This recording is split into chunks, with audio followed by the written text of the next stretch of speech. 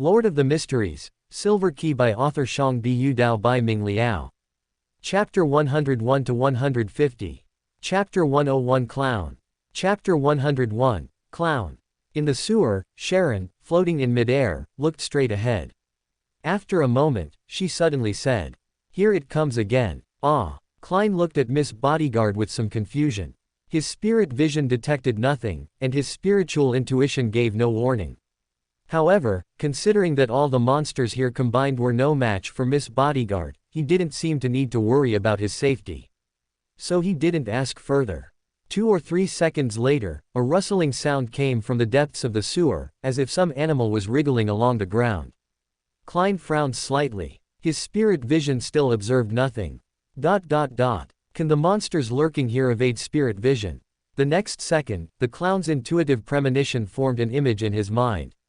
The shadows beneath his feet suddenly surged like a flood, and long, slender, jet-black human arms emerged from the shadows, grabbing at him from all directions. As soon as the image in his mind ended, Klein immediately pushed off the ground with his legs, retreating several meters backward. As he retreated, the shadows beneath his feet suddenly came alive, surging like a flood and growing deformed limbs. Whoosh, whoosh, sounds of cutting through the air came, followed by several thin arrows of ghostly green ice crystals piercing into the surging shadows. Silently, the surging shadows stopped. The dark, deformed limbs that had grown from them began to wither at a visible speed, until they became a pile of blackened, viscous putrid flesh. So powerful. Klein instinctively praised the powerful Beyonder ability Miss Bodyguard used. This doesn't seem to be a pure ice ability, it also contains power from the domain of death. For ordinary people, or even low-sequence Beyonders, this is an attack that cannot be touched. As he marveled, Miss Bodyguard raised her hand and gently pushed forward. The next moment, the already dim sewer ahead became even darker, seemingly transforming into a muddy abyss. Countless pale, transparent faces. Skeletal arms pieced together from various creature bones, and blood-red vines with eyes of various sizes extended from it. The undead creatures driven by Sharon frantically attacked all living things around them. Whether hiding in the shadows or buried beneath the flagstones, they could not escape their targeting and attacks. Soon, the hidden, semi-shadowed creatures in the surroundings were driven out by the undead creatures. Their bodies were covered in a layer of jet black, almost blending with the surrounding darkness. Klein suspected that if he didn't use spirit vision, he might not even notice them if he walked past them. Each of them looked different, some were fat like a sphere, some were long and gaunt, some were just a pieced-together skeleton. The commonality was that they were all fallen into darkness and instinctively craved flesh and blood. A mournful, chilling wind stirred the air, making sounds like the wailing of the undead. The dark, fallen creatures surrounded by the undead gradually became stiff and sluggish, finally disintegrating into a pile of mangled remains. Gulp. Klein instinctively swallowed. This scene made him instinctively uncomfortable, feeling a shiver down his spine. Facing these monsters will inevitably expose one to the aura of degeneration and defilement, but it won't be too severe. A bit of sun, or a purification ritual, will suffice. Miss Bodyguard's voice calmly rang out beside him. Klein nodded, then asked, "Are all the monsters in the sewer dealt with?" Sharon's voice was clear and calm. "No, only the monsters in this vicinity have been dealt with. The source that caused their mutation is still there, they will appear again soon." Klein nodded slightly, then sighed. "It seems the entire East Borough's sewers are very dangerous. We encountered so many mutated monsters attacking us before even going deep." "No, there aren't that many mutated creatures here." Sharon, floating in midair, shook her head slightly. "They were fighting each other earlier, vying for flesh and blood and contamination. The losing side fled, and the other pursued, which is why we encountered them on the periphery." Klein. Is this bad luck or good luck? Although he encountered monsters when he decided to give up the commission, the result showed that he had completed the commission. He instinctively looked down at the gun holster at his waist. Before leaving, he had replaced his ordinary pistol with the peacemaker that Syrian had sent over via a newsboy. Were the monsters just now attracted by the negative influence of this gun, or rather, because of its negative influence, did Miss Bodyguard and I happen to arrive here at this time? No wonder he sent this mystical item over, it was all calculated, wasn't it? Collecting his thoughts, he turned his head to Miss Bodyguard and said, "Let's leave, and anonymously report this matter to the police department." "Okay." Sharon's voice echoed faintly, and her figure, floating in midair, silently faded and disappeared. In the afternoon, after finally coaxing little Thomas to sleep, and before he could rest, a thick gray fog suddenly enveloped Syrian's vision. Then, before his eyes, a scene appeared of Sherlock Moriarty praying softly in front of the bathroom mirror. "Esteemed Mr. Fool, please inform Mr. Fate that I have completed the sewer commission. The mutated creatures there are suspected to be caused by the true creator's contamination. I have not resolved the source, and they may erupt again soon. I have explained the situation to the apothecary of the Life School of Thought and added an additional reward, so he does not need to pay me extra. Also, I would like to borrow the mystical item called Peacemaker for a period of time." As the prayer scene vanished, Syrian looked up at the majestic figure seated deep within the gray fog and calmly said, "No problem, I am not in a hurry to use that mystical item." As soon as he finished speaking, the gray fog before him vanished, as if in a hurry. Syrian was silent for 2 seconds, looking at the room before him, and silently sighed. "I feel like I'm being treated differently." Thump, thump. Just as he finished sighing, the door behind him was suddenly knocked.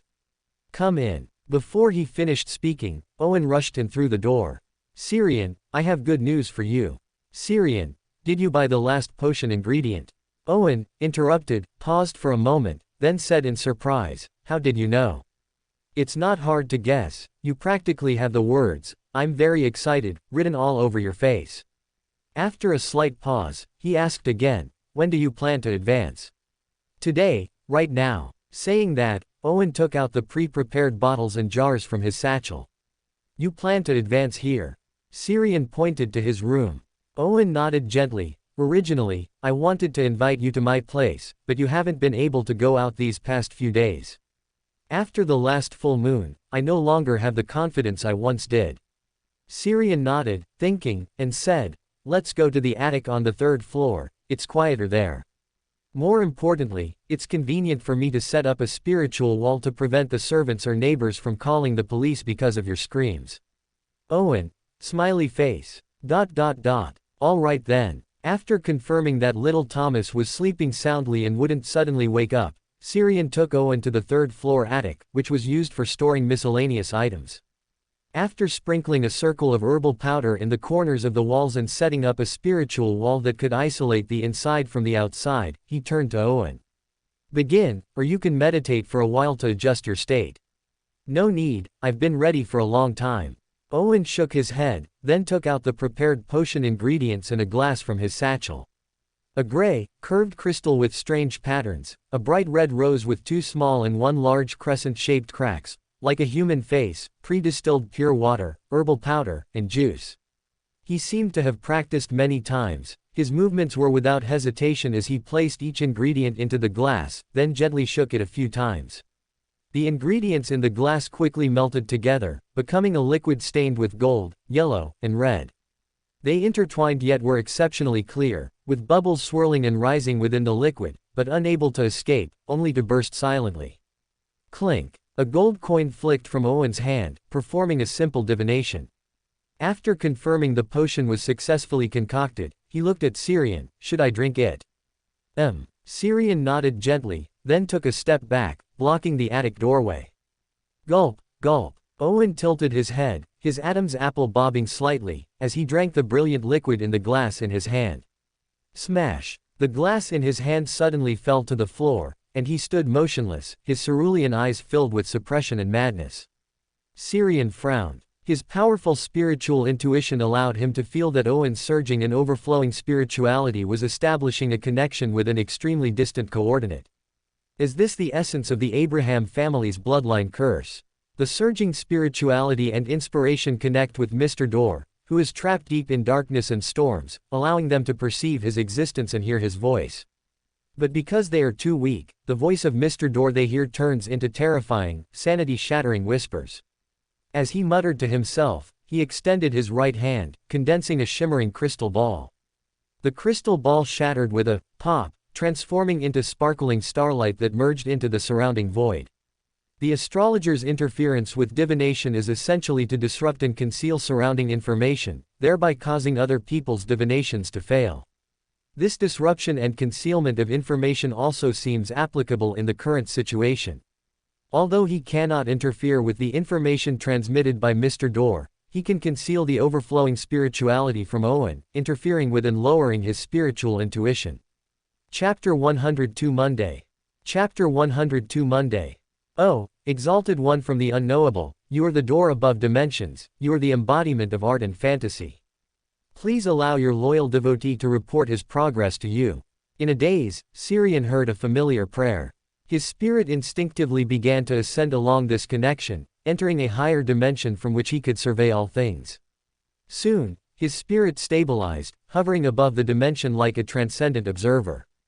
Then, following the prayer echoing in his ears, he cast his gaze downward and saw a house praying devoutly in the washroom, facing the mirror.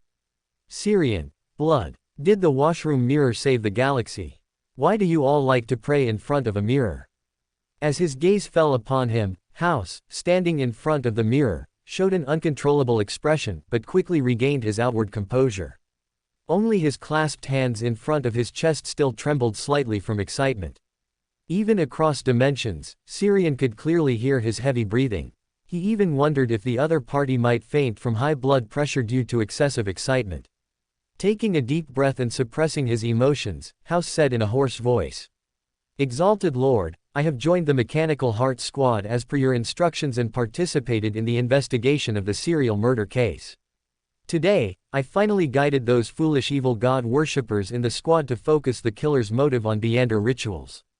My suggestion was approved by most, but those foolish fellows do not know about the devil's ritual to advance to desire apostle. I still need to guide them further.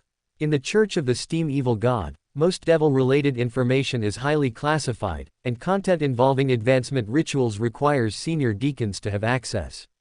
I need a suitable opportunity to reveal this information, and then I will attribute the source of the information to the hidden sage. This evil god has always liked to impart knowledge to Beyonders of the mystery prior pathway. Although most of it is useless, occasionally, with good luck, some truly useful mystical knowledge can be obtained. Exalted Lord, are you satisfied with the progress of my mission? The Steam Evil God, foolish worshippers. You're quite rebellious. He muttered in his heart, then tilted his chin slightly and responded leisurely. Well done. Hearing the answer he had anticipated, House immediately broke into an exaggerated smile, and with a fervent expression, replied. Everything according to your will, exalted Lord. Praise you, exalted one from the unknowable, extol you, door above dimensions. Seeing that House had no other serious matters to discuss, Syrian very simply withdrew his spirit. Although it was comfortable to hear others praise him, too much praise became a little awkward. In just a thought, his spirit detached from the dimension overlooking all things and returned to his body. He turned his head to look at the faint light outside the window, then rolled over and continued to sleep.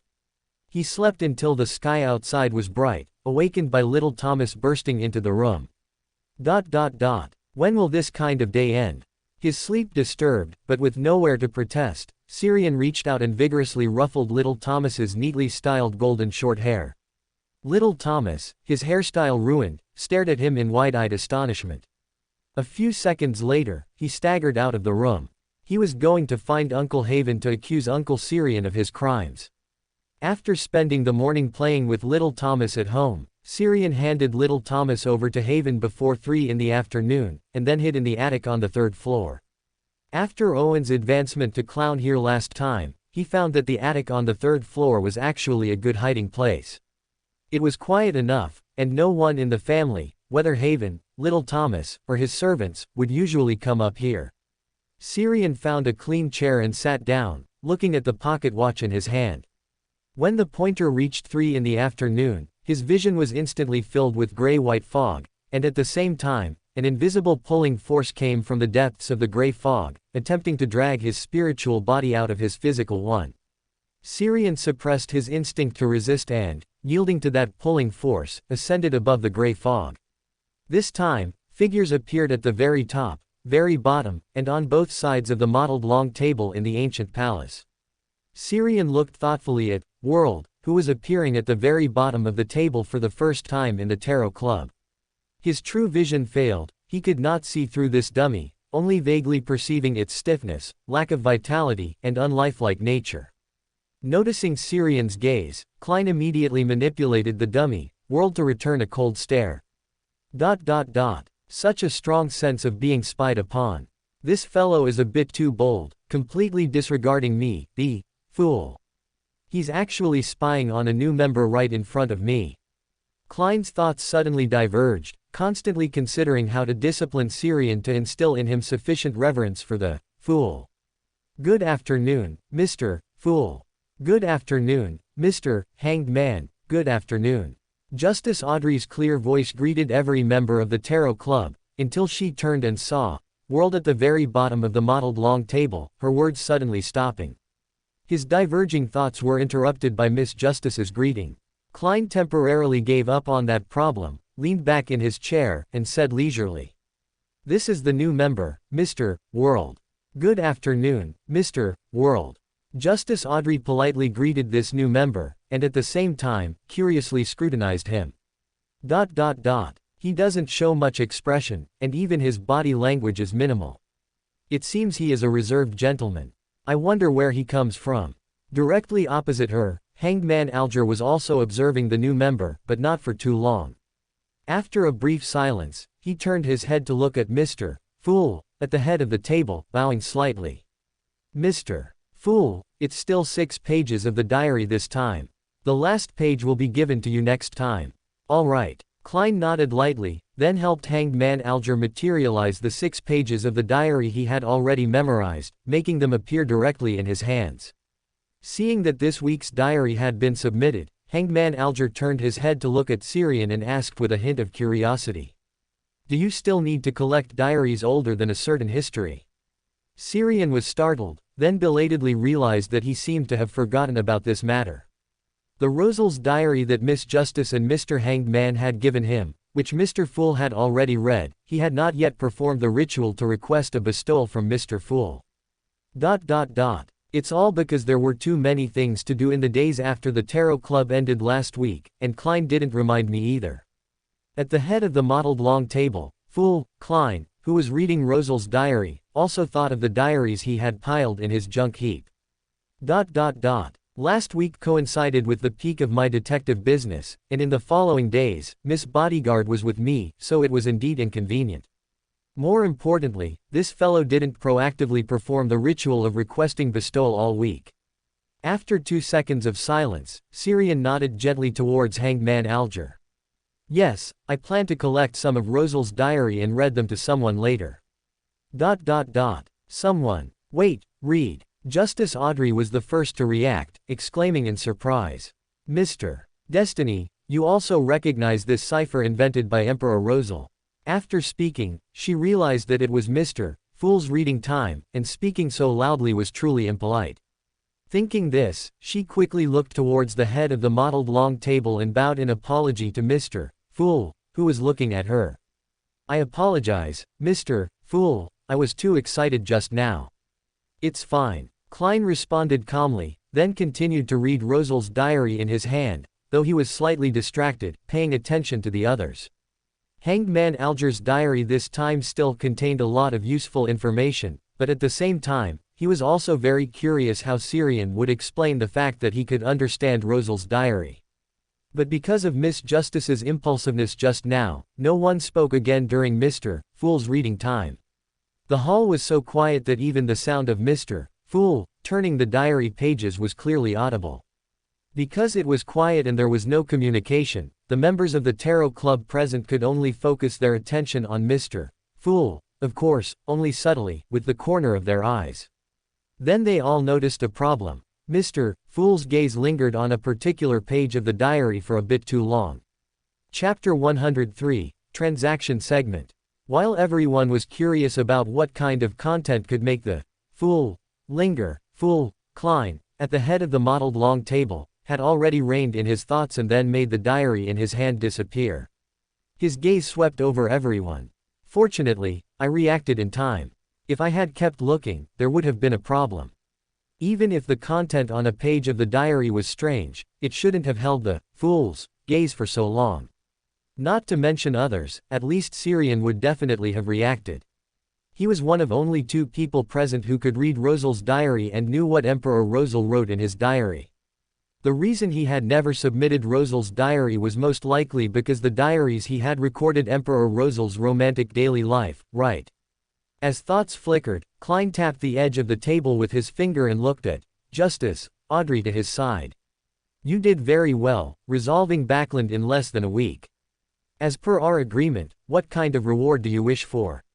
Hearing Mr. Fool's words, Hanged Man, Alger and son, Derek both looked bewildered. The former was surprised by Miss Justice's efficiency, while the latter simply didn't understand the difficulty and impact of the matter. Reining in his constantly diverging thoughts, Hanged Man, Alger glanced at the mysterious figure of the fool within the gray fog, then respectfully lowered his head and said, I apologize. I only just managed to contact the personnel and couldn't help. This is a commission, not a favor. Don't worry about it. The fool, Klein, at the very top, chuckled in response, then looked at Justice Audrey again, waiting for her to state the reward she wanted. He hoped it wouldn't be too difficult. As he secretly prayed, Justice Audrey seemed to have made a decision. She turned her head to look at fool Klein and said with a slight smile, No reward is needed. To be precise, I still owe your dependents a reward. This comes from the bounty on Vice Admiral Hurricane Keelangos, totaling £30,000. I should give your dependents £15,000. After deducting the £10,000 paid for assassinating Backland, I still owe your dependents £5,000. However, due to the Backland matter, my financial situation isn't very good recently. This reward will need to wait a few months, Mr. Fool, is that all right? The fool, Klein, whose figure was half hidden in the gray fog, inevitably felt a surge of excitement. £5,000, this was the largest sum of money he had encountered so far. Even if he had to wait a few more months, even if it rightfully belonged to Mr. Azek, this did not hinder his excited mood at the moment. After slightly calming his excited mood, he nodded gently to Miss Justice. It's fine. Receiving Mr. Fool's answer, Justice Audrey felt relieved.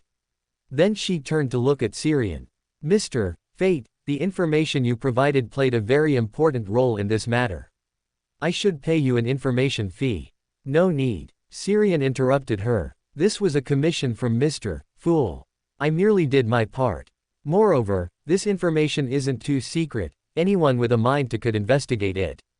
All right. Audrey nodded gently, not dwelling on the issue. Or rather, a tarot club where members helped each other in this way was more in line with her expectations. Cough. The new member, World, who had been quiet, lightly coughed, drawing everyone's attention. Then, he said in a hoarse voice, I heard that commissions can be posted and transactions conducted here. Yes, each of us has our own non-overlapping circles, our own connections and resources, and our own needs. Therefore, we conduct some fair transactions under the witness of Mr. Fool. Justice Audrey very thoughtfully explained to the new member. World nodded slightly, his face still expressionless, and he made no significant gestures, making it impossible to discern his actual thoughts. After a brief silence, under Klein's manipulation, World stated his needs. I hope to obtain the true root of a mist treant, at least 60 milliliters of its corresponding sap, as well as the medullary crystal of the elf spring, and all the spinal fluid of an evil-patterned black panther. Who among you has them, or even clues? What do you need in exchange? Syrian raised his hand at the opportune moment. Amidst everyone's expectant or curious gazes, he smiled innocently, then said, I don't know, it's just that I also need these materials. If you can find them, sell me a portion. Klein, : I waited for nothing, are you here to cause trouble? What does an apprentice need seer pathway potion materials for? Due to the persona he had established for World, although he really wanted to complain, he still manipulated World to respond indifferently. If there are extra materials, I will. After the small interlude brought by Syrian, the son, Derek, who actually had clues, finally found an opportunity to speak. I know where there are mist treants, and I can help you acquire the materials, but I must wait until I complete my advancement, have sufficient strength, and join the corresponding patrol team. Syrian chuckled and interjected, I'm not in a hurry. Anyway, I'm buying materials for someone else. So, what kind of reward do you need? Klein, manipulating, whirled, followed closely and said, me too. He really wanted to say that he was more urgent. His clown potion had long been digested. As long as he gathered the materials for the magician potion, he could advance at any time. But considering that the city of Silver, where Little Sun was quite dangerous, he still decided to wait a bit longer and not rush the other party, so as to avoid irreversible consequences. Upon receiving the answer, son, Derek stated his needs without hesitation. A weapon suitable for me, preferably one that can enhance my combat ability. Do you only need one weapon? Syrian asked further. Derek looked a bit bewildered, then apologized and said, if the weapons don't conflict, I can hold two. Otherwise, I only need one, and you can exchange the other portion of the Mist Treant's true root for other things. The general education in the City of Silver was very detailed in this regard. He knew that the more mystical items a Beander possessed, the better. Too many negative effects accumulating on one's body were like a ticking time bomb. Perhaps they could be controlled normally, but when encountering certain special dangers, they might be stimulated and suddenly erupt. So, choosing mystical items that were suitable for oneself was the best. But in that case, either Mr. Fate or Mr. World would have trouble with the items for exchange. Thinking of this, he glanced at the two with some apology and, after a moment's thought, added, I also need the Sequence 7 potion formula for the Sun pathway. Syrian turned his head to look at Klein's alternate account, World, who had just gained 5,000 pounds but whose arrival was delayed, smiled at him, then turned to look at son, Derek. Why is he smiling at me? As the thought flashed by, Klein heard Syrian's voice. I have both weapons and the Solar High Priest potion formula. You can choose yourself. Both. Son, Derek was stunned for a moment, then quickly asked, can you tell me the specific effects of the weapons? Of course. Syrian nodded gently. I have two mystical items suitable for you, a clown mask and an interrogator ring. The former corresponds to the clown of Sequence 8 of the Seer pathway. It can grant the wearer excellent physical coordination and balance, precise body control, and an intuitive premonition of danger, allowing them to form images in their mind and predict the target's next action. At the same time, the wearer's lies are more easily believed. It has two negative effects. The first is fear of cats, the other is that it will make the wearer gradually fall in love with lying and deceiving, and eventually be betrayed because of it. The latter corresponds to the interrogator of Sequence 7 of the Arbiter pathway. It allows you to use two Beander abilities that directly attack the spirit and astral body, Whip of Pan and Mental Pierce, though their intensity will be lower than when an interrogator personally uses them. Its negative effect is that it makes people honest, making them uncontrollably want to confide all their thoughts and secrets to someone, whether enemy or friend. The darker a person's heart, the stronger this effect. Their negative effects are both related to the mind and can be reduced and avoided through regular intervention by a psychiatrist. I'll consider it. Son, Derek responded with a conflicted expression, then looked at World at the very end of the mottled long table. Chapter 104. Information about Mr. Fool. Noticing the gaze of son, Derek, Klein manipulated the puppet, World to respond. I don't have a suitable weapon for you at hand right now, it will take some time to find one.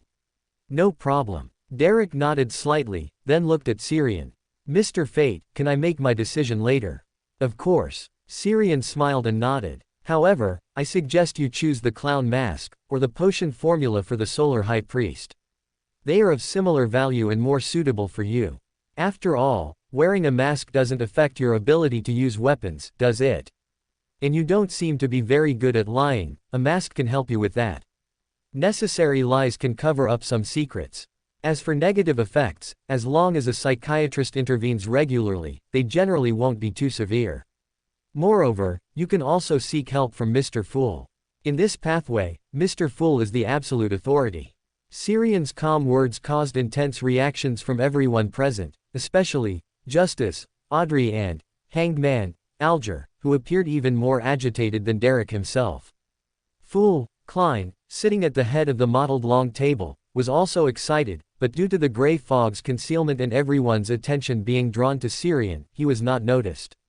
Mr. Fool is the absolute authority in this pathway. No, Fool is. I am just an ordinary clown. Fool. Is that the name for sequence 0 of the seer pathway? It seems my initial choice of the seer pathway was not a coincidence. Is this also the Beander characteristic convergence law, an attraction of fate? The reason I chose the name, Fool, at that time was because of the divination earlier that day. And the reason I drew the Fool card was because I have a close connection with the space above this gray fog. Behind all coincidences are traces of fate, in fact, they are all a kind of inevitability. He paused, then turned his head to look at Syrian, thoughts swirling in his mind.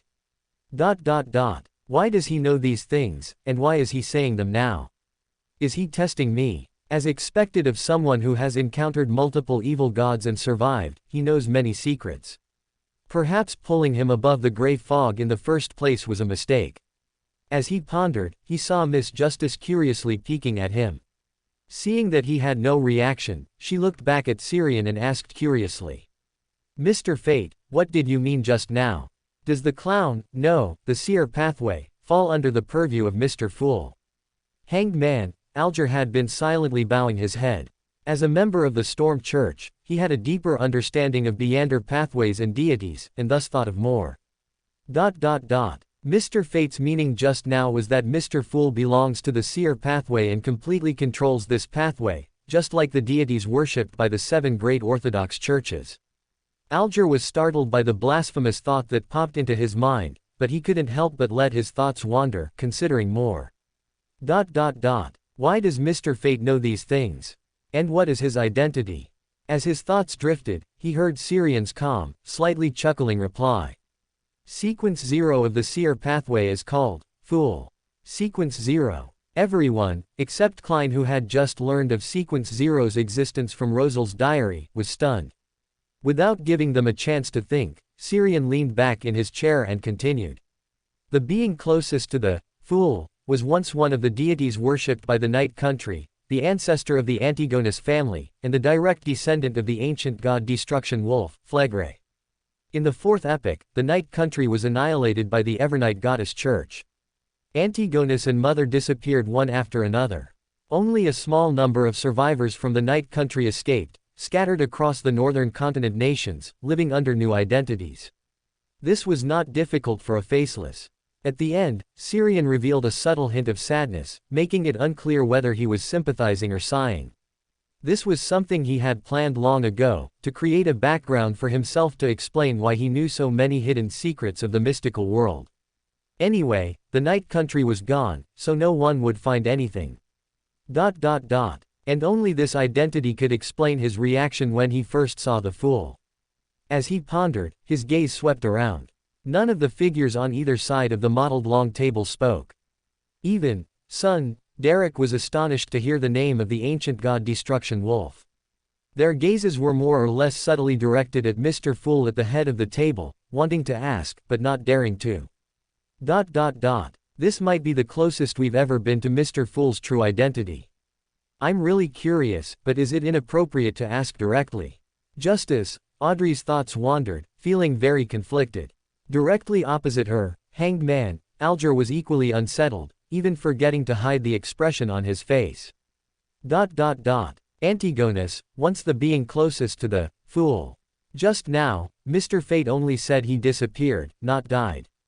This means that this being, once closest to the Fool, is very likely still alive, or has even become the Fool, but has fallen into some bad state, which is why he hasn't appeared.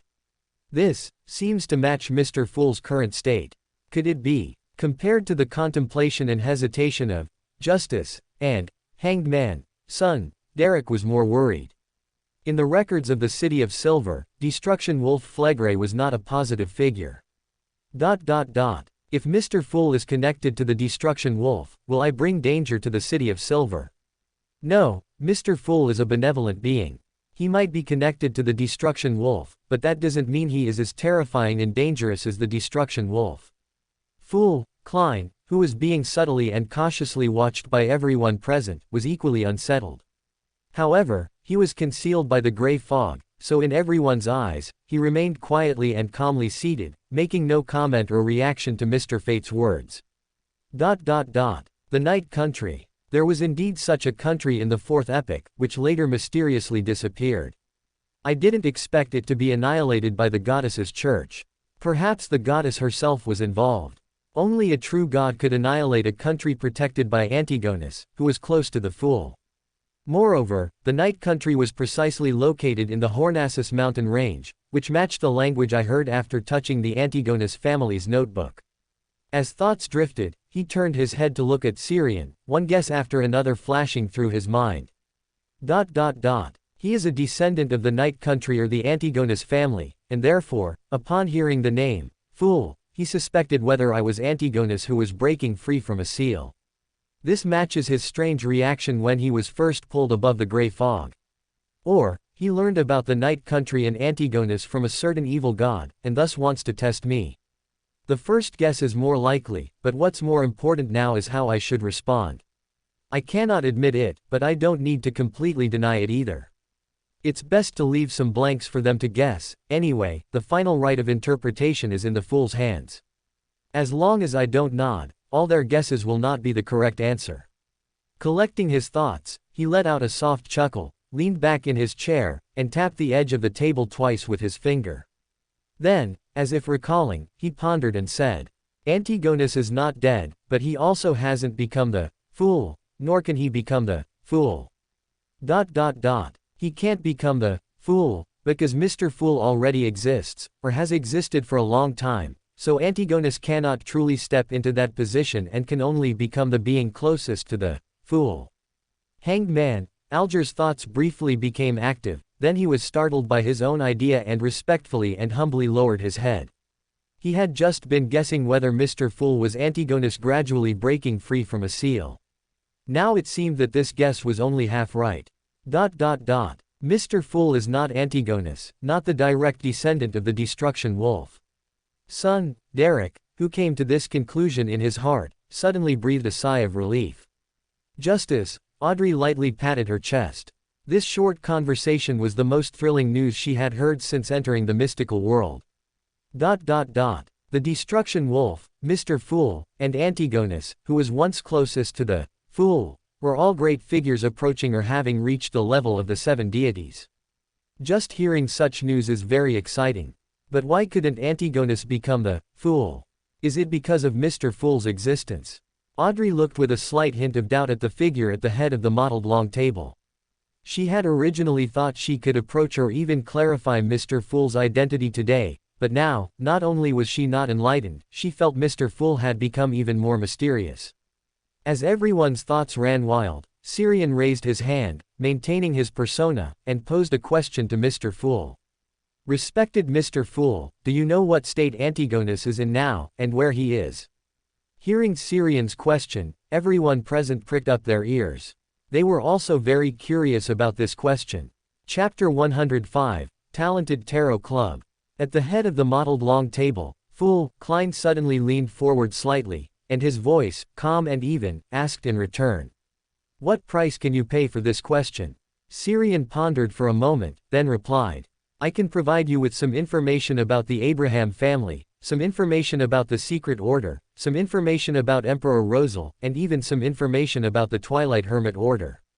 Besides that, I also possess the complete Beander potion formulas from Sequence 9 to Sequence 1 of the Scribe pathway, as well as partial potion formulas for the Bard pathway, the Spectator pathway, the Apprentice pathway, the Assassin pathway, and the Hunter pathway.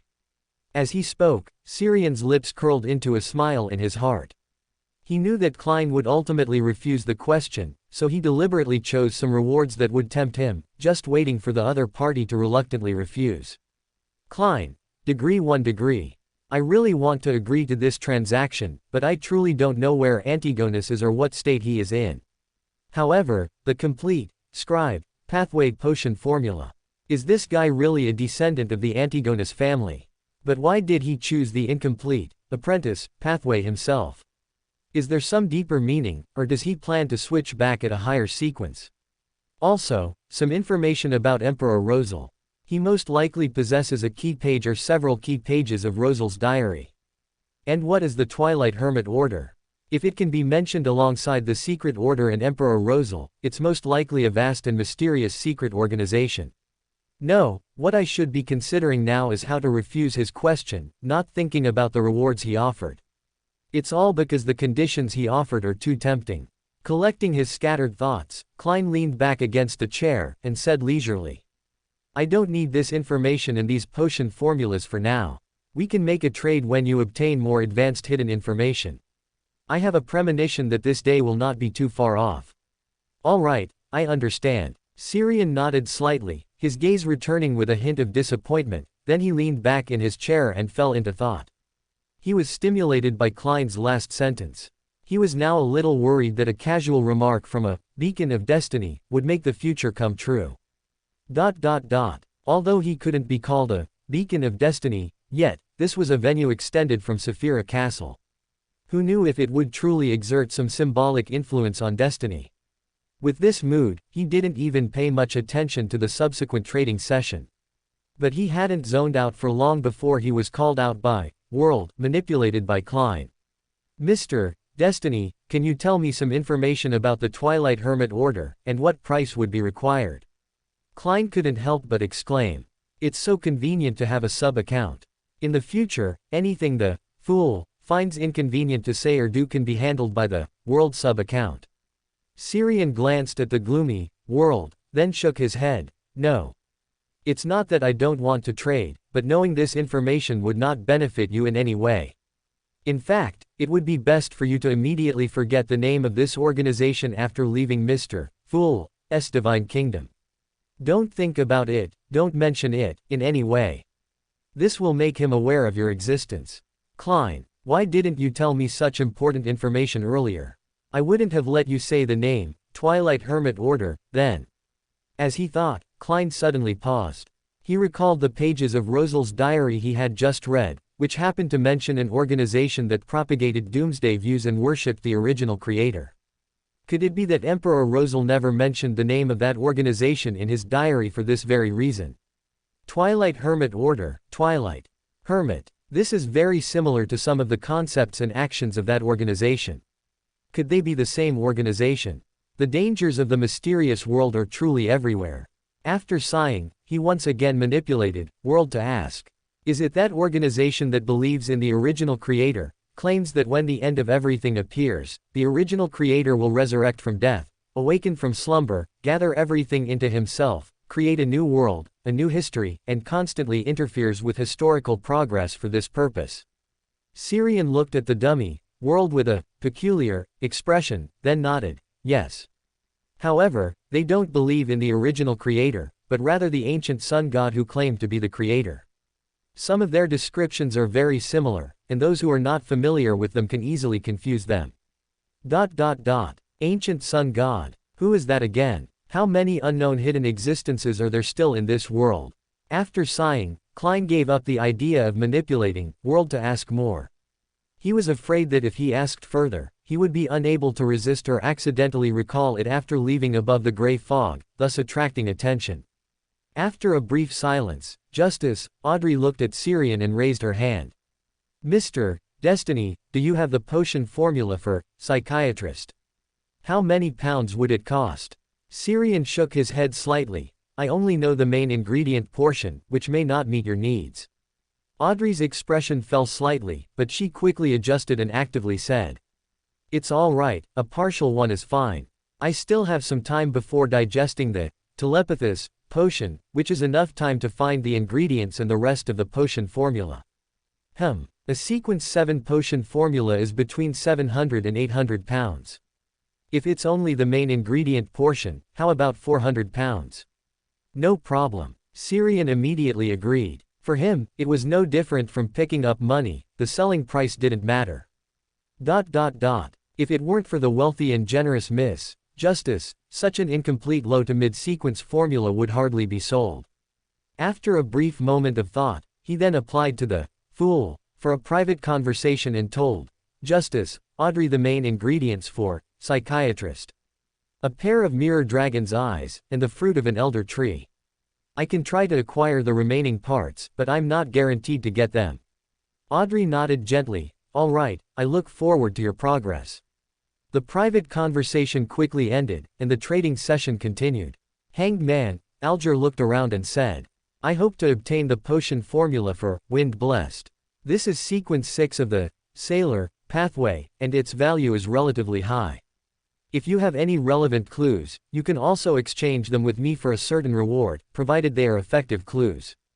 Compared to the curiosity and confusion of Miss Justice and Mr. Sun, Syrian's eyes lit up. He had finally waited for the opportunity to sell the Beander characteristic left behind by Hurricane Admiral Kilangos. His gaze swept around, and after confirming that no one was taking up the topic, he propped his hands on the edge of the table, leaning his back against the chair, and chuckled. I don't have the potion formula for Wind Blessed, but I have the Beander characteristic of a Wind Blessed. Do you need it? Really? How much? Or, what do you need in exchange? Hanged Man, Alger immediately pressed.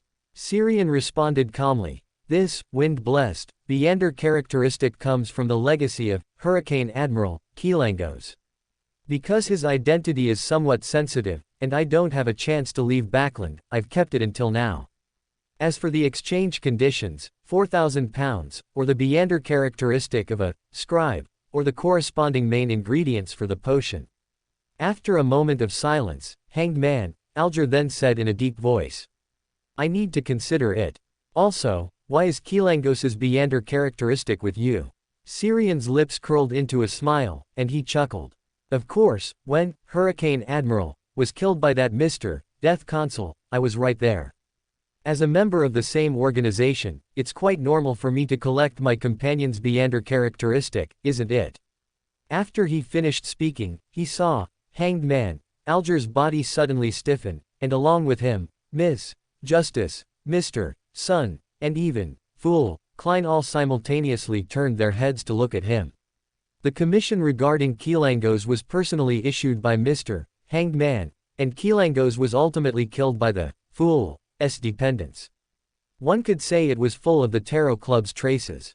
And now, a member of the same organization as Kilangos had appeared within their Tarot Club. Seeing everyone's reactions, Syrian suddenly felt a sense of satisfaction as his mischievous streak was fulfilled. No wonder Rhodes loves playing question and answer games so much, it's indeed very interesting. Fool, Klein looked at the people on both sides of the mottled long table and suddenly fell into worry. The current Tarot Club truly has a wealth of talent, Orthodox churches, secret organizations, the forsaken land of the gods, and even upper-class nobles. As the number of people increases, conflicts of position are bound to arise in the future. This is a problem that must be resolved. Welcome to Fanfic Audiobook, your go-to place for immersive audiobooks. If you enjoy the content, don't forget to like the video and subscribe to our channel for more amazing stories. And please support the author by link in description. Chapter 106 Archon of Death. Chapter 106 Death Consul. Is the Death Consul mentioned by Mr. Fate, a blessed of Mr. Fool? Death Consul. This title sounds very mysterious and powerful. This must be a high-sequence powerhouse, right? Justice Audrey's thoughts continuously diverged. As for the awkwardness of Kilangos dying at the Tarot Club and the later edition of Mr. Fate, belonging to the same organization as Kilangos, she had long since forgotten it. After a slight hesitation, she couldn't hide her curiosity and asked. Mr. Fate, is Death Consul a title? Does it have any special meaning? Syrian did not conceal anything, but also did not answer in too much detail. It represents an identity, and also the name of a sequence potion. Hanged Man Alger suddenly interjected, I've heard of a Death Consul. It was the title of the ruler of the Balam Empire on the southern continent during the Fourth Epoch. Audrey's eyes widened slightly, and a look of surprise appeared on her face. The ruler of the Balam Empire during the Fourth Epoch. If a person could live from the Fourth Epoch until now, then no, it must be an angel. Is this Mr. Fool's blessed? An angel active on the surface? Hanged Man Alger had kept his head bowed since the beginning of this topic, seemingly in awe, or perhaps not wanting anyone to see the expression on his face. At the head of the mottled long table, Fool, Klein, whose body was covered by gray fog, had a somewhat uncontrolled expression on his face. Even the clown's ability couldn't salvage it. Fortunately, with the concealment of the gray fog, this scene was not seen by others. Is this the true identity of Mr. Azek, the ruler of the Balam Empire on the southern continent during the Fourth Epoch? This is not impossible, in fact, it's highly probable. Mr. Azek's appearance clearly belongs to the southern continent race, and from his sporadic memories, he has been in a cycle of continuous death and resurrection for a very, very long time. Perhaps, this state of constantly dying and then resurrecting is a sequela of the injuries he sustained during the Fourth Epoch. It seems I need to find an opportunity to contact Mr. Azek in advance and tell him this information. This might help him retrieve more memories. As thoughts floated, Klein once again manipulated the world alt account, initiating a new transaction to interrupt this topic. Hey, everyone, let's get back to the main topic. I need information on fallen nobles in the Loan Kingdom, specifically in the Backland area. Who has any? What do you need in return? Perhaps because the previous news was too astonishing, Justice Audrey showed little reaction after hearing someone inquire about fallen nobles at the gathering. She merely nodded calmly. I can help you collect it, but it will take some time to organize. As for the reward, the remaining part of the psychiatrist potion formula, or some occult knowledge that interests me. World pondered for a moment before replying. Searching for the psychiatrist potion formula will take time, but I can tell you some relatively niche and sufficiently interesting occult knowledge right now. No problem. Justice Audrey nodded gently, and then she and World entered a private communication mode. The three people isolated outside sat in their respective positions, lost in thought or simply staring blankly.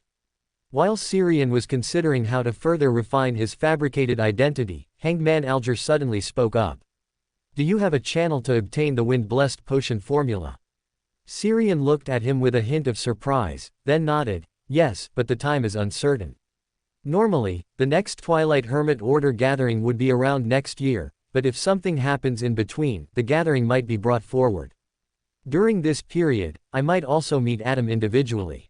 I think if I ask to see the blasphemy slate again, Adam probably won't refuse. At most he'll arrange some more scripts for him. No problem. Hanged Man Alger nodded gently, then added. I will purchase that wind-blessed Beander characteristic within 2 to 3 days. I need some time to raise funds.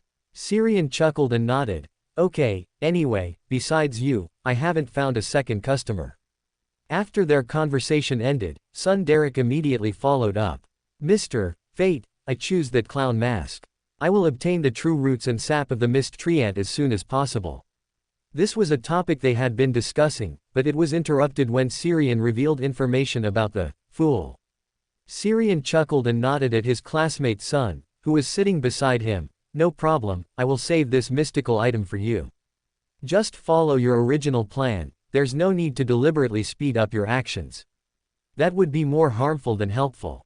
I will. Son Derek nodded earnestly. During their conversation, the private communication between Miss Justice and Mr. World also concluded.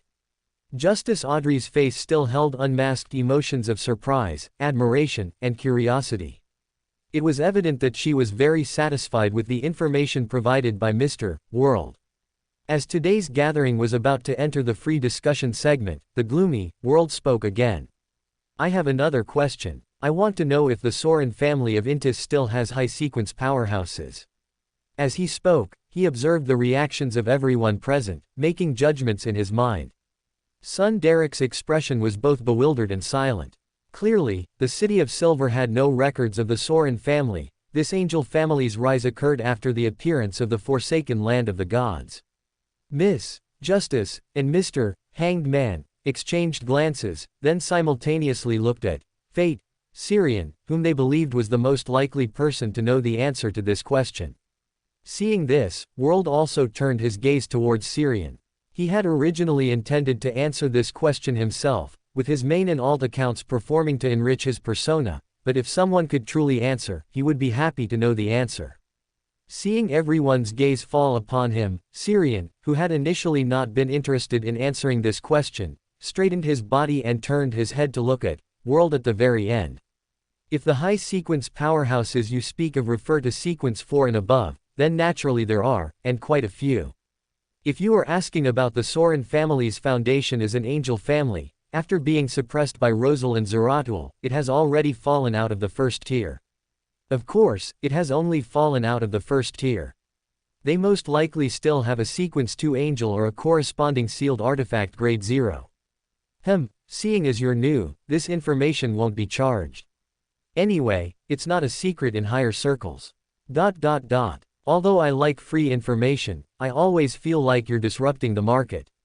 Muttering to himself, Klein manipulated the dummy world to respond.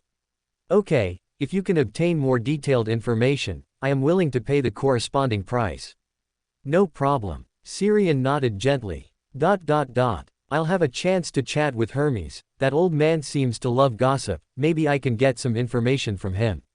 After that, no one proposed any more transactions or commissions, and the gathering entered the free discussion segment by everyone's default. Syrian's gaze swept around before he was the first to speak. As I mentioned at last week's gathering, various intelligence personnel hidden in Backland have been secretly active recently. Now their operations have ended, and most of them have been expelled from Backland by Lowen's Central Intelligence Section 9. On the surface, they were competing for Hermes's manuscript, but in reality, Hermes himself was also in Backland at the time. However, those intelligence personnel were all attracted by the released manuscript, ignoring the presence of Hermes himself. Now he has left Backland, and his whereabouts are unknown. Some of this information came from Huang Guang, Weeniton, and some he deduced through divination afterward. As soon as he finished speaking, Justice Audrey showed a considerable degree of shock. Hermes. Tulinivan Hermes, the one who is simultaneously a scientist, mathematician, mechanist, and the father of the second-generation difference engine. Even the gloomy and reserved world made some larger arc body movements under Klein's manipulation. On the contrary, Hanged Man Alger felt the same kind of confusion as son Derek. His knowledge was mainly concentrated in the mystical world, and his understanding of researchers, who tend to be more behind the scenes in real life, was not ignorant but not much better either. Chapter 107 Confession. Chapter 107 Confession. Crimson light surged like a tide before Syrian's eyes, quickly engulfing his vision. After a brief moment of weightlessness, he found himself back in the attic. He rose from the chair, stretched a bit, went to his bedroom to retrieve some materials, then returned to the attic and set up a simple ritual of supplication for bestowal on the floor. The fool who does not belong to this era, the mysterious ruler above the gray fog, the king of yellow and black who controls good luck. Your loyal servant implores your gaze. Implores you to open the door of your kingdom. Implores you to bestow power. As the incantation was recited, a chilly whirlwind suddenly swept through the attic. The flame of the central candle, placed in a row on the floor, flared dramatically, and from it emerged an illusory door adorned with intricate patterns. Accompanied by a faint, illusory creak, the great door split open with a half-person wide gap, revealing the profound darkness and gray fog behind it. Syrian gazed intently at the door of sacrifice and bestowal before him. This also seemed to fall within the scope of a door, capable of being opened or closed by an apprentice's abilities. It probably only required a door ability of demigod strength, provided that doing so wouldn't get him killed by the existence behind the door. As thoughts flickered, pages of pale yellow paper flew out from behind the illusory door, landing neatly on the floor at his feet. Then, the illusory door of sacrifice and bestowal shook and vanished, and the inflated candle flame returned to normal. After cleaning up the lingering traces of the ritual on the floor, Syrian took the Rosal's diary back to his bedroom. Clink. A gold coin flicked from Syrian's hand, spun a few times in the air, then fell back into his palm. Tails up, indicating a negative. After glancing at the divination result, Syrian gently poked his finger, igniting a page of the diary that was not from the correct year. He then took out the next page of the diary and flicked the gold coin in his hand again. A moment later, after repeated divination and confirmation, only 3 pages of the diary remained in his hand. These were the genuine original manuscripts of Rosal's diary. My luck isn't bad, it's just enough. I thought they were all handwritten copies. The people who transcribed these Rosal's diary were too faithful, they even copied the typos and blacked out marks. After muttering a few words, he carefully put away the 3 original pages of Rosal's diary, then turned and left the room. In south of the bridge, on the sparsely populated streets, Syrian wandered aimlessly. After almost walking through every street, big and small, in south of the bridge, Syrian sat down on a bench in the plaza outside Leverage Church, his chest rising and falling noticeably as he panted heavily. Simply relying on luck really isn't enough. Logically, Will Anseton should already be in Backland by now, right? I can't meet Will Anseton, I can't meet Ouroboros, I can't even meet a Beander of the Fate pathway. Are they all avoiding me? As he murmured, a somewhat familiar voice came from beside him. Syrian, what are you doing here? Syrian subconsciously looked up and saw Carlson, from the Mechanical Heart Squad, standing a few steps away, curiously observing him. He politely nodded to the other party and casually made up an excuse. I encountered some troubles and wanted to be alone, and before I knew it, I walked all the way here. Steam above, perhaps it was God's guidance. I felt peace here, so I sat down to collect my thoughts. Steam above. Carlson reached out and tapped his chest 3 times, drawing the shape of the triangular holy emblem. Perhaps you could go inside the church and confess to Father Lolly. He is a kind and knowledgeable elder, and also the most devout believer of my Lord. He can listen to your troubles and offer suitable advice. Whenever I encounter difficulties or troubles, I come here to confide in him. If not for his occasional stubbornness, he would have had the chance to become a bishop or remain at St. Hillern Cathedral a long time ago. At the end, Carlson let out a sigh that did not suit his age. Syrian's gaze alertly shifted to the church door behind him, and he asked curiously, so, are you also here to confide your troubles to Father Lolly today? Carlson shook his head repeatedly. No, I'm here today to ask some questions. As I just said, he is a knowledgeable elder, even among all the church personnel in Backland. Oh, by the way, Backland's nights aren't safe recently. You'd best not go out at night. Because of that serial murder case. But weren't all the victims women? Syrian asked curiously, but Carlson didn't answer. Instead, he hurriedly boarded a carriage parked by the roadside. Syrian turned his head. He saw the person driving in front nodding slightly at him. That person was House, his fanatical believer. After watching the carriage depart, Syrian also intended to leave, but his gaze suddenly fell on the precisely interlocked gear pattern painted on the church's outer wall. He suddenly remembered his identity as a believer of the god of steam and machinery, and that he hadn't prayed at a steam church in a long time. To maintain his persona, he had no choice but to turn around and walk towards the church door. After pretending to pray for 2 minutes before the triangular holy emblem, which was filled with symbols of steam, gears, and levers, he rose from the bench. He walked past the sparse crowd to the offering box at the front, leaving a few £1 banknotes. Then he went to the side of the prayer hall and nodded slightly to the priest on duty there. Good afternoon, Father. I'd like to confess to Father Lolly. Mr. Carlson recommended him to me. The priest on duty nodded slightly. I am Father Lolly. Follow me. With that, he turned and led Syrian towards the back of the prayer hall, through a corridor filled with stained glass windows, and to the last confessional room. All the way, Syrian subtly and curiously observed Father Lolly.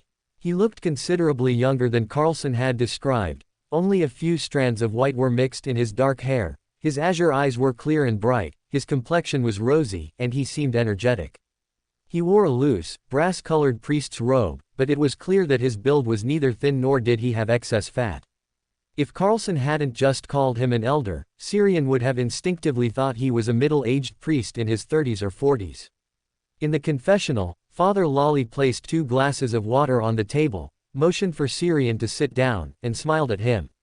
Cast aside your worries, enjoy life, and live each day cheerfully and happily. When you reach my age, you too can have a young and healthy body and mindset like mine. Syrian nodded slightly. It sounded very reasonable, but why did it feel a bit like giving up?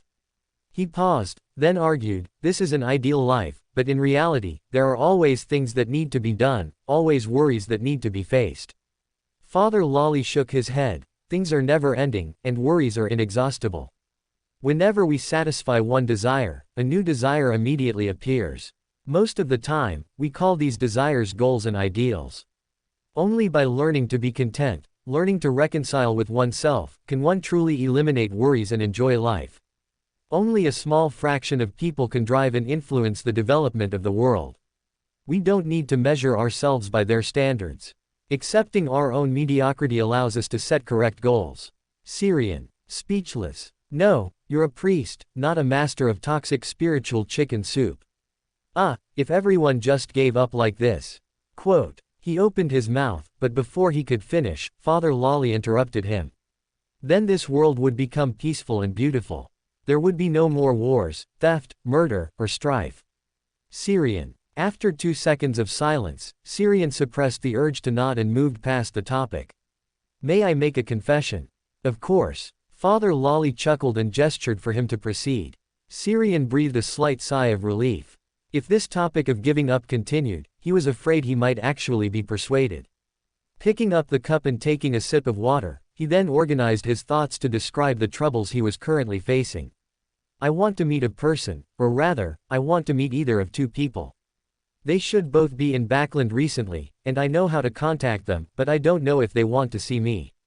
I'm worried that a rash approach might cause resentment, but trying to meet them by chance seems to lack a bit of luck. Should I quietly wait for the right moment, wait for fate's arrangement, or should I take the risk of being rejected and disliked by actively seeking them out? As soon as he asked, he regretted it. With Father Lolly's giving up master style, he would surely tell him to choose to give up, to meet if they wanted, and not to bother if they didn't. But to his surprise, Father Lolly actually analyzed it seriously for him. If they dislike you and don't want to see you, can your choice to wait change that situation? Quietly waiting for things to happen is the choice of the weak. Bravely facing it and accepting any outcome is truly facing life. Syrian opened his mouth, stunned, but didn't you just say to learn to be content? Father Lolly shook his head slightly. Learning to be content means being satisfied with the current situation. Accepting mediocrity means accepting any outcome of a situation, remaining unaffected by any negative or positive influences, and maintaining a consistent mindset. Syrian. This isn't Father Lolly, the master of giving up, this is Father Lolly, the master of philosophy. Chapter 108 Breaking into the crime scene. Chapter 108 Breaking into the crime scene. In the confessional, Syrian bowed earnestly to Father Lolly, the Grand Master of Philosophy. Thank you for your guidance. I think I know what to do. Not only for the problem that troubled him, but he also gained some inspiration from Father Lolly for digesting the astrologer potion. Father Lolly nodded slightly, touched his chest 3 times, and said, May steam be above, it was not I who enlightened you, but you who realized the truth of life. May steam be above. Syrian also touched his chest 3 times, returning the common greeting of the steam church. After bidding farewell to Father Lolly and leaving the leverage church, Syrian went straight to a park 2 streets away, stopping by an artificial lake. He looked around, confirmed that no one was nearby, and then whispered in ancient Hermes. Incarnation of luck, monster who foresees the future, disaster who spreads misfortune, witness to all fates of Backland, guardian of chaos and madness. After chanting 3 times in a row and waiting for half an hour, there was no sound except for the ripples on the lake caused by the wind. It really doesn't want to see me at all. His low sigh of lament was interrupted by a deep, melodious, breathless, and emotional groan from behind him. Syrian's expression stiffened for a moment, then he turned around and activated his spirit vision. In his sight, 2 overlapping human spiritual lights appeared in the bushes less than 10 meters behind him. The spirituality contained in these 2 human figures was not strong. Their astral bodies were almost entirely covered in red, representing excitement, with a small amount of yellow and blue mixed in. This indicated that the 2 people in the bushes were ordinary people, currently experiencing a small amount of rationality, alertness, and a large amount of excitement. Syrian, who was neither naive nor innocent, instantly understood the situation. A fleeting look of unnaturalness flashed across his face, and the corners of his mouth twitched slightly. You city folks really know how to have fun. I almost thought I had smuggled myself into Intis. While muttering, he raised his hand and snapped his fingers. Bang! A sound like a gas explosion echoed in the air, startling a flock of birds, along with a hurried gasp and an interrupted scream. Syrian glanced at the astral bodies in the bushes, which had changed from red to dark purple, and a faint smile played on his lips. With the mindset of doing good deeds anonymously, he quickly left the park. After a brief interlude, Xiang found a quiet, deserted place and began to chant the honorific name of another snake of fate. Wandering heroic spirits, kin of the true creator, eyes that gaze upon fate. Again, he repeated it 3 times, then waited for half an hour. Xiang looked at the uneventful surroundings and sighed silently. It seems I only have one option left, but Loan doesn't have a church of the God of knowledge and wisdom. Backland does have people suspected of being believers, but, should I go see that truly famous great detective? As he pondered, a rumbling thunder interrupted his thoughts. Then, in less than half a minute, the haze that had always covered the sky turned into dark clouds, and then rain with a warm breath fell. Xiang, forced to stand in a corner to avoid the rain, his face darkened. He fully and reasonably suspected that he had just been cursed by a certain snake of fate. Due to the sudden downpour, the sky darkened earlier today. The gas streetlights on both sides of the street had not yet been lit, and only a few lights from the surrounding houses made Backland appear much more desolate than usual. Seeing that no carriage had stopped, Xiang reluctantly chose to use his Beyonder abilities to rush home. Fortunately, after advancing to astrologer, my spiritual perception has become much stronger, and I also gained the ability to divine. Otherwise, I would have to worry about running into the owner of the house after opening a door. After repeatedly opening doors and passing through, Xiang found that he seemed to be lost. Degree. No, is this reasonable? A lost astrologer. When did the negative effect of getting lost from the apprentice pathway transfer from mystical items to people? What 2 petty snakes of fate? While grumbling to himself, Xiang, who had just passed through another door, suddenly stopped. He smelled a very strong and fresh scent of blood. After a brief silence, between turning around and leaving and curiously taking a look, he chose the latter. Then he saw, in the dining room illuminated by dim yellow light, a female corpse with wide, unwilling eyes staring at him from a long dining table covered with a crimson tablecloth. On her, a large black dog was sprawled, with half an unswallowed intestine still hanging from its mouth, its hindquarters twitching rhythmically. Gulp. Xiang's throat bobbed. He felt his young heart had been impacted.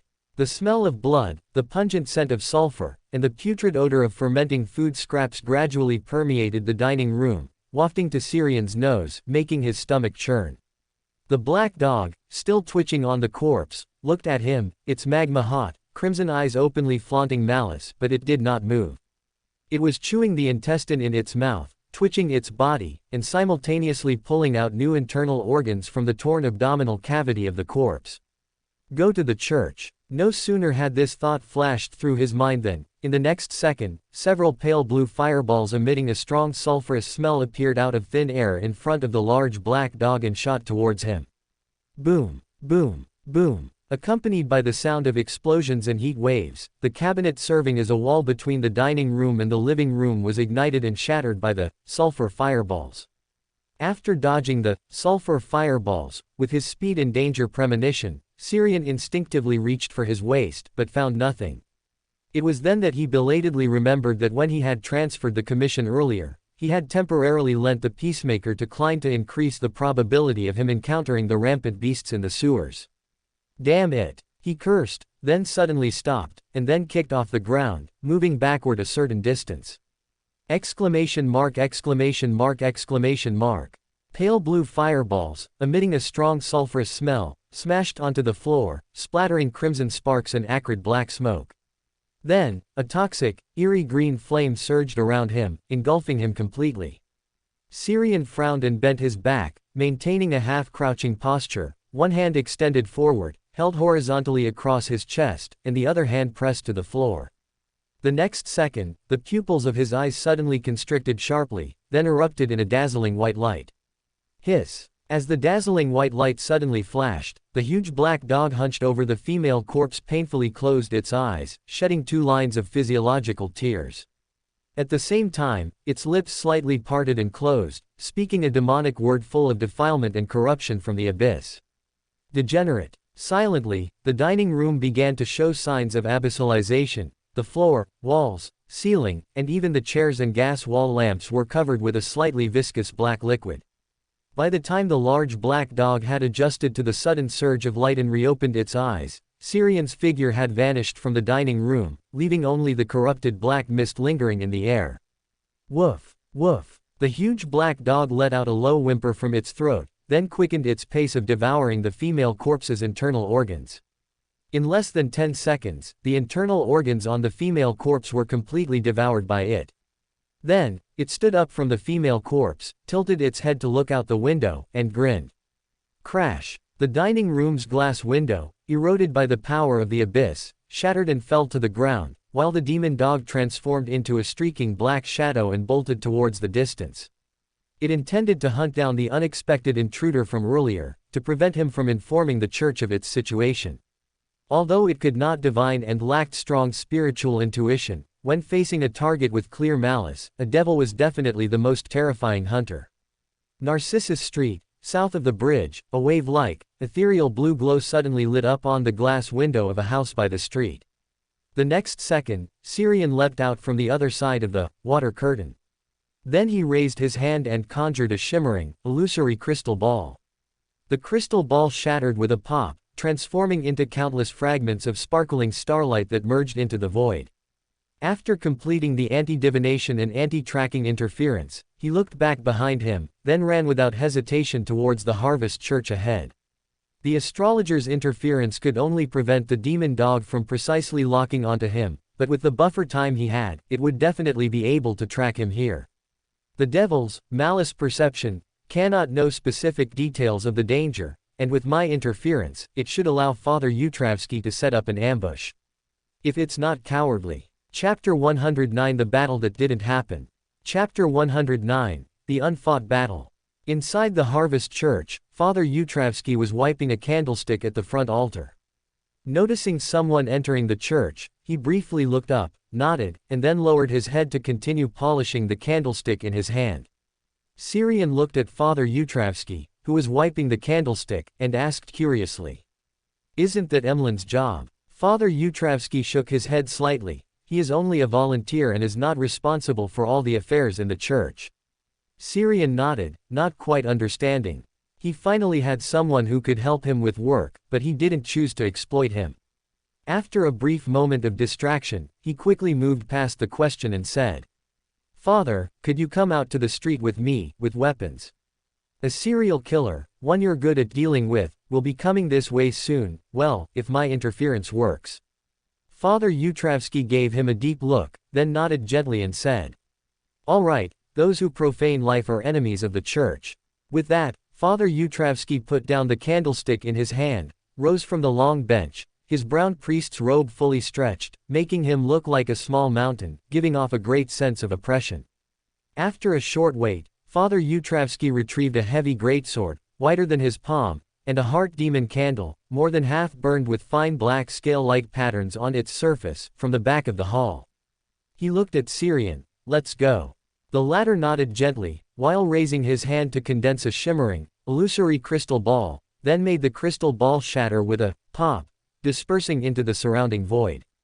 Having done all this, he looked at Father Yutravsky and explained simply, "It interferes with divination and spiritual intuition, and it should also have some effect on malicious perception. I won't explain more to avoid being detected." "I know." Father Yutravsky nodded slightly in understanding. After a brief delay, the two walked out of the Harvest Church's door, one after the other. Because of the recent heavy rain, there were no pedestrians on the street. Thick clouds in the sky obscured the moonlight, and only the dim, widely spaced gas lamps illuminated the street. In the dim yellow light, two figures, one tall and one short, walked slowly down the street as if taking a post-dinner stroll.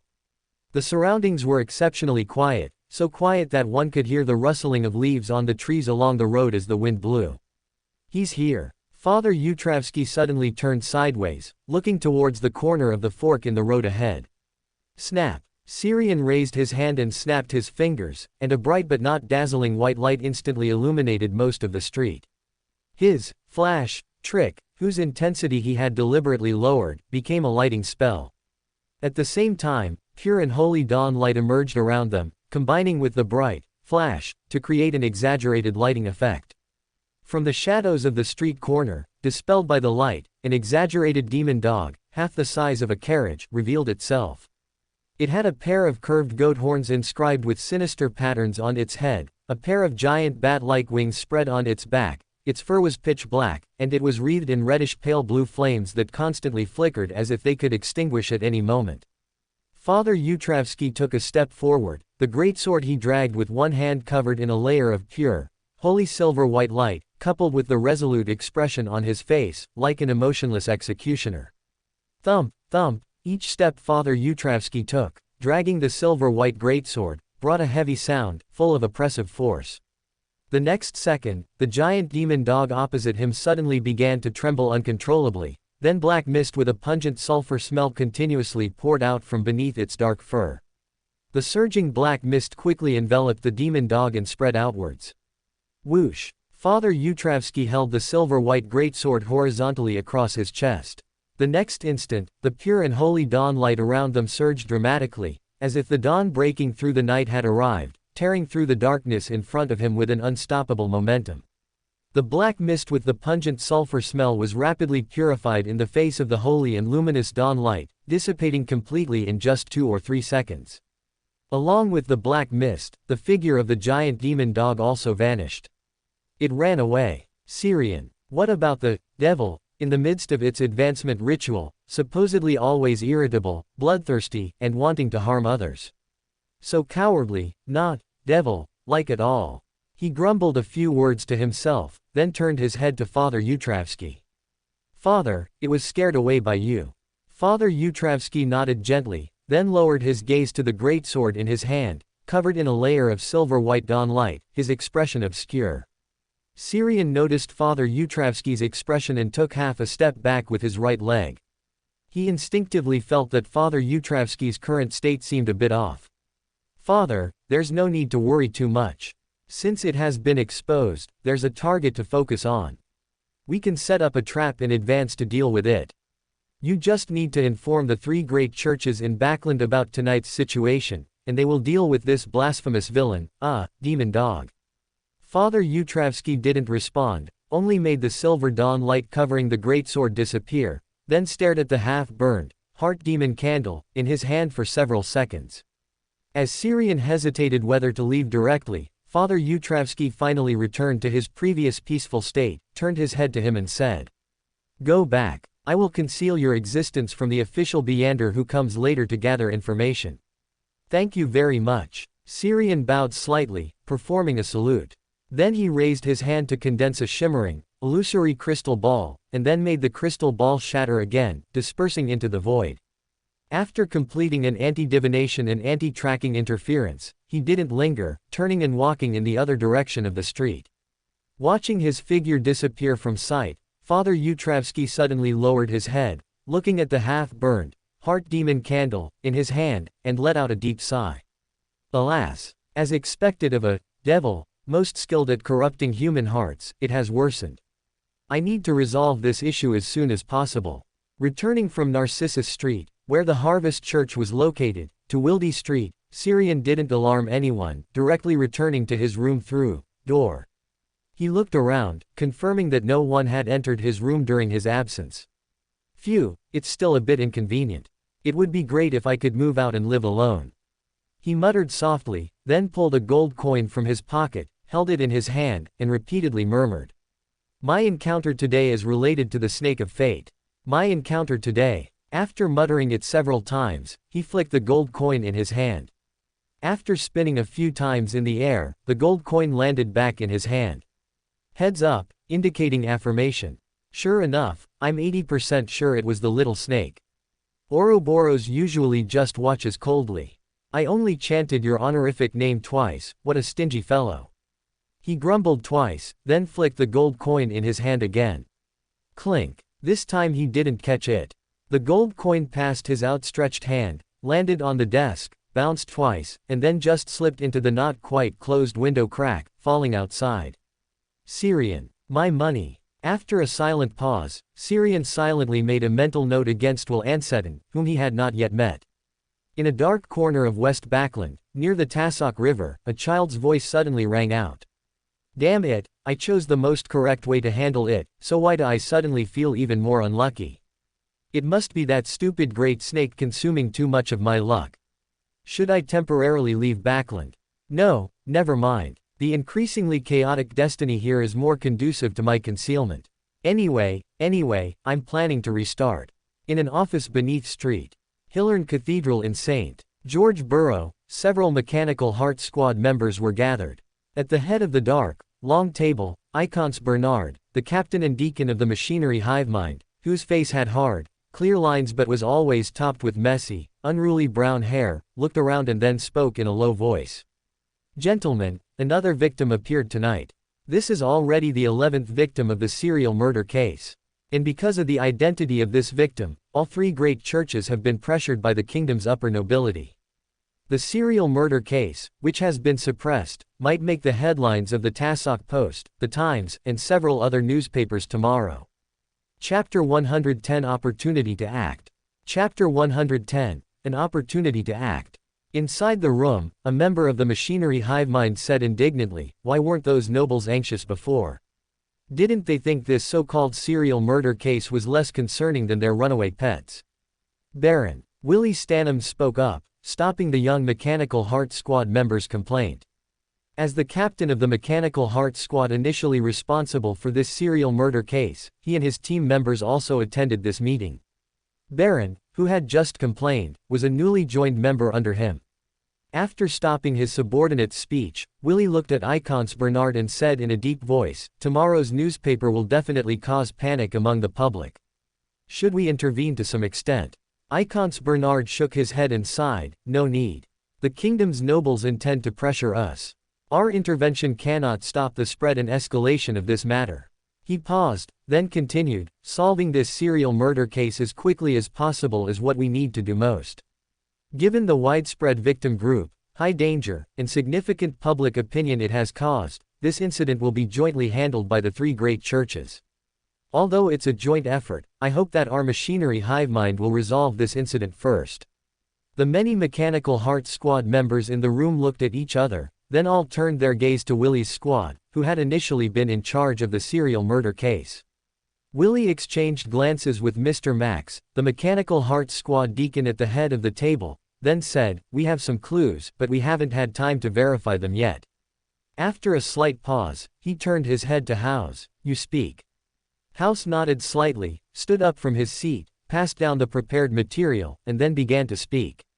"Based on some information we've gathered, we deduce that this serial murder case is not a devil worship event, but rather the devil itself committing the crime. This involves a further advancement ritual for the devil. I previously obtained some incomplete mystical knowledge from the hidden sage, and, combined with information from old case files, I've come to a conclusion. A sequence 6 feet devil must complete a serial murder to advance further, and after each murder and each part of the ritual, they need to eat the victim's internal organs. The number of murders is not fixed. From past case files, the number of victims ranges from a dozen to dozens. But now the 11th victim has appeared, so it's possible that the devil's ritual is nearing its end." Icons Bernard nodded slightly, then looked around and said, "Your investigative direction is basically correct. The only problem is that you were a step late." "A step late?" House's face showed obvious confusion. Although he thought these evil god followers were indeed foolish, under his guidance, their investigation progress should have been among the fastest. Icons exhaled softly, then nodded and said, "The murderer has already been cited. The eyewitness is Father Utravsky of the Harvest Church, from the Earth Mother Church. He himself is a Sequence 6 Dawn Paladin, capable of fighting a devil head-on, and his abilities inherently restrain a devil of that sequence. But unfortunately, that devil chose not to engage him and fled directly." Mr. Max asked in confusion, "Why would a priest from the Harvest Church encounter a devil? He shouldn't be able to leave the Harvest Church easily, should he?" Icons shook his head slightly. "Someone lured that devil over there. He sensed a corrupted aura appearing nearby, went out to investigate, and that's when he encountered that devil. That one." A Mechanical Heart Squad member in the room noticed Icons's choice of words. The latter nodded with a slightly strange expression. "Yes, that devil is not a Beander who consumed a potion, but a large black dog. A dog certainly cannot collect materials and consume potions on its own. It must have an owner behind it." That's the situation. The serial killer has been identified, but due to the devil's malicious perception ability, the machinery hive mind has not yet discussed a suitable countermeasure. In a room covered in profound darkness and detached from reality, the half-white-haired house was relaying the discussions from today's machinery hive mind meeting to Syrian through prayer. Above the dimension overlooking all things, Syrian quietly listened to House's prayer and sighed inwardly with a hint of helplessness. It's quite something to disrupt my own plans. The chain reaction brought by fate is truly caught off guard. I wonder if the demon dog, which I detonated prematurely, can still last until the time Klein accidentally encounters it. No, without the omnipotent key, Klein wouldn't get lost later, so there wouldn't be an accidental encounter. Back to the serial murder case, Jason Buria's decision to have his demon dog perform the ritual at this time was likely intended to create confusion. If he succeeded, he would gain a powerful assistant.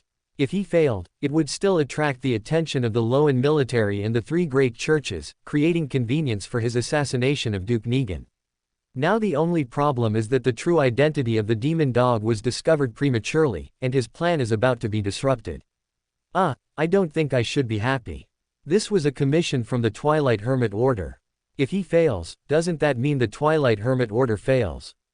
Though I don't have much sense of belonging anyway. As his thoughts drifted, he suddenly realized, since things were already this way, why not take the opportunity to get more deeply involved in this matter? Perhaps he could even digest the astrologer potion. Snap! He suddenly raised his hand and snapped his fingers. Pale white mist surged, outlining pale white words on the floor. Once the ritual for advancing to Desire Apostle begins, it cannot be stopped. In terms of concealing one's existence and malice, the Church of the Evernight is more proficient. If you don't want to lose this merit, you need to find a suitable solution to this problem before the demon dog kills again. House, with his head bowed, gazed at the floor and reverently bowed. I understand. I will find a way to solve this problem. Exalted Lord, I will surely carry out your will. Syrian looked at House, who suddenly seemed invigorated, and silently withdrew the words of comfort he had intended to offer. Then he withdrew his spirit, no longer responding to House, but he did not leave this dimension overlooking all things. Instead, he followed a not-so-clear connection to search for Triss, who was also in Backland. Now that he had the idea of digesting the astrologer potion, he planned to make this serial murder case even more complicated, drawing more people into it. Once everything became chaotic, he would then guide and clarify the fates of some of those caught within it. This should also count as acting as an astrologer, just not in a very positive way. In Empress Burrow, within Red Rose Manor, Triss, who was sitting in front of her dressing mirror contemplating her countless escape plans, suddenly looked up as if she had a premonition. Before her, the dressing mirror, which had reflected her beautiful face, had inexplicably become deep and dark, its surface covered with a layer of hazy white mist, no longer able to reflect any image. Is that you? Triss opened her mouth, her tone filled with fear and surprise, yet also a hint of joy. Although she knew that a connection had been established with the other party after she had actively recited the three-part honorific name, when such a great existence actively appeared before her, she inevitably fell into fear and unease. She pursed her lips, and a flurry of thoughts quickly flashed through her mind, finally converging into a humble and respectful statement. Exalted existence, please tell me what I can do for you. On the deep mirror surface, pale white mist wriggled like slender worms, outlining a short passage of Loan words on the mirror. An opportunity for your surroundings to become chaotic. Triss's eyes lit up, then a hint of worry flashed through them. She didn't ask what kind of opportunity it was, but instead asked, "What price do I need to pay?" Words reappeared on the deep mirror. No need. Just live. The opportunity you choose is the price itself. Triss's eyes flickered, then she asked, "What should I do?" On the deep mirror surface, the mist wriggled for a while before outlining line after line of pale white words. The recent serial murder case, its perpetrator is a man-raised demon dog, and the essence of the serial murders is its ritual to advance to sequence 5 Desire Apostle. Behind it is a Desire Apostle from the Buria family. The serial murders created by the demon dog's advancement ritual are meant to cover up a larger scheme. You only need to generate malice towards the demon dog and its owner that can bring them crisis and cause their original plan to deviate. A devil, that can foresee danger will naturally detect it and try to resolve the source of the danger. That demon dog has already been noticed by the three great churches. At that time, as long as you can evade the first wave of attacks, the people from the three great churches will naturally notice your unusual nature. Chapter 111. Adam's New Mission. A sudden knock on the door startled Triss. She looked at the dressing mirror, which had returned to normal, and reached out to rub her cheeks, making her smile appear calm and natural. Then, she turned her head and softly said, "Come in." The door opened from the outside, and a handsome, blonde-haired, blue-eyed man walked into the room. He had a good physique, a hearty, genuine smile, and wore a casual formal suit without elaborate decorations. Only a few button-shaped gems on his collar and cuffs subtly hinted at his understated luxury. When he saw Triss sitting in front of the dressing mirror, a hint of infatuation flashed in his eyes, and his steps involuntarily quickened. "Triss, I have a whole day to spend with you today. Haven't you always complained that it's too stuffy here and wanted to go for a walk outside the manor? How about we go to a manor in the suburbs for a day?" As he spoke, he naturally walked behind Triss, embracing her from behind over the chair, and leaned down, bringing his chin close to her ear. He inhaled the perfume from her hair and softly said, Triss, I've prepared a surprise for you. Would you like to come see it with me?" A flicker of disgust crossed Triss's eyes as she was embraced, but it quickly turned into enjoyment. She then leaned back further, resting her head on his shoulder. "I read today's newspaper. It's all about the serial murders happening in Backland recently. The victims are all young girls. I'm a bit afraid to go out." Feeling the slight tremor of the girl in his arms, he gently stroked Triss's cheek and softly comforted her, saying, "Don't worry. The kingdom's high-ranking officials have already put pressure on the three great churches. This case will be over soon. Moreover, you are not lacking in protectors, both openly and secretly. I have made arrangements." Triss hummed softly, then whispered in a voice that was neither too loud nor too soft, as if talking to herself. "But there are many more ordinary people who aren't protected and could die at any moment, and I, originally, was one of them." The person holding her in his arms quickly reassured her, "No, you are different, Triss." On the other side, Syrian, having finished his communication with Triss and returned his spirit to his body, opened his eyes and stood up from his seat. As soon as he stood upright, his gaze suddenly caught a glimpse of more than one person's reflection in the bay window ahead.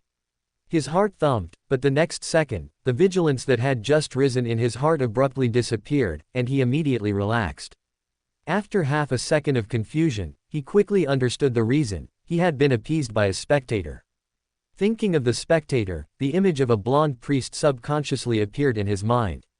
When he turned around, he saw Adam standing quietly behind him, always with a gentle smile on his face. He wore his unchanging simple white robe, a thick, light gold beard covered the lower half of his face, and his clear, pure golden eyes, like a baby's, calmly watched Syrian. The latter's heart inevitably fluttered for a moment. After all, his recent thoughts and attempts had already violated the principles of the Twilight Hermit Order. As his thoughts drifted, Adam spoke gently. "At Sequence 2, a Beyonder is already a complete mythical creature. The human form is merely a disguise for easy communication and maintaining humanity. The ordinary clothes you see, some are just appearances, and some are real, but for an angel, maintaining cleanliness is incredibly simple. Of course, many angels, in order to maintain good humanity, will actively change clothes and bathe at irregular intervals." Syrian, "I just had a fleeting thought, I didn't even complain. Can that also be read? You did not hide your expression, and I am already half the master of the spiritual world. Unless it is a secret, no thought or idea can escape my gaze." Adam still wore that gentle, smiling expression, as calm as if discussing the weather today. Syrian nodded with not so pleasant feelings, then directly asked, "Are you here to see me because I can go to the mirror world again?" "That is only one reason." Without waiting for Syrian to ask further, Adam continued on his own. "I saw some changes in your destiny, so I traced your past in Backland. Also, I have a new commission for you." "What commission?" Syrian asked. "Go to the underground ruins on William Street and meet Medici." Adam finished calmly, then looked at Syrian, awaiting his answer. The expression on the latter's face froze for a moment. He earnestly hoped he had misheard. "You did not mishear. I hope you will meet Medici on my behalf, or rather, the evil spirit of Zelen Einhorn Medici. Syrian hesitated. I think I probably wouldn't even reach it, him, before being burned to ashes by flames. Adam calmly replied, therefore, I will pay you a portion of the reward in advance. As he spoke, he reached out and pulled a fist-sized, miniature star of stars from the void, then casually tossed it to Syrian. The latter fumbled to catch it. The miniature star of stars seemed like an illusory existence, directly merging into his body the moment it was touched. Then Syrian found that the world in his eyes had undergone tremendous changes. He saw the astral world, the spirit world, in dimensions normally invisible to the naked eye. He saw the doors and hidden passages scattered between the material realm and countless dimensions. This was the perspective of a wanderer. A free and unrestrained wanderer could appear almost anywhere in the universe, and even with barriers, could forcefully open a door or passage. After slightly adapting to the wanderer's perspective, he looked at Adam with confusion. The more generous the other party was, the more worried he became, as this meant the difficulty of the task he needed to do would not be too low. Noticing his gaze and the thoughts that flickered in his mind, Adam calmly explained. This won't be too dangerous for you, it's just a small experiment. What experiment? Syrian quickly asked. Adam, to contaminate Zelen Einhorn Medici in his evil spirit state, and attempt to locate the Western continent, sealed by the Fool, through the City of Calamity, contamination on Medici. Syrian, degree mouth degree winking face. Is it still not too late for me to return this illusory wanderer characteristic to you? Adam quickly added, you don't necessarily have to succeed, it's just an attempt. Syrian's expression remained conflicted, but location is a power that only a key of stars can master. Adam shook his head slightly and simply explained. That will be a later attempt. For now, the powers at the Wanderer and Secret Sorcerer levels are most suitable for you. Experiencing too high a level of power prematurely offers no benefits. Just follow your instincts and feelings. This is only an attempt, and the result is not important. Seeing that Adam had said this much, Syrian could only nod. The next second, countless dazzling stars flashed in his eyes. In less than 2 seconds, he quickly pinpointed William Street and found the underground ruins there, relying on his strengthened spiritual intuition. Then he reached out and gently pushed the air in front of him. An illusory door, seemingly condensed from pure starlight, appeared out of thin air. As the starlight flickered, his and Adam's figures vanished from their original spot. On William Street, within the dark underground ruins devoid of any light, a door shimmering with brilliant starlight suddenly appeared. The next second, Syrian's figure emerged from behind the door. Snap! He raised his hand and snapped his fingers. The pitch-black, lightless underground structure was instantly illuminated by light that had no heat, as if stepping from night into midday. This was a demigod-level flash trick, which could freely control the intensity and duration of light. Whoosh! Whoosh! Within the illuminated underground ruins, clusters of crimson fire rose from the shelves on both sides of the walls. Then, a voice, filled with disdain, mixed with doubt and vigilance, rang out. Hey, to think a high-level apprentice would get lost here. You're disgracing the astrologers. Syrian turned his body to look in the direction of the voice. There sat a chair stained with mottled rust, and on it sat a young man with a semi-transparent body. He wore blood-stained black armor, was young and handsome, with red hair, and his face bore terrifying, rotting, bone-deep marks. Between his eyebrows was a flag-like symbol. Chapter 112, Sauron Einhorn Medici. Syrian looked at the translucent figure sitting with his legs crossed on a high-backed chair and chuckled softly, saying, Should I call you Zelen Einhorn Medici, or Sauron Einhorn Medici, or Einhorn Sauron Medici? As soon as he finished speaking, he saw an uncontrollable malice appear on the translucent man's face, who was sitting with his legs crossed. Simultaneously, a crack extending to his ear split open on each side of his face, from which illusory teeth and tongues grew, giving his face 2 extra mouths out of thin air. Of course it's Sauron Einhorn Medici. No, it's Einhorn Sauron Medici. The 2 mouths on his face each let out a hoarse voice, arguing over which name to call him. Shut up, you 2 fools. The translucent man roared with a grim expression, then looked at Syrian with blatant malice in his eyes. I don't think the apprentice pathway is a good choice for you. You could totally consider becoming a hunter, becoming a challenger. Believe me, you have a lot of talent in that area. Just that one sentence was enough for you to digest the challenger Beander potion from scratch. After a slight pause, Zelen Einhorn Medici changed his posture, leaning forward and looking at him playfully. All right, enough small talk. Let's get down to business, this unknown, fake half-god apprentice. You wouldn't have come here just to show off that you temporarily became a half-god through a clever trick, would you? Or do you want to get the cursed item of an ancient vengeful spirit from us as a material? Syrian looked back at the other party with little expression on his face. If you're willing to give it, it's not impossible. HMPH. The evil spirit formed by Zelen Einhorn Medici suddenly stood up, and its body abruptly expanded. In an instant, the evil spirit, which had been close to a normal human form, transformed into a terrifying giant that was charred, with only a metallic skeleton remaining and raging flames filling it.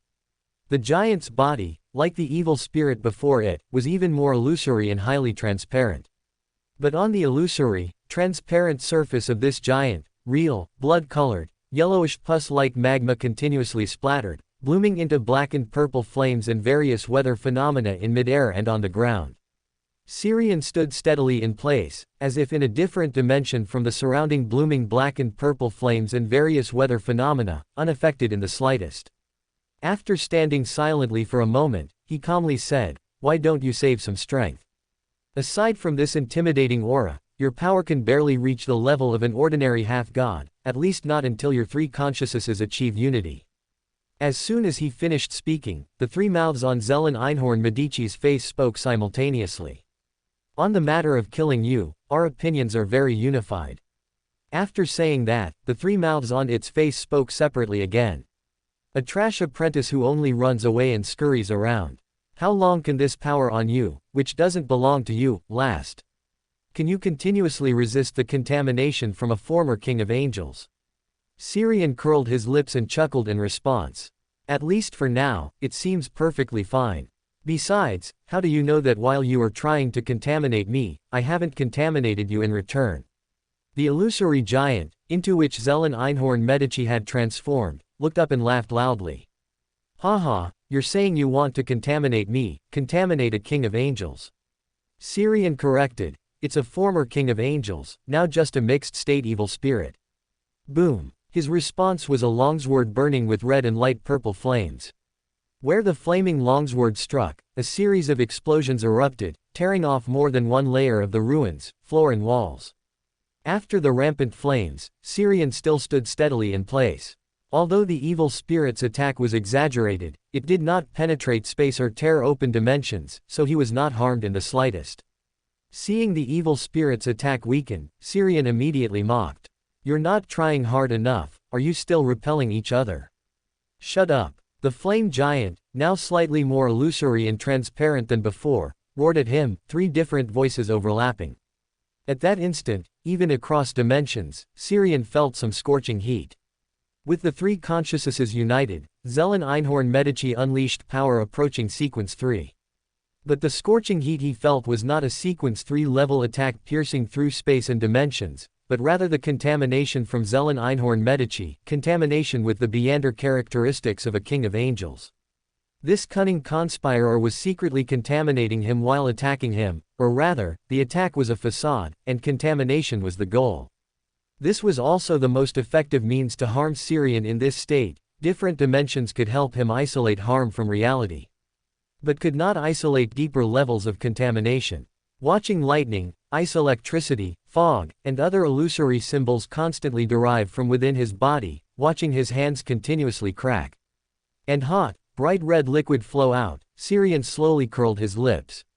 His goal was achieved. Without power but with Beander characteristics, he didn't know how to contaminate others, unless someone, like House before, actively established contact with him, peered into reality, and thus became contaminated. But the evil spirit of Zelen Einhorn Medici was clearly not that foolish. The best method he could think of was to let the evil spirit of Zelen Einhorn Medici actively contaminate him. This way, he could use the connection to transmit his own information, reverse contaminating the other party. As thoughts flickered, the illusory symbols that derived from within Syrian's body transformed into illusory starlight, composed of various symbolic representations. The hot, bright red liquid flowing from his body turned into colorful pigments. They were overflowing, surging along the mystical connection towards the illusory giant that was constantly releasing attacks of fire and lightning. Soon, the blood-colored, magma-like yellowish pus sliding off the illusory, terrifying giant transformed into drops of hot, differently colored pigments. On the ground and in midair, the blooming black and purple flames and various weather phenomena turned into pieces, large or small, of starlight flickering debris. No, damn it, stop it. Bastard, what are you? The three mouths on Zelen Einhorn Medici's face made different sounds. Some were cursing, some were begging for mercy, and some were calmly inquiring. Syrian ignored all of its mouths, silently maintaining the connection between them, overflowing with his own contamination. 1 second, 2 seconds, 3 seconds. After about half a minute, the illusory giant, which had been constantly cursing him and begging for mercy, was completely submerged in countless colors and starlight fragments. Immediately after, the severely damaged underground ruins slowly fell away like a detached canvas, revealing the intact bright hall behind it. Zelen Einhorn Medici was still sitting with his legs crossed on the high-backed chair covered in mottled rust, his body transparent, his face unnaturally pale, and colorful starlight occasionally fell from the gaps in his pitch-black armor, which looked as if it had been splashed with blood. Everything that had just happened was merely a dream created by the evil spirit Zelen Einhorn Medici, which was why they had attacked the surroundings and destroyed their only activity space so recklessly. Although it was a dream, the damage and contamination just now were real. Now, the Trinity evil spirit of Zelen Einhorn Medici had been reverse contaminated by him during the process of contaminating him. After a brief silence, Zelen Einhorn Medici looked at him with a grim expression. What exactly are you? Even those sequence 0 true gods cannot achieve this level of contamination. Syrian smiled at him. Haven't you already had an idea? The evil spirit, with Medici as the dominant consciousness, fell silent. The next second, the three mouths on its face each spoke, chanting different honorific names. King of the sky, Emperor of the sea, Calamity Monarch, God of storms. More exalted than the cosmos, more ancient than eternity, Evernight Goddess, Lord of crimson, Mother of concealment, Empress of calamity and fear, Lord of slumber and silence. Adam. Syrian quietly waited for them to finish reciting all the honorific names, and then, nothing happened. Clap. He raised his hand and snapped his fingers, and a pitch-black, lightless curtain embedded with starlight shimmered around them. Spatial concealment. He temporarily turned spatial concealment into spatial cage, which was equivalent to a seal, effectively blocking any means of communication with the outside world. Pub future ads. Problematic ad. Report it here. Number 113 half the attempt. AI model, Gemini 2.5 Flash. Chapter 113 A half successful attempt. Chapter 113, a half successful attempt. Syrian raised his eyebrows, looking with some surprise at Zelen Einhorn Medici, who was still trying to chant the new honorific name. You actually willingly spoke Adam's name. He was the mastermind among those who killed you back then. Zelen Einhorn Medici spread his hands, saying expressionlessly. No choice. His name is the shortest, the most convenient, and it works even if I just silently think it. Battles are always a race against time. What enemy would be foolish enough to let someone finish chanting such a long honorific name? He hadn't finished speaking when he was interrupted by the illusory mouths that had grown on both sides of his cheeks. Are you talking about yourself, foolish Medici? Back then, wasn't it for that very reason that you let Sauron and Einhorn escape from your grasp more than once? I remember you saying that weak people always like to forget past failures. So you were talking about yourself.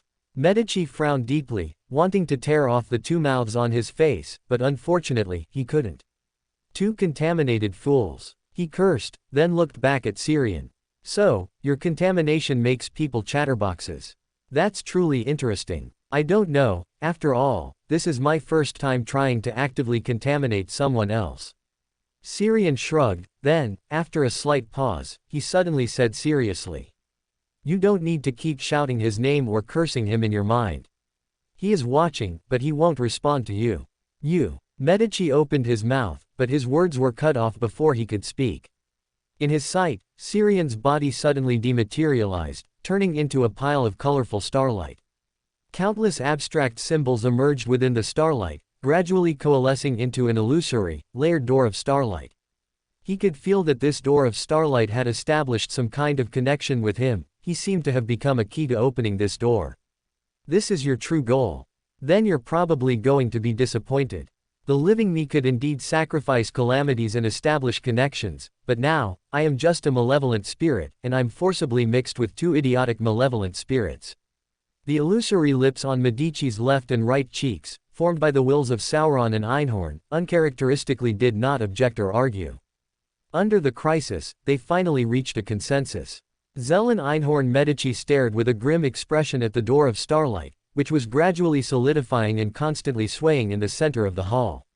He could clearly feel that some deep-seated aura within him was being drawn out. The flag-like mark on his forehead became even more crimson, as if blood was seeping out. He's making us sacrifice calamities. Aren't you going to try and stop him? Medici spread his hands, leisurely responding to the questions from the two mouths on his cheeks. How can I stop him? I'm just a malevolent spirit, and you two, as important components, are also contaminated. Or, should we resist by committing suicide? But do you two have that courage? Sauron and Einhorn both ignored Medici's suggestion. You're also contaminated, otherwise could he use you to sacrifice calamities? We are one, or maybe you were contaminated first, and then our wills were implicated. Seeing his suggestion ignored, Medici curled his lips in disdain. PFF'd, two cowards. You're like this and still thinking of clinging to life. After a pause, he suddenly looked up and, changing his tone, shouted at the air in front of him. Adam, I know you're watching, otherwise how could these two contaminated fools maintain such good self-awareness? They would have probably defected long ago. What exactly do you want to do? Or, are you planning to abandon this world? 1 second, 2 seconds. After a brief silence, a gentle, calm voice echoed in Zell and Einhorn Medici's ears. An attempt. While this contamination will affect you to some extent, it also gives you the possibility of leaving this underground ruin. Hey, so I should thank you. Medici sneered, pulling at the corner of his mouth. No, this is advance payment. Adam's voice echoed distantly. You. Medici opened his mouth, but didn't finish his sentence, because Sauron and Einhorn had already cursed out what he wanted to say. You dark, sinister fellow, you make me sick to my stomach. You damn son of a bitch. Crack. Amidst Sauron and Einhorn's curses, a crisp, illusory shattering sound suddenly rang out. The illusory door of starlight, formed by countless abstract symbols in the center of the hall, quietly shattered. From amidst the scattered, colorful starlight fragments, Syrian emerged with a pale face. His attempt had failed. Even the free and unfettered wanderer could not penetrate the mists of history, and he had even encountered the hounds of the root that lived in the crevices of history. After slightly calming the restless spirituality within him, he looked at Zell and Einhorn Medici, who was talking to himself, and shook his head slightly. At least a key of stars, or even becoming a door, is needed to forcibly break into the Western continent. This is still under the premise of my Beander characteristic supporting it, otherwise, even a door cannot break through the blockade of the mists of history. The blockade of the mists of history not only shields the astral world, the spirit world, in reality, but also isolates the dimensions. Unless I can truly enter the height where the high-dimensional overseer resides, and then descend from above. As soon as he finished speaking, Adam's voice quietly echoed in his mind. This is just an attempt, failure is merely accumulating experience. If you can get a response from within the Western continent, the difficulty of your opening the door will be greatly reduced, just like how Gregali opened a branch of the river of eternal darkness back then. She only possessed authority at the key of stars level at the time, but with the support of the river of eternal darkness, she was barely able to break through that historical mist. Syrian nodded in agreement, then asked, I should have completed your task. What is the remaining reward? The surrounding mental world seemed to ripple, and then Adam's voice echoed in his mind. When necessary, I can conjure a key of stars or planeswalker Beander characteristic for you, but the time still cannot exceed 1 minute. Alternatively, you can choose to view the blasphemy slate once. Syrian tentatively asked, can I choose both? Adam, Yes, but the time needs to be prorated. Then forget it. He shook his head and looked at Zelen Einhorn Medici, who was still muttering curses on the rust-red high-backed chair, and lightly tapped the air with his hand. A frosty, translucent blue ray of ice shot from his fingertip, landing on Zelen Einhorn Medici, and then covering him with a thin, transparent layer of ice crystals. The next second, crimson energy surged on the malevolent spirit's body, and in an instant, the ice crystals created by the Trickmaster's trick vaporized and disappeared under the high temperature. Zelen Einhorn Medici's pale, transparent face glared at Syrian, faintly turning dark. The Trickmaster's trick just now wasn't powerful. It was more like an insult. Indeed, the Trickmaster's tricks, in battle, were only good for humor or for making enemies feel insulted. He muttered to himself, then placed a hand on his chest and bowed to Zelen Einhorn Medici with a slight smile. The matter is concluded, so, three of you, we'll meet again next time. As he spoke, his figure rapidly became transparent, then turned into a few scattered, twinkling starlights and vanished from the hall. With his departure, the bright light that had filled the underground structure also disappeared, leaving only the flickering crimson flames on the metal lamp stands on both side walls, barely illuminating the rust-scented hall. On the high-backed chair stained with mottled rust red, Zelen Einhorn Medici, from whose armor gaps colorful starlight fragments occasionally spilled, let out a long breath, leaned back against the chair, and closed his eyes as if resting. But the illusory mouths on both sides of his cheeks were not idle. Sauron and Einhorn actively discussed what had just happened. His condition isn't as good as he made it seem. Even the power of a demigod must have been conjured by Adam. So what? We're just malevolent spirits hiding in a dark, underground ruin. These are things for those so-called true deities to consider. We can leave this underground ruin now. But this could very well be a trap left by Adam. He might be somewhere, pen in hand, watching us, waiting for us to walk into his carefully crafted story. Medici, who had been resting with his eyes closed, suddenly opened them and chuckled. Hey, you're saying so much, have you two been scared into cowards by Adam? Shut up, we and Adam are inherently enemies. But you, how does it feel to be betrayed by a former colleague? Medici responded with a light laugh. It's been over 1,000 years, your provocative methods haven't improved at all. What a conspirer sees most is betrayal, isn't it? Sauron. Hey, do you really think so? Einhorn. In this state where I am in you and you are in me, your thoughts cannot be hidden from us. You are angry, you are disappointed, you want to question him. Sauron. Adam just appeared before you, why did you chicken out again? Is your sharp tongue only for arguing with us? A flicker of impatience crossed Medici's transparent, pale face, then he snorted and said. Stop buzzing like flies. Do you two want to leave this wretched place you've been stuck in for over 1,000 years or not?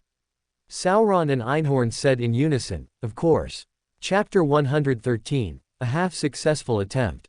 Syrian raised his eyebrows, looking with some surprise at Zelen Einhorn Medici, who was still trying to chant the new honorific name.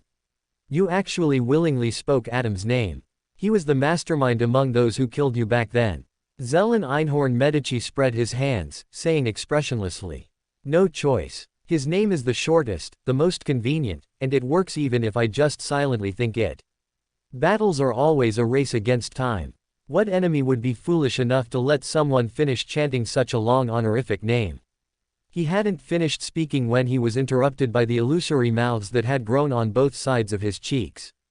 Are you talking about yourself, foolish Medici? Back then, wasn't it for that very reason that you let Sauron and Einhorn escape from your grasp more than once? I remember you saying that weak people always like to forget past failures. So you were talking about yourself. Medici frowned deeply, wanting to tear off the two mouths on his face, but unfortunately, he couldn't. Two contaminated fools. He cursed, then looked back at Syrian.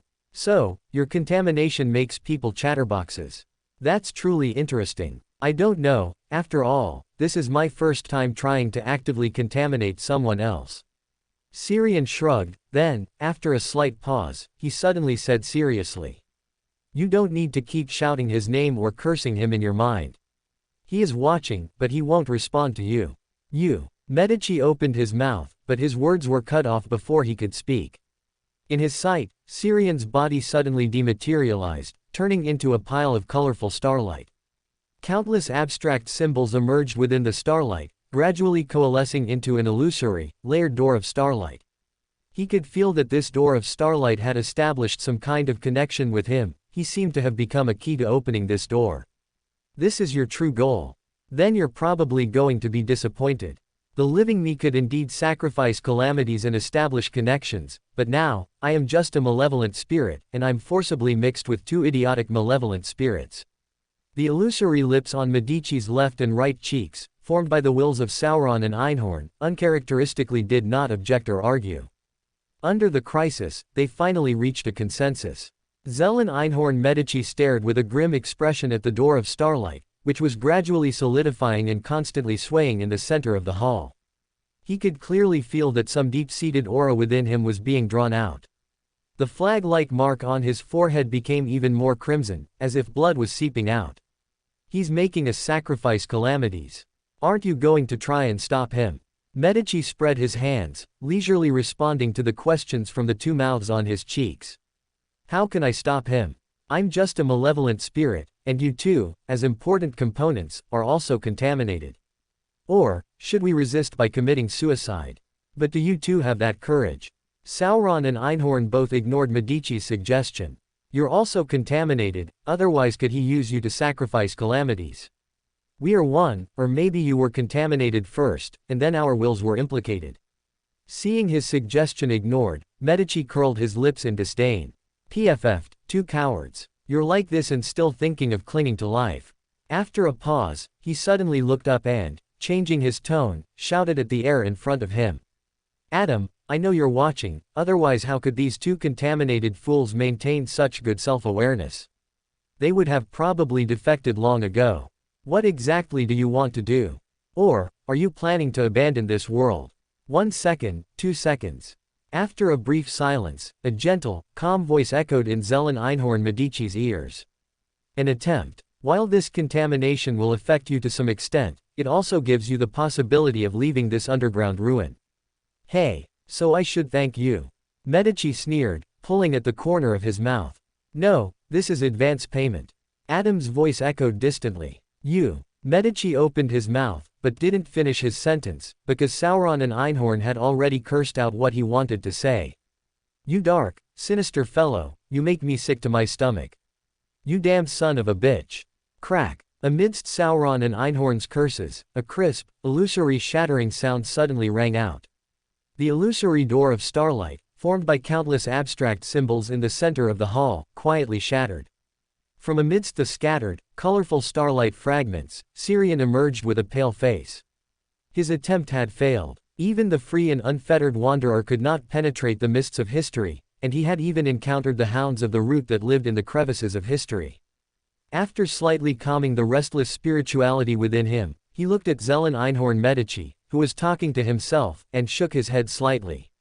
At least a key of stars, or even becoming a door, is needed to forcibly break into the Western continent. This is still under the premise of my Beander characteristic supporting it, otherwise, even a door cannot break through the blockade of the mists of history.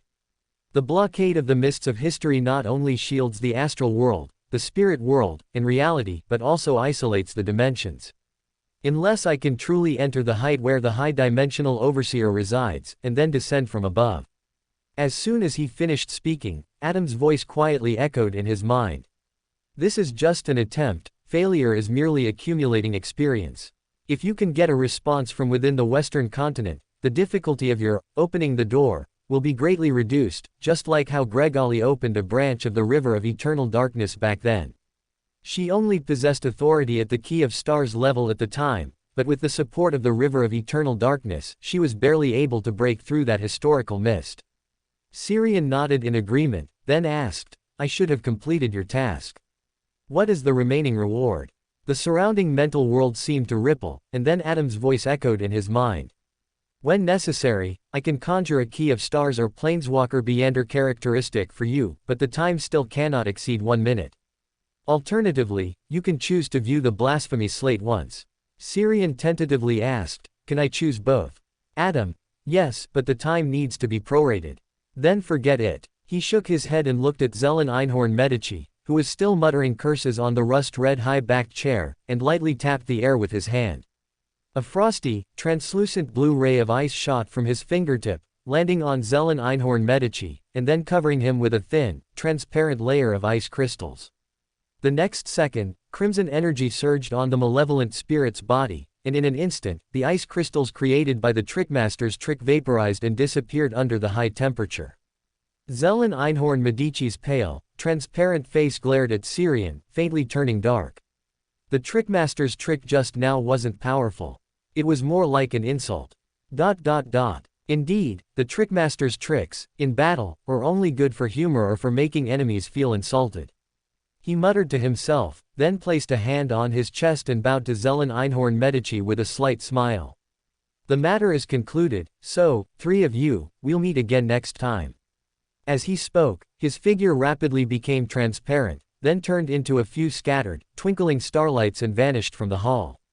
With his departure, the bright light that had filled the underground structure also disappeared, leaving only the flickering crimson flames on the metal lamp stands on both side walls, barely illuminating the rust-scented hall. On the high-backed chair stained with mottled rust red, Zelen Einhorn Medici, from whose armor gaps colorful starlight fragments occasionally spilled, let out a long breath, leaned back against the chair, and closed his eyes as if resting. But the illusory mouths on both sides of his cheeks were not idle. Sauron and Einhorn actively discussed what had just happened. His condition isn't as good as he made it seem. Even the power of a demigod must have been conjured by Adam. So what? We're just malevolent spirits hiding in a dark, underground ruin. These are things for those so-called true deities to consider. We can leave this underground ruin now. But this could very well be a trap left by Adam. He might be somewhere, pen in hand, watching us, waiting for us to walk into his carefully crafted story. Medici, who had been resting with his eyes closed, suddenly opened them and chuckled. Hey, you're saying so much, have you two been scared into cowards by Adam? Shut up, we and Adam are inherently enemies. But you, how does it feel to be betrayed by a former colleague?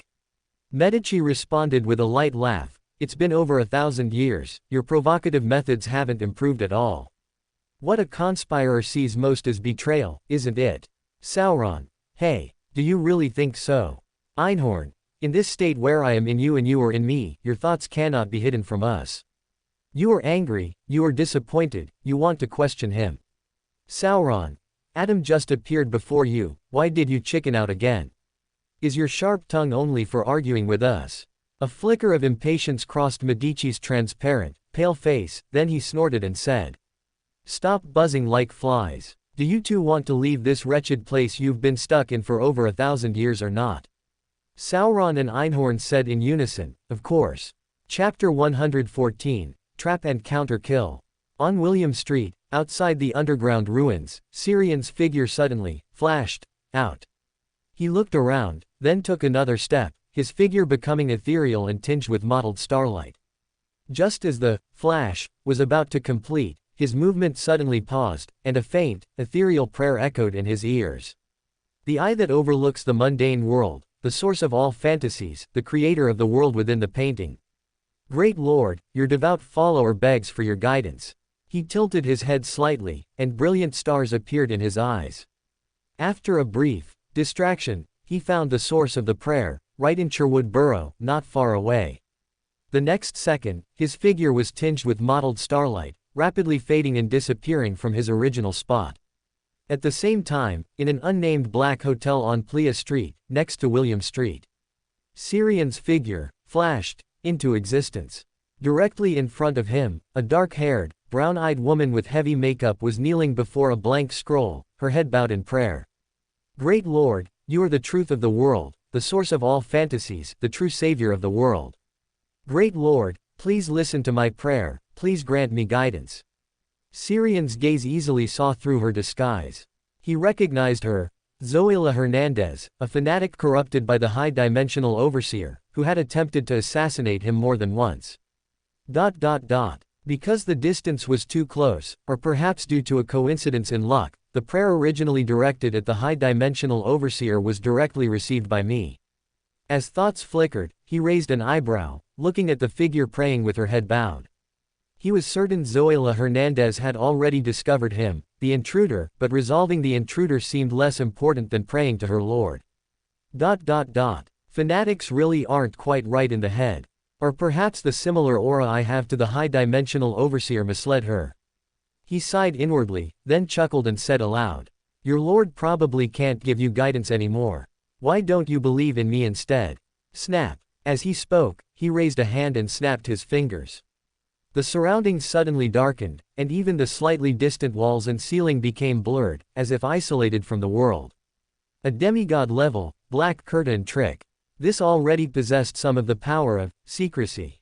The next second, his body was again tinged with mottled starlight, and his figure split into 2, then 4.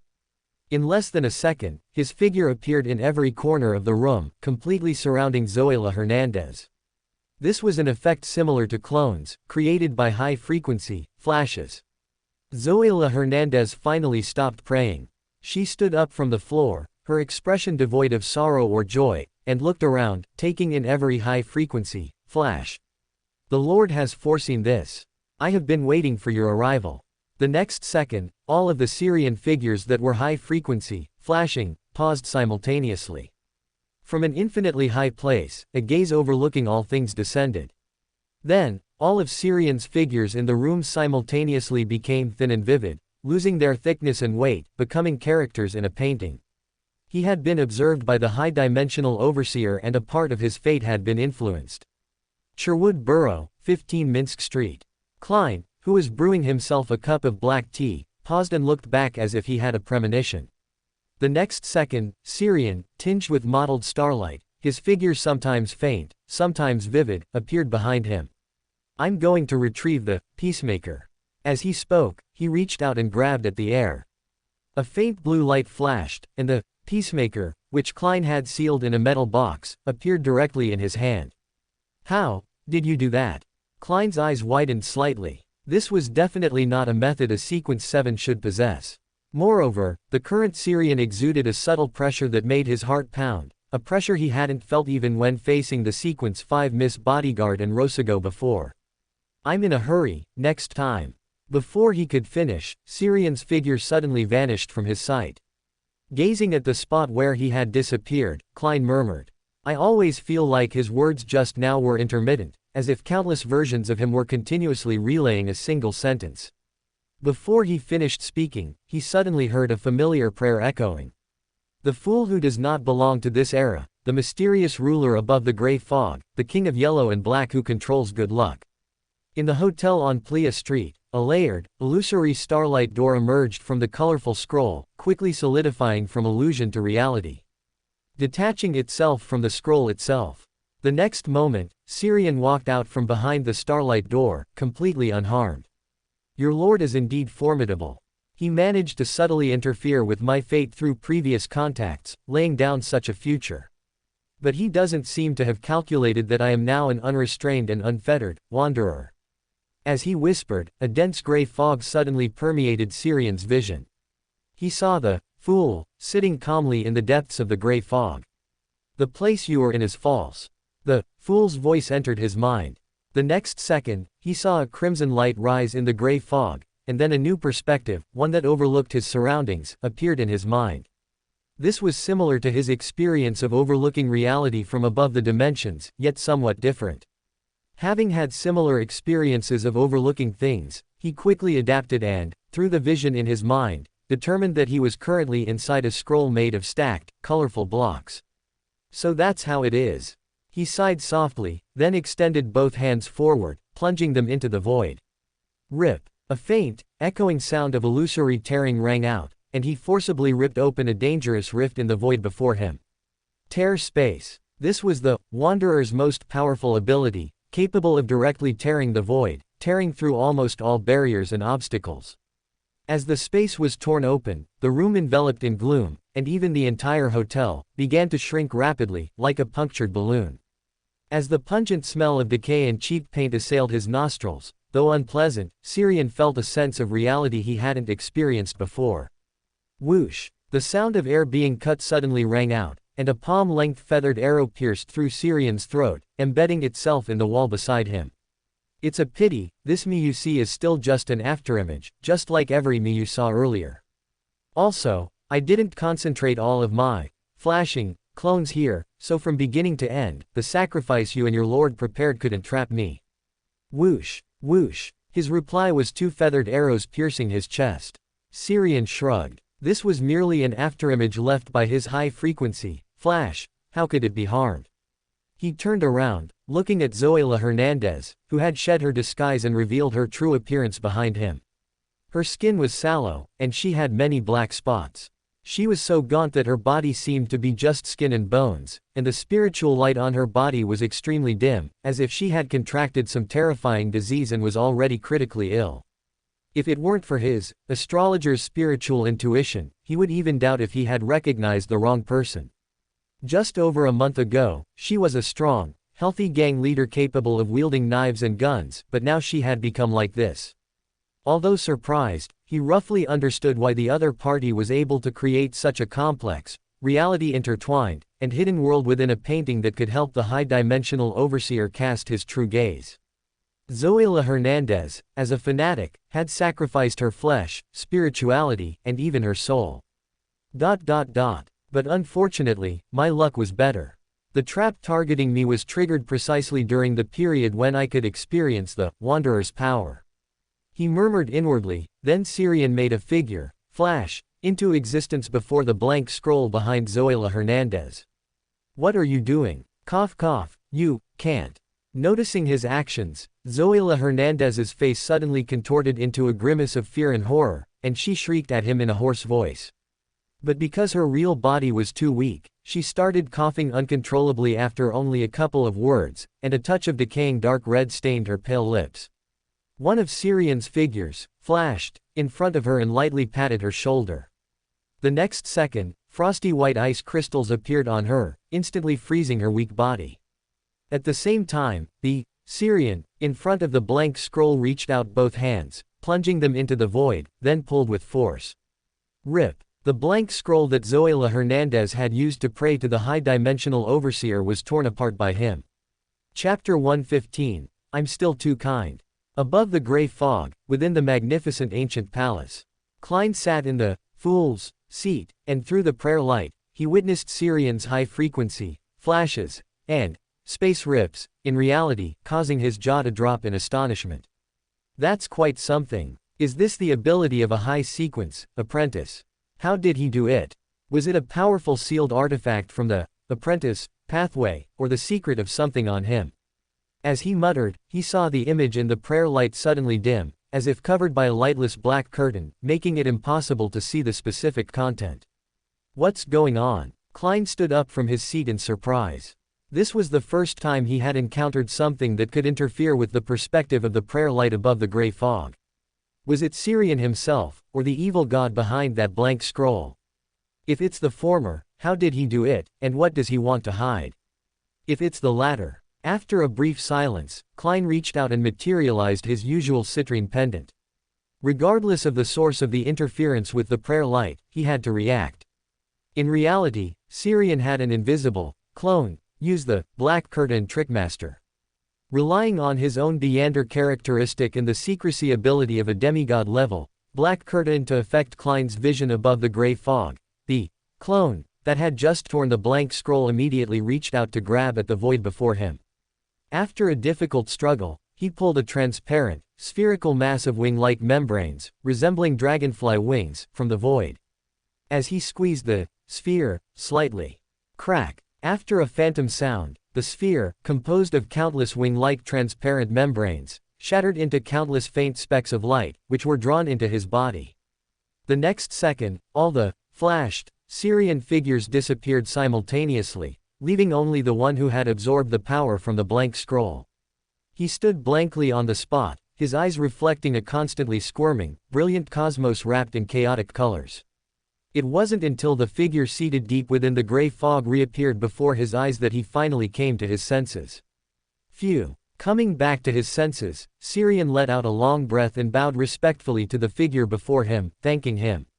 Thank you for your help, Mr. Fool. Above the gray fog, the fool, Klein responded mysteriously and leisurely. Astrology is not omnipotent, revelation is just a result, and the process leading to this result is complex and varied. I understand. Syrian nodded slightly. It's just that the impulse of that primitive instinct is hard to suppress. The moment I saw the power extracted from the blank scroll, the impulse overcame reason, and I even cast aside the thought of divining it.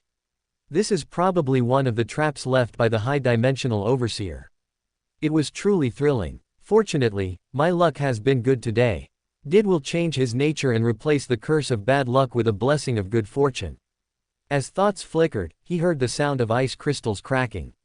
After a brief moment of confusion, he remembered Zoila Hernandez, whom he had frozen aside. His figure flashed, and he instantly appeared before the frozen Zoila Hernandez. He raised his hand and gently rubbed his fingers together, conjuring a stream of crimson, scorching flame from thin air. Ignition, Trickmaster. In an instant, the ice crystals on Zoila Hernandez's body vaporized and disappeared. Rationally speaking, after I kill you, there will be a next one, and a next one of you. The best choice should be to control you and buy me time. Zoila looked at him with disdain. Kill me, my faith will always be loyal. Syrian raised an eyebrow slightly, then chuckled. Are you overestimating yourself? Just as you abandoned your former faith due to the high-dimensional overseer's corruption, another form of corruption and the influence of the spiritual domain can easily make you abandon your faith again. In the face of power, steadfastness and faith are worthless. Zoila's face no longer held its previous calm and readiness for death. Her cloudy brown eyes now held fear and confusion. You demon. The Lord will not abandon me, I will definitely. Syrian interrupted her. Does your Lord still respond to you now? Zoila. The Lord has always been.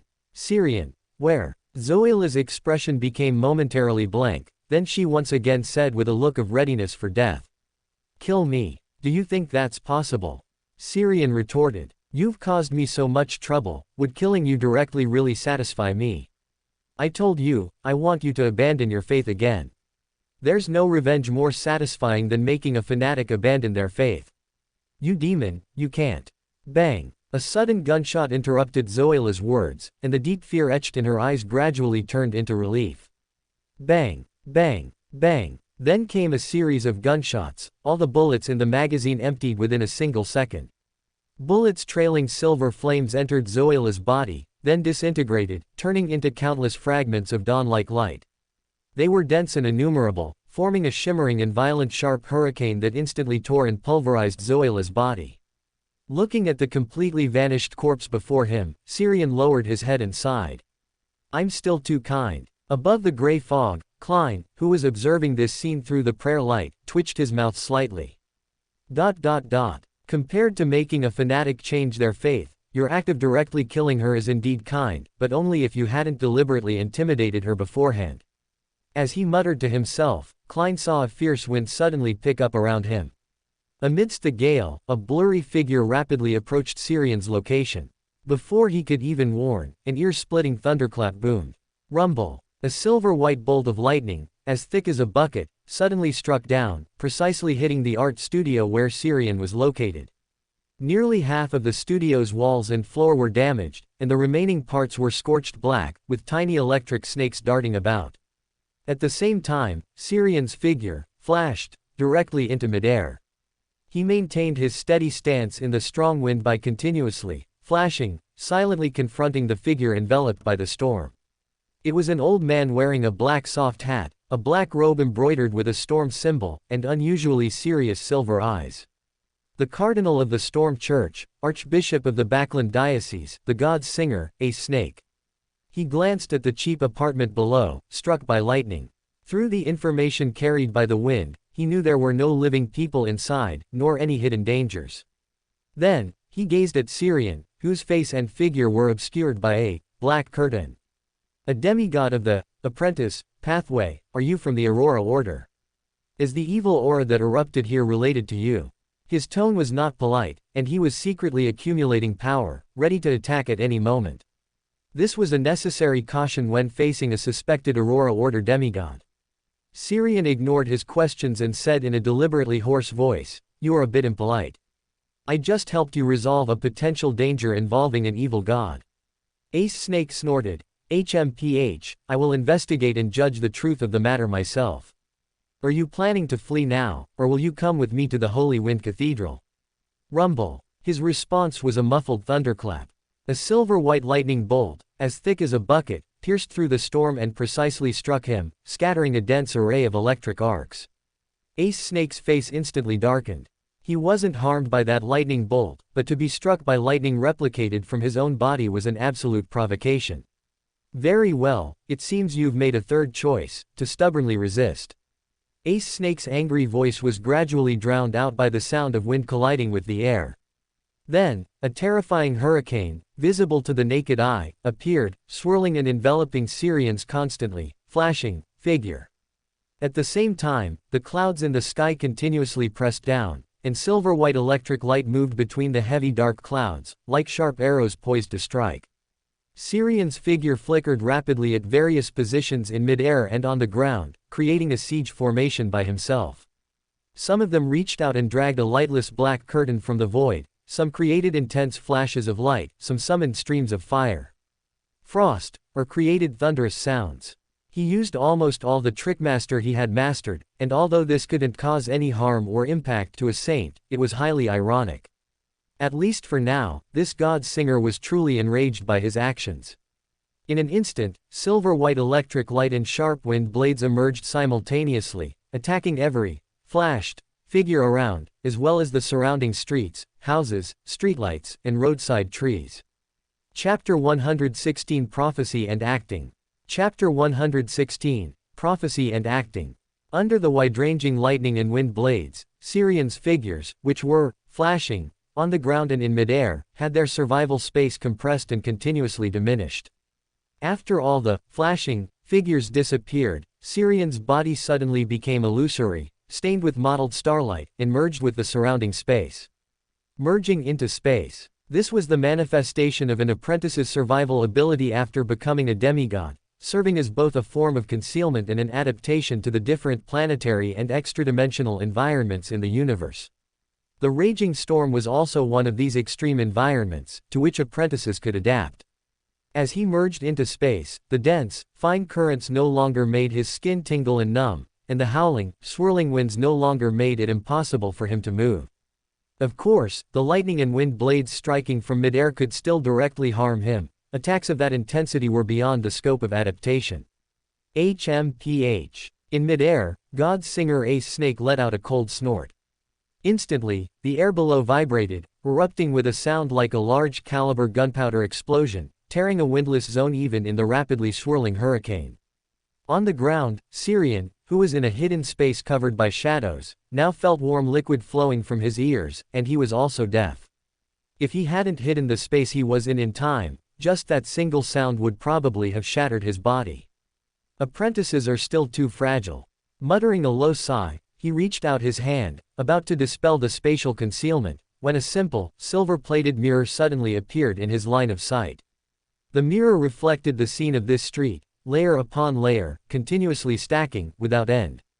At the same time, Syrian found that he, along with the hidden space he had created, had been drawn into a peculiar mirror world. This seems to be a sealed artifact of the Night Church. As he whispered, his figure suddenly became illusory, then disappeared. The next second, a black skull, as tall as a two-story house, abruptly appeared at his previous location.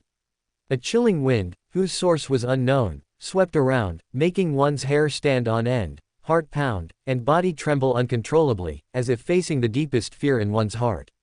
Where the black skull appeared, the ground suddenly turned black, seemingly becoming a muddy abyss, as if connected to the underworld, with pale, transparent arms and vines covered in eyeballs and teeth stretching out from it. Syrian's figure quietly flashed into existence in front of the giant black skull. Looking at it and pondering, as expected of a follower of the Mother of Secrecy, he directly broke through my hidden space. As he spoke, another Syrian also flashed out, dragging a crimson longsword tinged with light purple in his hand, and slashed downwards at the giant black skull in front of him. Boom! After a muffled sound, the giant black skull that had broken through his hidden space disappeared on the spot. It was harvested. This was the full power strike he had recorded from Zelen Einhorn Medici in the underground ruins earlier. Where the black skull disappeared, an old man wearing a black and red clerical robe with 5 dark sacred emblems on his chest was forced to reveal himself. Archbishop of the Evernight Goddess Church, Saint Anthony, the head of the Backland diocese. His face was clean-shaven, and his deep eyes stared directly at Syrian's flashing figure in front of him, a subtle spiritual light flashing in his pupils. The next second, the flashing figure of Syrian he was watching began to tremble uncontrollably, unable to be suppressed or hidden. He was terrified. But the next second, the terrified Syrian turned into a thin, paper-like sheet with no thickness, then disappeared. That was not a clone created by flashing, but a product of fantasy. This was an ability he had gained after absorbing the power from the blank scroll, allowing his fantasies to a certain extent to manifest in reality, but these lacked substantial power, being mere empty shells with only appearance, personality, temperament, and aura. You chose wrong. Next, it's my turn. Syrian's fragmented, pieced-together voice echoed from all directions, as if countless versions of him around were relaying a single sentence. At the same time, the Syrian who had just harvested the giant black skull reached out his right hand and grabbed at the void. Instantly, St. Anthony's location was segmented and its space hidden. This was a temporary, spatial cage, equivalent to a brief seal. Having temporarily dealt with St. Anthony, who had arrived later, Syrian did not delay. He extended both hands forward, reaching into the void, then exerted force, tearing a dangerous rift in the void. As the space here was forcibly torn by him, spiderweb-like transparent cracks spread out from the rift as its center. Whoosh! In an instant, the special mirror world created by that ancient silver-plated mirror was destroyed. Crack! The silver-plated mirror, held by a transparent natural spirit, suddenly cracked. A deep, axe-like crack was diagonally embedded in the mirror's surface. In mid-air, God's singer, surrounded by the strong winds, happened to witness this scene, and his azure pupils contracted sharply. Only power at the angel level could damage a sealed artifact. Without the slightest hesitation, he immediately unleashed his most powerful attack. Rumble! Rumble! Amidst the booming thunder, streaks of silvery white lightning snakes emerged from the thick clouds, carrying a strong, almost tangible, destructive aura of violence, densely striking the ground, enveloping the entire street in a forest of lightning. Terrifying silvery white electric light swallowed everything, indiscriminately. Under the lightning storm, Syrian's figure suddenly became illusory, stained with mottled starlight, transforming into one illusory stargate after another. His true body continuously appeared behind the doors, existing in 2 different worlds from the destructive lightning storm, looking at each other from afar, layer upon layer, connected one after another, endlessly stacking, countless. The 2 sides were in a stalemate for nearly half a minute when Syrian suddenly felt his stable spirituality rapidly draining away, and his expression unnaturally stiffened. Previously, to help him deal with the evil spirit of Zelen Einhorn Medici, Adam had not only conjured the wanderer characteristic but also abundant spirituality for him. But now, that conjured spirituality was used up. He silently calculated the speed of spiritual consumption. With only his own spirituality, this level of illusion wouldn't even last 10 seconds. The trial period is over, can't play happily anymore. After a pause, he looked up at God's singer Ace Snake floating in midair and chuckled, "I've foreseen some things about Backland, about your future. Would you like to hear them?" Only silvery white electric light and continuous thunder responded to him. He shrugged, shaking his head with a hint of helplessness. Immediately, the endless, stacked illusory stargates disappeared, and Syrian's figure also vanished. The next second, he flashed into existence outside the coverage of the lightning storm. Then more figures flashed out, surrounding Ace Snake, their figures appearing disjointed yet continuous as they spoke. "You don't really think I'd be trapped by an attack of this level and range, do you? Unless you can make lightning cross space, even if I stood right in front of you, you wouldn't be able to touch me." As he spoke, the raging lightning storm around them quieted down, but the strong winds remained, even becoming more oppressive.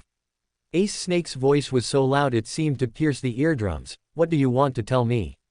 Syrian chuckled softly before saying, "2 prophecies, one about you, one about Backland. Would you like to hear them?" "You'd be that kind," Ace Snake retorted scornfully. After a slight pause, he continued, "You are not any demigod I know or am aware of. Are you a newly promoted saint of the Aurora Order? All the Syrian figures that had flashed out around him simultaneously shook their heads, then held up 3 fingers. Firstly, I am not from the Aurora Order. Secondly, I'm only responsible for speaking, whether you believe it or not is up to you. Finally, I have no reason for doing this, I just find it interesting. After a brief pause, the clones that had flashed out around him took turns speaking. Your future is not in Backland. You may make mistakes, you may be promoted, but ultimately you will leave this prosperous city of 10,000 capitals. In the near future, Backland will face a man-made disaster. Danger is already brewing, those who will bring the danger have already gathered, and everything is already irreversible. God's singer Ace Snake frowned slightly. He was not a Beander skilled in discerning lies or related to spiritual intuition, but he instinctively felt that the other party was not lying. After a moment of silence, he pressed, "What is the relationship between your 2 prophecies?" Seeing the other party's reaction, Syrian's mood improved, and he curved his lips, then spoke like a charlatan, "They are both harbingers of war." "That's impossible," Ace Snake immediately denied his words. The next second, the surrounding darkness surged silently, and a bone sword covered in strange patterns stabbed towards him. The Sword of Darkness, from the Horror Bishop, symbolizing danger in the darkness, symbolizing silent destruction and disappearance. Chapter 117, Hindsight. Chapter 117, Realization after the fact. In the surging darkness, countless hair-like thin lines extended. They seemed to emerge from dreams, from the darkness. Some were invisible, only felt by a powerful spiritual intuition, while others were as black as night, yet with a hint of luster. In mid-air, Syrian's figure rapidly flashed, creating countless real illusions, making the thin lines surging towards him unable to keep up. During the standoff, the howling wind suddenly became melodious, with a harmonious rhythm, as if someone was singing in a deep voice. The moment the sound entered his ears, Syrian's actions, constantly flashing in mid-air and on the street, slowed down considerably. His spirituality was becoming sluggish, his thoughts blurring. What he heard was not the wind, but the song of God's singer, Ace Snake. As soon as his flash speed dropped, the surrounding surging darkness and the thin lines extending from it all rushed towards him. The moment these thin lines touched them, the figures Syrian flashed out were all frozen. Even though they were mere phantoms, at this moment they became quiet, peaceful, as if separated from him, no longer wanting to resist, wishing to sleep in the dark. Then, these phantoms were submerged by the silently surging darkness, dissolving within it, becoming a part of it. Soon, the darkness receded, the swirling gale ceased, and the lightning constantly flickering in the clouds also subsided. Saint Anthony looked at the quiet street and said in a low voice. He left. God's singer, Ace Snake, said with an irritated expression. A demigod-level apprentice. If he hadn't deliberately stayed here to fight us, we wouldn't even have had a chance to see him.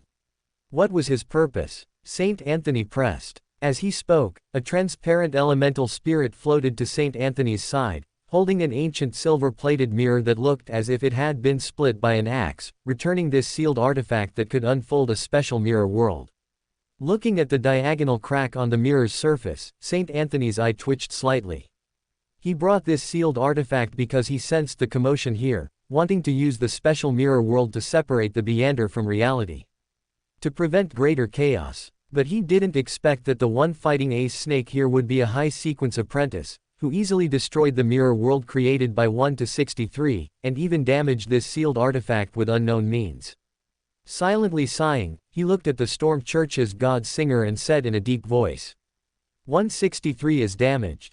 The planned ambush of the demon dog must be temporarily put on hold, at least until we find a way to replace or repair 1 to 63. Can't it self-repair? God's Singer, Ace Snake, asked in confusion. A sealed artifact composed of a Beander characteristic, even if it's not a living one, should be able to self-repair some damage as long as it's not completely destroyed. Saint Anthony shook his head gently, his tone somewhat helpless. The damage on 1 to 63 is very strange. It seems to have affected the Beander characteristic that forms it. This is more like a form of contamination. As the two conversed, a teleportation gate, adorned with mysterious patterns and shimmering starlight appeared in midair. God's Singer, Ace Snake, and Saint Anthony simultaneously looked over. The wind, which had already subsided, suddenly became urgent, and the darkness subtly surged. Under their gaze, a handsome, mature, and refined gentleman with black hair and golden eyes, dressed in a sharp suit, walked out of the teleportation gate. Noticing the two archbishop's wariness, he looked bewildered for a moment, then landed on the ground and politely asked, "Gentlemen, what happened here?" Ace Snake said with a grim face, "A demigod of the apprentice pathway just left from in front of me and Anthony. Given the commotion created by the lightning and storm just now, basically all high-sequence beyonders in Backland knew he had made a move. By adding Saint Anthony of the Evernight Goddess Church to his statement, it wasn't his problem, but rather the demigod of the apprentice pathway being too agile." The sound of steam approached from afar, then an old man with a jet-powered flying backpack descended from midair to the ground. He was wearing a white priest's robe and a clerical soft cap, with a gentle and benevolent expression. It was Horamik Haydn, the Archbishop and head of the Backland Diocese of the God of Steam and Machinery Church, and a member of the Divine Council. "Anthony, Ace, Celt." Horamik looked at the three demigods who had appeared here before him with slight surprise, then surveyed the surroundings and asked curiously, "What happened here? I saw traces of rampant storm and darkness, but there's no residual aura of a third party fighting you." Hearing Horamik's words, Ace Snake's expression suddenly changed. He belatedly realized why Syrian, who could have left much earlier, had insisted on staying to fight them. That apprentice demigod did it on purpose. He was secretly clearing the lingering aura of an evil god while fighting us. "What evil god?" Saint Anthony asked, frowning. When he arrived, Ace Snake was already deeply engaged with that apprentice demigod, so after observing that there was no ambush, he directly joined the battle, not noticing any evil god's aura at all. Hearing Saint Anthony's question, Ace Snake turned with a grim expression to look at the cheap apartment he had damaged beyond recognition. "It was in this apartment. I sensed the eruption of an extremely high-level evil god's aura at the time, and then I rushed over. But when I arrived, the problem that had erupted here had already been resolved by that demigod of the apprentice pathway. I originally intended to drive him away first and then investigate the matter here, but then we directly clashed. He must have done it on purpose to facilitate his clearing of certain traces that we couldn't discover during the process. This is not difficult for a high-level apprentice, especially since he maintained a state of high frequency, flash, throughout." Faced with God's Singer, Ace Snake's belated deduction, the three people present remained silent. If it weren't for the other party's status and face, they would probably have been unable to resist loudly questioning him, asking why he had to engage in a demigod battle in an urban area when he could have used his power to suppress or delay for time. The three demigods present exchanged glances, then moved past the topic. This wasn't the first time they had encountered something similar. It was very consistent with the Storm Church's style. Problems that could be solved with action were not problems at all. "Perhaps, there isn't no clue at all." Saint Anthony suddenly spoke. He raised the 1 to 63 in his hand, drawing the attention of Horamik and Celt to the damage on the mirror's surface. "This is contamination?" Horamik asked uncertainly. Saint Anthony nodded slightly, then shook his head. "It's not certain yet. This requires the goddess's revelation. If we cannot clear it with our methods in the end, we might still need your help to repair this item. This is an important sealed artifact of the Backland Diocese, and it will be used in subsequent serial murder cases." "No problem." Horamik nodded gently. Whether it was due to the relationship between the Orthodox churches or his curiosity about this sealed artifact, he had no reason to refuse the request. Seeing the conversation between Saint Anthony and Horamik conclude, Ace Snake immediately spoke. "That demigod apprentice left 2 prophecies. I cannot judge whether he was lying, but my intuition tells me that it might be true, or at least partly true." Before he finished speaking, Saint Anthony and the others had already turned their heads to look at him simultaneously. "What prophecy?" 15 Minsk Street. Klein, who had left above the gray fog, still had an expression of disbelief on his face. He hadn't expected to witness a battle between demigods in such a way. A high-level apprentice is truly formidable, fighting 2 against 1, and still appearing to be at ease. As his thoughts drifted, he turned the doorknob and pushed open the bathroom door.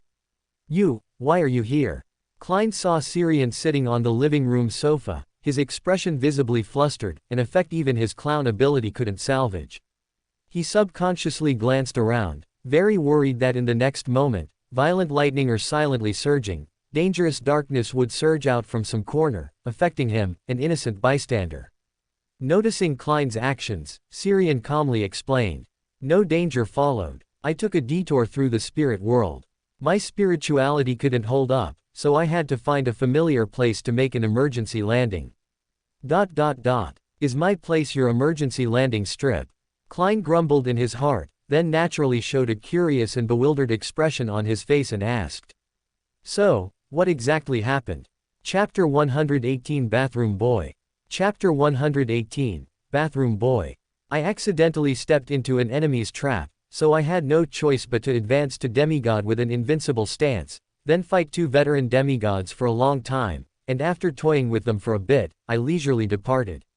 Before leaving, I erased all information and severed all causality. No matter how powerful the forces behind those 2 veteran demigods were, they wouldn't be able to track me. Klein. Winking face. If I hadn't just been watching from above the gray fog, I would truly think you were telling me a joke. Hee hee. Klein let out 2 dry laughs, tugged at the corner of his mouth, and put on an expression that said, "You're really good at joking." After a brief silence, he changed the subject. I haven't tidied up the previous room yet. If you can't find a chance to leave, you can stay there for a night. Syrian waved his hand. No need. I'll meditate to recover my spirituality, then leave directly from the mirror world. Klein. I've really become your emergency landing pad. After complaining inwardly, he nodded expressionlessly. As you wish. Syrian nodded lightly, then reminded him. Oh, by the way, you'd best not have any strange dreams tonight. With such a commotion outside just now, the Beyonders of the Night Church will most likely enter dreams to investigate, and incidentally, modify some perceptions through dreams to reduce the impact of the incident. Oh, also, I seem to often see you coming out of the bathroom. Do you need me to recommend a skilled apothecary for you? No need. You can meditate now. Klein replied coldly, then walked stiffly towards the stairwell. My kidneys are fine. The only reason I frequently enter the bathroom is because of you guys praying everywhere, all the time. Thinking about the issue of responding to prayers, he recalled his time at the Evernight Goddess's church, whether it was the church's Beyonders or ordinary devout believers, although they prayed every day, they almost never received a response from the goddess. It seems I'm still too dedicated. Should I also reduce the frequency of responding to prayers in the future? Forget it, the goddess has a huge organization, but I only have these 4 people above the gray fog. There's no need to reduce the frequency of responses, and they usually only seek me out when they genuinely have something important. As thoughts flickered, the ethereal, layered sounds of prayer echoed in his ears again. He subconsciously turned his head to look at Syrian, and only withdrew his gaze when he saw him quietly meditating with his eyes closed on the sofa. Good thing there's also a bathroom upstairs. Wait, why do I always have to go to the bathroom to respond to prayers? After a moment of self-contemplation, Klein quickly walked upstairs, then reflexively entered the bathroom, took 4 steps counterclockwise, and entered above the gray fog. He extended his spirituality to touch the constantly expanding and contracting crimson star, then saw and heard the hanged man Alger praying in a dimly lit room. Respected Mr. Fool, please help me inform Mr. Fate that I have already raised the funds and can trade that wind blessed Beander characteristic at any time. He raised £4,000 so quickly, Mr. Hanged Man seems quite wealthy. He mumbled softly, then clipped this prayer scene and threw it towards the crimson star representing Syrian. In the room at 15 Minsk Street, Syrian, who was meditating with his eyes closed on the sofa, suddenly saw a thick gray fog spread before his eyes. Deep within the gray fog, a crimson light condensed into a somewhat blurry prayer scene, and then he heard Mr. Hanged Man's voice. Respected Mr. Fool, please help me inform Mr. Fate that I have already raised the funds and can trade that wind-blessed Beander characteristic at any time. The scene of the hanged man Alger praying to the fool quickly disappeared. Syrian looked at the blurry figure deep within the gray fog, lowered his gaze slightly, and said, Mr. Fool, please inform Mr. Hanged Man that the transaction will take place at this time tomorrow. As soon as he finished speaking, the gray fog before his eyes receded like a tide, leaving only Syrian, whose meditation had been interrupted. After a moment of silence, he opened his eyes, stood up from the sofa, walked quickly to the bay window, and placed his hand on the window glass. A quiet blue glow emanated from his palm, suddenly forming a quiet blue, insubstantial, blurry door like a curtain of water. He took a step forward, and his figure silently passed through the quiet blue door, entering the mirror world behind the glass. On the second floor, in the bathroom, Klein, who had just left above the gray fog and was washing his face with cold water at the sink, suddenly froze and took half a step back. Directly opposite him, the mirror embedded in the wall suddenly deepened, then reflected Syrian's magnified face. "You." Klein opened his mouth to curse, but his good upbringing prevented him from saying the rest of the words. In the mirror, Syrian's face receded a distance, revealing his complete upper body. He smiled and waved at Klein outside the mirror. "I've come to say goodbye. Good night, and I wish you sweet dreams. Oh, by the way, if you don't want to find an apothecary, the priest at Harvest Church also knows a lot about pharmacology." Klein: "I don't need one."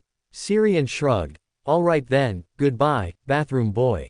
Get lost." Klein could no longer control his urge to swear. He watched with a dark face as Syrian's figure disappeared in the mirror.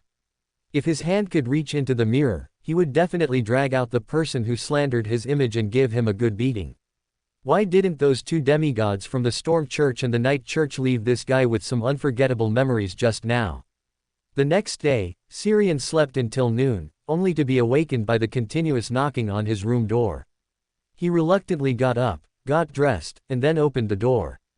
Haven, holding little Thomas, looked at him with a suspicious expression. "I highly suspect you secretly snuck out again last night." Syrian yawned and explained, "I just had a bit of insomnia because of the thunder last night."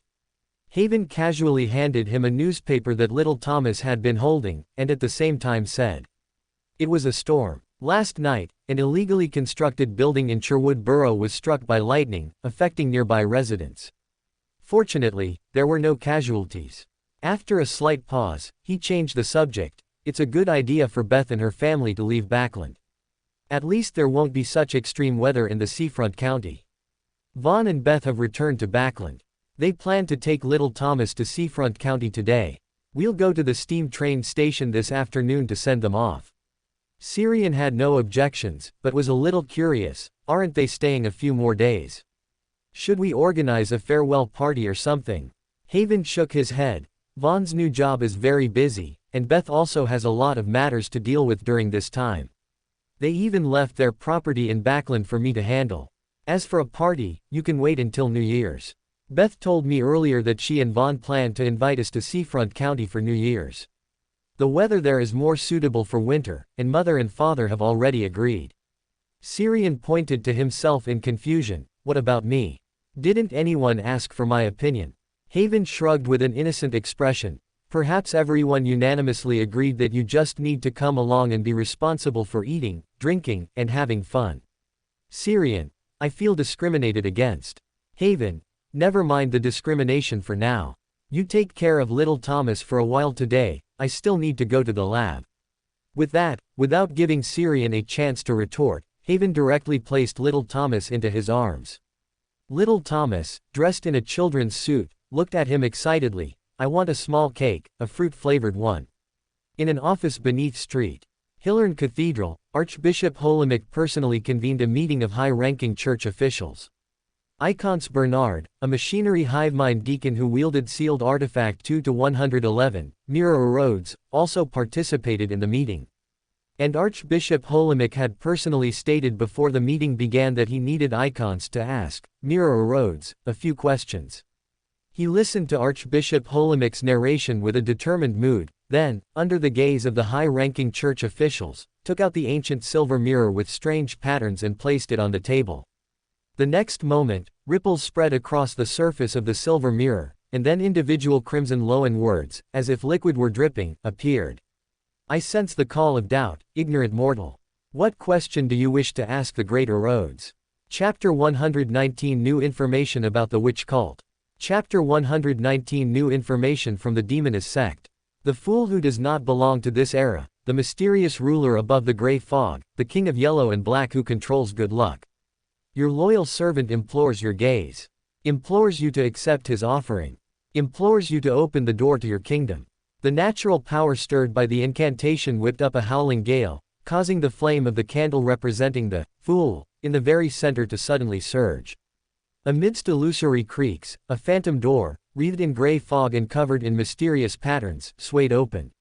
Then, a powerful suction force emanated from behind the door, drawing the azure, jelly-like substance placed on the floor in front of the ritual into it.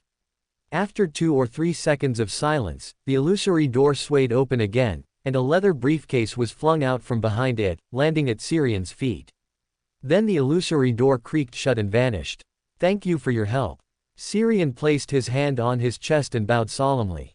He waited until all traces of the gray fog had completely disappeared before bending down to pick up the leather briefcase from the floor and opening it to inspect its contents. Inside were neatly stacked cash of various denominations, along with a small amount of gold coins. It seems Mr. Hanged Man has practically emptied his coffers to raise these funds.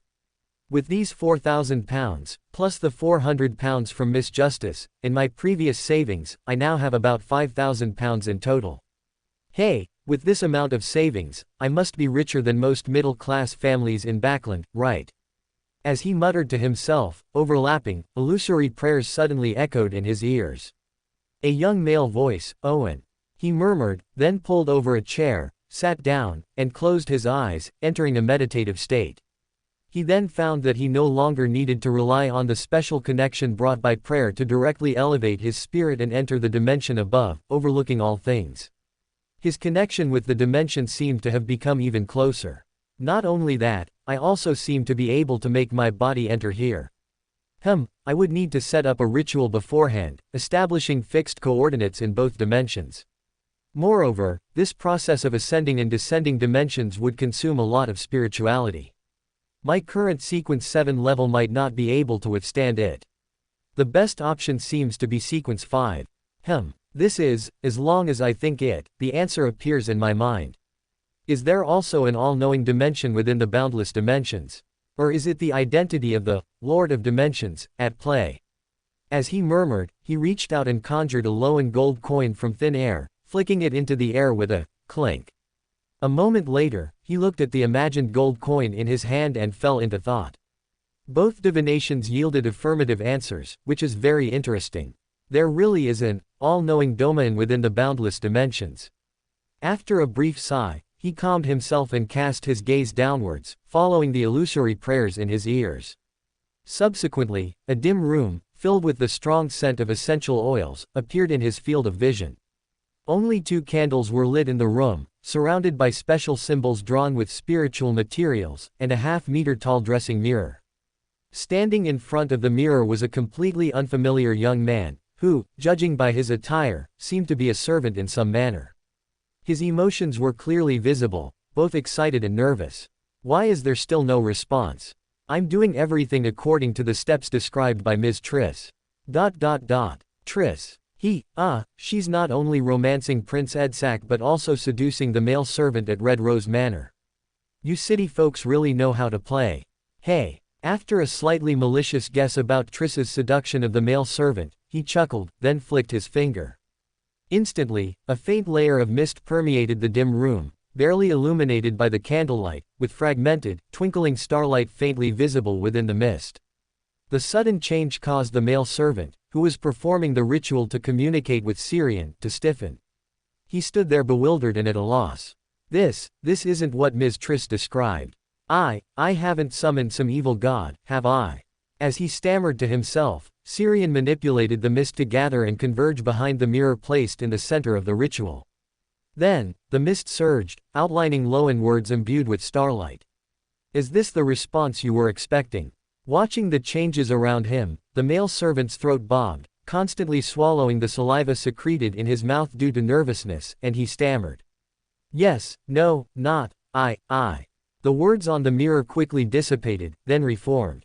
Don't be so nervous. Although, by the definition of mainstream societal views, I am indeed an evil god, that's because of the 7 gods' covenant and influence.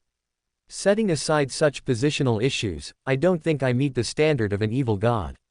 After all, no civilization, has been annihilated or corrupted because of my existence. Gulp. The male servant's legs trembled uncontrollably, he became even more nervous. Although this evil god seemed honest, it was still an evil god, an existence more terrifying than devils and monsters. He already regretted why he had impulsively agreed to Ms. Triss's request. He should have reported this matter to Prince Edsac, rather than concealing it, or even joining in.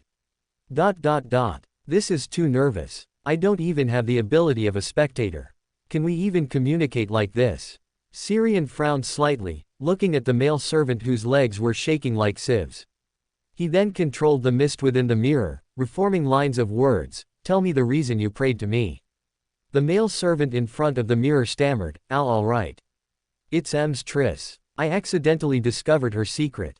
Out of goodwill, I agreed to help her keep the secret and provide some assistance. Seemingly feeling that he was being too verbose and fearing to incur the evil god's displeasure, he quickly sped up. Miss Triss asked me to relay a message to you. A new high-ranking demoness from the demoness sect has arrived in Backland. She calls herself the Demoness of Black, and is an ageless demoness. Also, she said she failed to get the attention of the devil behind the serial murders. Her attempt failed due to some coincidences. That's all. After speaking, he nervously stared at the mirror placed in the center of the ritual, praying in his heart that the evil god in the mirror would be satisfied with his answer. Under his nervous gaze, new words appeared on the mirror. Well done. What's your name? Male servant, Alan Gibson. Alan Gibson, I'll remember you. This short string of words remained on the mirror for 2 seconds, then dissipated completely along with the mist permeating the inside of the mirror. It wasn't until all visible mist in the room disappeared that Alan dared to make a faint, pitiful sound. No, Lord Evil God, please don't remember me. It's best if you forget me the next second. In the bedroom, Syrian, whose spirit had detached from the dimension above and returned to his body, frowned and stood up. The Demoness of Black has come to Backland. Is it for the cooperation between the demoness sect and the Lowen royal family, or to help the primordial demoness investigate the mirror world incident from before? The commotion I caused in the mirror world before was not small, and the demoness is a pathway skilled in divination. Moreover, that was a weak area for Adam's gaze on me, so it's not surprising that the primordial demoness caught a trace. As he murmured, he reached out and conjured a gold coin from the air, flicking it into the air with a clink. This was an imagined gold coin. From its appearance, it was indistinguishable from a real gold coin, but any Beander with strong spirituality would instantly be able to tell the difference upon holding it. Because on the spiritual level, it was empty and did not exist. Ever since absorbing and digesting the power from that blank scroll, he had gained some power of imagination, capable of materializing objects from paintings or books into reality. However, currently, this illusion did not possess the power of the original, it only had a simple interpretation of its appearance, personality, and abilities. This imaginative ability, like the trickmaster's tricks, had good ornamental value but little practical use. Because the power within that blank scroll leaned more towards dimensions, it was the key for the high-dimensional overseer to project power through the barrier.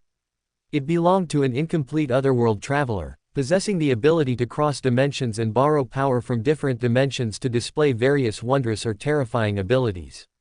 Syrian felt that a complete otherworld traveler should be at the demigod level, but due to the existence of the barrier, the power the high-dimensional overseer could smuggle in was limited, and this incomplete power was weakened to between sequence 6 and sequence 5.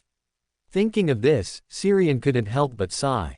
I gained power at sequence 6, close to sequence 5, yet the biggest improvement was surprisingly in spirituality and spiritual perception. The high-dimensional overseer pathway is very reliant on manipulation in combat, and also requires prior preparation. This is even more troublesome than an apprentice. Aside from that, the only commendable aspects are the means of escape and evasion. I can now use dimensional power to perform operations similar to teleportation, but it requires opening a door for assistance, and I can also directly enter other dimensions to evade attacks. As he muttered, he caught the gold coin, glanced at it, then tossed it up again. After several repeated attempts, he frowned and made the gold coin in his hand disappear. Divination failed. Did the primordial demoness interfere? Chapter 120 Attack.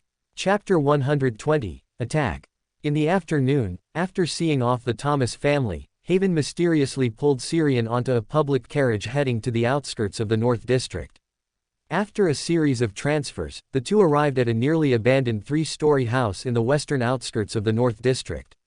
This place originally belonged to Backland Medical College, but now the school has moved to a better and more suitable location. Only a small number of teaching staff and students who couldn't graduate successfully are left, so it's already semi-abandoned. This is a Beander gathering that I went through a lot of trouble to find out about and get an invitation to. Haven, dressed in a white lab coat, a matching mask, and a surgical cap, completely in a doctor's work attire, lowered his voice and whispered the explanation into Syrian's ear. Syrian, dressed similarly, had a hint of helplessness flash in his eyes. He had already given up on the gathering called by the wise eye, old Mr. Today, only to be dragged into another wild Beander gathering. He didn't think that a Beander gathering Haven, a Sequence 9, could access would be of much use to him now. Of course, he didn't refuse Haven's invitation. He needed to assess whether this gathering of wild Beanders harbored any dangers before deciding whether to tell Haven to stay away from here. After all, most Beander gatherings active in Backland were backed by a Beander faction. If it was a righteous church or some lawful neutral power, that would be fine. But if it was an offshoot developed by dangerous organizations like the Aurora Order or the Rose School of Thought, there would likely be hidden dangers.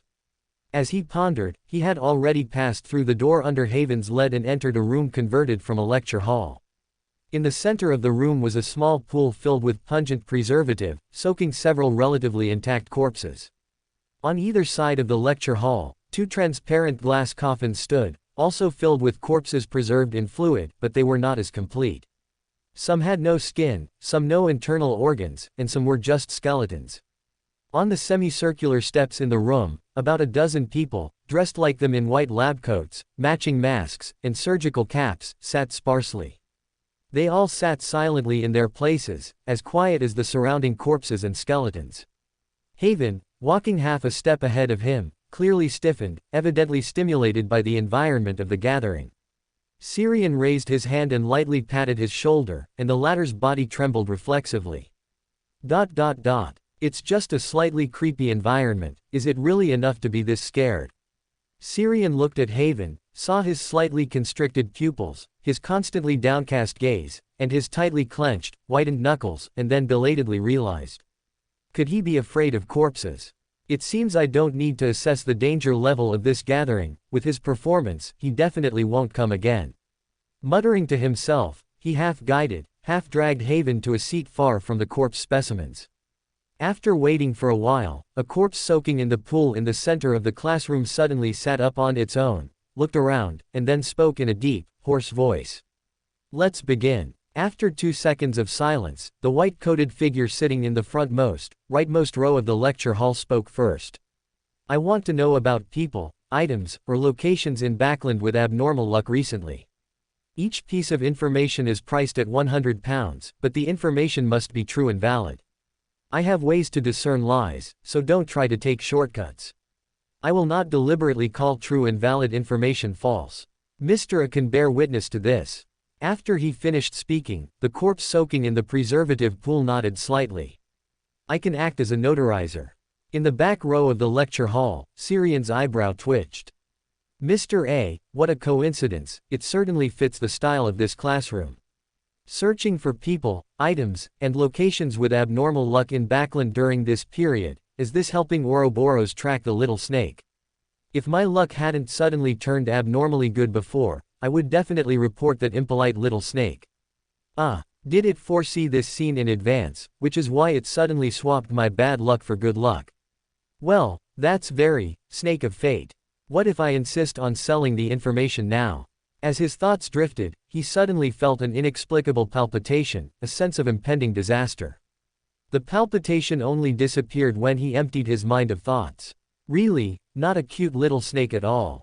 After sighing, he stopped thinking about the matter and refocused his attention on the contents of the gathering.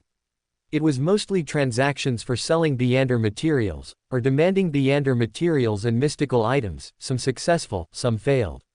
Because not many people attended the gathering, it was soon Haven's turn to speak, but he hadn't yet adjusted his emotions and simply skipped his turn. Then it was Syrian's turn. He looked around and then carefully stated his request. I want clues about Asman and ancient wraiths, or Beyonder materials from them. The Aurora Order did cultivate some apprentices, so they would most likely have clues about these two Beyonder creatures or the corresponding materials. He just didn't know if they would be willing to sell them. Moreover, people from the Aurora Order could also infer from his request that he was an astrologer seeking promotion, which might bring danger to himself. If it were before, he wouldn't do something so risky, but now, having fully mastered the incomplete otherworld traveler power from the blank canvas, he felt he had some confidence to take risks.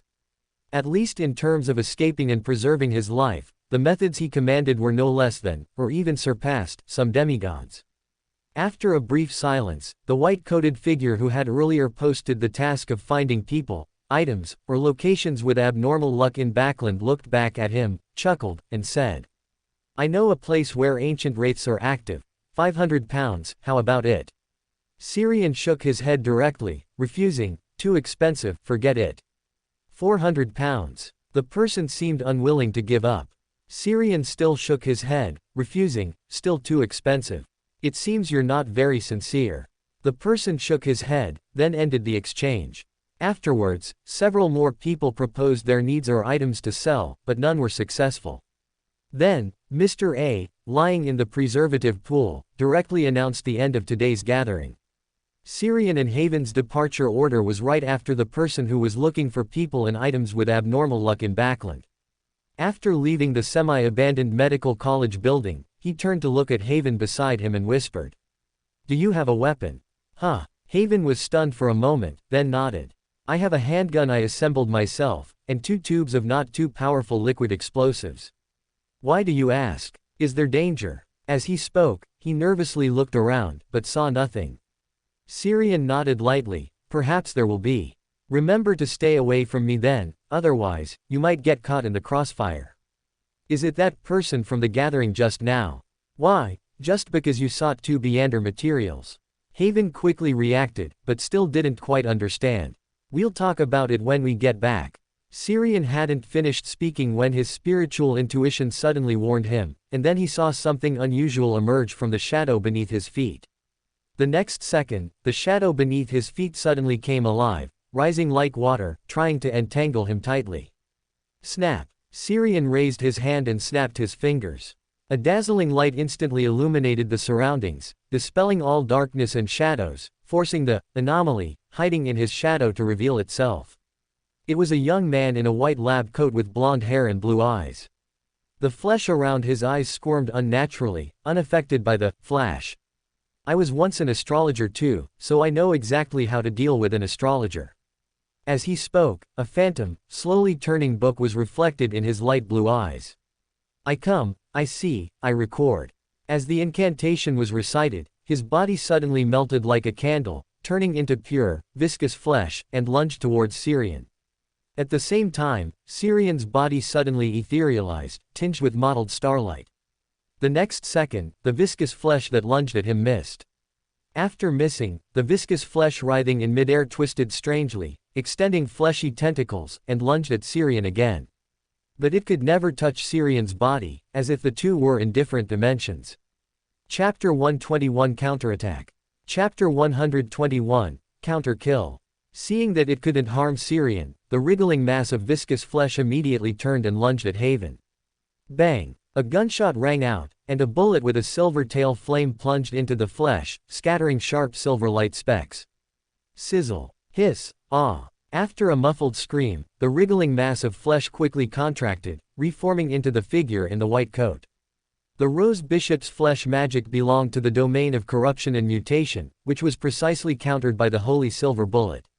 Stay back. After instructing Haven, he pulled the trigger again at the figure on the ground who had regained human form.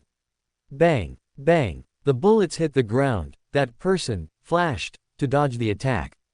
The next second, his figure suddenly appeared behind Syrian, and the illusory book in his eyes floated again.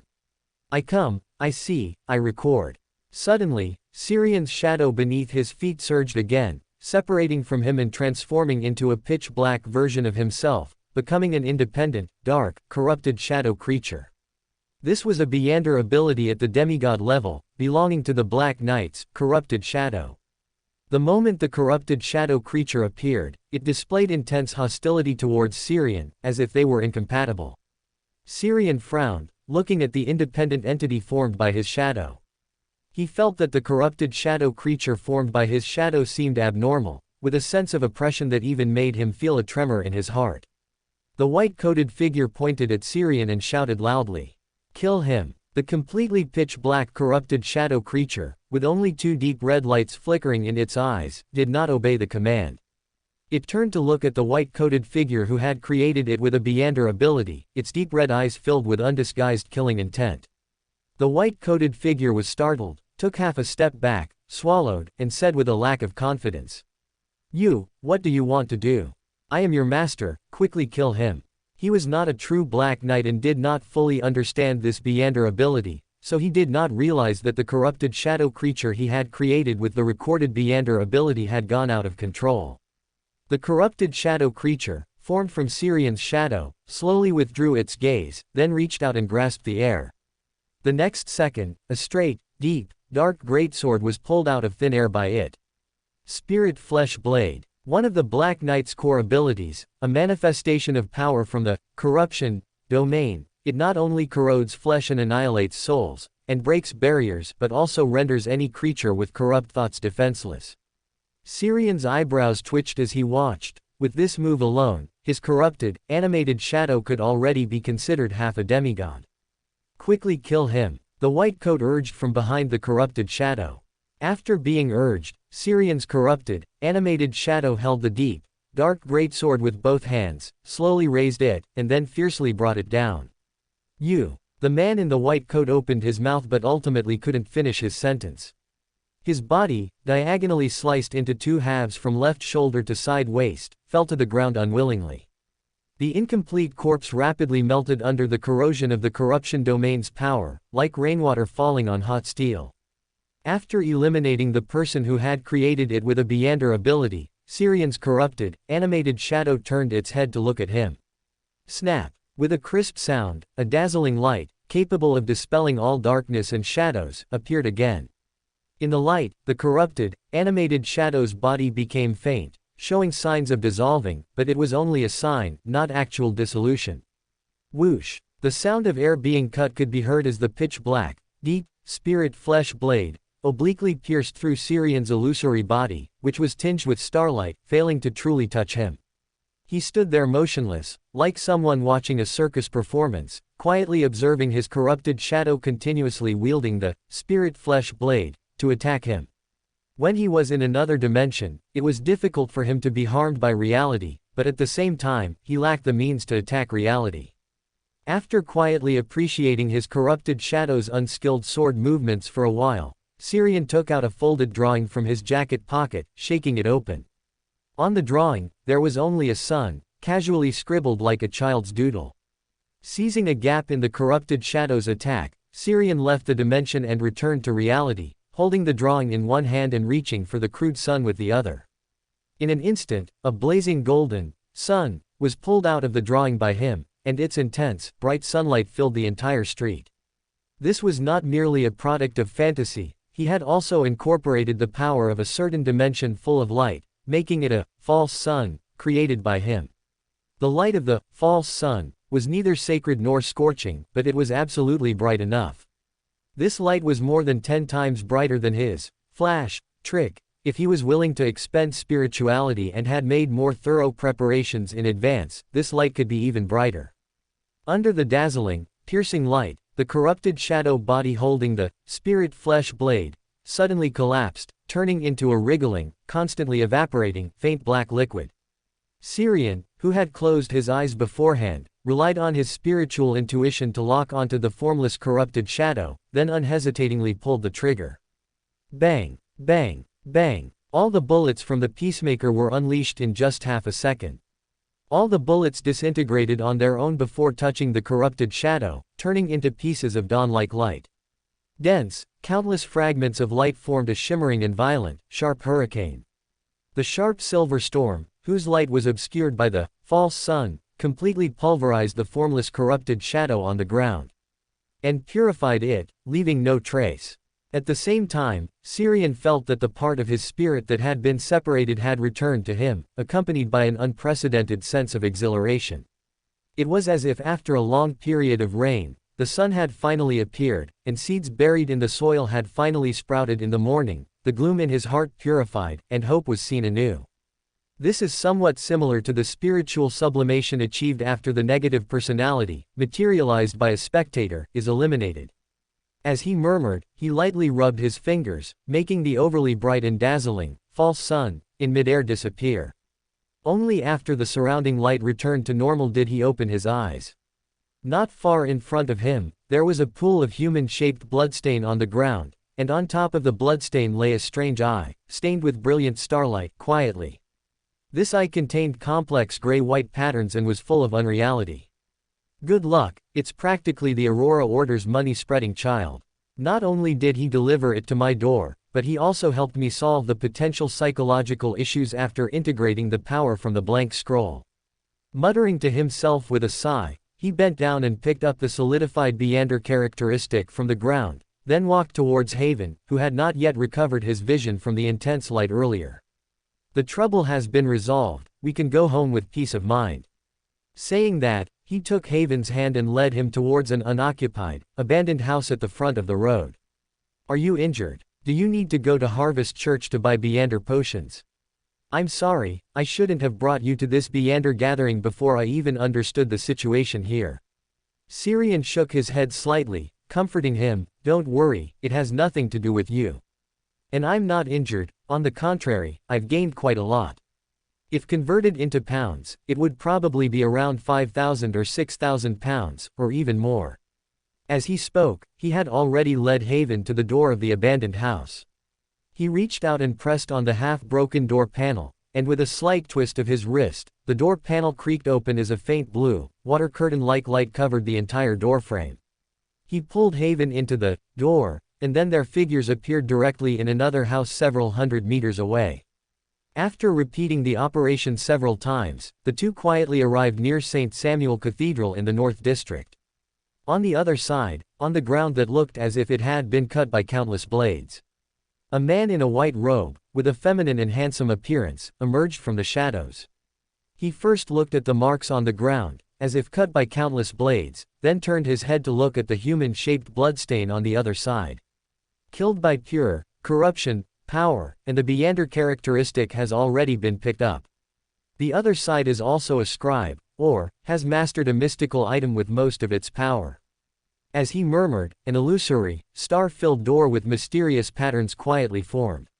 Then, a man in a mysterious black robe, with slightly curly, stiff brown hair and deep eyes, emerged from behind the door. He looked at the handsome man who had arrived before him, frowned, and then asked, "How did Isaacs die?" Chapter 122 Klein's Request. Chapter 122 Klein's Request. He discovered someone at the gathering who was looking for scribe materials.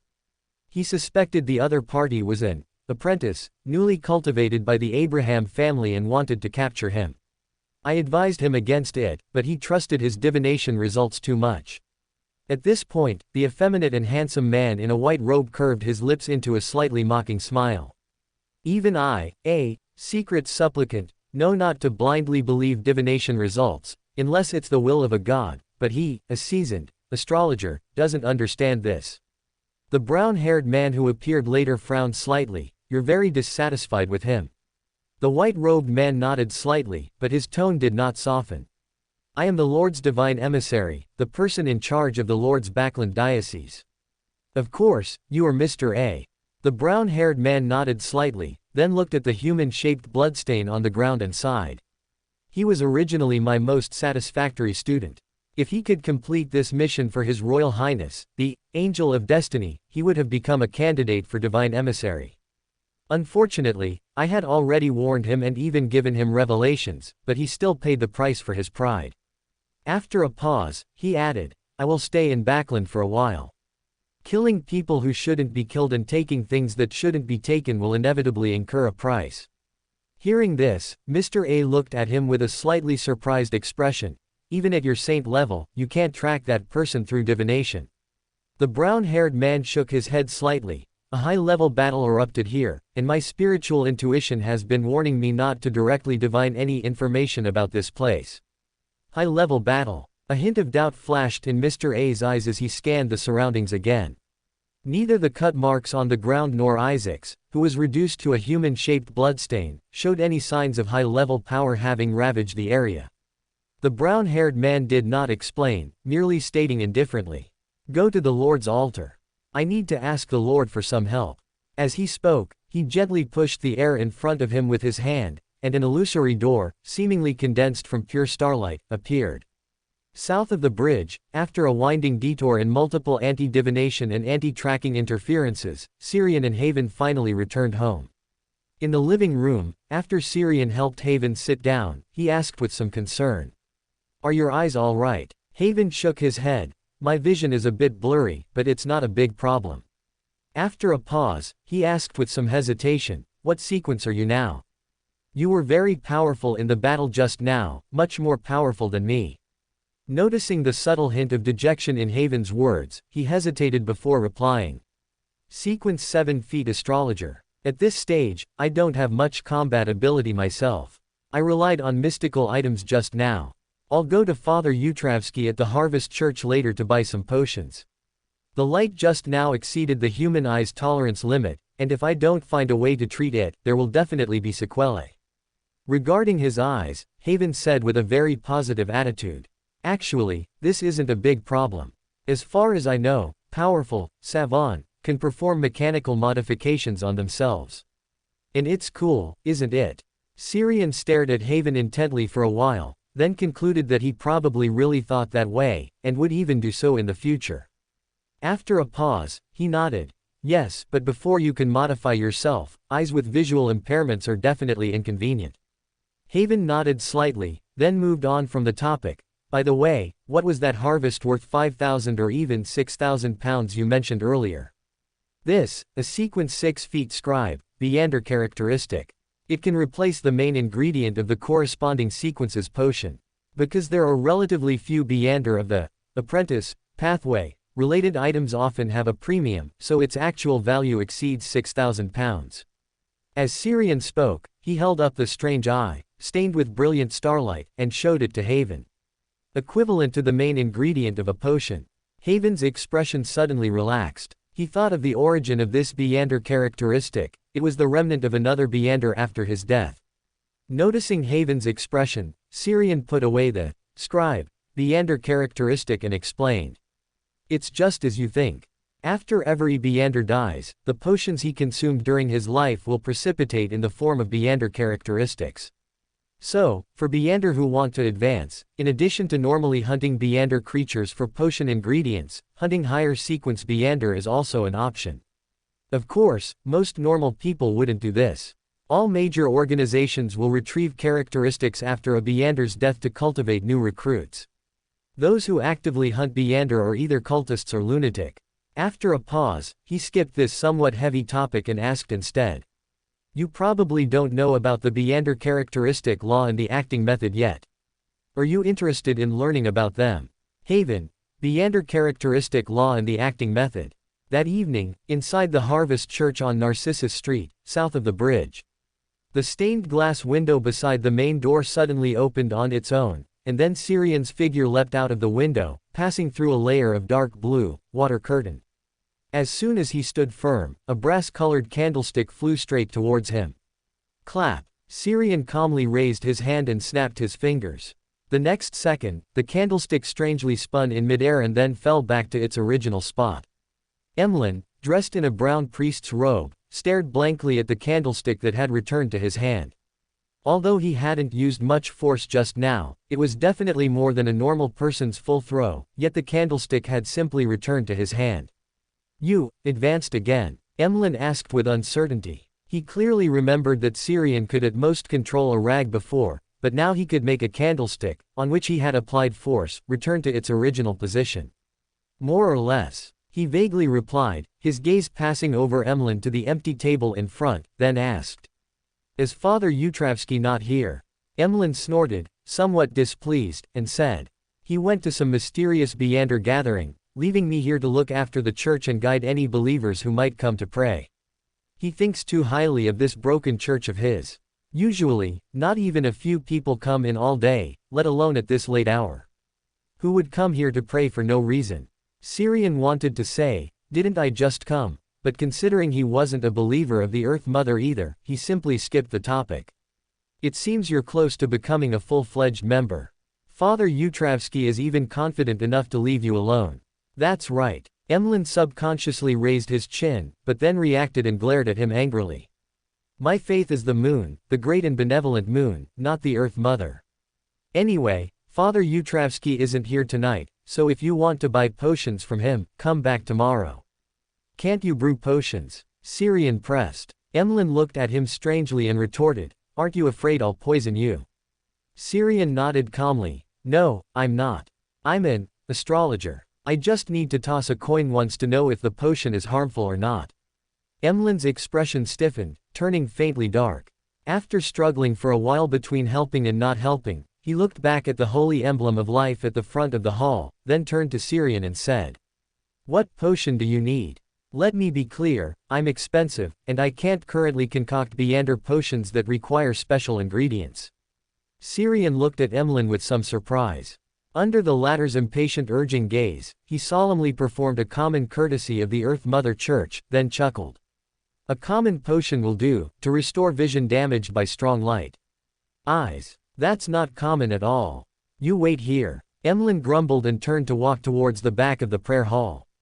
While waiting for Emlyn to concoct the potion, a dense gray fog suddenly surged before his eyes. Then he saw Sherlock Moriarty silently praying in his room. Respected Mr. Fool, please tell Mr. Destiny that I wish to meet him. Meet me, why? Syrian was puzzled for a moment, then gently nodded to the figure deep within the gray fog. I understand. I will go to him within an hour. After he replied, the gray fog before his eyes did not recede immediately as usual. He could even feel that the fool, sitting high in the depths of the gray fog, was observing him. Both sides remained silent for 2 seconds. Just as Syrian was about to suspect if Klein was divining him from above the gray fog before his eyes suddenly changed, and a third-person perspective appeared in his mind. Black shadows, like a curtain, surged from the unknown depths of darkness, and crimson eyes hidden behind the curtain, as well as boundless, surging gray fog. After a brief standoff, everything returned to calm. The scene in his mind disappeared, and then the fool, still seated high in the depths of the gray fog, seemingly unchanged from before, said leisurely, it's all right now. The true Creator just cast his gaze upon you. Do not contact anyone from the Aurora Order recently. Chapter 123 Helping Others. Chapter 123, Happy to Help. Above the gray fog, in the ancient and magnificent palace, Klein, who was seated at the head of the mottled long table, let out a long sigh after disconnecting the prayer light spots, slumping back in his high-backed chair. Beneath the gray-white mist, the flesh of his exposed hands, head, and neck seemed like living worms, constantly wriggling and turning. It took about half a minute for the wriggling flesh on his body to calm down again, and his body returned to normal. Phew, thankfully I'm above the gray fog. If this were in reality, I would probably have lost control and gone mad directly. But if I wasn't above the gray fog, I wouldn't normally be able to see the gaze cast by the true Creator on Syrian. Is this the true oppressive feeling of facing the true Creator directly? It's much stronger than the harm I suffered when I saw him through divination before. If I hadn't experienced it many times and adapted, I probably would have been seen as Mr. Fool exploding above the gray fog.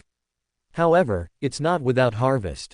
Klein raised a hand and gently rubbed his forehead, recalling with a bitter smile the mystical knowledge he had gained after meeting the true Creator's gaze. Sequence 9, Secret Supplicant. Sequence 8, Listener. Sequence 7, Shadow Ascetic. Sequence 6, Rose Bishop. Sequence 5, Shepherd Main Ingredients, Crystal of a Bloody Scarecrow, Brain of a Herd Guardian. Supplementary Ingredients, 80 milliliters of Herd Guardian's blood, 7 stalks of a Bloody Scarecrow, a whip that has whipped at least 100 people, 10 grams of Marigold Bomb. Advancement Ritual, find a way to extract your soul from your body, and in this state, influence your body to consume the potion, finally completing the return. Sequence 4, Black Knight main ingredients: remnant curtain of a Shadow Knight, flesh condensate of Grigor, flesh giant. Supplementary ingredients: shadow trace of Grigor, black liquid of a Shadow Knight, 1 drop of blood from each ritual subject, 10 drops of lemon balm essential oil. Advancement ritual: without using violence, induce the fall of over 10,000 people. Sequence 3, Trinity Templar main ingredients: head of the Lord of the Herds, heart of the leader of Grigor, complete sequence 9 to sequence 4 potion formulas, and part of the sequence 3 formula. The gains from looking into the eyes of an evil god are truly great. It makes me want to look at the true creator again, too bad he definitely won't cooperate. This is the most complete Meander pathway I currently possess. If only it wasn't a pathway controlled by the true creator, it would be perfect for selling or for cultivating my own subordinates. Unfortunately, with the true creator's existence, this pathway will automatically turn a person into a lunatic at sequence 8. Even if they appear normal most of the time, they are definitely a hidden lunatic. After muttering to himself for a while, feeling that he had recovered enough, he left above the gray fog. More than 10 minutes later, Klein, who was debating whether to make himself a cup of coffee or black tea, suddenly had a premonition and turned his head. A layer of faint blue light suddenly covered the bay window next to the dining room, and then, Syrian leapt out from behind it. After a moment of silence, Klein said, "If you had chosen to knock, I would have opened the door." "Have you ever seen an apprentice who politely knocks?" Syrian retorted. "Klein, I haven't seen any apprentice other than you, but from you, I can probably infer their style and personality." After a slight pause, he changed the subject. "I want to borrow some mystical items from you.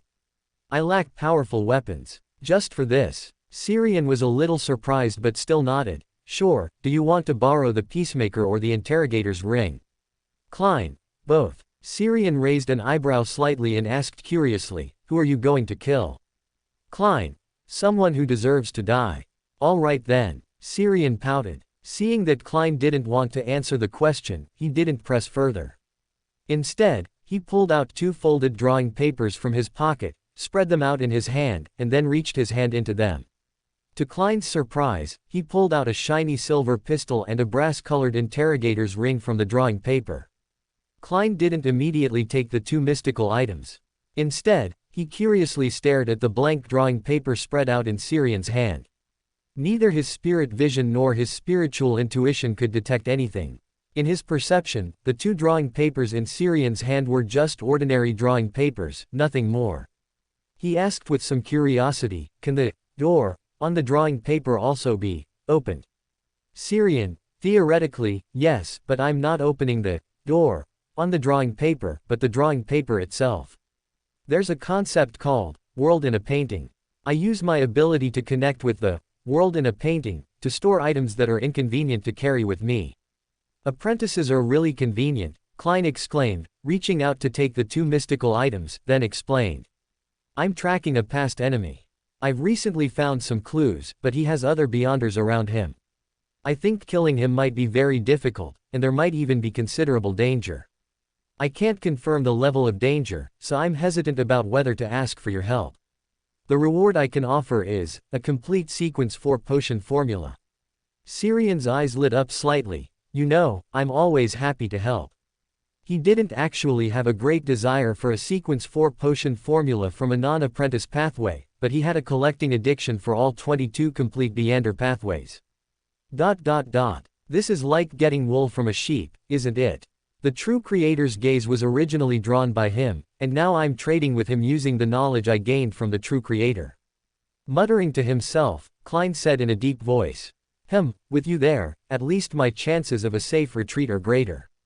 The sequence 4 potion formula I possess is called Black Knight, and its advancement ritual is to induce the fall of over 10,000 people without using violence."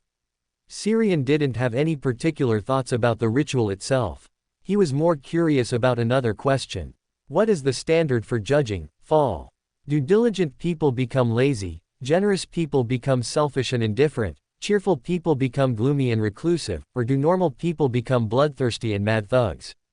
After a brief silence, Klein shook his head. "I don't know." After a pause, he skipped the topic. "Tomorrow afternoon at 4 p.m., meet outside the Dockworkers' Union." Nodding, Syrian bid farewell and left directly. On the way back, he asked somewhat curiously, "So, what exactly is the standard for judging fall?" The next second, Adam's gentle voice echoed in his mind. Broadly speaking, fall is the process by which an individual's thoughts or actions gradually deviate from a positive trajectory, falling into a sustained negative state. This encompasses three states: moral degradation, spiritual languor, and behavioral deviance. The Black Knight's ritual requires fall after entering the third state. The higher the sequence of the fallen, the more concentrated the conversion point from normal to fall is in time, and the better the ritual effect. Syrian was slightly surprised. He had only asked casually, not expecting Adam to actually be listening and even provide an answer. "Most of the time, I can hear you when you ask me a question." Adam's voice echoed in his mind. Syrian was silent for 2 seconds, then brought the topic back.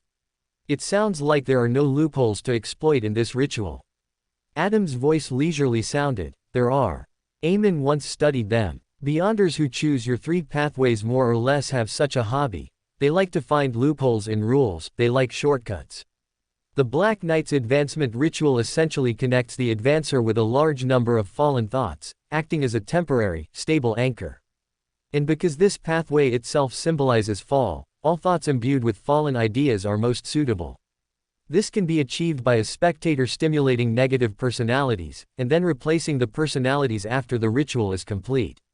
It can also be achieved by a marauder of Amon's level stealing thoughts, deceiving hearts, and deceiving rules. This sounds like something you and Amon researched together. As the thought just surfaced in his mind, Adam's voice rang out again, "Yes." At that time, as the only Orthodox church, such an evil ritual did not fit the image and was not conducive to stability, so naturally, ways had to be found to circumvent it. Chapter 124: A thrilling encounter. Chapter 124: A heart-stopping encounter. At that time, was it good, or was it bad? As thoughts drifted, Adam's gentle voice echoed. From the perspective of society and civilization, the later the time, the better. Only time can propel the progress of society and civilization. But from a broader perspective, the third epoch should be the best period. At that time, the initial barriers left behind were still very complete, the influence of the outer deity from the cosmos on this world was very limited, the chaotic era of the ancient gods had already receded, the apocalypse was still very distant, and everything was flourishing. As Adam described, Syrian saw a series of mural-like scenes. Giant light and shadow that seemed to support heaven and earth, surrounding him, angels with layers of light wings on their backs, magnificent ancient cities, and giant dragons bound by willow chains unable to fly into the sky, giants tied between mountains by chains. These are some images from my memory. If you want to know more specific details, you can call my name at any time, and I will show you the corresponding memories. In exchange, I need you to regularly give me a portion of the paintings you create. Syrian nodded slightly. No problem, but the things in the paintings I create are only simple interpretations of their appearance, personality, and abilities. Adam's voice rang out again. I am only researching. In addition, the authority of fantasy can imbue false fantasies with substantial power. It can be like this. Syrian raised an eyebrow slightly. He seemed to have found a way to mass-produce high-level talismans. As soon as his thoughts stirred, Adam gave an answer. These two abilities are themselves subordinates of the authority of creation, and are among the authorities that can be mutually compatible and extended. Syrian nodded with a slight tremor, then decisively skipped this topic. Did you suddenly appear because of my abnormal luck before? Adam. Yes, that little snake's interference with this fate is very obvious. Not only me, but the true creator should have noticed it too. He is very good at hiding. Ouroboros won't be able to find him for a while, but the situation will change once the true creator notices him. Perhaps it won't be long before he asks you for help. After all, you are the source of the change in fate. Me. Syrian was a little confused, but Adam did not reply. Just as he had suddenly appeared, he now suddenly left. Without Adam to chat with, Syrian immediately sped up. After repeatedly opening the door, he quickly returned to his home in south of the bridge. Haven, who was applying a wet towel to his eyes, tilted his head slightly and asked. You were gone for a while. Did something happen again? Syrian. Father Yutravsky went out tonight. Out at night. Haven's expression was a little strange, as if he had instantly thought of many things. After a pause, he said comfortingly, "It's all right, we'll go find him together tomorrow." Realizing that Haven had misunderstood, Syrian quickly explained. "It's just that Father Yutravsky went out. There are still other apothecaries in the Harvest Church, and they are true apothecaries." True apothecaries, beyonders. Haven was a little surprised. If it was a sequence name, then this name was a bit too close to daily life. Syrian nodded and said, "Yes, sequence 9 feet apothecary. The one in the Harvest Church is even a natural sequence 7 of this pathway." Haven's tone was a little strange. A natural sequence 7. Could it be that one of his parents is a high-ranking member of the Earth Mother Church? In the afternoon, he had already learned most of the mysticism knowledge from Syrian, so he immediately thought of how powerful Beyonders could freely choose how many characteristics their descendants inherited, although this was somewhat different from the situation of the Sanguine. The next day, 4 in the afternoon, Syrian arrived early behind the mirror at the Workers' Association in the Docks District, then immediately moved further away. He sensed the aura of the true creator in that building. From the intensity of the aura, it was not something that simple gatherings of believers and prayers could bring about. After tossing a coin twice to divine, he remembered that this was where Lantheus was hiding. As the physiological father of the evil god's child, he had already formed a connection with the true creator, the mystical father of the evil god's child, and had become a backup vessel for divine descent. Why do I keep running into the Aurora Order and the true creator recently? Did I use up all my good luck before, and now I'm at a low point of luck, where the more I don't want to encounter something, the more likely I am to encounter it? As he muttered to himself, he saw Klein, dressed in a brown-yellow jacket, a thick sweater underneath, wearing a pair of gold-rimmed glasses, and a simple soft hat on his head, looking like a common reporter, getting off the public carriage.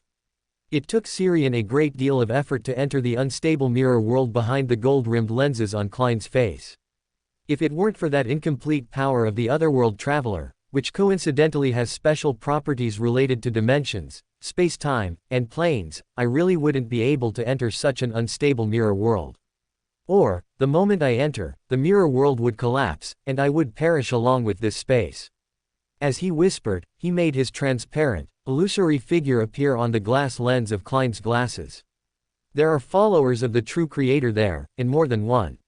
Klein was visibly startled when he saw the transparent figure suddenly appear before his eyes, almost throwing off the gold-rimmed glasses that had cost him 5 souls and 3 pence.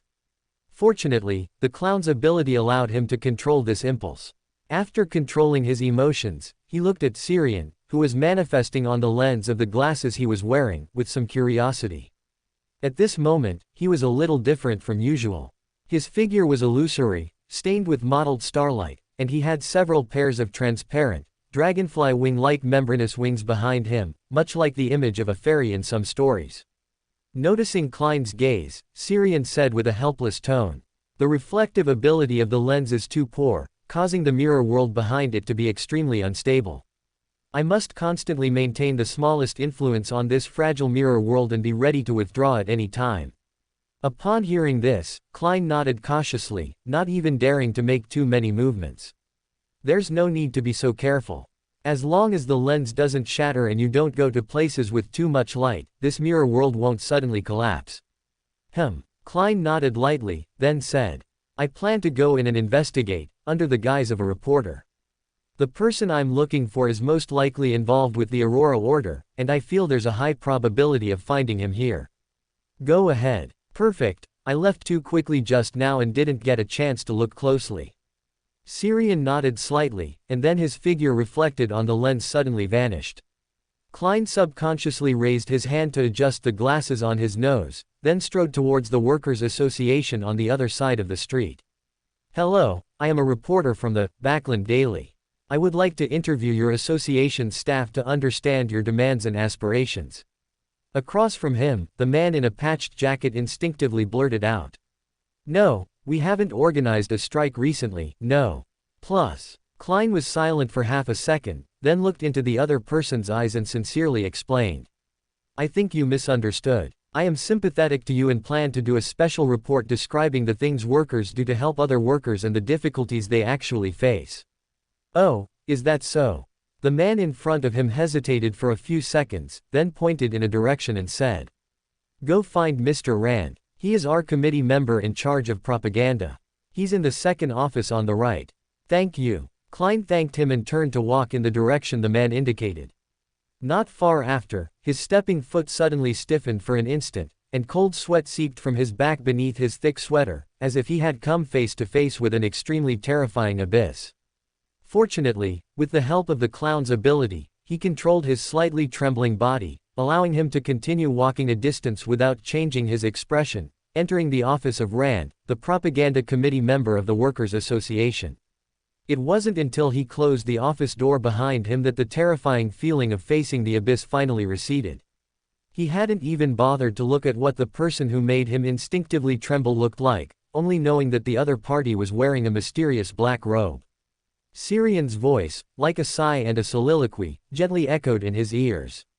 "Mystic Saint Buddhas, why is he here? At this time, he shouldn't be appearing in Backland." Chapter 125 Report to the Church. One more chapter. Chapter 125 Reporting to the Church. Extra chapter. Mystic Saint. The person who gave me a terrifying feeling just now, and also had a very strong true creator aura. Who are you? Klein's floating thoughts were interrupted by the question. He came back to his senses and nodded politely to the middle-aged man behind the desk. "Mr. Rand, is that you? I'm Stanson, a reporter from the Backland Daily. This is my press card. I'd like to do a report centered on the Workers' Association to help you gain more attention." Klein's tone was so sincere that he almost believed he was a reporter himself. The middle-aged man behind the desk showed clear hesitation. "I am Rand. To be honest, I find it hard to believe that you reporters would come to actively help us. To be honest, I don't believe it myself." Klein added silently in his heart. He really wanted to take the man's words as an excuse to leave, but he was afraid that doing so might attract the attention of the terrifying mystic saint. Moreover, his goal of finding Lanthius had not yet been achieved. After less than 2 seconds of hesitation, he made a difficult decision. He paused, then said with a reminiscent and slightly sorrowful expression, "I was born in the East Borough, and I know clearly how miserable the lives of workers are. If you don't trust my intentions, you can follow me at all times and supervise every question I ask.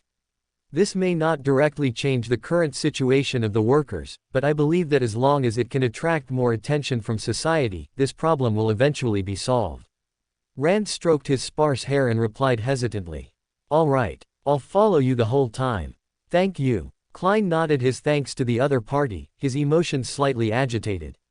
Afterward, led by Rand, he entered one office after another, coming into contact with most of the staff here under the guise of an interview. On the second floor, at the stairwell, Klein, who was about to follow Rand through the door, suddenly stiffened. He had encountered the person who made his body and spirit instinctively tremble again. He looked about 30 years old, clad in a mysterious black robe, with slightly curly, stiff brown hair and deep eyes. Beside him, there was an even more familiar figure. Although his attire was completely different from the person in Klein's memory, his astrologer's spiritual intuition still made him feel familiar. It was him, it was Lanthius. Klein's body trembled slightly. To avoid showing any flaws in front of the terrifying mystic saint, he used all his strength to control his body and expression, but his face was still pale, his body slightly shaking, and cold sweat seeped out. Taking a deep breath, he covered his stomach with his hand and asked Rand with a pale face, "Excuse me, I seem to have eaten something bad before I came. Please, where is the washroom?" Rand and the people in the office did not suspect anything, because Klein at that moment truly looked like someone about to have diarrhea but was trying hard to hold it in. Rand walked to the door and pointed him in a direction. "Turn left, go to the end, and you'll see the sign." "Thank you." After a quiet thank you, Klein quickly made his way to the washroom. It wasn't until he sat on the toilet and locked the wooden door that he finally let out a sigh of relief. "Can you take me directly out of here?" Syrian appeared on the gold-rimmed glasses on his nose, saying in a serious tone. "No. The true creator's aura, plus the identity of a Sequence 4 demigod on the apprentice pathway, that person earlier should be the Aurora Order's mystic saint. Among the same pathway, high sequences have absolute suppression over low sequences. All my methods are restrained by him. What's more troublesome is that he is also an astrologer, a demigod-level astrologer. His spiritual intuition is so strong that if you show even a hint of malice in your heart when facing him, it might be detected.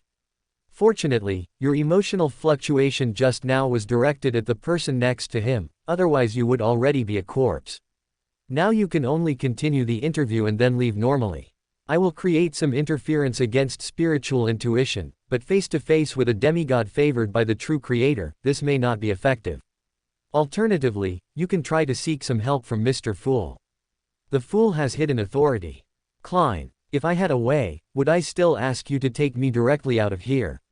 He grumbled inwardly, then shook his head slightly, saying, no, this is my own business. It hasn't reached that point yet. All right then. Syrian in the lens shrugged, then reached out and dragged something in the void, conjuring a shimmering crystal ball out of thin air. The crystal ball shattered with a crack, turning into sparkling starlight that melted into the void. Then his figure faded, disappearing from Klein's glasses. A pale, illusory, and extremely unstable mirror world, like frosted glass. Syrian's body, stained with mottled starlight, floated in midair, a pair of transparent, wing-like membranes gently flapping behind him, as if integrated with this mirror world. This was an experience he gained from his previous integration into space, as a wanderer, which could minimize his influence on the environment and the environment's influence on him. He held an imagined gold coin in his hand, but he hesitated to toss it. He was worried that his divination would trigger the spiritual intuition of the mystic Saint Buddhist, thereby making the other party alert or even discover some abnormal behavior from Klein. I always feel like the mystic saint is after me, but why? I shouldn't have. His floating thoughts suddenly paused. He remembered the scribe who delivered goods yesterday. Is the mystic saint investigating the death of that scribe yesterday?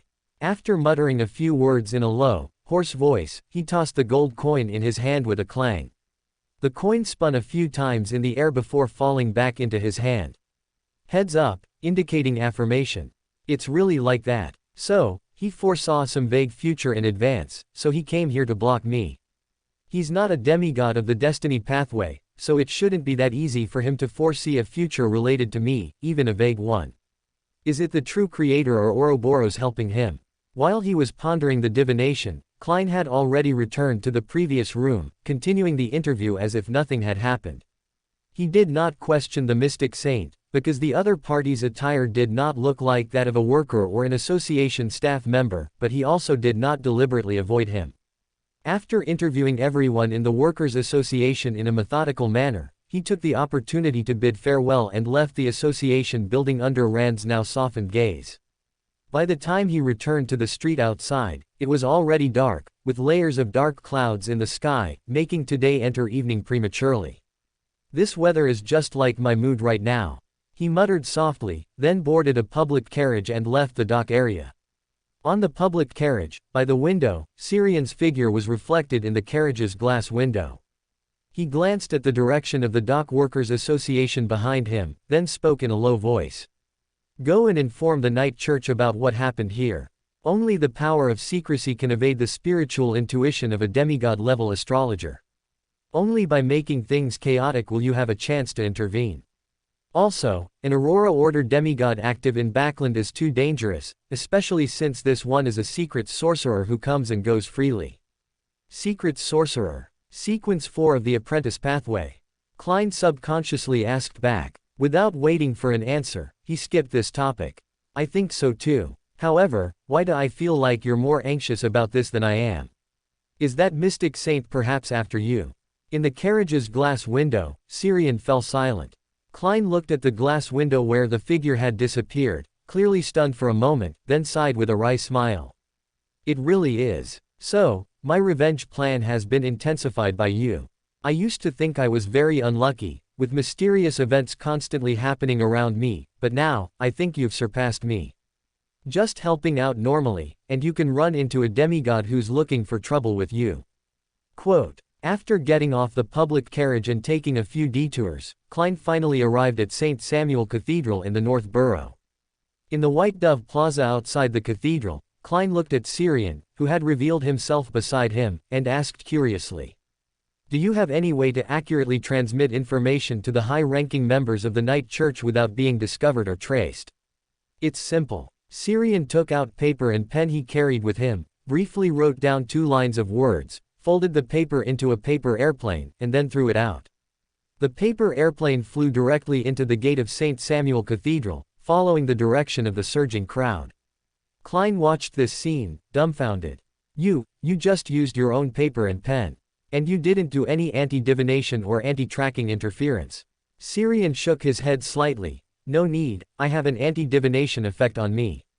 Unless they seek help from the Evernight goddess, but in that case, no matter how detailed my interference, it wouldn't have any effect."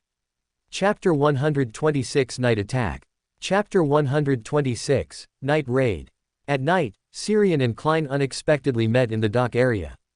"Klein, why are you here?" Syrian, "Like you, I'm curious. I came to watch the excitement."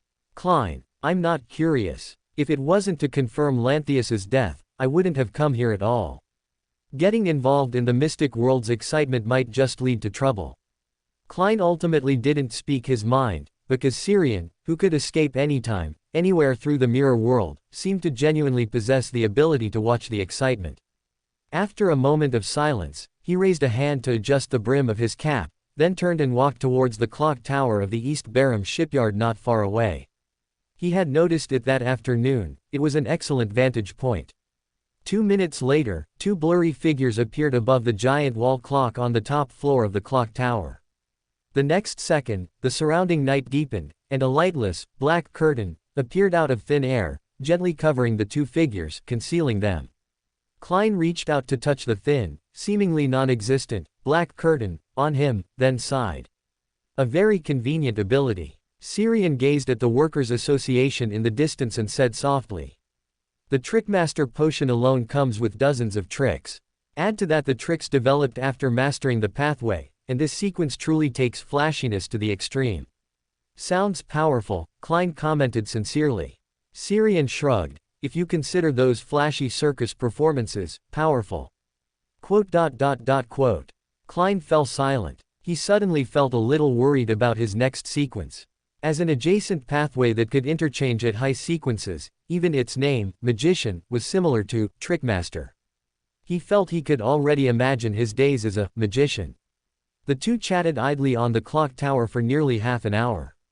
Klein leaned against the wall, looking at the crimson moon, whose faint moonlight spilled from behind thick clouds, and murmured, "It's a good thing it's not summer, otherwise we'd be providing extra meals for the mosquitoes around here.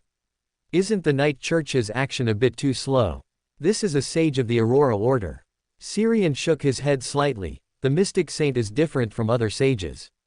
He is a demigod of the apprentice pathway, free to come and go, and also possesses the ability of secrecy.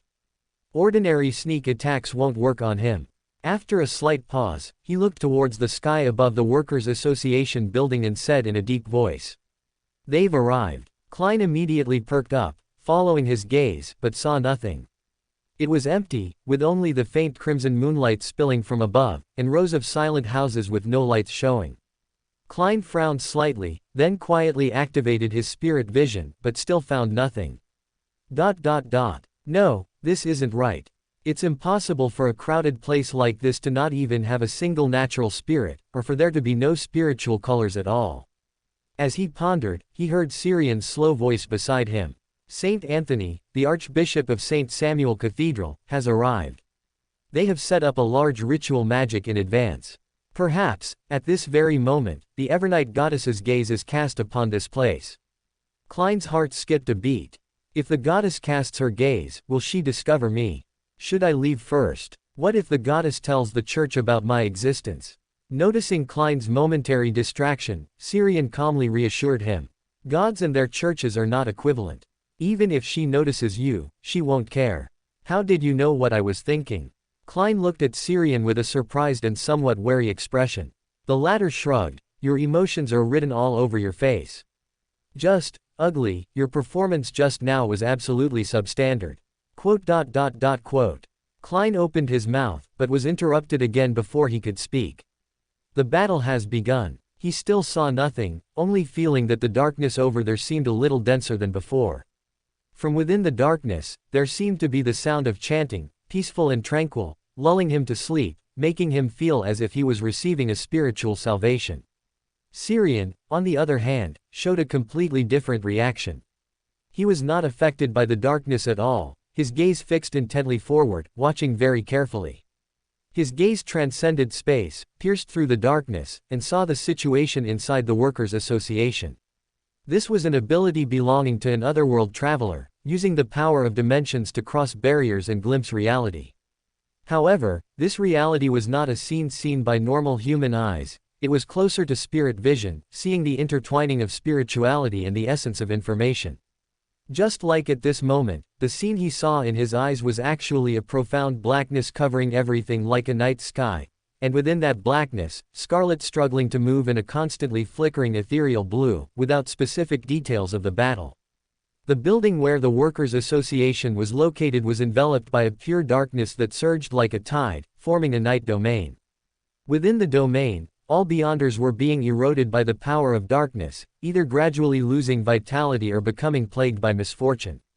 As for the ordinary people in the Workers' Association who had no beyonder powers, they remained quietly asleep in their dreams, neither eroded nor able to awaken from their slumbers. Saint Anthony, dressed in black and red clerical robes, adorned with 5 dark sacred emblems on his chest, with a clean-shaven face and deep eyes, stood quietly at the entrance of the association, his eyes fixed straight ahead. Wherever his gaze fell, light suddenly vanished, replaced by the deepest, most profound darkness. Invisible fine lines extended from the darkness, flexibly coiling around every aurora order beyonder inside the building. Anyone touched by them would instantly feel their body turn cold, their thoughts falling into a sluggish silence, like cold corpses in a morgue, falling into slumber in the deep darkness, and then gradually entering death in that slumber. Then several figures in black trench coats with red gloves emerged from the darkness and rushed towards the stairs on the 2nd floor, where 2 figures were still awake, resisting the surging darkness around them. The moment they approached the stairs, the tall figure, entangled and bound by invisible threads, suddenly turned his head, his dark brown eyes glaring like a beast. At the same time, his right hand tightened abruptly. Bang, bang, bang. In the surrounding rooms, the guild members who had fallen into slumber exploded one after another. Bloody flesh swirled around like a storm, sticky and thick, covering the floor, the walls, and the people in black trench coats, emitting sizzling corrosive sounds. In less than a second or two, everyone in the house, including the house itself, was corroded by the blood, leaving only a profound darkness and the tall but gaunt figure standing in the darkness. The tall figure, immersed in his masterpiece, suddenly froze. He saw one illusory door after another appear around him, and then the profound and deep darkness around him shattered silently. Who? Amidst hurried gasps, he suddenly woke up. Everything just now was just a dream. Coming to his senses, he was about to detonate the flesh and blood bombs he had planted in the workers' bodies in advance, when a pair of deep, calm eyes suddenly appeared before him. In an instant, his body and mind trembled uncontrollably, irresistibly, and unhidably. This even greatly affected his own state. The flesh on his body melted like burning candles, oozing black, sticky liquid. Having faced the deepest fear, he lost control. Saint Anthony, dressed in black and red clerical robes, stood calmly before this mass of uncontrolled flesh and blood, drawing a bone longsword covered with strange patterns from the depths of the darkness. It was a gift from darkness, combining the powers of slumber and fear, symbolizing the danger in darkness and silent destruction and fading. As the sword of darkness gently swung, the surrounding darkness surged like a tide, instantly engulfing the uncontrolled flesh and blood, turning it into part of the dark tide. After a slight pause, he changed direction and swung the sword of darkness again. The surrounding darkness surged again, but it was intercepted by layers upon layers of illusory doors, countless and overlapping. The figure of the sage of mystery, Buddhist, continuously flickered behind the doors, always maintaining an insurmountable distance from the attacks. Just like a boat drifting on the sea during a storm, it looked precarious but never capsized. Chapter 127 Disaster 1. Chapter 127, Misfortune 1. As the two sides were in a stalemate, Buddha's figure flashed, to various parts of the house, creating one illusory gate of exile after another, casually exiling the Nighthawks of the Night Church and the ordinary workers from the association.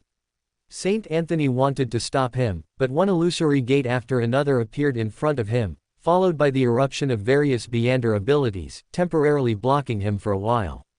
It was a very brief moment, but it was enough for the mystic saint, Buddhist, to send his true target away. In the corner of the second-floor corridor, Buddhist flashed into existence, placing a hand on Lantheus's shoulder, who was only wearing a thin linen shirt. Then, their figures disappeared from the spot with some apparent difficulty. Saint Anthony appeared from the darkness, watching the disappearing figures of Buddhist and Lantheus, and said in a deep voice, "Misfortune will accompany you." The surrounding darkness subtly rippled, as if responding to his words. This caused a flicker of unease in Buddhist's heart as he was trying to teleport Lantheus away.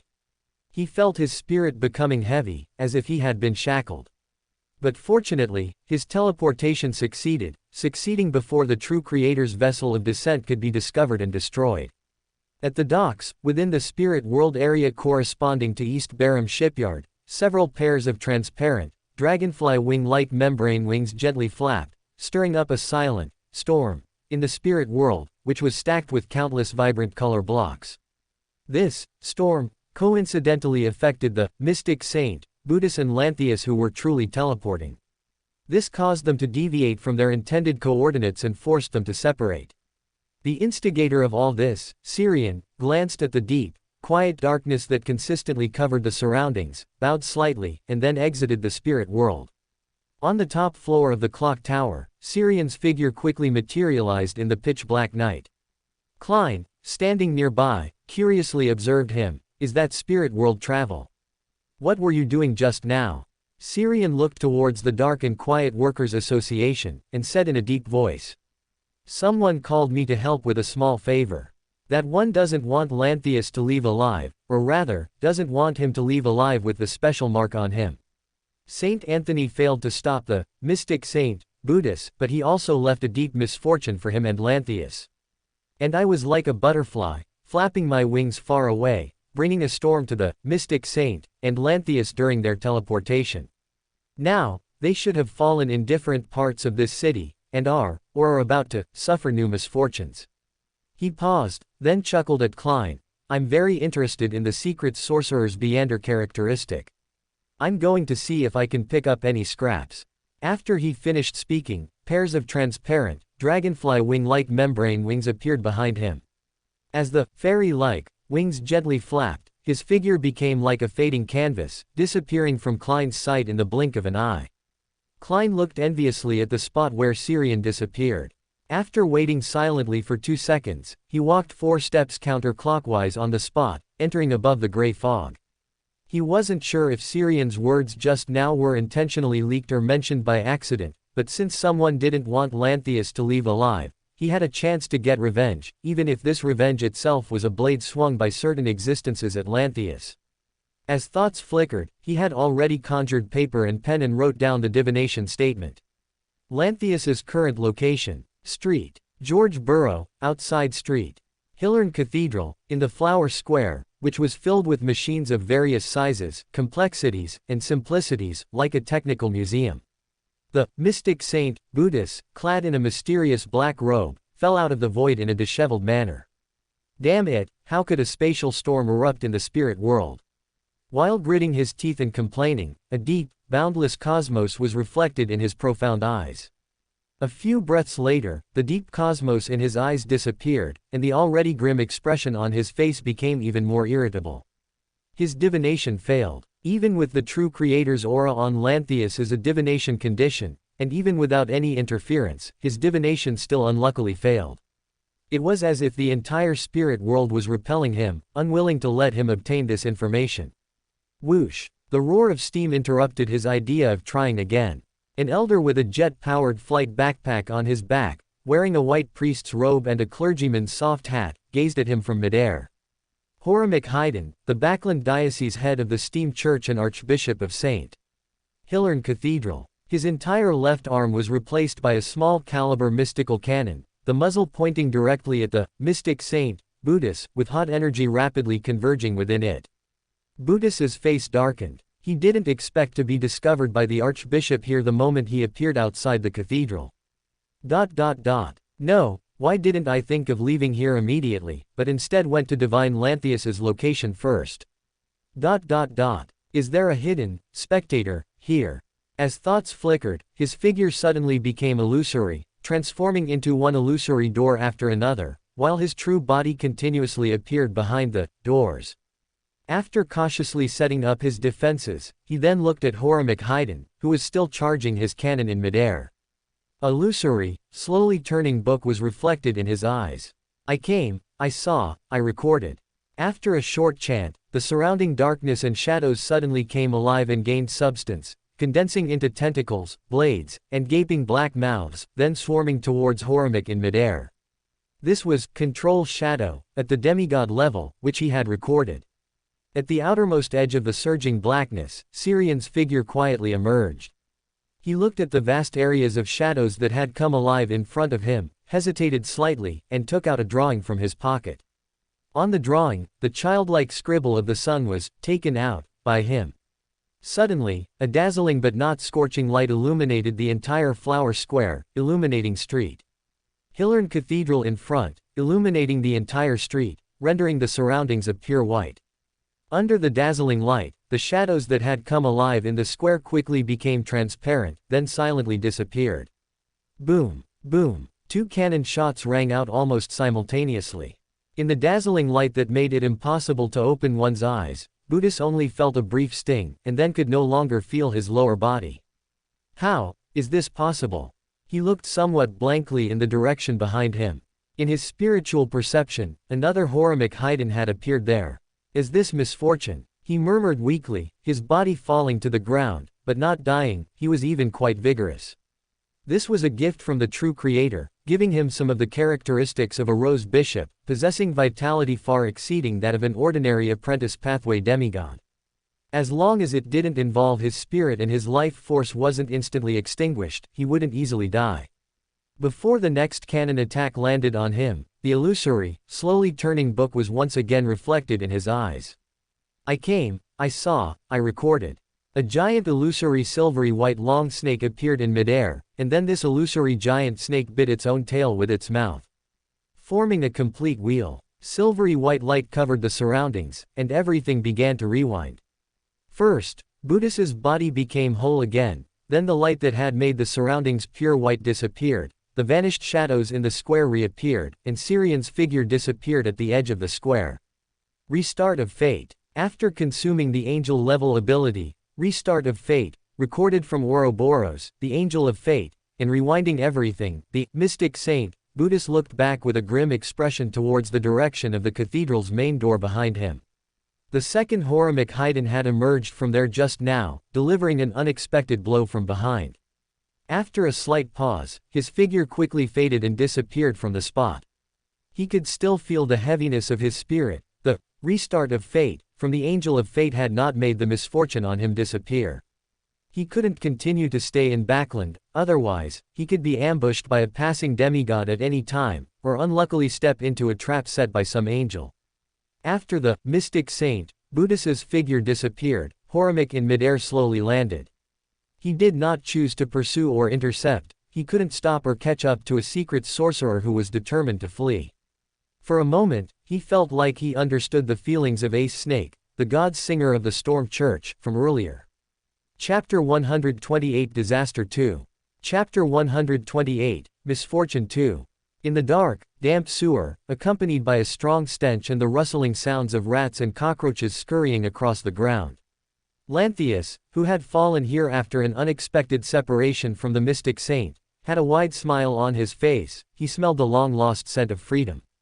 Cough. He covered his mouth and nose, coughing lightly, somewhat regretting his earlier deep breath. The air in the sewer was truly too foul.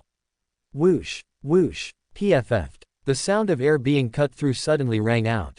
His spirit perception was somewhat delayed, failing to detect and dodge in time, and he was cut across the chest and throat by two playing cards. The smile on his face froze, then he nonchalantly pulled out the cards embedded in his throat and chest. Not a single drop of crimson blood flowed, The flesh on his body wriggled, and in the blink of an eye, the wounds vanished. Not far away, Klein, dressed in a worker's uniform and wearing a clown mask, frowned slightly.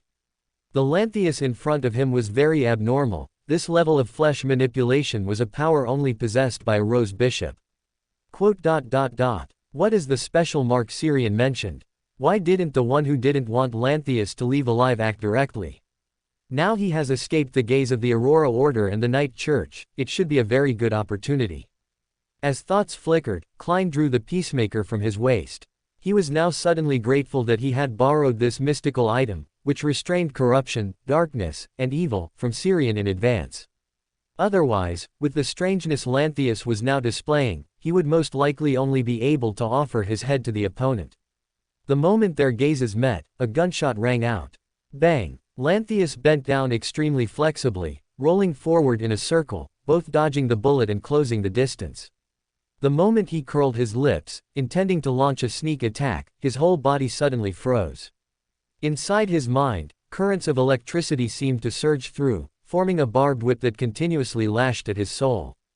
This sensation was both painful and numb, as if originating from the depths of his brain, making him unable to resist, only able to tremble and feel his knees weaken. Whip of pain. Not far away, Klein, under the clown mask, slightly curled his lips. Everything was developing as he had expected. After briefly controlling Lanthius with the interrogator's ring, Klein did not pause and once again activated the interrogator's ring's ability to attack the mind. Faint streaks of light flashed in his eyes, as if lightning from the depths of his consciousness. Mental pierce. Klein's body trembled, feeling as if a muffled thunderclap had exploded in his mind, as if to tear his spirit apart. His whole body slumped to the ground as if he had lost all strength. Who? Lanthius stood up from the ground, his expression ferocious, panting heavily while sneering. Ha. Mental attacks are judged by the mental strength of both sides, whoever is stronger wins, ha. Are you wondering why the last attack succeeded? Of course, it's because at that time, I was still myself, but when my spirit was weakened by your previous attack, I could no longer suppress him. Originally, we both had a chance to live. His voice grew deeper and deeper, and the shadows on his body grew heavier, seemingly undergoing an irreversible mutation in a certain direction. In a trance, Klein, moving in the darkness by relying on spirit vision, saw the bloody and defiled spiritual light on his body, and saw a blurry, inverted figure. Boom! It was as if something had exploded in his mind, an extremely terrifying aura raged, making him forget even the mental pain for a moment. His body instinctively, uncontrollably trembled, curling into a ball. An aura of supreme authority erupted from Lanthius's body. It was an aura that inherently looked down upon and crushed all living beings, the aura of the true creator. At this moment, he finally understood what Syrian had meant by the special mark. Lanthius had become the second child of the evil god, a vessel for the true creator's descent. That's why he was with the Aurora Order, and why he was protected by the mystic saint when besieged by the Night Church. Unfortunately, it seems I still understood too late this time. As thoughts flickered, the surrounding darkness suddenly became thick, silent, and gentle, like a night that lulled one to sleep. The true creator's aura gradually became peaceful and serene in the deep darkness, falling into slumber, and finally perishing in that slumber. Drip drop, drip drop. Cold water drops fell on his face, and Klein suddenly awoke. He looked around in a daze. The surrounding darkness was silent, peaceful, and had a lulling quality. Not far away, Lanthius's spiritual light lay quietly on the ground, peaceful and still, seemingly lost in a beautiful dream from which he did not wish to wake. Was that truly just a dream? Klein subconsciously raised a hand to wipe his cheek, not looking directly at the bloodstains left behind after falling into madness from witnessing the true creator. Then he looked around again. No personnel from the Night Church had arrived here. So, was it actually the remaining misfortune on Lanthius that erupted after being stimulated? But why? As he pondered, he suddenly fell silent. He thought of the one Syrian mentioned who did not want Lanthius to leave alive. Was it him? No, it should be he who erased the possibility of the true creator's descent. As he murmured, Klein bent down and picked up the peacemaker that had fallen to the ground, aimed the barrel at the slumbering Lanthius, and pulled the trigger. Bang! Bang! Bang! A volley of gunshots rang out as he emptied the magazine. Dense fragments of light, like dawn, suddenly erupted, forming a flickering and violent sharp hurricane. The dark sewer was illuminated, and Lanthius's body was completely torn apart in the sharp hurricane until all signs of life ceased. Klein subconsciously wanted to toss a gold coin to perform a divination, but sudden, urgent footsteps echoed in the sewer. Pat. Someone patted his shoulder. I'm just a detective who happened to pass by. The corpse on the ground has nothing to do with me. I came to the sewer to investigate a commission. I'm not a murderer. It's me. Syrian interrupted Klein's subconscious self-exonerating statement. Without giving him a chance to complain, Syrian said in a deep voice. Relax, don't resist. I'll take you away. After speaking, the pair of transparent, dragonfly wing-like membranes behind him flapped, and their bodies, like rapidly fading oil paintings, vanished from the sewer in the blink of an eye. 5 or 6 seconds later, 3 figures wearing black trench coats and red gloves arrived. The leader had very short, golden brown hair, and his dark green eyes were as deep as a windless, lightless lake. The surrounding darkness did not seem to affect his vision. He stared directly at the scattered pieces of flesh at his feet, his expression extremely grim. We were misled. The mystic Saint Buddhist was only a protector, Lanthius by his side was the key, very likely a vessel for the true Creator's descent. But, someone discovered the problem before us and perfectly resolved him. The only damage from their final battle was just a patch of concrete floor in the sewer. Sherwood Borough, 15 Minsk Street.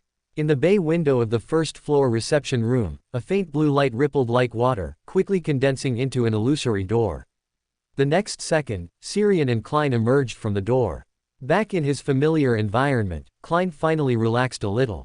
After taking 2 deep breaths of fresh air, he asked, "Don't we need to do some anti-divination and anti-tracking interference?" Syrian shook his head slightly. No need. The true Creator's aura erupted there. Although it dissipated quickly, it did exist. Whether it's divination or other methods, no useful information will be obtained, unless someone was observing the whole time. Klein's recently eased heart tightened again. He thought of the true Creator's aura that had suddenly erupted and then vanished, and the dream that he hadn't noticed anything wrong with. After 2 seconds of silence, he still voiced the doubt in his heart.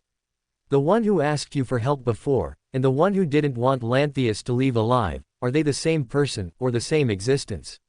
Yes. Syrian nodded lightly, then asked with some curiosity. You encountered him. That's quite impossible, isn't it? He shouldn't personally intervene in such matters, at most arranging a script. Klein shook his head slightly. No, I just encountered some things that I haven't fully figured out yet.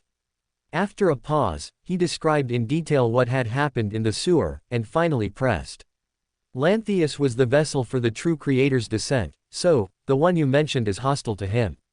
That is indeed the case. After a slight pause, he looked at Klein's curious eyes and chuckled. You wouldn't want to know. If you knew him, he would also know you, and everyone you've come into contact with. Ah, it seems there's no need to avoid it anymore. Since I know you, he also knows you. Klein, is this a living 008? After being stunned for a long while, Klein finally came back to his senses with a wry smile, looking at Syrian in front of him, and said with mixed feelings. Am I being tricked by you? Since he already knows, why don't you tell me about it? Chapter 129 Another Monday. Chapter 129, Another Monday. His name is Adam, the eldest son of the ancient sun god, the leader of the Twilight Hermit Order, and a king of angels of the Spectator pathway. After the 4th epoch, he basically stopped appearing in the eyes of the world, but he would secretly guide the world's direction. Just as the Twilight Hermit Order claims, when the tide of the era develops as expected, when the end of everything appears, the original Creator will revive from death and awaken from slumber. His goal is to have the ancient sun god revive within him, to return from nothingness. After a slight pause, he added, just know it, don't think about it, don't recall it. If necessary, you can ask Mr. Fool for some protection. The authority of secrecy can counteract the characteristic of everything spoken will be known. Winking face. Klein's face was blank. It was the first time he regretted not controlling his curiosity so much. The eldest son of the ancient sun god, the leader of the Twilight Hermit Order, and a king of angels. What is a king of angels? A king among angels. After a pause, he cautiously voiced his confusion. There's no need to be cautious about this question. This isn't some life-threatening secret knowledge. With a light chuckle, Syrian explained simply. Broadly speaking, a king of angels refers to those angels who have surpassed sequence 1 but have not yet become gods. But during the third epoch, the king of angels referred to the 8 kings of angels under the ancient sun god. Phew. Klein let out a soft breath, looked at Syrian, and said very seriously. Next time you share such secret knowledge, tell me its danger level first, and then I'll decide whether to listen. This isn't above the gray fog. If I encounter something life-threatening, it will really be life-threatening. No, hearing news like atoms above the gray fog is also very dangerous. After all, no one can guarantee that after leaving above the gray fog, they won't occasionally recall some content. Wait, forget it, quickly forget it. Syrian looked at Klein's wonderful expression and shook his head slightly.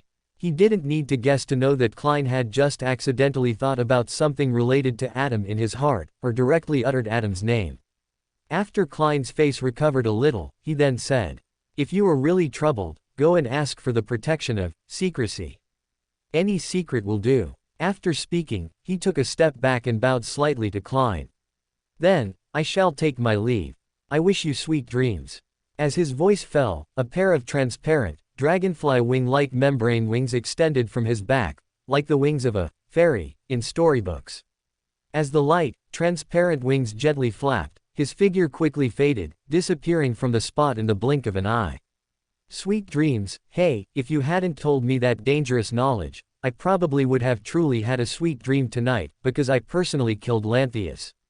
But now, if my spirituality didn't forbid it, I would even want to sleep above the gray fog. Or, should I pray to the goddess? After all, she is the mother of secrecy. In south of the bridge, Syrian's figure was reflected in the full-length mirror in the room. With ripples of faint blue water, his figure quickly materialized from illusion, appearing in the room. He looked around, confirmed that no one had entered his room during his absence, and then pulled a gold coin from his pocket. Mystic Saint, Buddhist has left Backland. After muttering this several times, the gold coin popped up with a clang, tumbled a few times in the air, and fell back into his hand. Heads up, indicating affirmation. He really left. It's a bit of a shame. If it weren't for that restart of fate, maybe I could have gotten a secret sorcerer, Beander characteristic for free. He mumbled a few words, took off his coat, and lay down on the bed, saying softly as if to himself.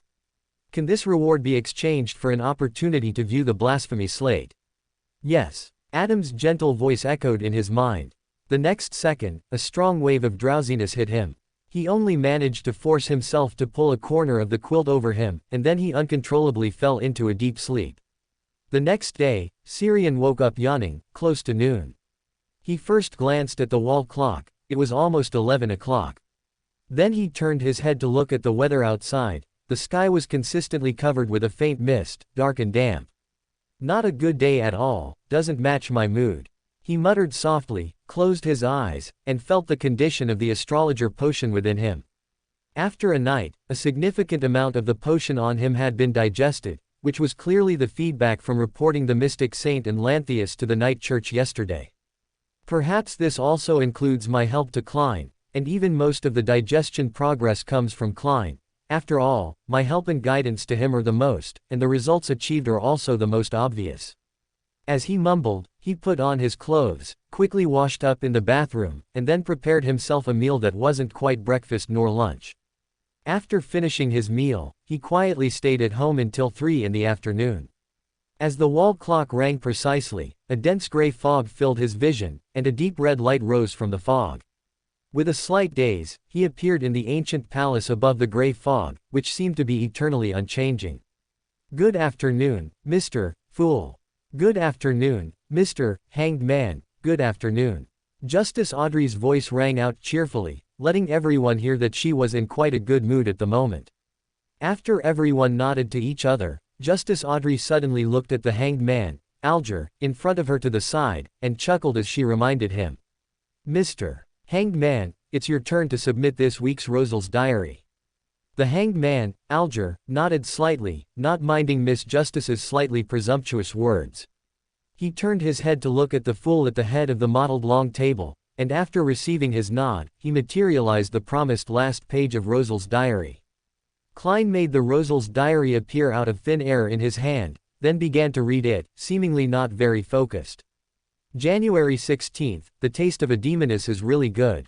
Klein, who was reading the Rosal's diary, had a slight twitch at the corner of his eye. For a moment, he didn't know what expression to make in the face of Emperor Rosal's unrestrained words. Under the shroud of gray fog, he subtly glanced in Syrian's direction, and a sudden urge to share this page of the Rosal's diary arose in his heart.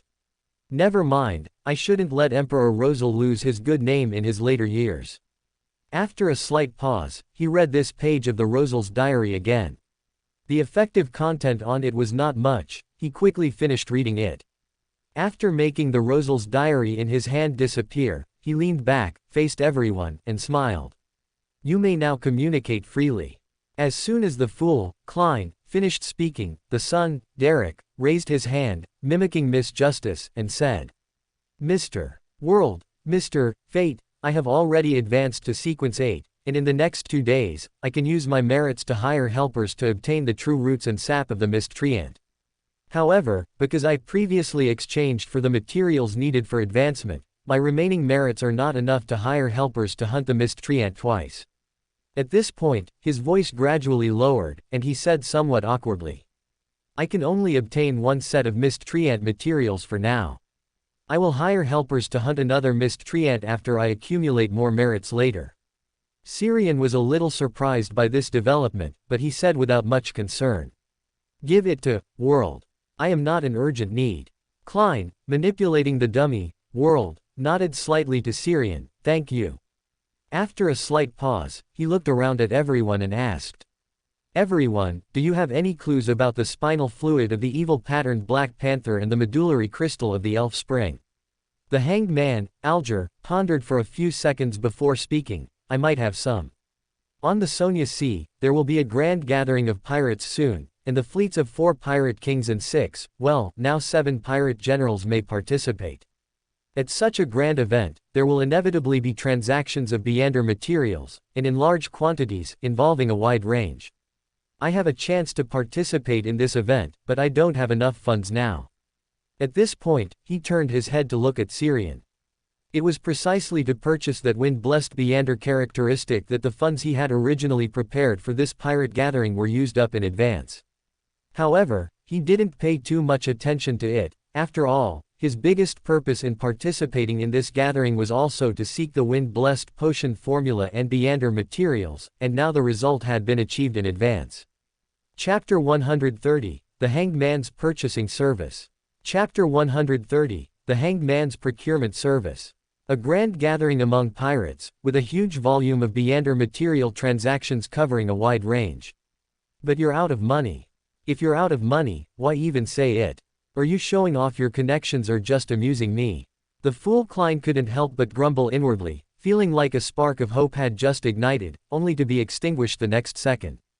Because of his distracted complaining, the puppet, World also fell silent, seemingly having given up.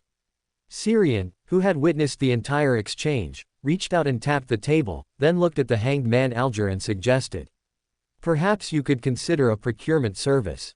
This way, you can deeply participate in the gathering and earn a commission for yourself. Those who need procurement services pay you first, then you help them seek out what they need at the gathering.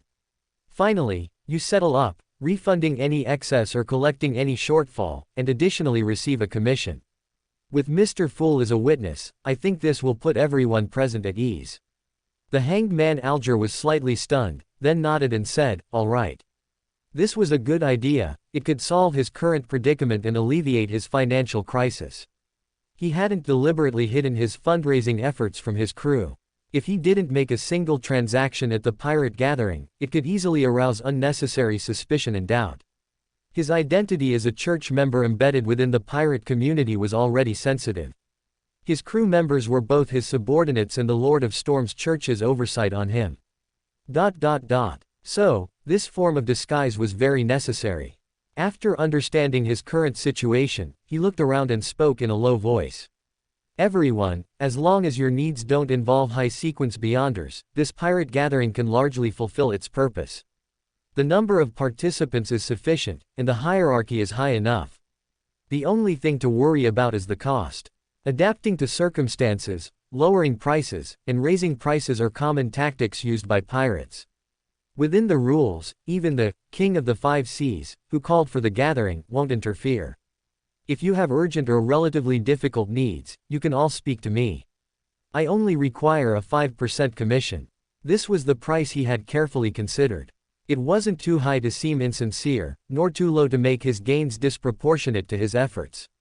After he finished speaking, a few seconds of silence passed, then Justice Audrey was the first to speak. I need a psychiatrist Beander characteristic, a mirror dragon's eye, a falseman rabbit's spinal fluid, and an elder tree's fruit. Their total value should be around 4,000 to 4,500 pounds. Because of the assassination of Intis Ambassador Bertrand earlier, my finances are still a bit problematic. Give me some time. I will give you a definite answer before tomorrow. No problem, as long as it's before the gathering starts. The hanged man Alger nodded slightly, then glanced at Syrian, who was beside World and Sun, at the very end of the table. Klein manipulated World to make a subtle gesture of bowing his head in thought. As expected of someone from an era of information explosion, he thought of a procurement business so quickly. Unfortunately, Miss Justice is currently in a financial crisis, so I can't withdraw the money she still owes me. This means I'm also in a financial crisis now. After a pause, he turned his head to look at Syrian. He does have money, but if I ask to borrow it, he will definitely connect the identity of Sherlock Moriarty with World in the Tarot Club. Perhaps exposing a bit of my identity isn't a problem. After all, it's just one of my aliases, and in Syrian's eyes, the identity of Sherlock Moriarty is already a fool's independence blessed. With his thoughts racing, he manipulated the puppet, World to look at the hanged man and said, I also need some time to think and raise funds. No problem. The hanged man Alger nodded slightly, then turned his gaze to Syrian. Mr. Hanged Man, you really look like a salesperson waiting for a customer right now. Muttering to himself, Syrian responded to the other's gaze with a nod and said, My previous material request is void, I've already found substitutes myself. As for new demands, I think the pirate gathering will be hard-pressed to satisfy them, and I don't have that much money right now either. More importantly, I hadn't even had a chance to look at the Traveler's Potion formula last night before Adam took back the blasphemy slate.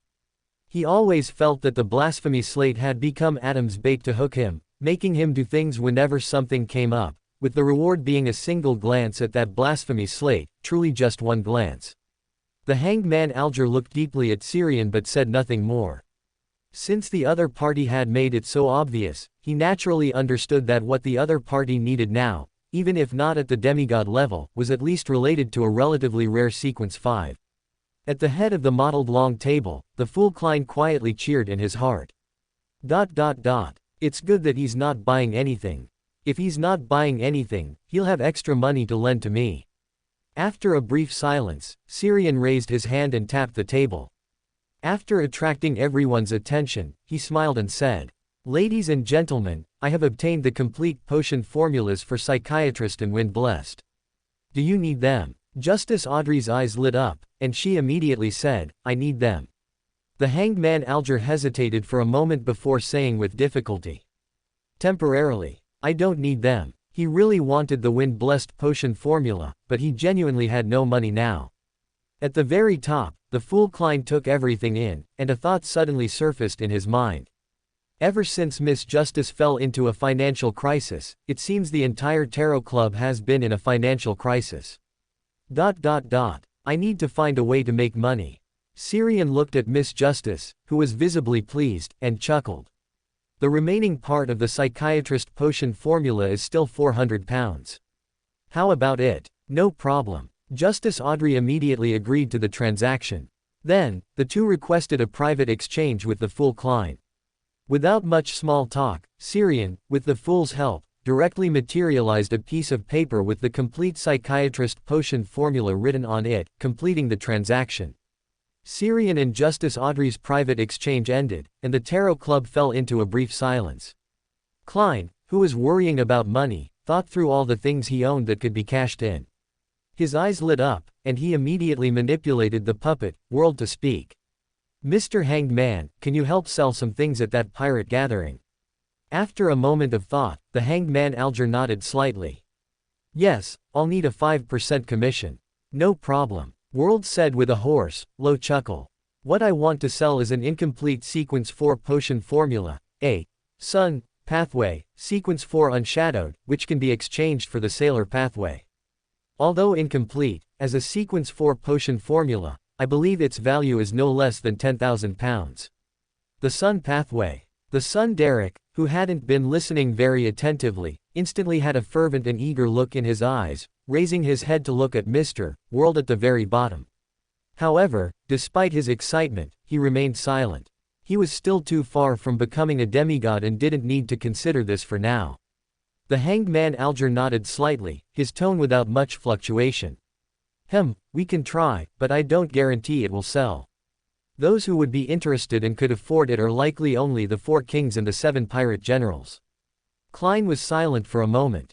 He also possessed the potion formulas for the demoness and secret supplicant pathways, but due to some characteristics of these 2 pathways, he was reluctant to let their potion formulas spread. After thinking for a moment, he manipulated World to continue. "There are also the complete Notary and Priest of Light formulas, which are Sequence 6 and Sequence 5 of the Sun pathway, respectively." This time, the son Derek could no longer restrain his emotions and looked at World, asking, "Mr. World, do you have complete Sun pathway potion formulas below the demigod level?" Klein manipulated World to nod gently, yes. Derek's gaze grew even more fervent, but he didn't press further or immediately propose a transaction. He had only just been promoted to Light Supplicant, and there was still some time before the next sequence. Moreover, he still owed Mr. World and Mr. Fate for uncompleted transactions. Chapter 131 Information from the Sea. After a moment of silence, today's Tarot Club, by unspoken agreement, entered the free discussion segment. Under Klein's manipulation, World spoke first. "Hey, recently, or rather, just yesterday, the Aurora Orders, Mystic Saint, Buddhist appeared at the Workers' Association in Backland's dock area. This involved some arrangements by the true creator. A vessel for his descent into reality was hidden there. Now, the problem there has been resolved by the Night Church and a mysterious existence. Lantheus, the vessel for the true creator's descent, is dead, and the mystic saint has vanished." Syrian winking face. "You've said everything I wanted to say. What will I share later?" He gave a deep look at the gloomy and reserved World at the far end of the mottled long table, then added to the other party's words. "The mystic saint, Buddhist suffered a calamity and then encountered Horamak Haydn, the head of the Steam Church's Backland diocese. He has now fled Backland. As for the Aurora Order, after losing several low to mid-sequence cultists and a vessel for the true creator's descent, it has gone into hiding." Justice Audrey's curious gaze swept back and forth between Syrian and World. She suspected that Mr. World and Mr. Fate might know each other in reality and be quite familiar. However, Lantheus was actually a vessel for the true creator's descent. Hugh and Furz's investigation mission was not as simple as it seemed on the surface. As expected of Mr. Fool, even a casual action has unexpected profound implications. I wonder if Mr. Fool is satisfied with Hugh and Furz's mission completion. Who is the mysterious existence mentioned by Mr. World? This certainly doesn't refer to Mr. Fool. Does it refer to Mr. Fool's dependents, like Mr. Death Consul? Amidst her thoughts, Justice Audrey asked thoughtfully, "Why Backland? Why the dock area?" Hearing Miss Justice's question, Klein immediately manipulated World to say some things he had always wanted to express. In this era, in this Backland, the East Borough, dock area, and factory district are breeding grounds for the descent of evil gods. I have seen and heard of large numbers of child laborers who died young in their teens, and encountered many workers who became unemployed due to old age and chronic illness from overwork. They could only wander the streets, silently dying from hunger and cold. In places like the East Borough, dock area, and factory district, such people are everywhere. They come from all over the country, batch after batch, but the vast majority of them do not live past 30, nor do they have marriage or offspring. Audrey opened her mouth but didn't know what to say. As an upper-class noble of the kingdom, any words that flashed through her mind seemed pale and powerless at this moment. Syrian leaned back against his chair, sighing with a deep tone. This is the best of times, and the worst of times, in every sense. Sometimes, living in ignorance is also a kind of happiness. Justice Audrey suddenly shook her head and said with a rare seriousness. I believe everyone has the right to know the truth. Syrian glanced at her, knowing that the noble lady had misunderstood, but he didn't explain. Instead, he said leisurely. This is the inevitability of historical development. The original social structure and order are overthrown. Some people lose their original status and even their lives, while others ride the tide of the era to higher and farther places. There are two ways to solve this problem. One is to let civilization regress. The more primitive the society, the more important human labor is, and more job opportunities will naturally allow more people at the bottom to survive. After a slight pause, he looked at everyone's eyes, which, though they didn't speak, clearly disapproved, and chuckled as he stated the second method. Or, accelerate this process, allowing civilization to enter the next stage more quickly. Large numbers of mechanical creations liberate labor, enabling more people to shift from pursuing material satisfaction to pursuing spiritual richness. Justice Audrey instinctively nodded in agreement but then felt something was not quite right, until Hanged Man Alger raised his doubt. This is too idealistic. Liberating labor also means a large number of workers will be unemployed, and this often marks the beginning of riots and wars. Klein, manipulating the puppet world, added. Unless there can be another Emperor Rosal, who, with Beander means, leads the entire world to complete a second industrial revolution in an extremely short period. But this is difficult. Even if there is another transmigrator who chooses the savant pathway in the future, what the great emperor failed to achieve, the successor may not be able to accomplish. Regardless of strength or status, the great emperor at that time must have already become one of the top few in this world. Even so, he still failed. Syrian tilted his head to glance at the fool at the very top, then muttered to himself.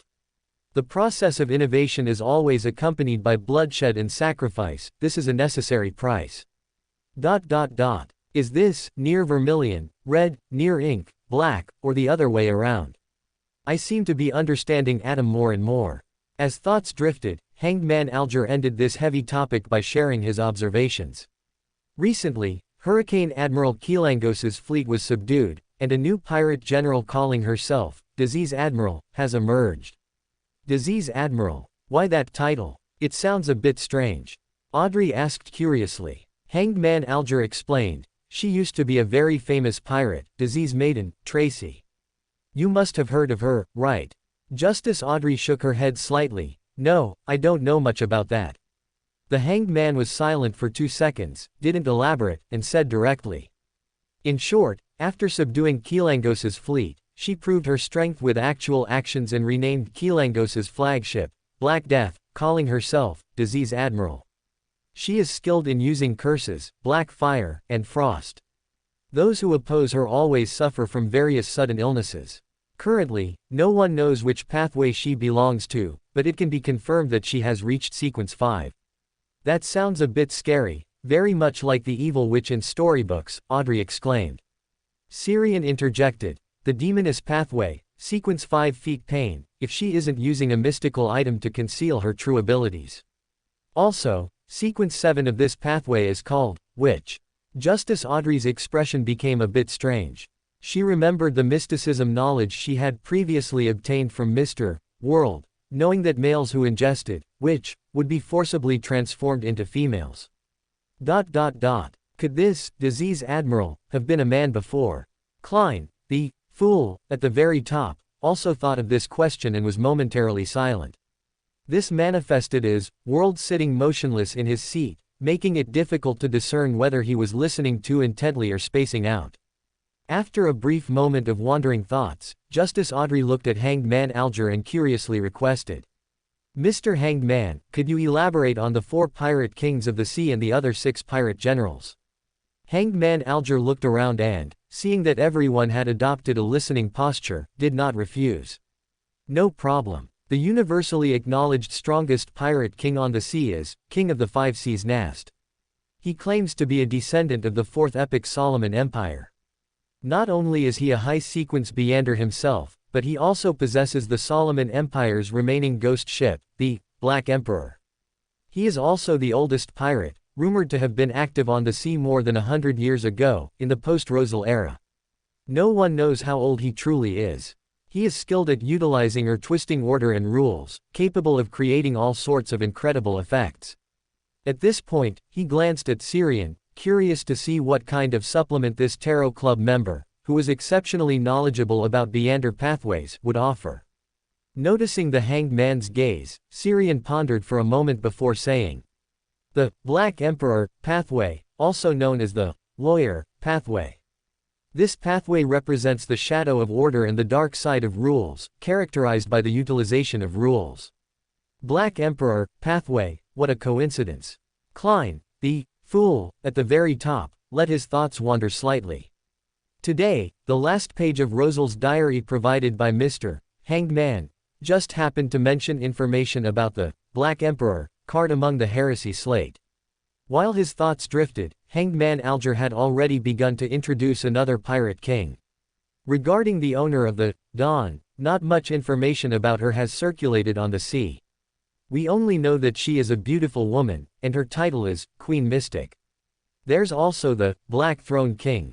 Similarly, not much information about him has circulated. No one even knows his appearance or gender. He's almost never cited, and very few people even mention this pirate king. Syrian suddenly interjected. He is a spectator pathway demigod, capable of traversing the spiritual world and extensively influencing, even altering, people's perceptions of him. It is precisely because of this that he has become the most mysterious pirate king of the 5 seas. No one would even actively think of him or be curious to explore his existence.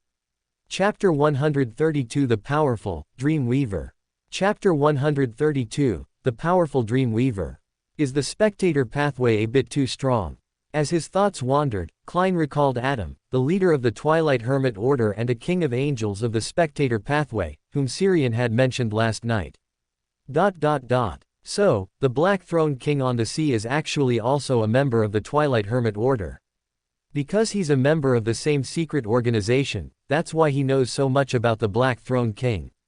But aren't you betraying your teammate a bit too quickly? You're just revealing such private, secret information. As his thoughts raced, he controlled the dummy world to ask a question. What sequence is he, what abilities does he have, and what makes him special? Syrian glanced at him, then said, Sequence 3 Dreamweaver. He can weave dreams, creating images that are almost real. Once enemies believe it's real, then it is real. While this can't cause physical damage, it directly attacks the spirit, destroys the mind, and ultimately leads to mental death or madness. Besides that, he can also separate some of the identities he once possessed, turning them into living people. Even if these identities die, it won't cause the main body to fall. At the head of the mottled long table, Fool, Klein, shrouded in gray fog, slightly widened his eyes. This is truly creating alternate accounts. It's much more advanced than marionettes, which still require personal operation. Justice, Audrey's thoughts couldn't help but wander. Is this what a high-sequence spectator is like? It sounds so powerful. I wonder when I'll be able to reach this level. After a brief 2-second silence, Hanged Man Alger introduced the last pirate king. The last one is Undying King Agarito. His bounty from a single country alone reaches 100,000 pounds. Among pirates, people prefer to call him Faithless One. Compared to the other 3 pirate kings, he is the most dangerous existence, not because he is the strongest, but because he is obsessed with slaughter, without purpose, simply killing for the sake of killing. If you unluckily encounter a pirate king at sea, as long as you don't resist or harbor ill will, you will generally only lose all your money. But if you encounter the Undying King, both your money and your life will be lost. His flagship is the Harbinger of Death, the most dangerous ghost ship active on the 5 seas, a ghost ship that has reached the demigod level. Many people speculate that Undying King Agorito is merely a puppet of the Harbinger of Death, while others believe they are partners. A ghost ship can control its captain in turn. Justice, Audrey's tone was very surprised. This was far more real and exciting than the rumors and stories she had heard before.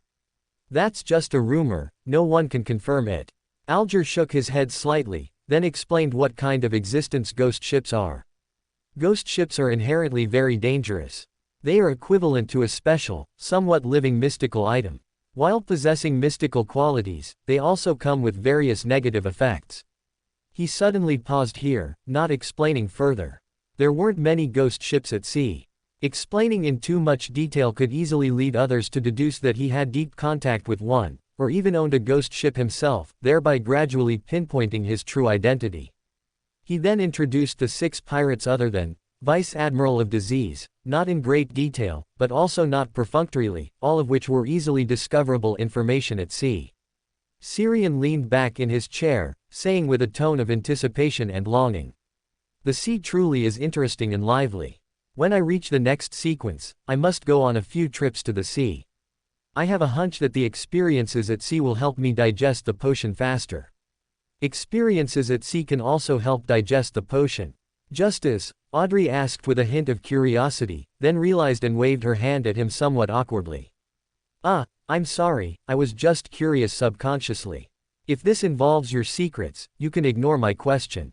Syrian nodded indifferently, then chuckled and replied. This isn't much of a secret. I mentioned before that my next sequence is called Scribe, and its acting requires recording various Beander abilities and local customs and scenery. The sequence after that is called Traveler, which requires traveling to various places in the world, to record, and to leave traces. Audrey listened very carefully, and after he finished speaking, she couldn't help but exclaim. That sounds like a very free and romantic pathway. I'm so envious. I've always wished I could have a trip away from home, living on my own. That day will come, but by then, your mood may not be as it is now. With a slight sigh, he nodded gently to Justice, Audrey and said. Once you become a dream weaver, you can separate different identities and then do all sorts of things you wanted to do before but never had the chance. It seems I need to act and digest the potion even harder. Audrey responded in good spirits, then began to share her observations. A serial murder case recently occurred in Backland. The Beyonders of the military and the church have initially identified the murderer as a true devil.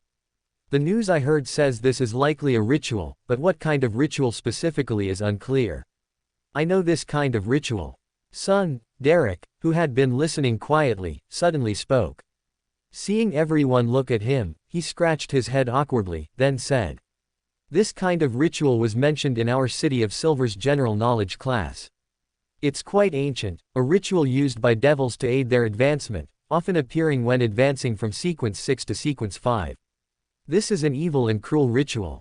Once it begins, it cannot be stopped and must continue until the advancement is complete or one loses control and goes mad. Audrey frowned slightly, then asked, then how many people need to be killed to complete it? Son, Derek thought for a moment, then said, the minimum is 13 people, the maximum is 49. The more complete the ritual, the better the effect. Only 11 so far. Good thing the official Beyonders have already discovered the devil's whereabouts and are preparing to capture him, or perhaps kill him. As thoughts floated, Audrey nodded gently to Derek, saying, thank you for your answer, Mr. Son. You're welcome. He nodded in response, then, son, Derek shared his observations.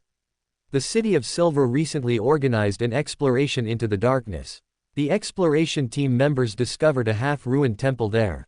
Inside, a naked man was worshipped, crucified upside down, with quite a lot of blood smeared on his body. Do you know which deity this is? That is the true creator worshipped by the Aurora Order. Syrian immediately replied. He paused, then added, this is quite normal. The Forsaken Land of the Gods is the holy place proclaimed by the Aurora Order. After the fall of the Solomon Empire, the true creator was sealed there by the 6 deities of that time.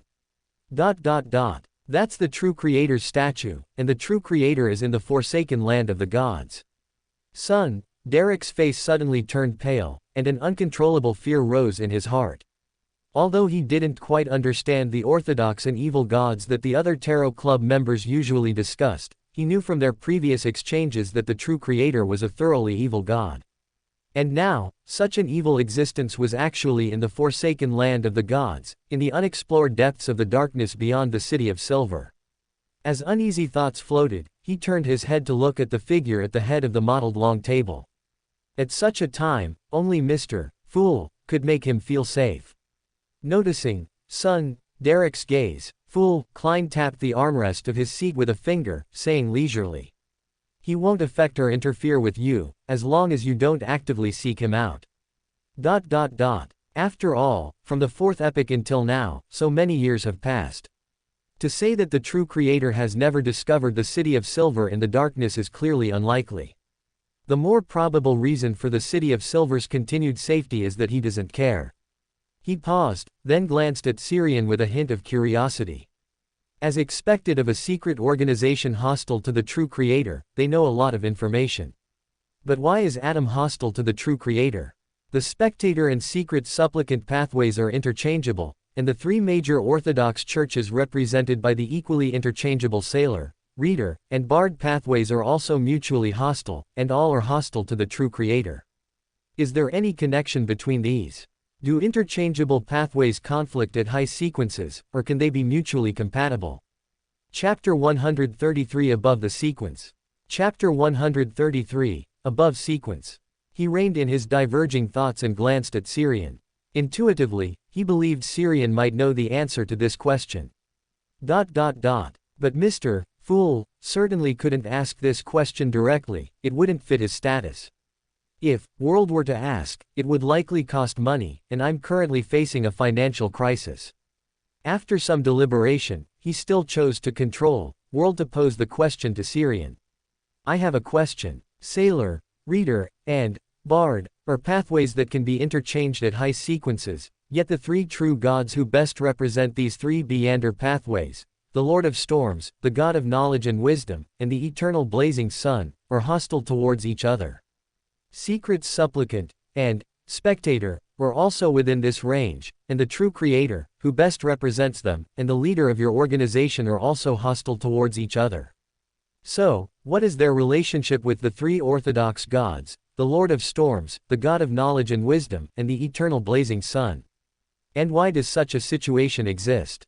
Syrian turned his head to look at the deep and reserved World and calmly asked in return. What price are you willing to pay for this question? Klein tentatively had World say, equivalent mystical knowledge, or pounds. Syrian showed a troubled expression and said, I should be more knowledgeable than you in mysticism. As for pounds, I doubt your current financial situation. How about this? I'll trade the complete answer to this question for a future favor from you. How does that sound? After a moment of silence, World nodded with a hoarse voice, all right. Snap. Syrian lightly raised his hand and snapped his fingers, saying, then let's discuss this privately. Klein, I'm starting to suspect you had this planned all along. While muttering to himself, he tapped the edge of the table in front of him with his finger, then said, all right, you can begin your discussion. Syrian turned his head to look at World at the bottom of the table, chuckled, and without directly answering his question, instead asked, do you know the relationship between the Evernite Goddess's Church and the God of Combat's Church, as well as the Death's Church of the Fourth Epoch?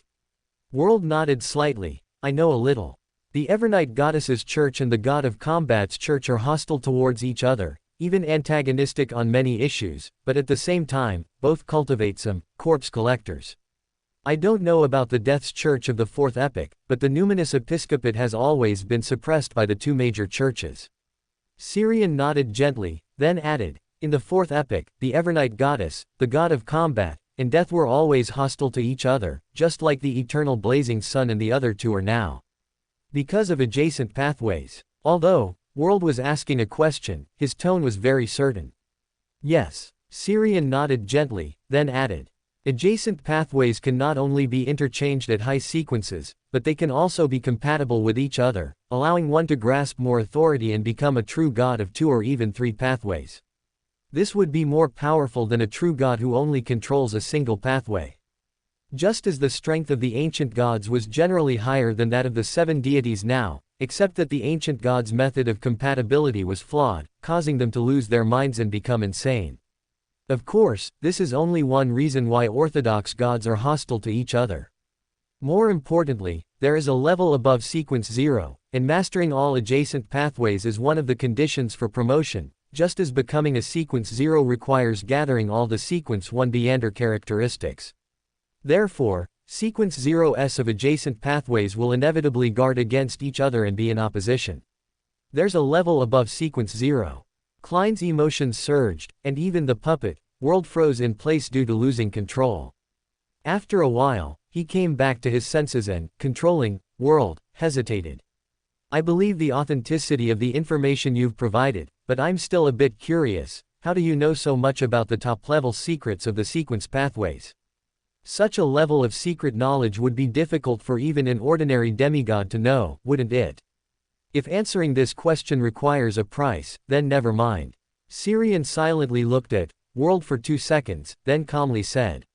The Twilight Hermit Order has the second heresy slate. Every member who joins it has at least one opportunity to view it.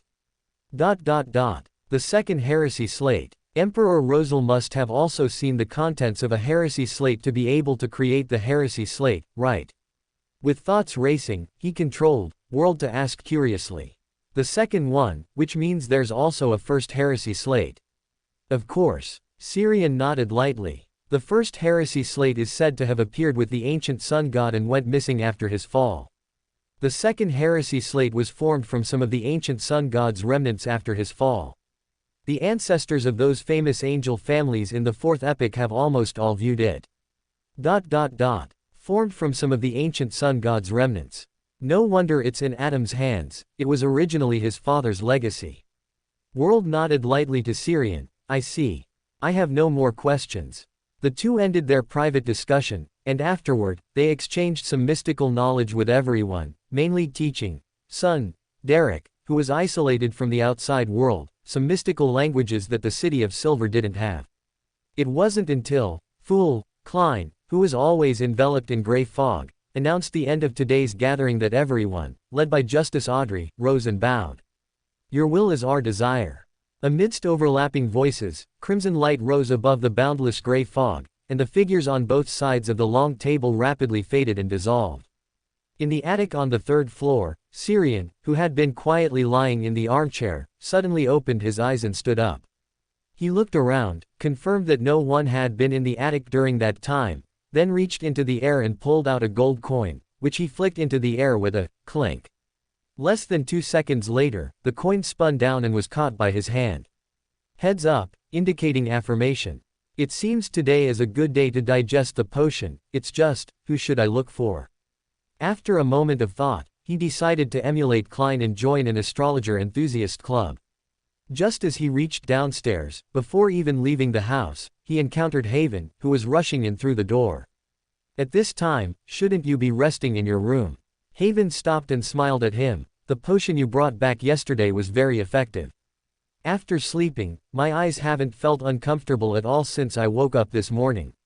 Oh, right, there's going to be a Emperor Rosal Memorial exhibition soon, hosted by the God of Steam and Machinery's church. It's said there will be, never mind, you're not interested in this. A black Emperor card flashed in Syrian's mind, and he quickly said, no, I am interested. Meeting Haven's surprised gaze, he let out a dry laugh and explained. Emperor Rosal not only achieved great success in the field of technology, but in the field of mysticism, he was also a master-level figure. Really? Haven, who didn't know enough about the mystical world, was slightly surprised, then nodded in agreement. As a fervent admirer of Emperor Rosal, he naturally accepted this and believed it was only natural for this legendary figure to achieve extraordinary accomplishments in mysticism. After a slight pause, he added, however, this exhibition is about his technological achievements, mainly some of Emperor Rosal's invention drafts and various relics. I have an opportunity to view Emperor Rosal's invention drafts up close, thanks to Mr. Portland. Perhaps I can gain some good inspiration from it. After this, my laboratory should also be able to produce some real results. It will. Syrian chuckled and nodded. This isn't comfort, it's the result of my divination. Haven's eyes lit up, and he quickly asked, really? Of course, it's true. Syrian nodded with extreme certainty. He hadn't actually performed such a divination, it was just a small comfort he offered after sensing Haven's low mood. Many times, the result of divination isn't important, what's important is the attitude towards the problem. I feel like I'm becoming more and more like a charlatan. Do astrologers also have this tendency? Casually tossing the gold coin he was fiddling with to Haven, he walked past him and out the door. Haven stared blankly at the gold coin in his hand, not understanding its meaning. He was just a savant who didn't understand divination. He was about to ask a few more questions when his hand holding the gold coin suddenly felt empty, and the coin faded and disappeared before his eyes. It disappeared. Is this a trick too? Chapter 134 Borrowing Money. Chapter 134 Borrowing Money. In a classical three-story building on the outskirts of Bamberger Park, at the intersection of the West District, Sherwood Borough, and south of the bridge, Syrian, who had officially joined the Seer Enthusiast Club, sat alone in a corner by the window on the second floor, quietly gazing at the artificial lake in the park. Of course, members of the club generally didn't consider themselves mere enthusiasts, they usually referred to themselves as seers or seer masters. Occasionally, there would be one or two newly joined seer apprentices who were still in the learning phase. Syrian, what are you doing here? I thought I saw wrong just now. A familiar voice came from behind him, and Syrian turned his head, a little surprised. He saw Owen, with slightly messy hair, dressed in a sharp formal suit and an ornate classical black robe embroidered with complex symbols and patterns, holding an astrolabe, walking towards him with a look of surprise. Syrian's mouth twitched slightly. He scrutinized Owen from head to toe several times, suppressing the urge to complain, and said, "What kind of getup is that? A classical warlock trying to integrate into modern society, or a modern society enthusiast of classical aesthetics?" Owen scratched his head, a little embarrassed, then said somewhat helplessly, "There's no other way. Only by dressing like this can I demonstrate my professionalism, and only then will more clients choose me. Even though I am the true seer, most people who come here for help only look at appearances and listen to the so-called experiences of laymen, seeking out those more famous seer masters, even if they are just ordinary people with no special abilities." Syrian shook his head slightly. "You can't say that. Ordinary people with high spirituality and extensive knowledge can also perform relatively accurate divinations. Besides, you said they are laymen, so of course, it's impossible for them to accurately distinguish between true and false like us." "You're right." Owen nodded, dragging a chair to sit opposite him. "So now I've also joined the ranks of those seer masters, marketing myself based on appearance and client reviews. By the way, you still haven't said why you're here." "To find a place to digest a potion." Syrian didn't hide his purpose. Owen was surprised for a moment, then sighed, "That's a good idea. I thought you were like me, looking for a suitable, easy, and profitable job." As the two conversed, another person approached. It was a brown-haired, brown-eyed woman with fluffy, curly hair loosely draped behind her. She wore a simple classical robe inlaid with delicate crystals, adorned with various badges and brooches from her shoulders to her chest, appearing to be tools she carried with her. She also wore a pointed soft hat and held a fist-sized transparent crystal ball in her hands, with a dark green malachite ring on her right middle finger. Compared to the mismatched Owen, this lady's attire and even her demeanor strongly resembled a true classical warlock. Under Syrian's gaze, this woman, who exuded the aura of a classical warlock, stopped 2 meters away from him and nodded gently. A newcomer. "Hello, my name is Milena Rosen, the most renowned seer master of the Clover Club, and also a mysticism expert. If you have any questions regarding divination or mystical research, you can always come to me. Fate guided us to meet here. I think you are the one I have been waiting for." After speaking, she turned and left without waiting for Syrian's answer or reaction. Syrian narrowed his eyes slightly. In his true vision, he could clearly see the strong spirituality emanating from Ms. Milena Rosen, roughly at sequence 7, but a bit stronger than an average sequence 7. So mystical, her tone just now seemed very certain that I would interact with her later. Is she a Beyander of the fate pathway? Her eyes also seemed to have some issues, giving me a very fake feeling, like a clumsy disguise. After a brief moment of thought, he turned to Owen and asked, "Do you know her?" The latter nodded gently. "Yes, everyone in the entire Clover Club knows her, even worships her, except for newcomers like you." He paused, then leaned closer and whispered, "I suspect she's a Beander. Her divinations are very accurate, and her interpretations are more thorough than mine, even though I'm a seer. Also, she really is an expert in mysticism, the kind with vast knowledge. I haven't seen any problem that could stump her so far. But she's also very mysterious. Apart from necessary interactions, she rarely engages with other members of the club. This is the first time she's approached someone so suddenly to talk. Do you think she's taken a liking to you?" Syrian rolled his eyes at him. "This isn't Intis, or Phenabot, where having children is a source of pride." After 2 seconds of silence, he pulled a gold coin from his pocket and tossed it into the air with a clang. Owen, across from him, looked at him with a puzzled expression. "Does this also require divination?" Syrian said nothing, glanced at the gold coin in his hand, which landed tails up, and silently put it back into his pocket.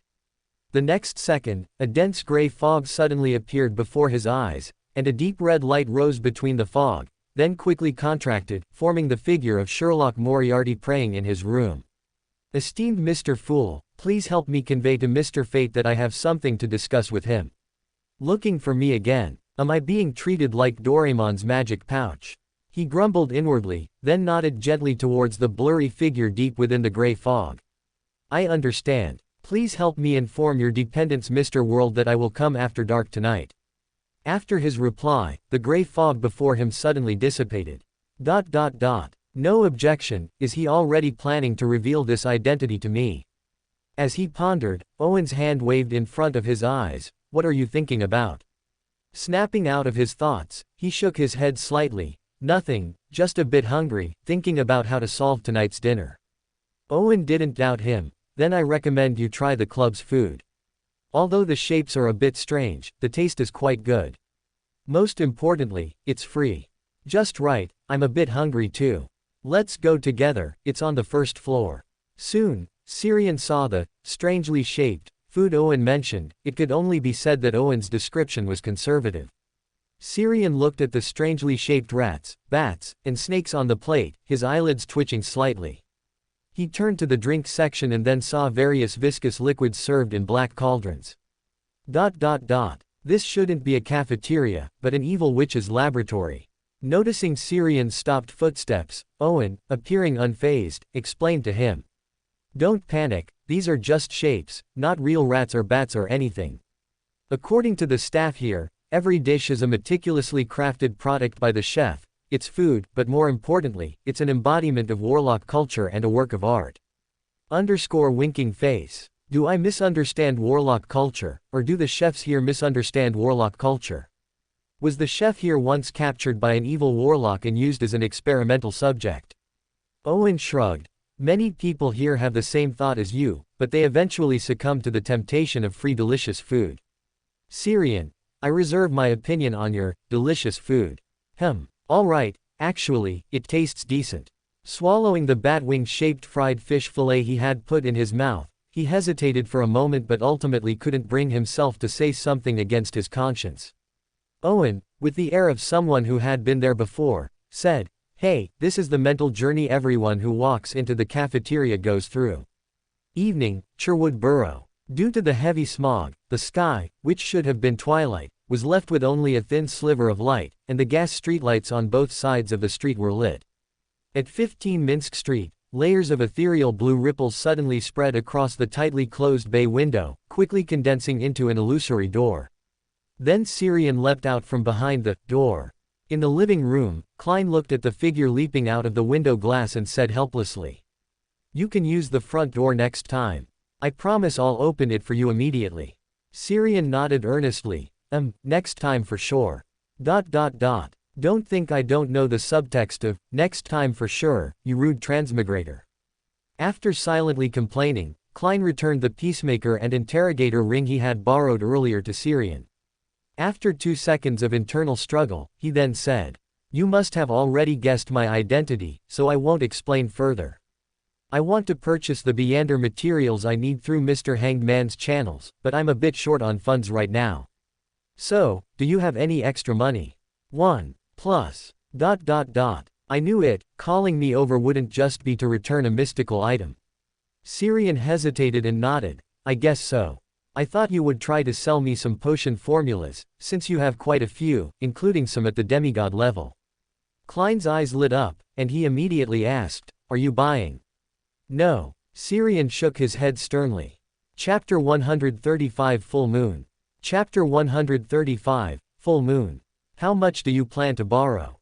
Let's be clear up front, I'm not as wealthy as you might think. Also, I'll be charging 5% interest. Klein, I suspect you're indirectly trying to avoid lending me money.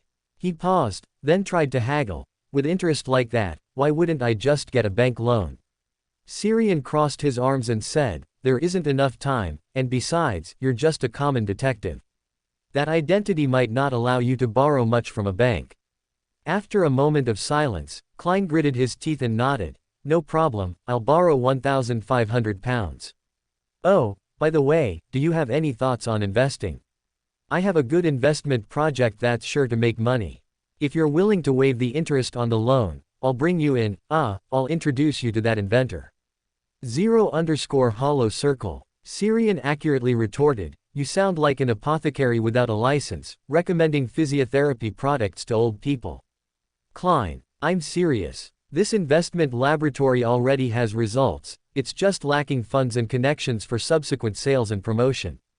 The product is a convenient mode of transportation called a bicycle. The target users are middle and lower class citizens. If you're interested, I can take you to the laboratory tomorrow to have a look. That really is an investment that could make money. He muttered to himself, then mused, all right, tomorrow morning then. Can I bring someone with me? You can. Although Klein was a little curious, he didn't ask further. When it came to signing a contract, bringing a trusted lawyer was perfectly reasonable. Anyway, he didn't think a transmigrator would refuse to invest in bicycles. It was an absolutely profitable project. Noticing Klein's confusion, Syrian chuckled and explained. For a product to succeed, it not only needs research and development funds but also a suitable factory, initial publicity and promotion, and connections to ensure that the profits aren't carved up by others. I happen to know such a person. Of course, this would require giving up some benefits, not financial, but reputational. Klein frowned slightly, then nodded. That's something you'll need to discuss with the inventor yourselves. Of course. Syrian smiled and nodded. For the next few days, he stayed at the Clover Club. People came and went, but not a single one chose him for a divination. This really is an unexpected development.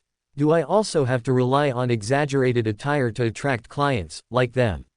He glanced at the flamboyantly dressed divination masters meditating alone or quietly reading in the lounge, then withdrew his gaze, silently shaking his head.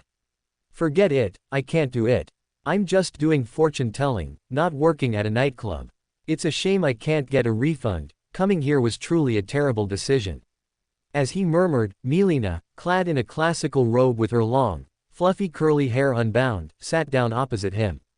Syrian glanced at her, then looked away, not speaking. He always felt there was something off about this woman. I have listened to the voice of fate, perhaps you need some help. No, you've probably misheard. I don't need help. Syrian shook his head, politely declining her offer. Milena seemed to be immersed in her own world, paying no attention to his attitude, and spoke to herself. Tonight's moon will be exceptionally bright. If you wish to clearly see your own destiny, this is an excellent opportunity. As she spoke, she took a black record from the inside of her classical robe and placed it on the coffee table in front of Syrian. This is a piece I composed during a sudden burst of inspiration. I call it, Symphony of Fate. Listen to it with a calm heart, and you will feel the rhythm of fate, no longer lost. Its price is 13 gold pounds. 0_hollow circle. The expression on Syrian's face changed from wariness to bewilderment. He had thought she wanted to show off, or perhaps preach to him, but it turned out she was trying to sell him a product. After 2 seconds of silence, he stared at her calm, unruffled deep brown eyes and tentatively asked, "Are your eyes all right?" Milena's lips curved slightly, and she smiled silently. "They are very well, far better than before. My world has lost its colors, but because of that, I can feel more, and I can listen to the voice of fate more clearly. She paused, then pushed the black record forward again. I think you will need it. This is a warning from fate. After 2 seconds of silence, Syrian reluctantly pulled out 13 gold pounds and bought the black record. Although he felt he had been scammed, his Beander intuition was indeed stirred when he saw the black record, making him want to possess it. Having sold her record, Milena stood up without a second glance and walked to the next person in the lounge, repeating the same process. Syrian, who had witnessed all of this, was somewhat bewildered. For a moment, he had suspected she was a cultist, but now he thought she was more like a pyramid scheme salesperson trying hard to swindle money.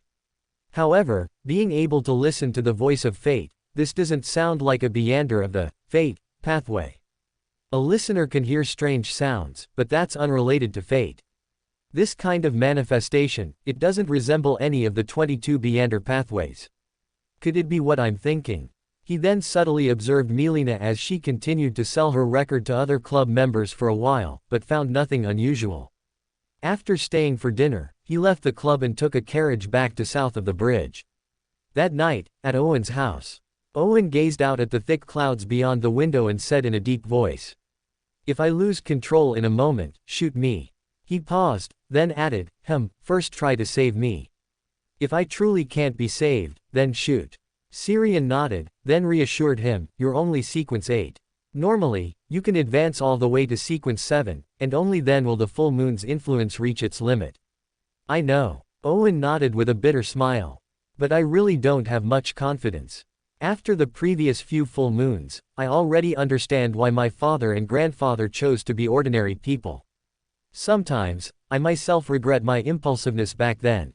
As they spoke, a crimson moon glow pierced through the thick clouds in the sky outside the window, casting light upon the earth. Syrian frowned slightly. He felt the vibrant life force within the crimson moonlight, and his own constantly growing spirituality and Beander intuition. This isn't a full moon, this is a blood moon. How could the full moon suddenly turn into a blood moon? As he murmured, Owen beside him had already collapsed in pain, emitting broken, inarticulate whimpers from his twisted, wide-open mouth. Flesh on his body swelled into lumps, large and small, then tore and burst open. In a matter of seconds, his entire body was a bloody mess. Without further hesitation, Syrian sat on the nearby sofa, closed his eyes, and meditated. Pair after pair of transparent, dragonfly wing-like membrane wings appeared behind him. His entire being became ethereal, entering another dimension beyond reality. Above the dimension that overlooked all things, Syrian's illusory, blurred, transparent figure quietly appeared. Immediately, he heard continuous, arduous prayers echoing in layers around his ears. From the unknowable sublime, the door above dimensions, the embodiment of art and fantasy. He cast his gaze in the direction of the sound, seeing Owen enduring pain and praying with difficulty. He reached out and pulled at the void in front of him. A lightless curtain appeared out of thin air, then descended, covering Owen's room like an unstoppable night. The next second, Owen, who had been immersed in extreme pain, suddenly felt his body lighten. The terrifying whispers in his ears disappeared, as did the suffocating, out-of-control feeling. He was alive again. Taking 2 deep breaths of the cold, somewhat damp air, he looked around. After confirming that he was once again in that small, dark room-like place, he simply closed his eyes and began to pray. For a believer who frequently visited church, this was simple. He only needed to replace the description of the God of steam and machinery with, from the unknowable sublime. In the unseen darkness, a black record slowly began to spin, emitting a faint sound with a peculiar rhythm. It was like a beautiful piano piece, indistinct, heard through several thick walls, inexplicably making one want to calm down and listen more clearly. Chapter 136, A Series of Accidents. Chapter 136, Consecutive Accidents. From a dimension overlooking everything, Syrian noticed the discordant movement within the lightless black curtain. As his gaze swept across, the black record, spontaneously spinning and emitting sound, appeared before his eyes. "This thing is problematic indeed, but I shouldn't have brought it with me." Owen bought her record too. Whispering a few words to himself, he gently rubbed his fingers together. A streak of crimson flowing fire appeared out of thin air, descending from above the void and landing precisely on the record. A few seconds later, the firelight disappeared, and the record stopped making sound, but it was not completely incinerated. That's enough for now. I'll deal with the rest after the blood moon ends. No sooner had the thought flashed than he saw the incomplete record, scorched by the flames, slowly begin to spin again, followed by music that was even clearer than before. As the music echoed, the shadowy, isolated space he had created from reality using the black curtain trick and his special authority gradually faded, becoming transparent, faintly revealing the crimson moonlight outside. From above the dimension, Syrian's face instantly darkened. He could clearly see that the source of this strange sound was not here. The record he had burned was more like a locator, using some special method to make the sounds of records in different places echo here simultaneously. My attempt to destroy the record just now was the trigger for this trap. He suddenly remembered Melina's words, tonight's moon will be exceptionally bright. The growing spirituality and inspiration are also key, this is a premeditated trap. As thoughts flickered, Syrian reached out and grasped at the void in front of him, and a bright silver, ornate pistol appeared in his hand out of thin air. Good thing I brought it with me today. If I used a fake imagined one, it would be questionable if it could even fire bullets. As he muttered, he aimed the gun at the damaged black record and pulled the trigger. Bang! Bang! After a brief interval, bright, sacred, dawn-like sharp light spots suddenly bloomed on the already half-destroyed black record. Then, a streak of crimson flowing fire descended from the void, incinerating the last bit of record residue. Deprived of this record's localization, the echoing music finally diminished, but it did not completely disappear. It seemed those sounds no longer needed a locator to find their way here. He had a premonition that these sounds were targeting him, this was an astrologer's intuition. He paused, then lowered his gaze to look at Owen, who was sitting in the darkness, praying intently, somewhat hesitant whether he should leave while the blood moon had not yet vanished. While he was conflicted, he suddenly heard a faint, shattering sound in his ears. The secret room created using the black curtain was breached by the crimson moonlight. In the darkness, crimson moonlight streamed down from above, vaguely illuminating the room's original outline. Owen, who was engrossed in prayer, felt a sudden thump in his heart, and then he heard the layered, illusory voices again, and saw a blurry, star-like figure, completely stained crimson. Ancestor, he almost instinctively murmured. At the same time, the flesh and blood on his body cracked with a popping sound, turning into countless wriggling strips, and began to gush out crimson-stained starlight from the inside out. From above the dimension, this scene made Syrian's eyebrows twitch, and he once again had a bad premonition. Without hesitation, he directly called out the name. Adam. 1 second, 2 seconds. The imagined response did not appear. Damn it, always offline at critical moments. Calling for backup failed. Syrian was somewhat speechless, but he didn't delay. He reached out and grabbed at the air, conjuring a 100% accurate portrait of Owen. He threw the portrait, then raised his hand and snapped his fingers. With a snap, the imagined portrait came to life, and Owen stepped out of the painting. At the same time, Owen's body, which was almost disintegrating and constantly overflowing with crimson-stained starlight, suddenly became illusory, lost its thickness, as if he had become a character in a painting.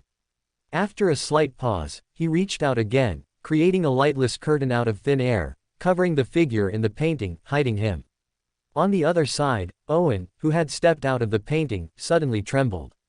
His body was stained with a layer of crimson starlight, and at the same time, numerous mottled, vivid color blocks, the size of fingernails, kept falling from him. In less than half a minute, Owen, who had stepped out of the painting, completely transformed into a human-shaped, twisted, crimson-stained, layered illusory stargate. This illusory stargate seemed alive, contracting and expanding rhythmically. The moment Syrian looked at the illusory stargate, a rapid, thump-thump, knocking sound echoed in his ears, as if someone was urgently pounding on the door from the other side of the illusory stargate. His heart quickened uncomfortably twice, and Syrian extended both hands, trying to pull the illusory stargate, into which Owen, in the painting, had transformed, back into the painting. Or simply destroy it. After several attempts, he failed without surprise. The layer of crimson on the illusory stargate blocked him. As time passed, the surrounding music grew clearer and more intense. Vaguely, He seemed to see a mercury-colored long river with no beginning or end, and the echoing music was the sound of its surging waters. Did I poke an outer god's nest? The problems brought by the blood moon haven't been resolved, and now there's another echo from the fate level. I don't know if it's the circle of inevitability or the fate weaver who did it. As he murmured, urgent, uneasy emotions quickly brewed in his heart. This was a warning from his spiritual intuition. It was reminding him not to continue listening to this sound of fate, and not to let the knocking sound from behind the illusory stargate persist. But what can I do?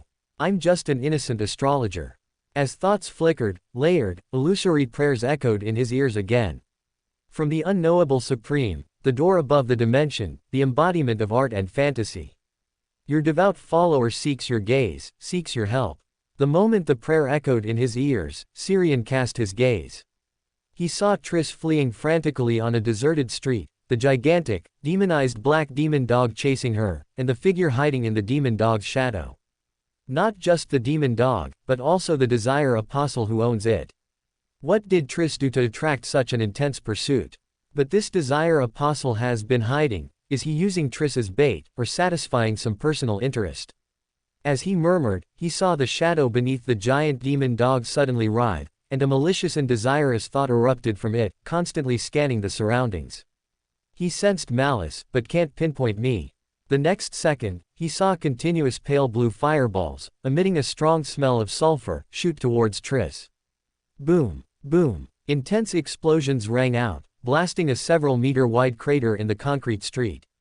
When the poisonous fire and black mist dispersed, Triss's somewhat illusory, star-stained figure floated quietly in place, as if in another dimension, completely unharmed and unaffected.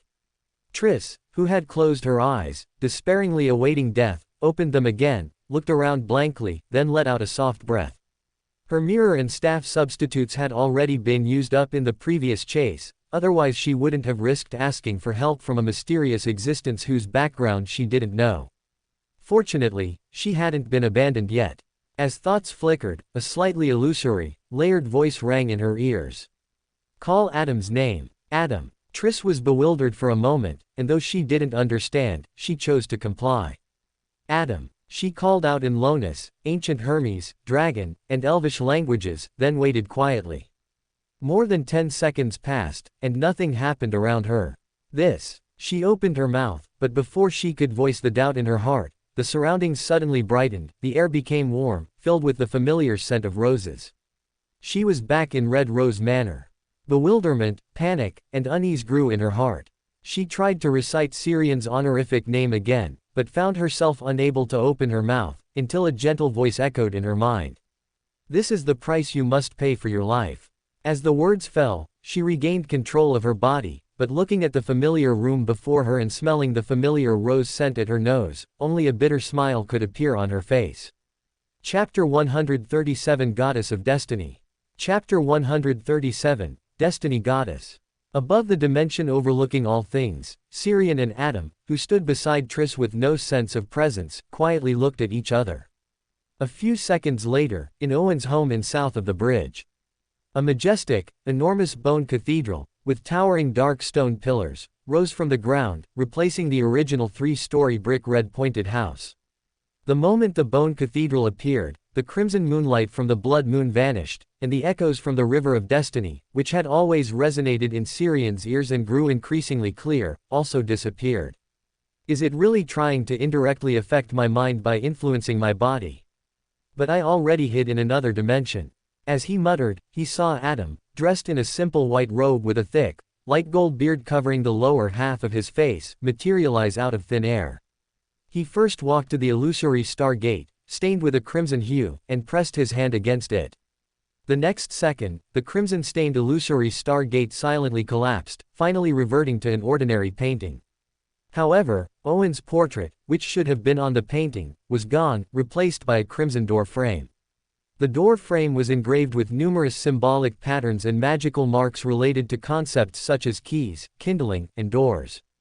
Adam held the painting in his hand and examined it for a while, then casually tossed it in front of the large cross surrounded by numerous bones. He then walked to the painting covered by a lightless black curtain and stood silently for a moment. Without him making any move, the black curtain, created by Syrian spontaneously dissipated, revealing the isolated painting within. Subsequently, Owen's figure in the painting quickly became solid, transforming from illusory to real, once again becoming a true existence in reality. At this moment, Owen's eyes were tightly closed, a smile on his lips, as if he was immersed in a beautiful dream. Above the dimension, Syrian quietly watched Adam's actions. The bone cathedral not only isolated the moonlight from the blood moon and the echoes from the river of destiny, but it also affected him. He could only project his gaze through the connection with his body, but he couldn't interfere in any way, nor could his spirit return to his physical body. As if sensing his emotions, Adam, who had resolved the issues with the illusory Stargate and Owen, slightly raised his head and said with a light chuckle, "Don't worry, there are still some hidden problems that haven't been resolved, and you need to find them." "Me? How do I find them, and what am I looking for?" Syrian subconsciously asked his questions. Immediately, Melina's figure appeared in his mind, along with the black records she was promoting at the Clover Club. "I think I know." Adam seemed to hear his self-questioning and self-answering from above the dimension, nodding with a light chuckle. "It's her. You know how to find her, and those records that recorded the echoes of destiny. Although your body is hidden in another dimension, it hasn't completely detached from reality, it's still within the influence range of the Bone Cathedral, so I can communicate with you through this." Above the dimension, Syrian nodded thoughtfully, then imagined paper and pen, wrote down a divination phrase, and quickly performed a dream divination. His spirit was slightly dazed, and he saw a detached villa by the Tassoc River, and Melina sitting on a long bench, absorbed in playing a musical instrument. South of the bridge, Riverbend Avenue, it should be the section near the Backland Bridge area. As soon as he finished speaking, he heard Adam's reply, "I understand." The next second, an invisible pulling force came, and caught off guard, his spirit was directly pulled back into his body. Feeling bewildered for a moment, he looked at Adam, who was gently smiling and looking in his direction, suppressing the urge to complain in his heart and allowing his body to return to reality. "Let's go." Adam gently nodded to him. At the same time, the large door of the Bone Cathedral creaked open automatically, and outside the door was a brightly lit bedroom. The bedroom, apart from the bed, was filled with divination tools such as astrolabes, tarot cards, and crystal balls. In addition, there were more musical instruments such as pianos, violins, drum kits, and bone flutes. These instruments were all new, looking as if they had just been bought and placed there by the owner of the house, with most of them appearing unused. Syrian followed Adam, stepping from the Bone Cathedral into the room, and a sense of familiarity spontaneously arose. This was exactly where he had seen Melina playing instruments during his divination, but Melina's figure was gone, and the room's arrangement had changed somewhat, with fewer instruments, and the floor was too clean. Clap. As his thoughts drifted, he saw Adam clap his hands lightly, and then a huge, ancient, mottled stone wall clock illusion appeared before them. The clock face was divided into 12 unequal segments by intertwined gray, white and dark green, each segment containing a different symbol representing a different time. At the core of the wall clock, 3 pointers, seemingly composed of worms of time, one long, one short, and one medium, were full of a sense of antiquity. Under Syrian's curious gaze, the hands of the stone wall clock suddenly rotated backward one segment, and an invisible torrent swept out, causing the light and shadows in the room to rewind. A few breaths later, the finally fixed light and shadows began to change normally, as time progressed, displaying the events that had once happened here in the form of images. Angel-level decryption, time reversal. Adam responded to Syrian's slightly surprised gaze with a faint smile. During the third epoch, I often stayed with Eamon, watching him play pranks. It wasn't difficult to visionary some of his abilities. Syrian gave a dry laugh, then voiced his thoughts. I thought you would use methods more befitting a spectator, such as reflecting the surrounding spiritual world. Adam pointed at the light and shadows in the room that had been reversed and said, but the Worm of Time's decryption ability is more convenient, isn't it? Moreover, inspiration, spirituality, and information can all be deceived, hidden, and modified, but time is very difficult. Even at the outer deity level, only a few can touch time. It seems the symbol of King of Time and Space is very powerful. Syrian sighed inexplicably. As they spoke, Milina's figure appeared in the reversed light and shadows in the room. She sat quietly in front of the bed, eyes closed, seemingly listening to something. A moment later, she clasped her hands before her mouth and nose, her expression fanatical as she gazed up at the crystal chandelier in the room, her slightly parted lips murmuring, "I obey your command. Praise you, weaver of destiny of all things, extol you, supreme destiny goddess, all unreasonable destinies shall be judged by you." Then the light and shadows in the room accelerated slightly, and when they returned to normal, Milina was already sitting at the piano on the balcony, playing a never-before-heard tune with abandon. As the performance progressed, the other instruments in the room seemed to resonate, or perhaps were manipulated by an invisible spirit, joining the performance one after another, forming a grand and magnificent symphony. Gradually, as if some invisible things were touched, even the light and shadows formed by time reversal became distorted and blurred. Syrian frowned slightly. He felt a familiar aura, or rather, power. It's destiny. Her performance touched destiny. But she's only a Beyander of around sequence 7. Don't think about it, don't listen to it. Even in reversal, these sounds still possess incredible power. Adam's calm voice rang out, calming Syrian's agitated emotions, making his thoughts focused, and no longer hearing any extraneous sounds. As Adam isolated the influence of Milina's music in the light and shadows on him, the distorted light and shadows in Syrian's eyes normalized considerably. He once again clearly saw Milina playing the piano with abandon, saw the illusory figure behind her without arms, and the destiny that was now materialized. At this instant, a flood of information surged into his mind, and at the same time, he felt gazes cast from the cosmos. Destiny goddess, weaver of destiny of all things, symbol of ultimate judgment, goddess of eternal future. As he murmured, the majestic and enormous bone cathedral rose, isolating the astral world, the spirit world, and even reality. Affected by the bone cathedral, the light and shadows reversed by Adam using his visionary worm of time ability silently dissipated. Everything unfolded logically, like a script written by an author. Destiny, huh? Adam looked at the location where the light and shadows disappeared, muttering. Then he turned his head to look at Syrian, pure and clear light faintly flashing in his light gold eyes. The next second, Syrian, who was being bombarded by the massive influx of information into his mind, suddenly felt light, as if he had put down a heavy burden, drinking a cold drink on a scorching summer day, achieving an unprecedented satisfaction. After organizing the extra information in his mind, he then turned his head to look at Adam. The latter gently nodded to him, saying with a sigh, "Destiny is the most mysterious and wonderful thing. That, destiny goddess, in the cosmos has noticed you. From now on, your destiny will become unpredictable and dangerous. The visionary does not involve destiny. I cannot provide help in this regard. Perhaps you need to meet true creator and get his approval before you can get Ouroboros's help. Or, you can find and convince that hidden little snake." Chapter 138 Magician. Why would the destiny goddess target me? After a pause, he asked again, even the Evernight goddess, who is involved with destiny, can't do anything. Adam shook his head slightly. Calamity is not merely misfortune, it also includes disaster, and from the outcome, it leans more towards disaster. At the level of destiny, the weight of calamity is not enough, nor is it comprehensive enough. What can influence destiny must be the same authority of destiny, and in this regard, our world is at a disadvantage. As for why the destiny goddess sought you out, you already know from the 7 lights of the spirit world.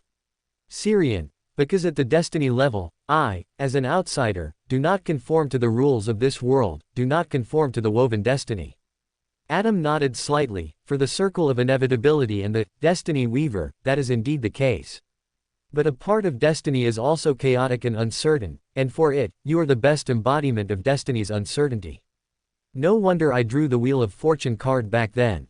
Syrian suddenly felt a sense of realization. He quickly looked at Adam, wanting to ask more, but the latter's figure had already faded. In the blink of an eye, Adam and the magnificent, enormous bone cathedral vanished from his sight, leaving only the lingering whispers in the air. Destiny is fickle, but it is also something everyone must accept.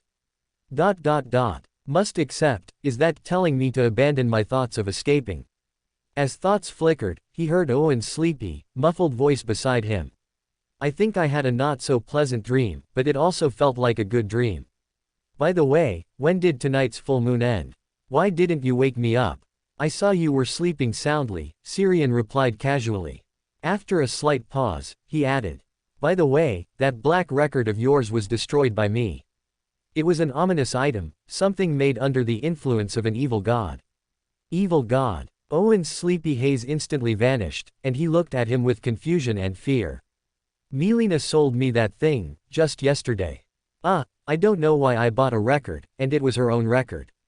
It's like when I saw her at the time, I subconsciously didn't want to refuse.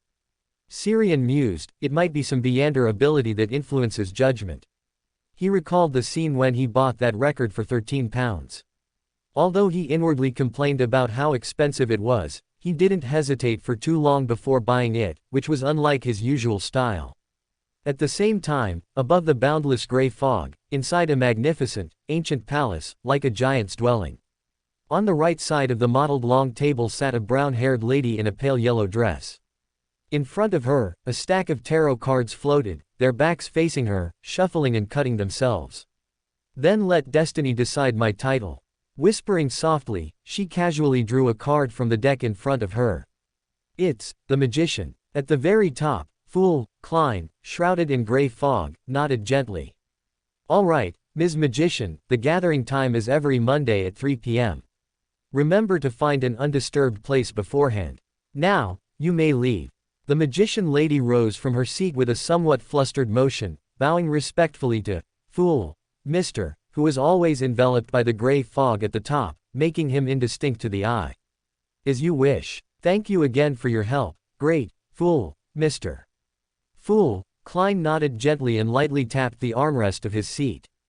The next second, the magician lady's figure melted into the crimson light that suddenly rose, leaving the space above the gray fog. After seeing off the magician lady, he turned his gaze to the seat she had just occupied.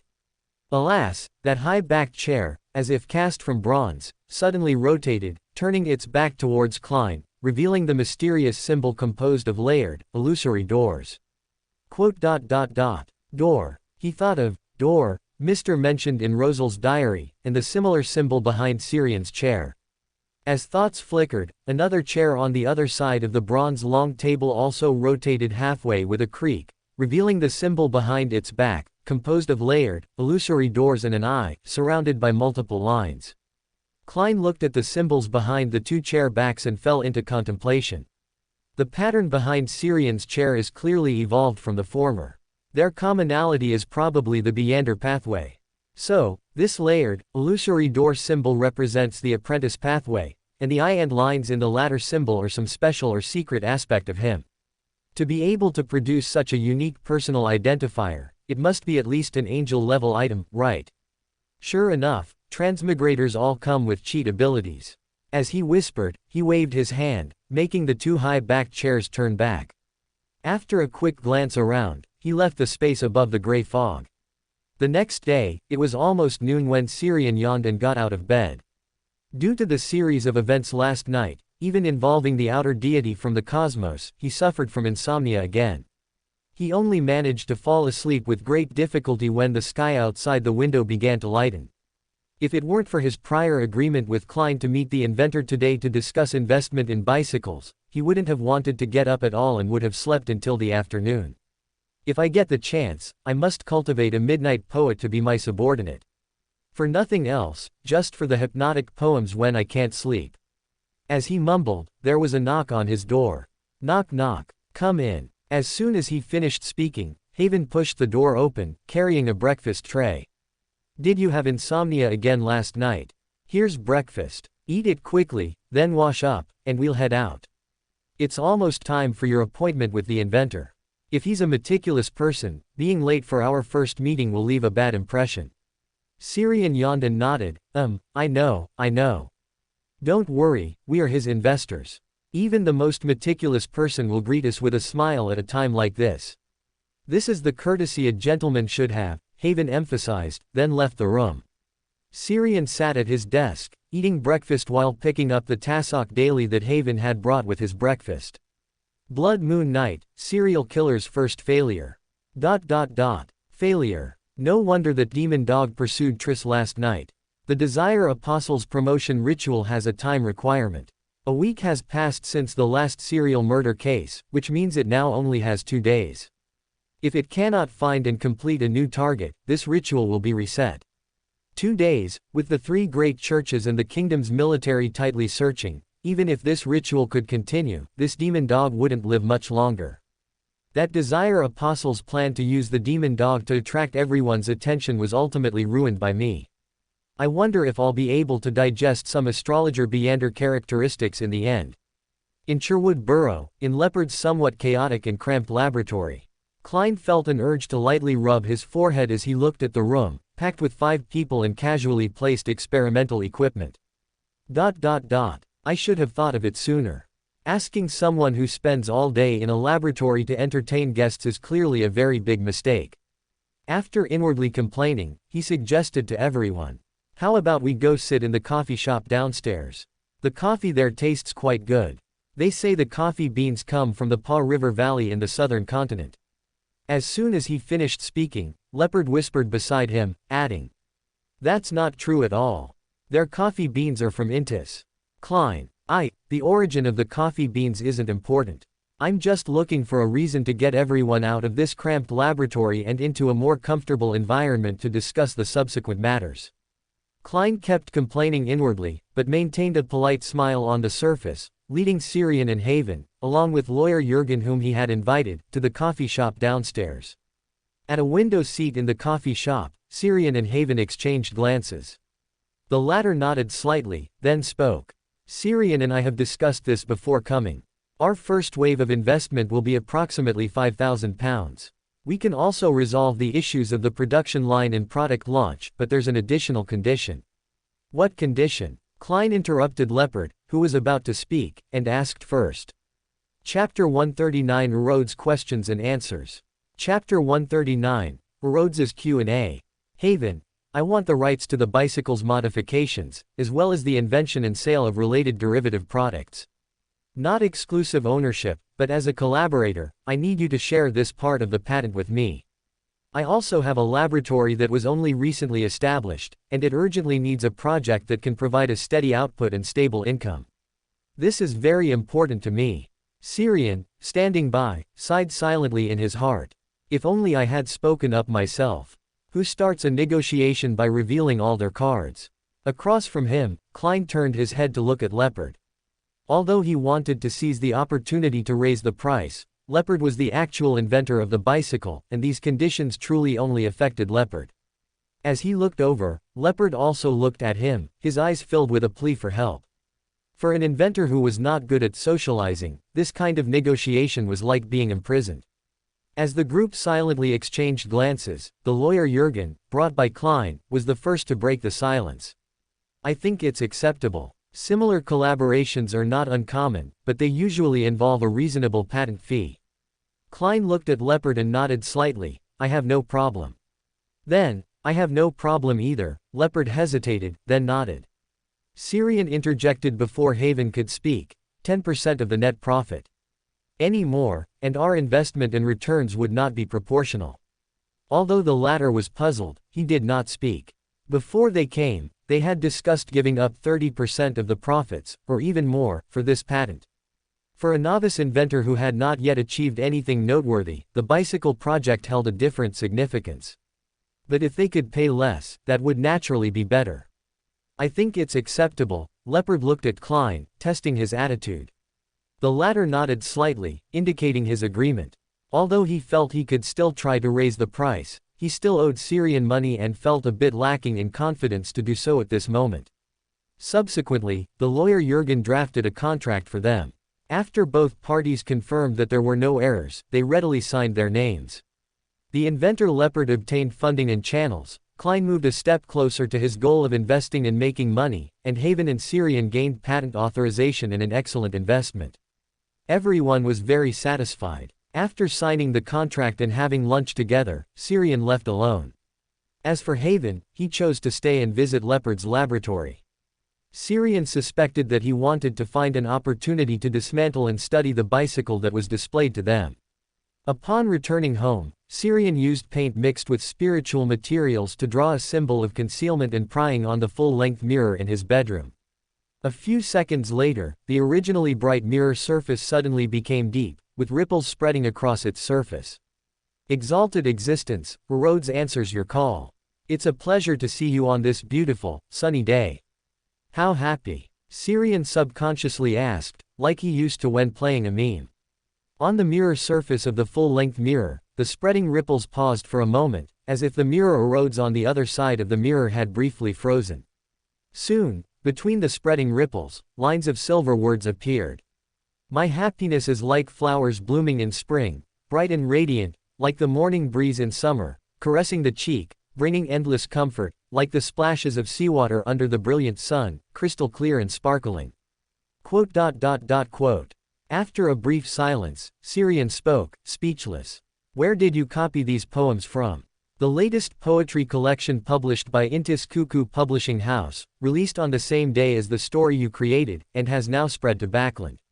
The words on the mirror surface paused slightly, then changed lines, becoming a cautious inquiry. Exalted existence, according to the principle of equivalence, I also need to ask you 2 questions. May I begin now? Syrian nodded gently. You may. On the mirror surface, after a ripple, cheerful words emerged. Good. Next is the second question. May I ask, are you looking for me to inquire about what happened last night? Yes, Syrian nodded again, pausing slightly. He then asked directly, I want to know Milena Rosen's true identity, and what she did last night, and where she ultimately went. On the mirror's surface, a round face, as if drawn with a simple sketch, appeared, showing a troubled expression. Below the expression were lines of loan words shimmering with starlight. These are 3 questions. If I were those lifeless sealed artifacts, I could indeed simply treat it as 1 question to answer, but I am the intelligent mirror Rhodes, so I cannot deny my subjective judgment. Therefore, exalted existence, are you willing to exchange 3 questions for the answer to this question? Wait, there's 1 question I can't answer. No, it's 2. Soon, all the content on the mirror disappeared, replaced by a smile even uglier than a cool one, followed by a short message. The answers to these questions only require 1 question in exchange, because I can only answer a very limited part. After a slight pause, new words began to appear on the mirror surface. Milena Rosen, the illegitimate daughter of a fallen noble from the former Syhova County. After her fallen noble father went completely bankrupt and her mother could no longer demand money through her, she was driven out of her home and eventually made her way to Backland. During the time she was driven out of her home, she came into contact with the mystical world and became a member of the Moses ascetic order. She is now a Sequence 7 warlock. This summer, her life underwent earth-shattering changes. I apologize, but I dare not look into the specific reasons. I can only say it was very, very terrifying. In that change, she obtained power outside of the 22 Beander pathways, power related to fate. One day, about half a month ago, she suddenly blinded herself, and then that power related to fate grew stronger. After that, terrifying gazes have constantly accompanied her. I apologize, I dare not pry further. My intuition tells me it's quite dangerous. Perhaps you wouldn't even have time to save me, and I would die. It paused, perhaps fearing Syrian's dissatisfaction, and then added another line of words. That gaze is very strange, with a feeling of being both similar and dissimilar, both false and real. Both false and real, Syrian murmured, and some thoughts arose in his mind. Perhaps it was an illusion. After a moment of silence, he pressed on. You couldn't see anything about last night's events. On the mirror's surface, the illusory ripples gently swayed, and then new silver words appeared. Not entirely, but I cannot speak it. If I did, I would destroy the concealment effect on me and would be discovered. In this regard, what I can say is that last night, the 7 gods of the astral world seemed very busy, and none of their believers or favored ones received their response. Additionally, last night during the blood moon, more than 1 terrifying gaze lingered in Backland. It's pretty much as I guessed. I just don't know if the high-dimensional overseer is actively seeking helpers or simply going with the flow. It should be the latter.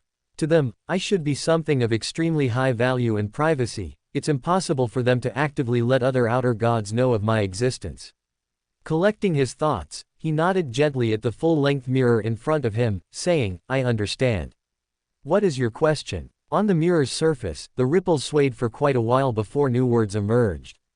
Exalted existence, the being you once mentioned, the one who would make me genuinely want to follow, how much longer until he arrives in Backland? Raising an eyebrow slightly, Syrian suppressed the urge to laugh out loud and calmly replied. He is already here. Soon, you will meet him. Indeed, him. On the mirror's surface, an excited smiling face appeared, followed by a message. Thank you for your answer. Do you have any other questions? No more. Syrian waved his hand. Accompanied by a scene of fireworks, which Rhodes seemed to have copied and pasted from somewhere, the ripples on the full-length mirror gradually disappeared.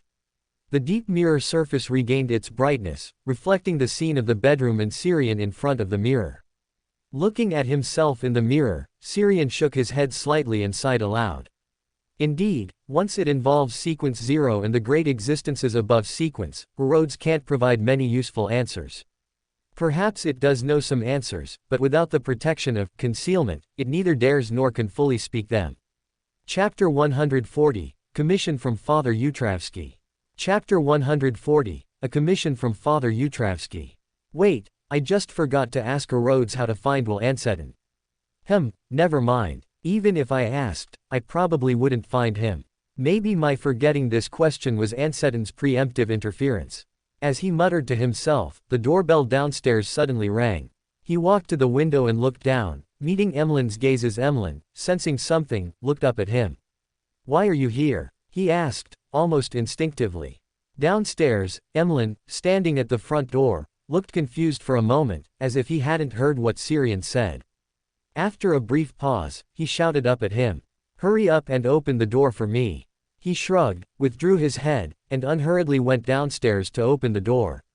Emlyn eagerly stepped in with half a foot, then, as if remembering something unpleasant, quickly withdrew his leg. Then, with a sour expression, but trying hard to suppress it, he said. Father Utravsky hopes you can visit the Harvest Church these next few days. Syrian looked at Emlyn's retracted foot and asked in confusion, Is my floor hot? Also, how do you know where I live, and what does Father Utravsky want with me? Emlyn curled his lip in disdain. Who knows if a dark-minded person like you would set up traps at home? For my life, freedom, and safety, it's better to keep a distance. As for your address, Father Utravsky told me, of course. As for what it's about, you'll know when you go to the church. After a slight pause, he added, You'd better hurry. I feel he's a bit dangerous right now. Shouldn't you be happy if he's in danger?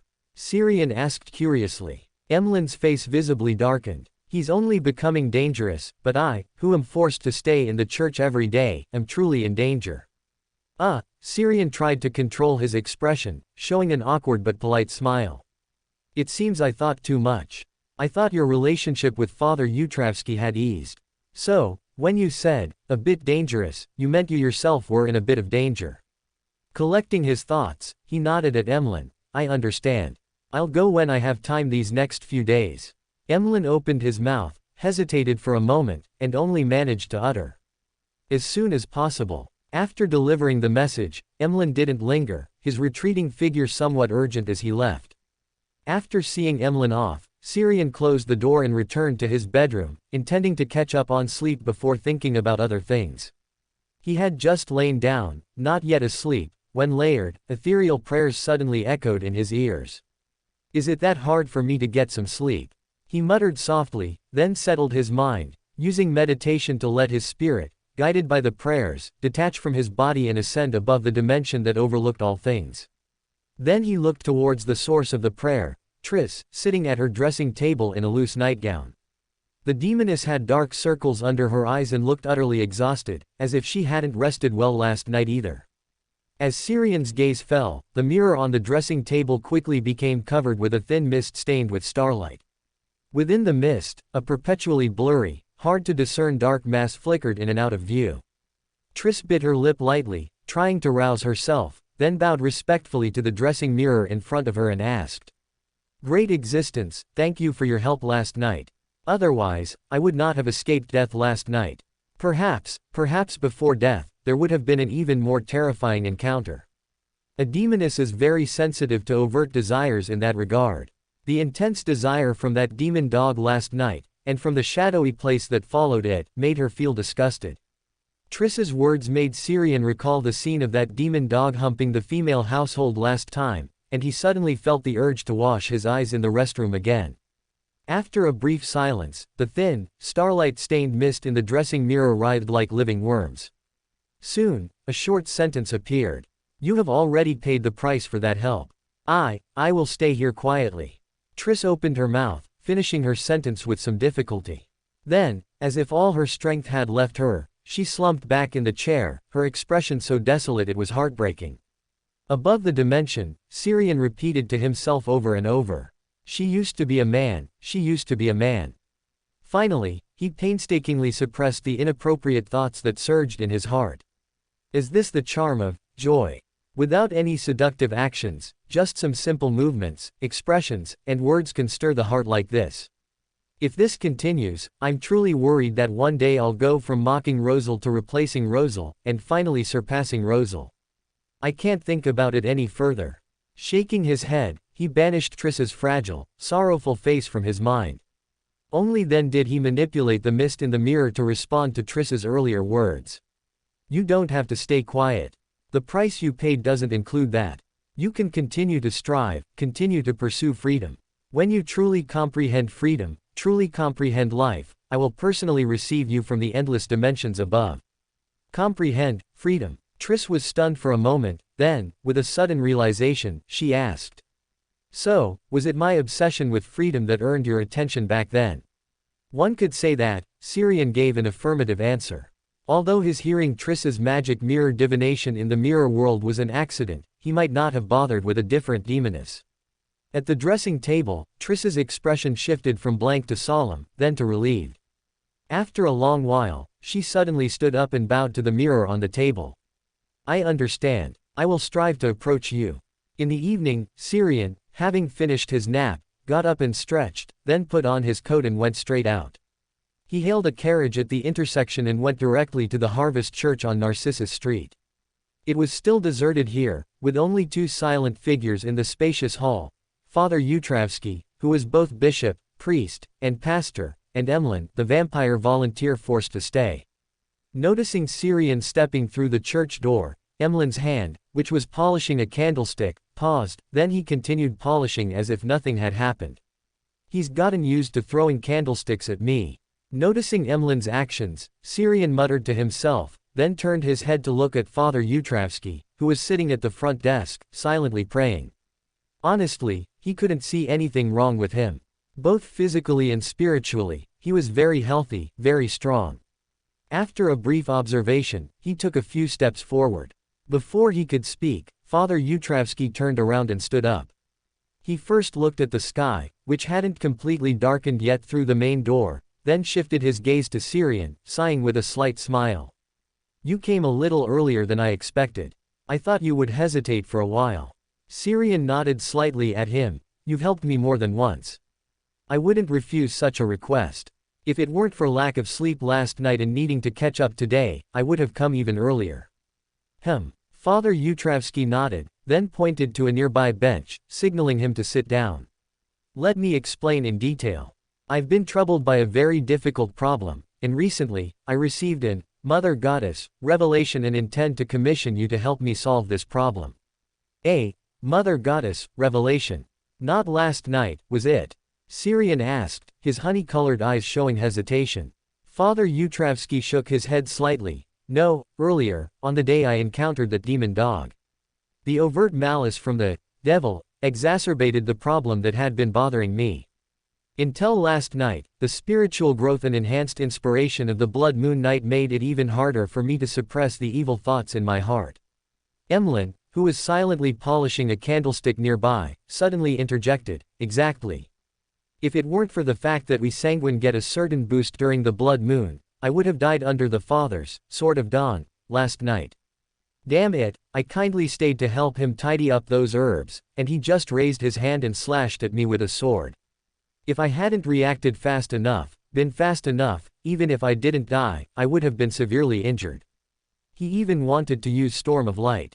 Thankfully, that strange blood moon last night didn't last too long, and he regained consciousness in time. As he spoke, he touched the right side of his cheek with lingering fear, as if he could still feel the pain of being grazed by the sharp light of dawn last night. Father Yutravsky sighed and bowed slightly to Emlyn. I am very sorry. As compensation, you can learn all the pharmacological knowledge here for free. Additionally, I will also keep an eye out for any clues about the potions Professor Beander characteristic within the church. Potions Professor. Emlyn's expression was somewhat puzzled. Syrian explained on behalf of Father Yutravsky, in the potion system, your sanguine barons are equivalent to a sequence 6 potions professor. Emlyn glared at him. I know that, of course. It's just, what good are such clues? Would the Mother Goddess Church really be willing to give up the opportunity to cultivate a deacon or a church bishop? Chapter 141, The Battle in the Heart. Chapter 141, Battle in the Depths of the Mind. You're getting more and more used to calling her Mother Goddess, Syrian teased Emlyn. Before Emlyn could explode in anger, Syrian turned to Father Yutravsky and asked seriously. Father, what do you need me to do? Or rather, what kind of revelation did the Earth Mother give you? Father Yutravsky calmly said, kill me. To be precise, kill the other me, the bloodthirsty, cruel, and evil me. If you want to die, can't you just commit suicide with that greatsword? Emlyn pouted. Father Yutravsky ignored his words and instead took out a candle that had burned down by more than half. The candle was wrapped in something like human skin, with several bumps protruding. Its wick was short, and the entire candle was pitch black, with fine, dark, scale-like patterns. This is a sealed artifact I brought from Phenobote's headquarters. It's called the Heart Demon Candle. It can allow the holder to enter the deepest part of their mind, or rather, the bottom layer of their dream, and materialize the corresponding scenes. That way, you can directly see my negative personality, and then through battle, eliminate him. In that special state, once he truly dies, he will never appear again. And this will allow me to achieve mental purification and get rid of my current troubles. After a slight pause, he turned to the holy emblem of life on the table behind him, offered a devout bow and prayer, and then continued. The revelation given by the Mother Goddess is a guide, not explicit content. I only know that the hope for resolving this trouble lies with you. As for how you will do it, I do not know. As for the Heart Demon Candle, it was a solution proposed by the high-ranking members of the church after discussions when I was in Phenobote. You can choose this method, or you can use your own way. Syrian nodded thoughtfully, then chuckled. No wonder you helped me deal with the Steam Church's investigation back then. I thought you wanted to develop me into a believer of the Earth Mother. So, the Earth Mother Lilith noticed me long ago. I shouldn't have any connection with her. Is it purely the power of a deity? If that's the case, how many of the 7 deities have already noticed me? In the future, I must carefully avoid the churches of the Lord of Storms, the eternal blazing sun, and the God of knowledge and wisdom. I am too close to Adam, so to them, I have most likely been categorized into Adam's faction. Collecting his scattered thoughts, he nodded slightly to Yutravsky. I'll go with the method you provided, but I need some preparation, and I also need to know your fighting habits and abilities. Although I have reached or even surpassed sequence 6 in terms of spirituality, I am not good at combat due to my sequence pathway. He paused, then turned to Emlyn. I hope you won't take the Heart Demon Candle at a critical moment to remove your own psychological suggestion. You are insulting the character of a noble sanguine. Emlyn looked at him somewhat indignantly, but a hint of guilt flashed in his crimson eyes. Just now, for a split second, he did have such a thought, but only for that one moment, only thought about it for that one instant. He paused, then looked at the two of them and said seriously, if you don't trust me, I can leave first. Anyway, I've been in the church long enough today. Father Yutravsky shook his head slightly at Syrian. No need, I trust him. Although he has not yet fully understood the concept of, life is precious, harvest is joyful, I believe he would not do anything to harm innocent lives. Emlyn grumbled somewhat discontentedly, I wouldn't, to begin with. I've always been a law-abiding citizen of Backland. You, the father who restricts my personal freedom, are clearly more hateful. No wonder you've never been granted permission to preach in Loan. I find it very hard to equate vampires with law-abiding citizens. Syrian shook his head slightly, mumbling. Emlyn corrected him with a dark face, it's sanguine. Syrian ignored him and turned to Father Yutravsky, saying calmly, Father, please tell me about your fighting habits and abilities first. Father Yutravsky nodded slightly. I am a Dawn Paladin, sequence 6 of the warrior pathway. I inherently possess superhuman strength, physique, and agility, and I am proficient in all weapons, having mastered most schools of combat. In terms of Beyonder abilities, I can fill an area within 50 meters with clear and holy dawn light. This can dispel illusions, suppress and weaken evil spirits, and eliminate negative and evil energies.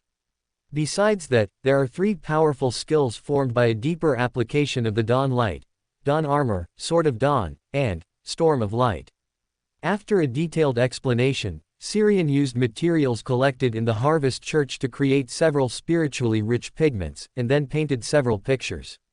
This knowledge partly came from the incomplete power of the otherworld traveler and partly from information he obtained from the dimensions. Although he had not received training in relevant skills, he felt that he was now a mature and experienced painter.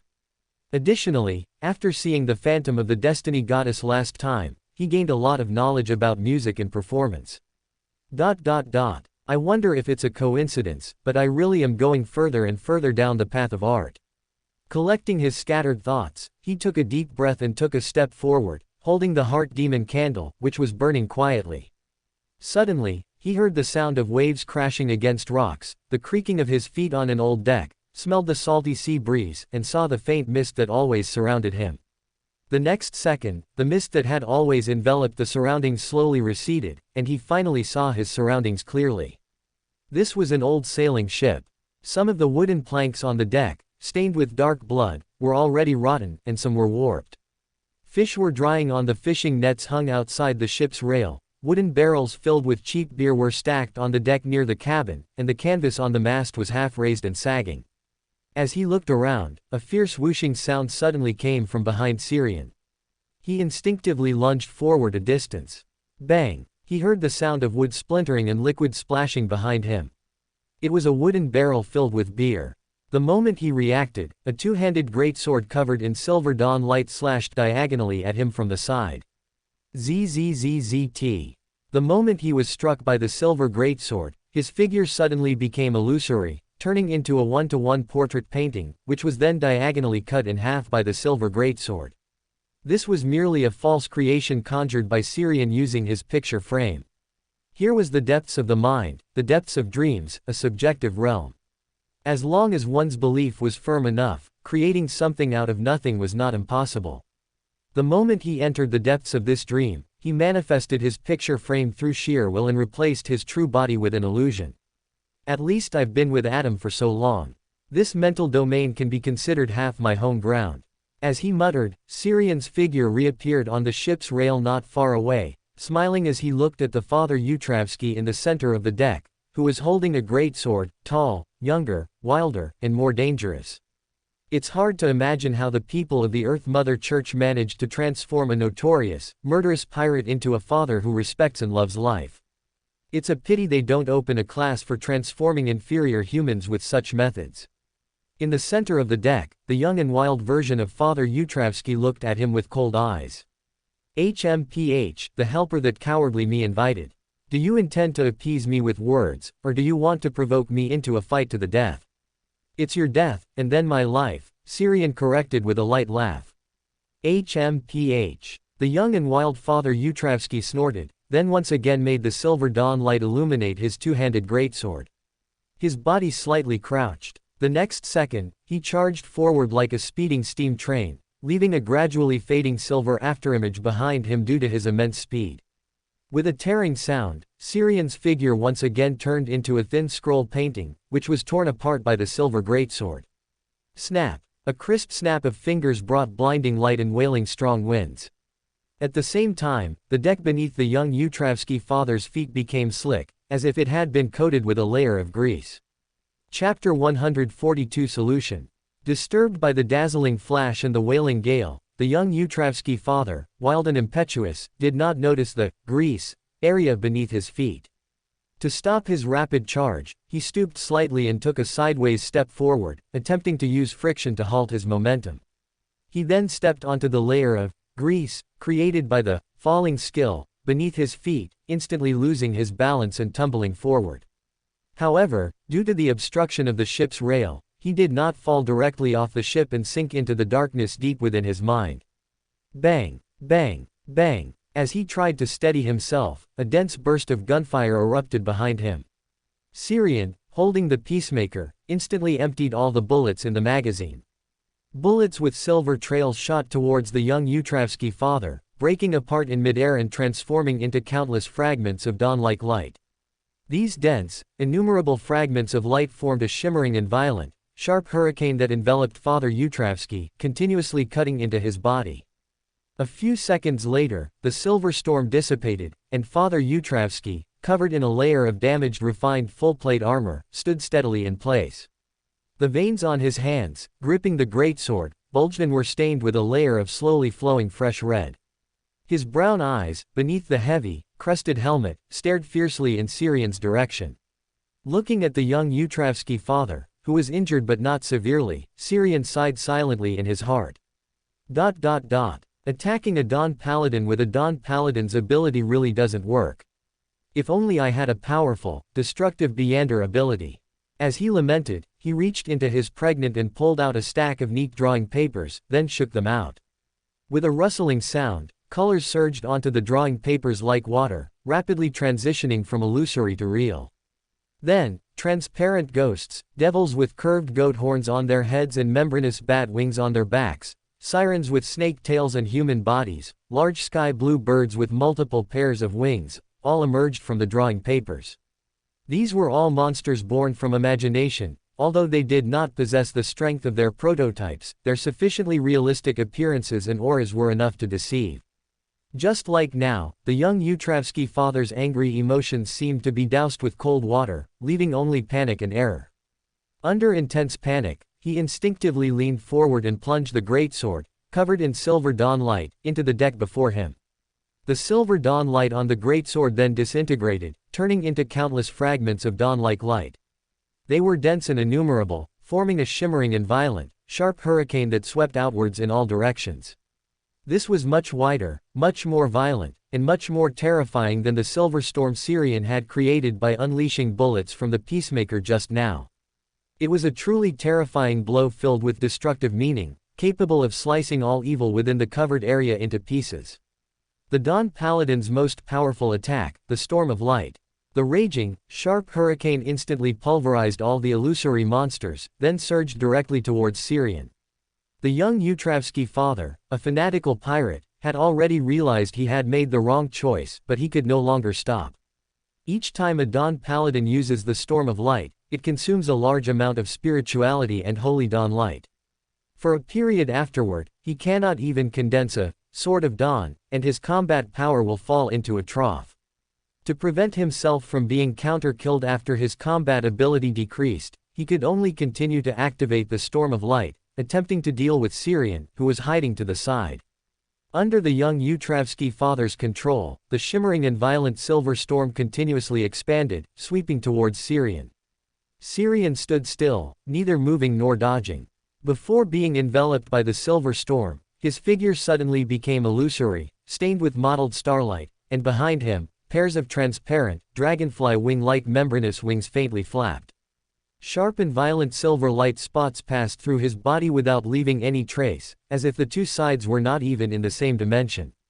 A few breaths later, the raging silver storm dissipated, and the young Utravsky father knelt on the deck, his chest heaving as he panted. The dawn armor on him and the silver dawn light on his greatsword had already vanished.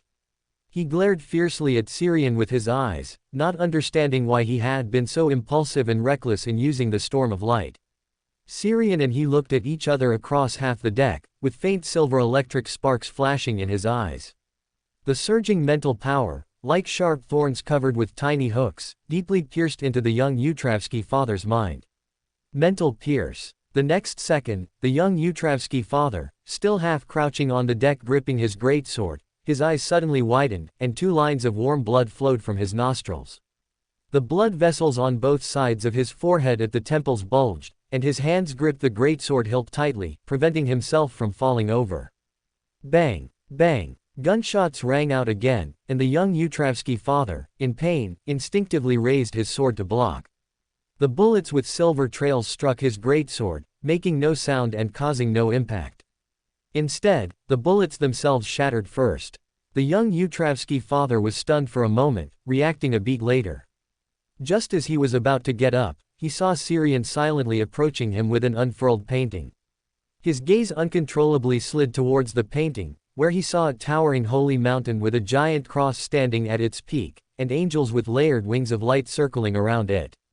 For a moment, he felt as if the angels in the painting had turned their heads and looked at him. Ah! The young Utravsky father clutched his head in pain with both hands, his tall body curled up on the deck, wailing and groaning in agony. The flesh and blood on his body seemed to come alive, constantly cracking open. Through the fissures, crimson flames, mottled rust, flames mixed with golden sunlight, fine currents, and thick, viscous shadows occasionally seeped out. Is this effect a bit too good? Xiang, somewhat self-doubting, turned the painting he had conjured over, brought it closer to his eyes, and took a look himself. No problem, it's indeed just a product of illusion, but it seems a bit too real. Is it because the details I learned from Adam were too thorough, or is it because this is deep within the mind, and the shortcomings of the illusory products were somehow compensated? After muttering a few words, he made the painting in his hand disappear, then replaced the magazine of the peacemaker and pulled the trigger on the young Utravsky father, who was on the verge of losing control and collapsing on the deck. Bang! Bang! Bang! After a brief and intense burst of gunfire, a somewhat miniature version of the storm of light, compared to the previous one, erupted. In the sharp and violent silver storm, the young Utravsky father's collapsing body quickly disintegrated, then vanished. In the end, Xiang saw his softened smile and the fleeting look of relief on his face. It was only for a very brief moment, and then his figure completely disappeared from Xiang's sight. This negative personality, accumulated over a long time from Father Utravsky's brutal and bloodthirsty past, and then materialized by the power of the heart demon candle, was finally eliminated by Xiang. Who? Exhaling lightly, Xiang surveyed the old sailing ship in the outer sea, which was always shrouded in a thin mist, then his figure rapidly faded. In the hall of the Harvest Church, Xiang, holding the heart demon candle, took half a step back, and suddenly became completely clear-headed. He glanced at the heart demon candle in his hand, which had fine black scale-like patterns, then placed it on the table in front of Father Utravsky. Father Utravsky gave off a feeling of being more peaceful and relaxed than before. After a brief observation, Xiang withdrew his gaze and calmly asked, "I have killed your materialized negative personality. There were some unexpected events during the process. You should not have been affected, right?" Father Utravsky shook his head slightly. No, after the negative personality was materialized by the heart demon candle, he and I already belonged to two independent entities. Xiang nodded thoughtfully. After a moment of hesitation, he still couldn't suppress his curiosity and asked, "Father, have you had any soul-level surgery before? I feel that your negative personality is not just a simple personality. It's more like a segment of your past that was split off, and a small part of your soul. Besides high-sequence spectators, perhaps a doctor who can mend souls could also perform such delicate soul-level operations." 143 Left hand to right hand.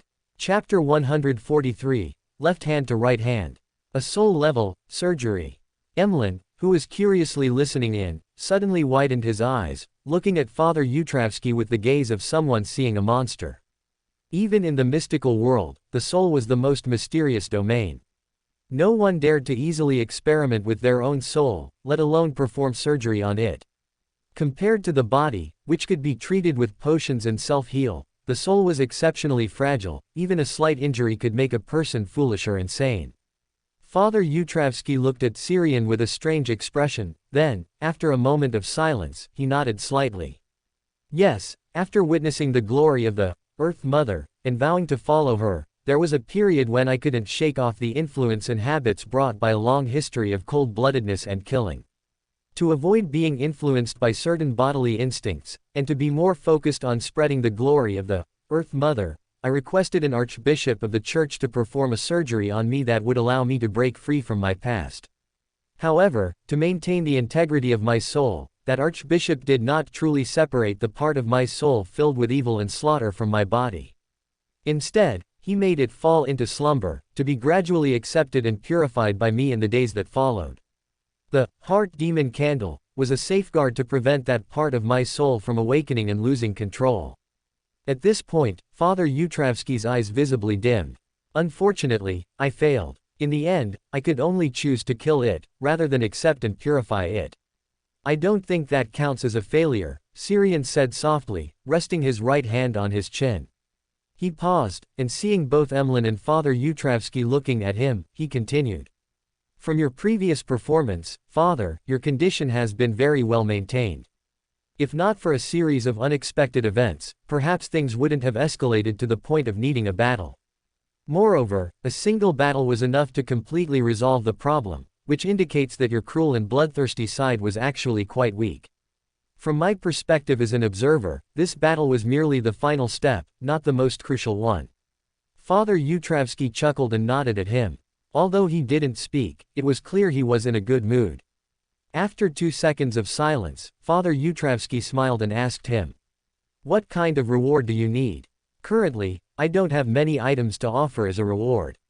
If you don't mind waiting a bit longer, I can apply to headquarters for some resources, among which there should be items that satisfy you." After a brief thought, Syrian curiously asked, "What are my current options then?"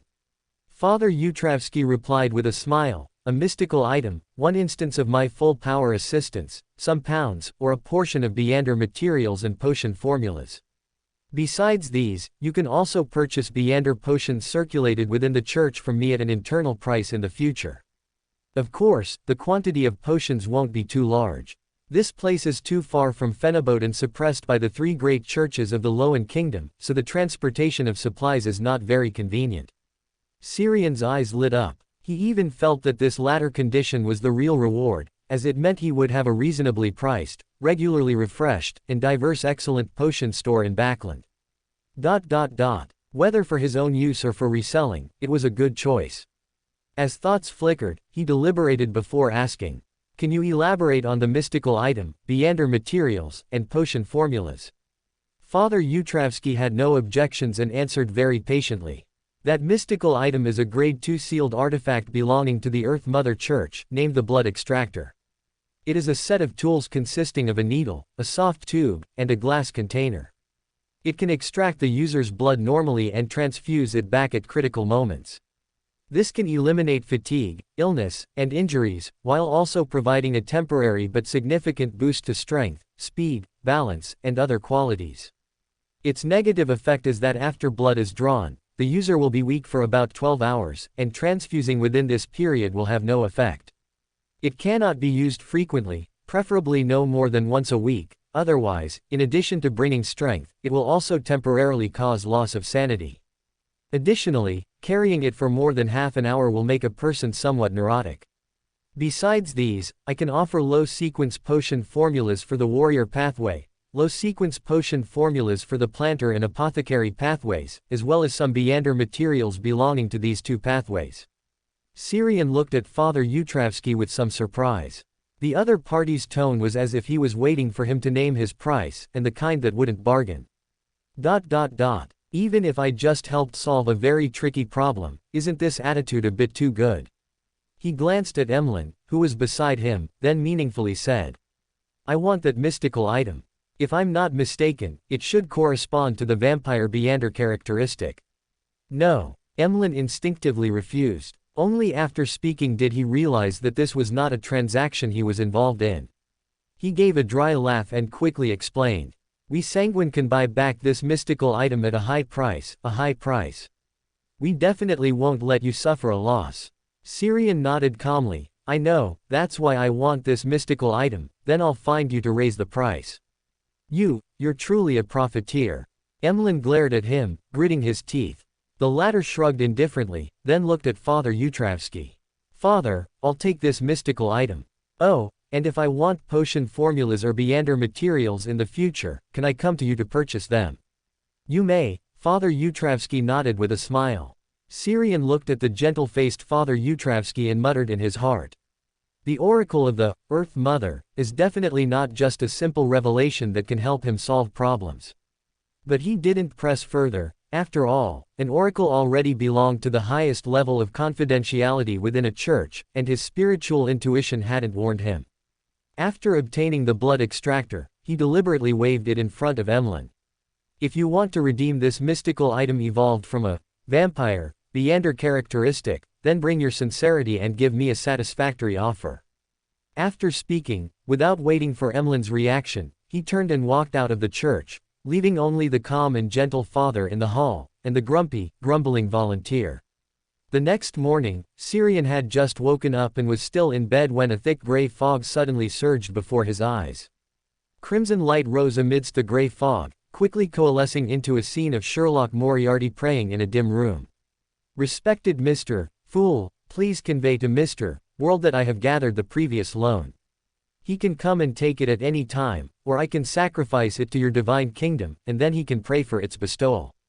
The prayer scene disappeared. Syrian glanced at the blurry figure overlooking the world deep within the gray fog, then lowered his head and calmly said, "Please inform Mr. World that I will be there shortly."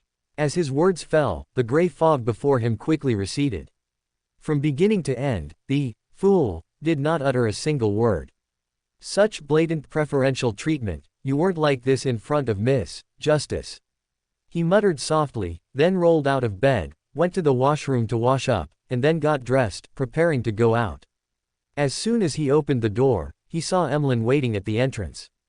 Both of them paused simultaneously, then he curiously asked, "At this time, shouldn't you sanguine just be preparing to rest?"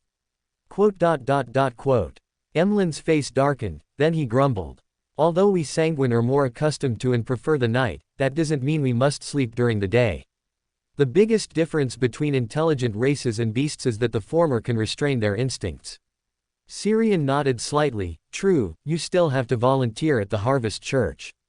"You." Emlyn's face visibly darkened further. Before he could finish his sentence, Syrian interrupted. "What do you need me for?" When it came to business, Emlyn's expression, though still dark and sour, and his tone not particularly polite, was relatively calm. "The mystical item you obtained from Father Utravsky last night, I said we sanguine are willing to buy it back at a high price." As he spoke, he lifted the leather briefcase he was carrying. "There are 3,000 pounds here. Under normal circumstances, a Sequence 7 Beander characteristic is worth between 1,000 and 2,000 pounds. This is already the price of a Sequence 6 Beander characteristic." Syrian chuckled and shook his head. "You also said, normal circumstances. This is clearly not a normal circumstance. A vampire characteristic means you sanguine can have one more newborn. That alone is worth more than 3,000 pounds. Before he could finish speaking, he felt a strong sense of malice, as if insidious gazes were directed at him from the dark corners around. His smile remained, but he suddenly changed his tone. "But since we are friends, how can I do something like demand an exorbitant price?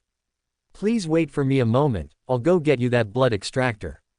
With that, he turned and went back into the house, retrieved the blood extractor he had obtained from Father Utravsky, and then exchanged it for the leather briefcase in Emlyn's hand.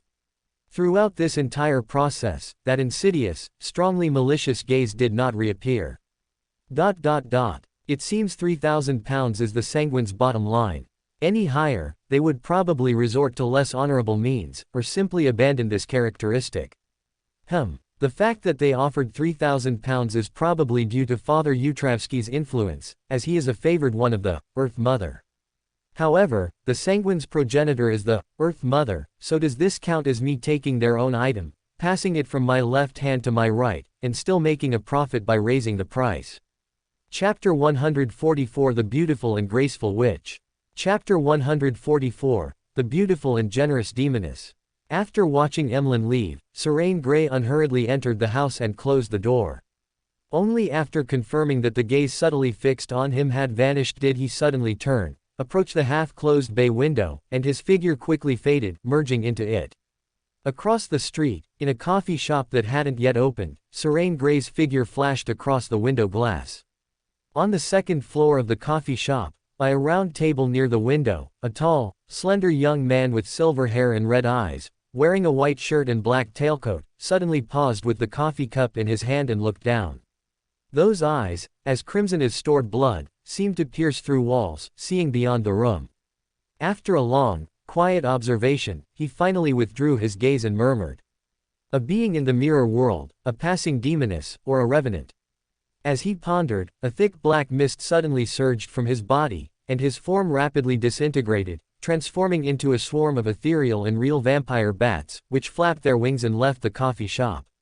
A few minutes later, a phantom vampire bat suddenly fluttered out of the shadows in a corner, dispersing into a wisp of black mist in the morning light.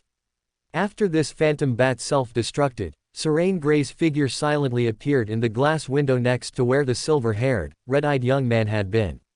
He glanced at the spot where the phantom bat had self-destructed, then took a step back, and his figure vanished into the glass once more. At 15 Minsk Street, Serene Gray's figure flashed across the window glass, followed by a knock on the door from outside. Klein, with a dark expression, twisted the doorknob and opened the door. "I already saw you. Why bother making me open the door?" Serene Gray shrugged and grumbled, "Isn't this the politeness you always emphasize? But when I actually politely knock, you're unhappy." After 2 seconds of silence, Klein pointed to the stacks of cash on the coffee table. "The previous loan, count it." Serene Gray shook his head slightly. "No need, I trust your credibility." With that, he put the stacks of cash into his pocket, then waved at Klein, and his figure blurred again, merging into the window glass and disappearing. Klein looked at his bay window and quietly sighed. What a convenient ability. Thump, thump. The familiar knocking sound rang out again.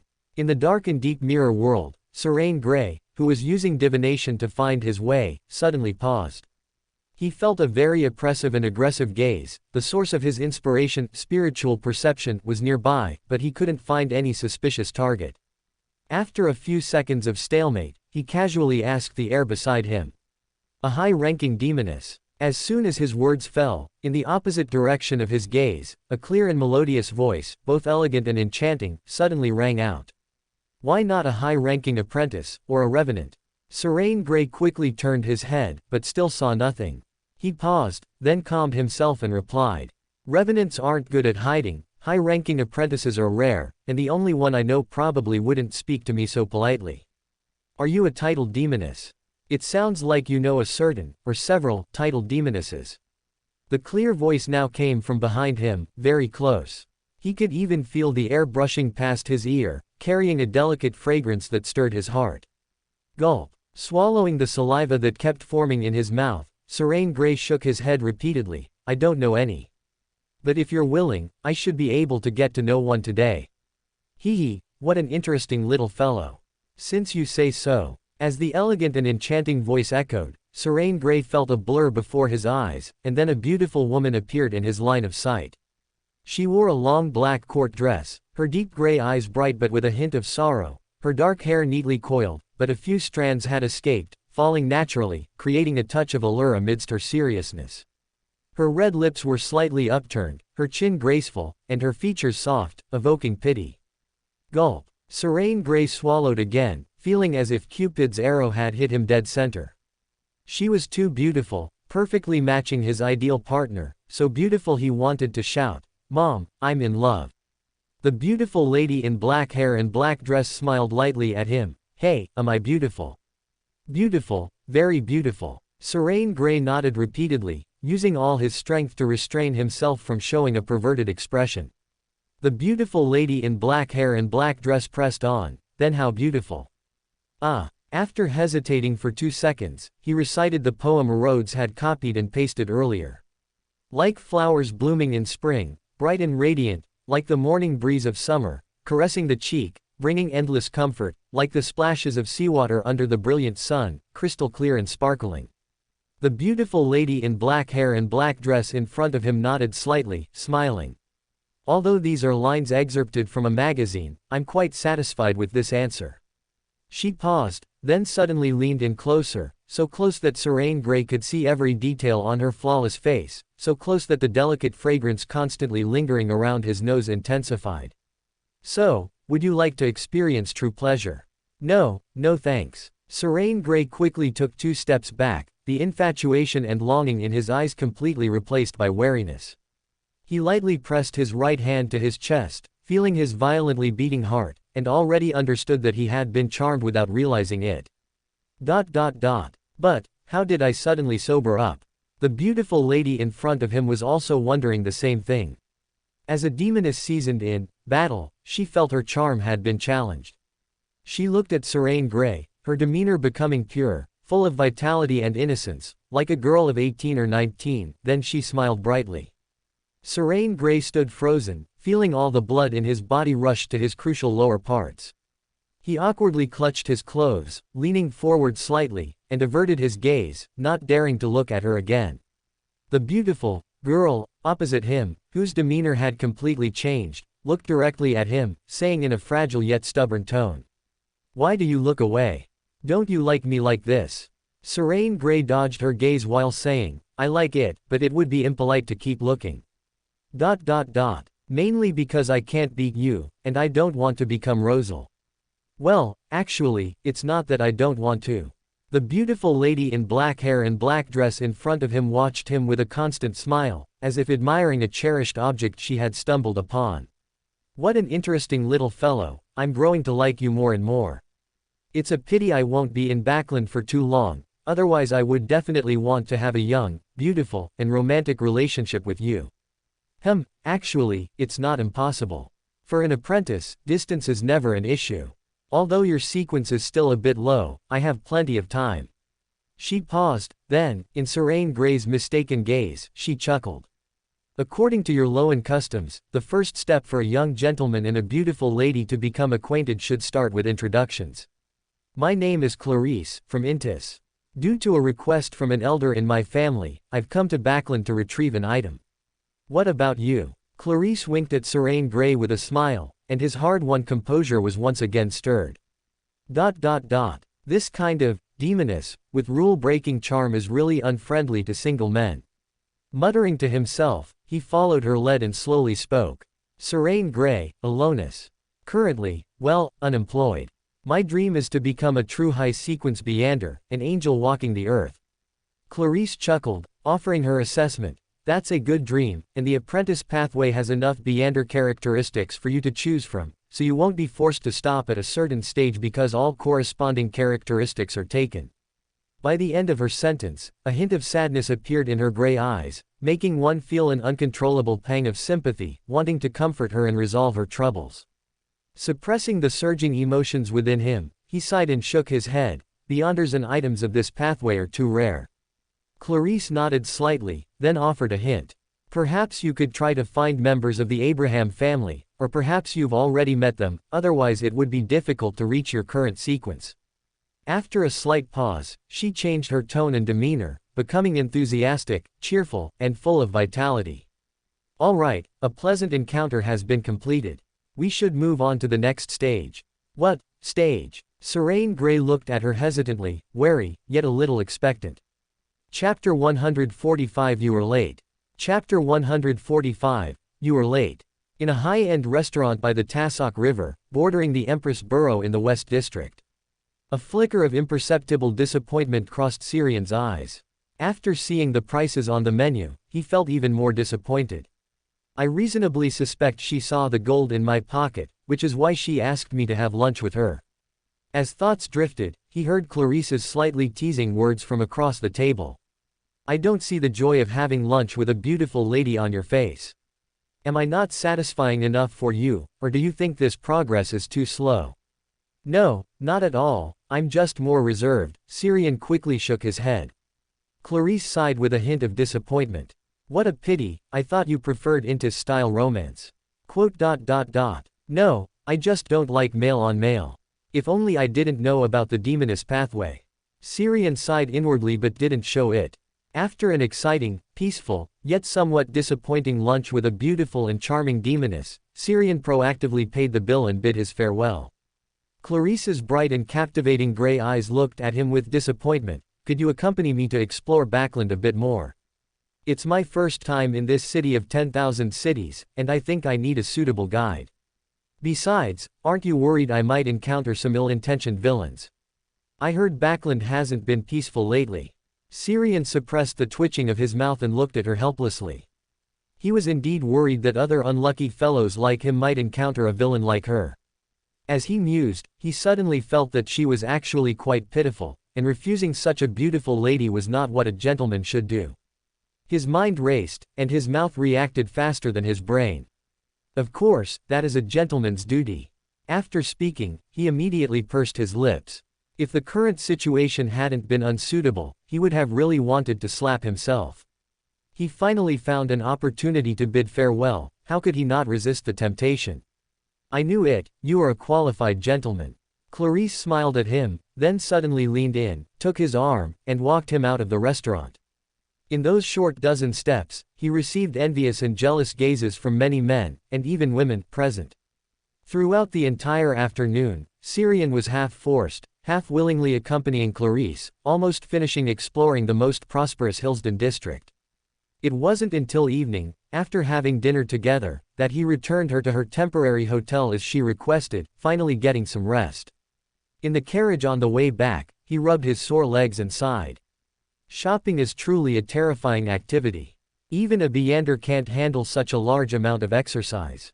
As soon as he finished speaking, a soft, teasing laugh suddenly echoed in the carriage.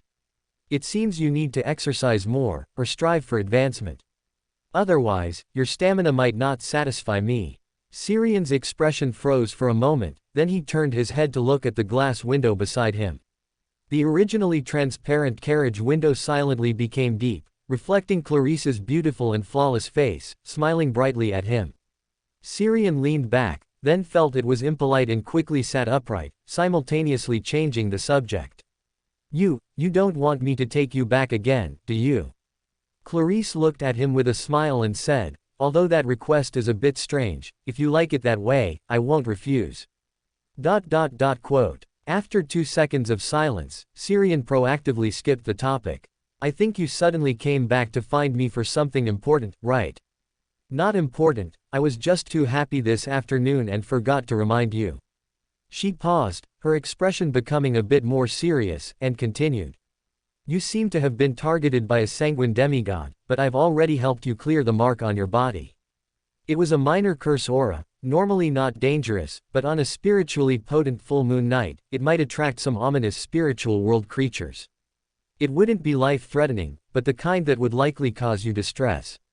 Syrian's face stiffened. He thought of the powerful sanguine who had appeared on the second floor of the cafe that morning. Quote. So, besides that self-destructing illusory bat, there was a hidden backup plan. What a petty and troublesome fellow. As thoughts drifted, he heard Clarice's voice, as if seeking credit. I helped you solve a problem, shouldn't you show some appreciation? As she spoke, she leaned her face, reflected in the car window, closer. Thank you very much for your help and reminder. If you need any assistance in the future, you can always come to me. Syrian spoke while leaning back.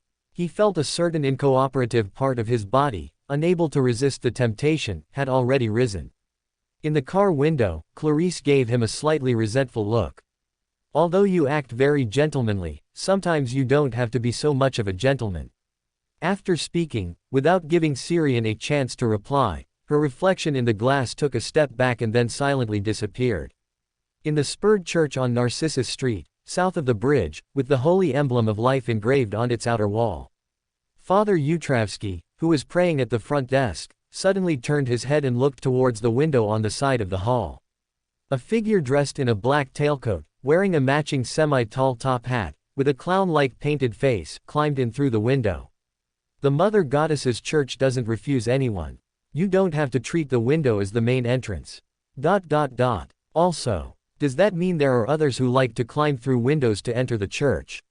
Klein, who had disguised himself, let his thoughts wander for a moment, then the image of Syrian inexplicably popped into his mind. Likes to climb through windows and walls, has been here before and is familiar with Harvest Church, highly suspicious. Collecting his thoughts, he nodded slightly to Father Utravsky at the desk, then asked. Are you Bishop Utravsky? I heard you have something you want to commission, and the reward is the apothecary's potion formula. Father Utravsky was silent for a few seconds, then nodded. Yes, but you are late. Late. Klein's stunned expression couldn't even be hidden by the oil paint on his face. Father Yutravsky nodded gently and explained. The one who commissioned you to find Emlyn and purchase Beander materials through the Sanguine channels, he already completed that commission for me last night. All right. After a moment of silence, Klein nodded helplessly to Father Yutravsky, then asked with some curiosity.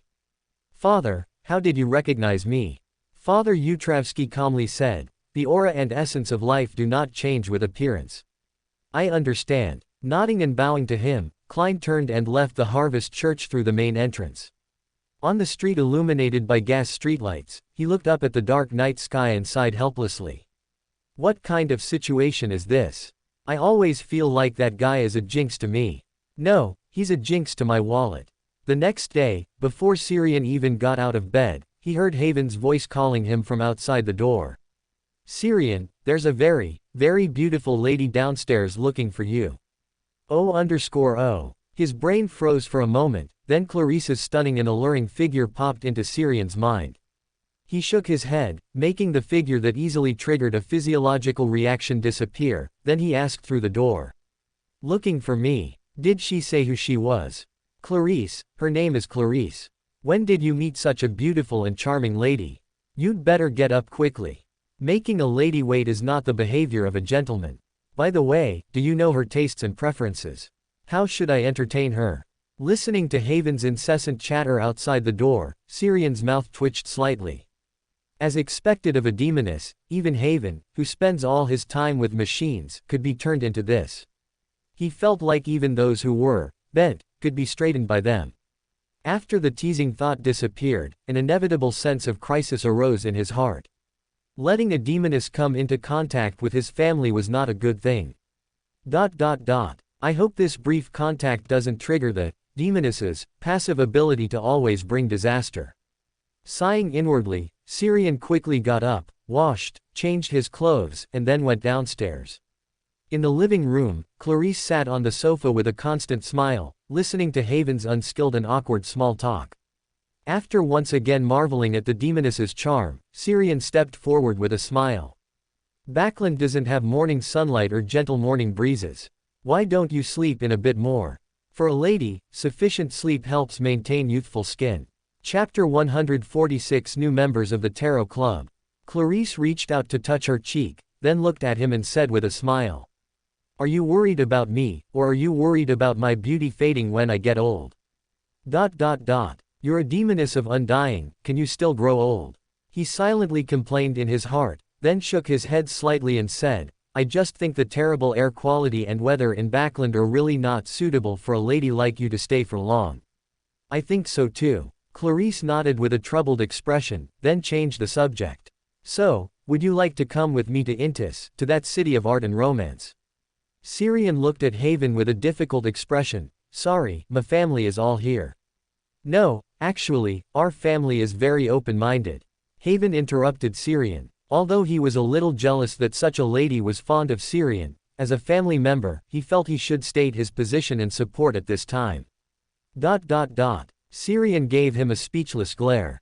Haven, on the other hand, had an expression that said, you don't need to thank me. Soon, Clarice interrupted their silent interaction. We visited St. George Borough yesterday, and today I want to go to St. George Borough. I heard it's where Backland's advanced industry is most developed. Syrian reached out and pressed down on Haven, who was about to speak, and replied. No problem. I hope you won't be disappointed. After all, not every lady likes those cold, unaesthetic mechanical creations. Haven was a little anxious. They're not cold, and his words were cut off before he could finish. I don't think so. Being with someone you like, no matter what you do, is a happy thing. After speaking, she even gave Syrian a perfect smile. The latter unnaturally averted his gaze, his ears slightly red on both sides of his face. She's so good at flirting.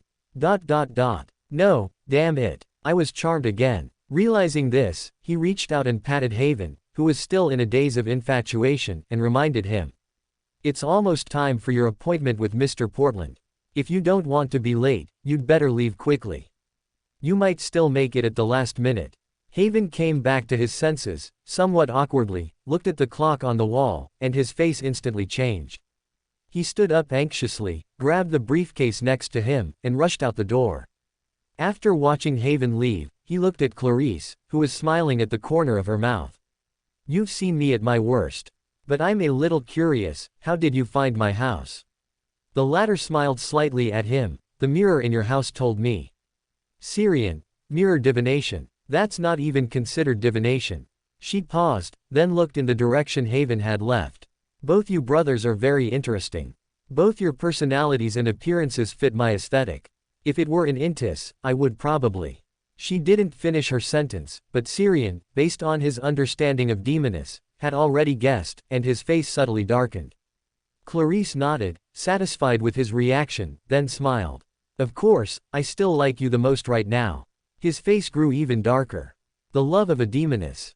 I can't afford it." Considering the disparity in strength between them, he decisively skipped this topic. "Are we going to St. George Borough now? Oh, by the way, have you had breakfast yet?" Clarice spoke like a kitten scratching at one's heart. "Because I was in a hurry to see you, I haven't yet." For several days in a row, Clarice came to Syrian's house every day, asking him to take her on a tour of Backland. Syrian, with his own 2 feet, accompanied the demoness of Undying to all places except the Dock District, Factory District, and East Borough. This made him deeply realize the weakness of Beander of the apprentice pathway in terms of physical fitness and stamina. Fortunately, on Monday, the demoness did not come to find him again, only a letter with the scent of her perfume.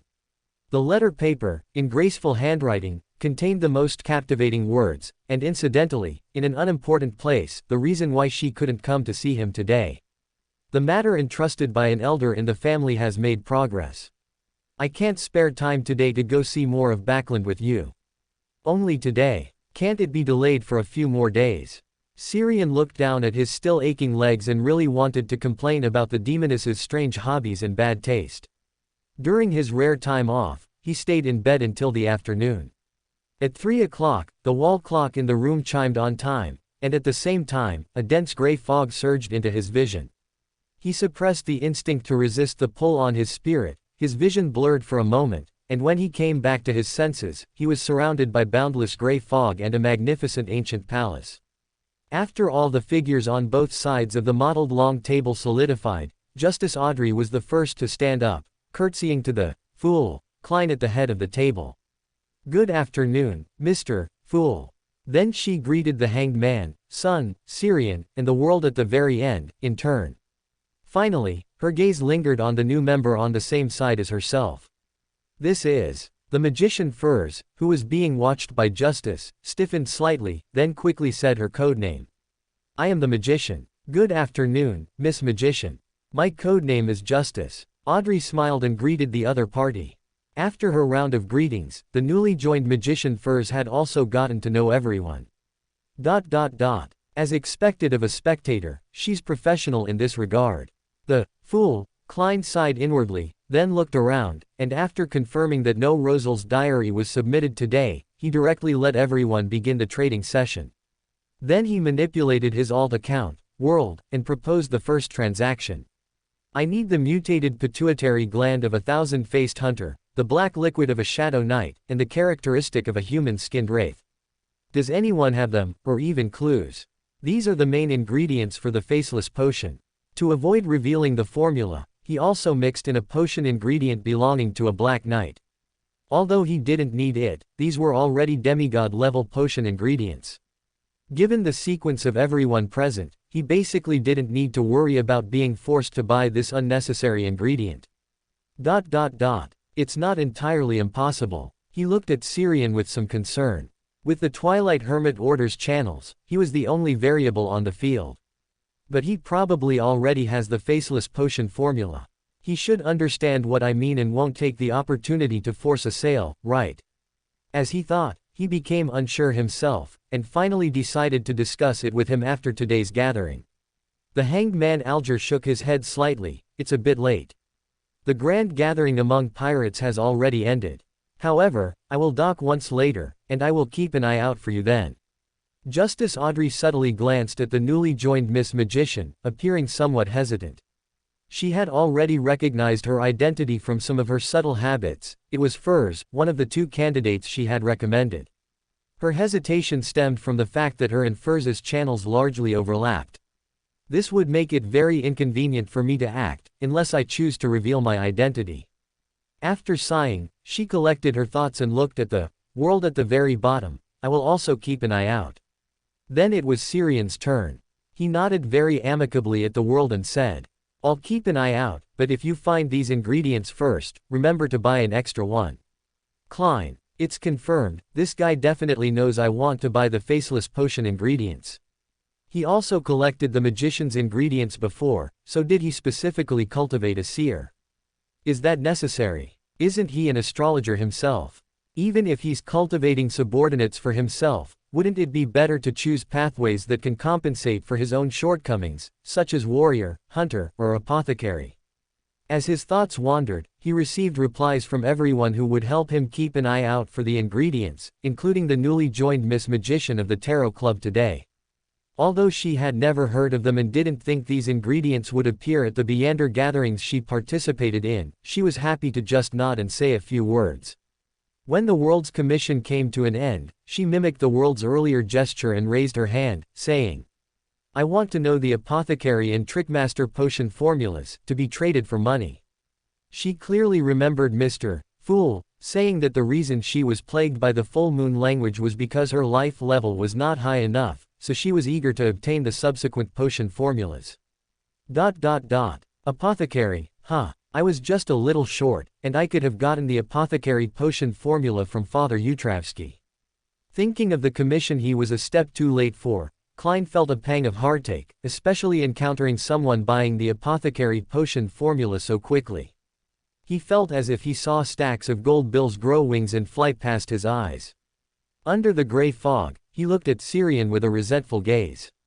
The latter turned his head as if sensing something, and when he saw the mysterious figure in the gray fog, his eyes became confused. Why are you looking at me? He paused, then withdrew his gaze and looked at the magician Furs to his front side. I have the Trickmaster potion formula, 450 pounds. As for apothecary, I can help you ask. It shouldn't be difficult, but I will charge a small channel fee for the proxy purchase. No problem. The magician Furs immediately nodded. This was the result she most anticipated. Chapter 147 One Step to the Stomach. Chapter 147, One Step to the Stomach. I also know where to find the apothecary formula. Klein, shrouded in gray fog, felt like he had missed out on a fortune. He clearly had a chance to earn that money. After a sigh, he accepted Syrian's request, allowing them to enter a private chat. With the help of Fool Klein, Syrian materialized a piece of paper with the Trickmaster potion formula written on it and pushed it towards Miss Magician. Finally, he added, the key to role-playing as a Trickmaster lies in the words, performance, and deception. Deception can also be replaced by trickery. For this, you can refer to the adjacent pathways of Swindler and Magician. The meanings of their names are similar in some aspects. Role-playing, adjacent pathways, what are those? Although Magician Furs was a bit bewildered, she didn't show much on her face, calmly nodding to Syrian and saying, okay, I understand. At the head of the table, Fool Klein listened very carefully, because he was currently a magician. The key is in the words, performance, and deception. Then my magician role-playing guidelines should be similar, perhaps with slight differences. Is this the fundamental reason why adjacent pathways can be interchanged? Some sequences within the pathways are very similar in name and core. Magician Furs asked, how should I pay for the remuneration? If it's placed in a designated location, I might even know the approximate location of this member. I hope it's not too far from Backland. Syrian didn't mind her wandering thoughts. Leaning back in his chair, he leisurely said, after the gathering ends, you will offer the cash to Mr. Fool, and then I will arrange a ritual to pray for a bestowal. That way, the transaction will be complete. The specific process is sacrifice. It can be done this way. Magician Furz's expression was one of pure surprise. The level of this gathering and Mr. Fool in her heart rose significantly once again. She even felt a sense of disparity, like a novice suddenly stumbling into a circle of top-tier big boss. After she had memorized the Trickmaster potion formula, Mr. Fool, at the head of the table, ended their private conversation. As their private conversation concluded, the transaction continued. Justice Audrey looked at Magician Furs to her right. As a friend in reality, she felt she should help her a little. With a slight shift in thought, she immediately spoke. Miss Magician, do you know about the acting method? Acting method. The magician was a little confused but subconsciously looked at Syrian. This was the second time she had heard that word today. This might be very important information in the mysterious world, but relatively not so common. But I just acted very calmly in front of Mr. Fate. If I ask Miss Justice now, will Mr. Fate think that I was distrusting him earlier? He might even think I'm a country bumpkin from the mysterious world, who doesn't even know common sense but tries hard to pretend. As her thoughts drifted, she heard Miss Justice's gentle and calm voice. It seems you are not aware. No, never mind, I really don't know. It's embarrassing, but it's better than losing my life sometimes due to lack of information. Thinking this, Magician Furs saw Miss Justice turn to Mr. Fool at the head of the mottled long table. Mr. Fool, may I tell Miss Magician about the acting method? If so, what price does she need to pay? Fool Klein glanced thoughtfully at Miss Justice, whose words contained a hidden hint, and chuckled. You decide, you explain. I don't want to repeat similar topics. PFF'd, he's a born charlatan. Syrian looked at the leisurely and mysterious figure in the gray fog, instinctively sighing in his heart. Justice Audrey, whose mood improved after receiving Mr. Fool's approval, turned to the magician, who had just joined today, and said seriously. The acting method is a way to speed up the mastery of potions and minimize the risk of losing control. If you wish to know, there are 2 requirements. First, you cannot tell anyone else about the acting method without Mr. Fool's permission. Second, you need to pay £200 as remuneration. Deal. After Miss Justice finished speaking, Magician Furs replied without the slightest hesitation. For such valuable information, let alone £200, even £2,000 would make her hesitate a little. As for whether Mr. Fate would consider her a country bumpkin, she no longer cared. After a slight hesitation, she looked at Miss Justice and asked further. If I also want to know about adjacent pathways, what price do I need to pay? Adjacent pathways. Justice Audrey was puzzled, then looked at Syrian. Furs must have learned about adjacent pathways when Mr. Fate mentioned it during their transaction earlier, but how should she answer this? She hesitated a little, because the concept and knowledge of adjacent pathways in the Tarot Club originally came from Mr. Fool, and later she paid a price to learn more detailed information from Mr. Fate. After a pause, she pondered and replied. The part about what adjacent pathways are is free.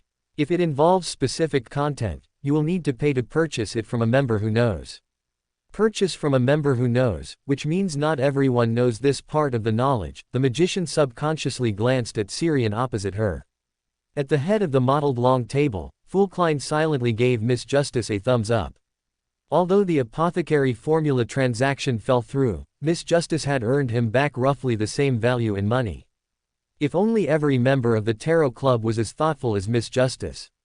As his thoughts drifted, he shot an annoyed glance at the culprit who had completed Father Utravsky's commission before him, costing him an apothecary formula and a trading opportunity. Feeling a subtle, almost imperceptible, resentful gaze fall upon him, Syrian resisted the urge to look back, leaning back in his chair without a word.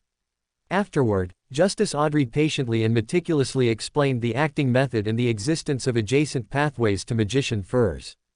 The latter listened very seriously, even feeling a sense of hope for her future.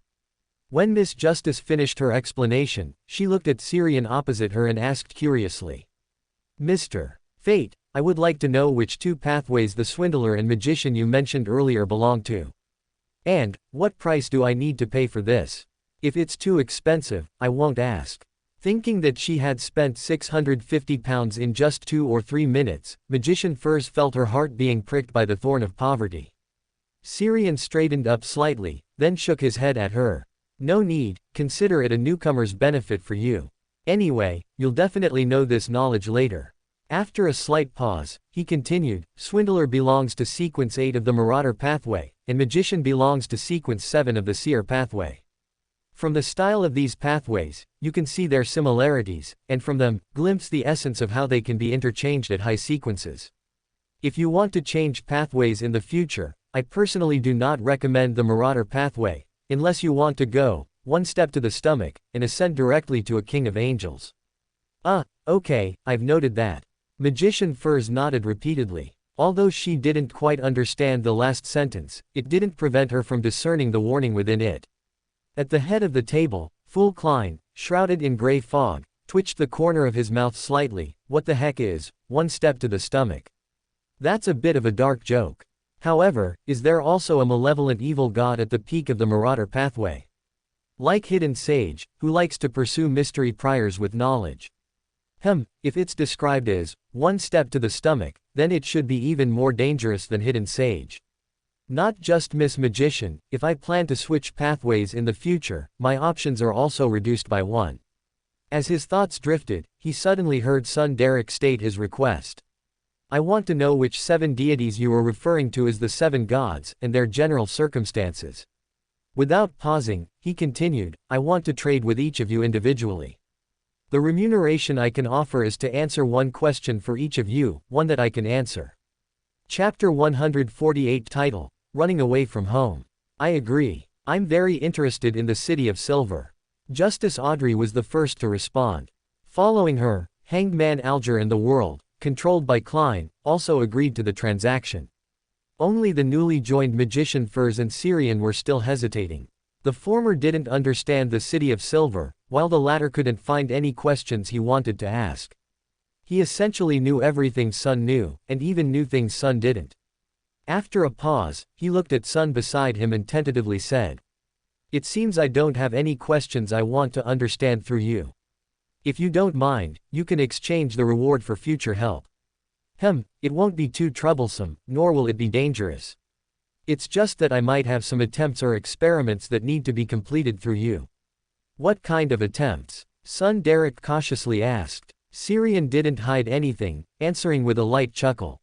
After I become a traveler, I will try to see if I can locate the forsaken land of the gods with internal help. Although I personally think the probability of this attempt succeeding is not high, at least a sequence 3 wanderer would be needed, I still want to give it a try. If I can really locate it and travel there, it would probably allow me to instantly digest all my Beander characteristic. No problem. Son Derek stood up excitedly, his gaze fixed on Syrian. Cough. Hearing Syrian's light cough, he realized his reaction had been a bit too strong. He looked apologetically at Mr. Fool at the head of the table, lowering his head to apologize. Sorry, Mr. Fool, I was a little too excited just now. It's nothing. The Fool Klein, shrouded in gray fog, didn't mind this action, which might have been considered overstepping. After a slight pause, he said with a smile, You can pray to me before you attempt it. I will pay attention. No problem. Syrian and Derek responded simultaneously. Then, under the arrangement of the Fool Klein, everyone except Magician Furs began to communicate with son Derek individually in sequence. Magician Furs was still sitting in her chair in a daze. The forsaken land of the gods. Is it the forsaken land of the gods I'm thinking of? And Traveler, a sequence 3 wanderer, could these be 2 sequences after Apprentice? She felt this probability was very high. The other party could produce the Trickmaster Beander characteristic formula, and she clearly knew that the Apprentice pathway would have the ability to travel through the spirit world at a later sequence. She had such a mystical item in her hand. She sat in her seat, bored, letting her thoughts wander. Everyone else was either trading with the member from the forsaken land of the gods or reviewing the content of the recent trade, which made her feel as if she was subtly being excluded. As her thoughts drifted, she heard Mr. Fate opposite her ask with intense curiosity. Would you mind telling me how you embarked on the Apprentice pathway? The only organizations openly mastering this Beander pathway and having active members are the Aurora Order and Theosophy Order, and you don't seem like a member of either of those organizations. Me. Magician Furs was stunned for a moment, then decisively refused. Sorry, this involves some private matters of mine. After a pause, she counter-questioned, How do you know I'm a Beander of the Apprentice pathway? Syrian pondered for a moment, then casually fabricated a reason. Firstly, you are already a Beander, so that sequence 9 apothecary formula was clearly not prepared for yourself, it was just a misleading diversion. Secondly, your sequence should not be high. The sequence 8 Trickmaster fits your current situation. Moreover, beyonders of the apprentice pathway are very rare, extremely rare. Most exist in the form of mystical items. If one wanted to mislead others, they would generally not choose this pathway. Magician Furs nodded thoughtfully. After a while, she couldn't resist her curiosity and asked, "Why do most exist in the form of mystical items?" Syrian smiled. This pathway lacks high sequence beyonders, and its beyander abilities are particularly useful. What does that have to do with it? Furs, whose thoughts were wandering, suddenly froze. She thought of a somewhat terrifying possibility. Because of the lack of deterrence and protection from high sequence beyonders, and because their abilities were so useful, many beyonders of the apprentice pathway became convenient and practical mystical items in other people's hands. At the head of the mottled long table, the fool Klein, who had just finished all the individual communications, was slightly stunned. Why is this guy telling so many dark jokes today? Are the survival conditions of the apprentice and marauder pathways really that bad? What about Seer? Are there any additional dangers? His thoughts briefly drifted, and he directly controlled the puppet world to voice his question. It sounds like apprentice and marauder are both very dangerous. What about Seer? Justice Audrey, Hanged Man Alger, and son Derek almost simultaneously turned their heads to glance at Mr. Fool at the head of the table. Seeing no reaction from him, they withdrew their gazes.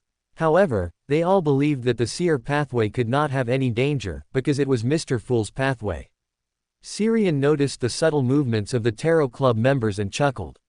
Originally there was, but the danger was resolved as soon as it appeared.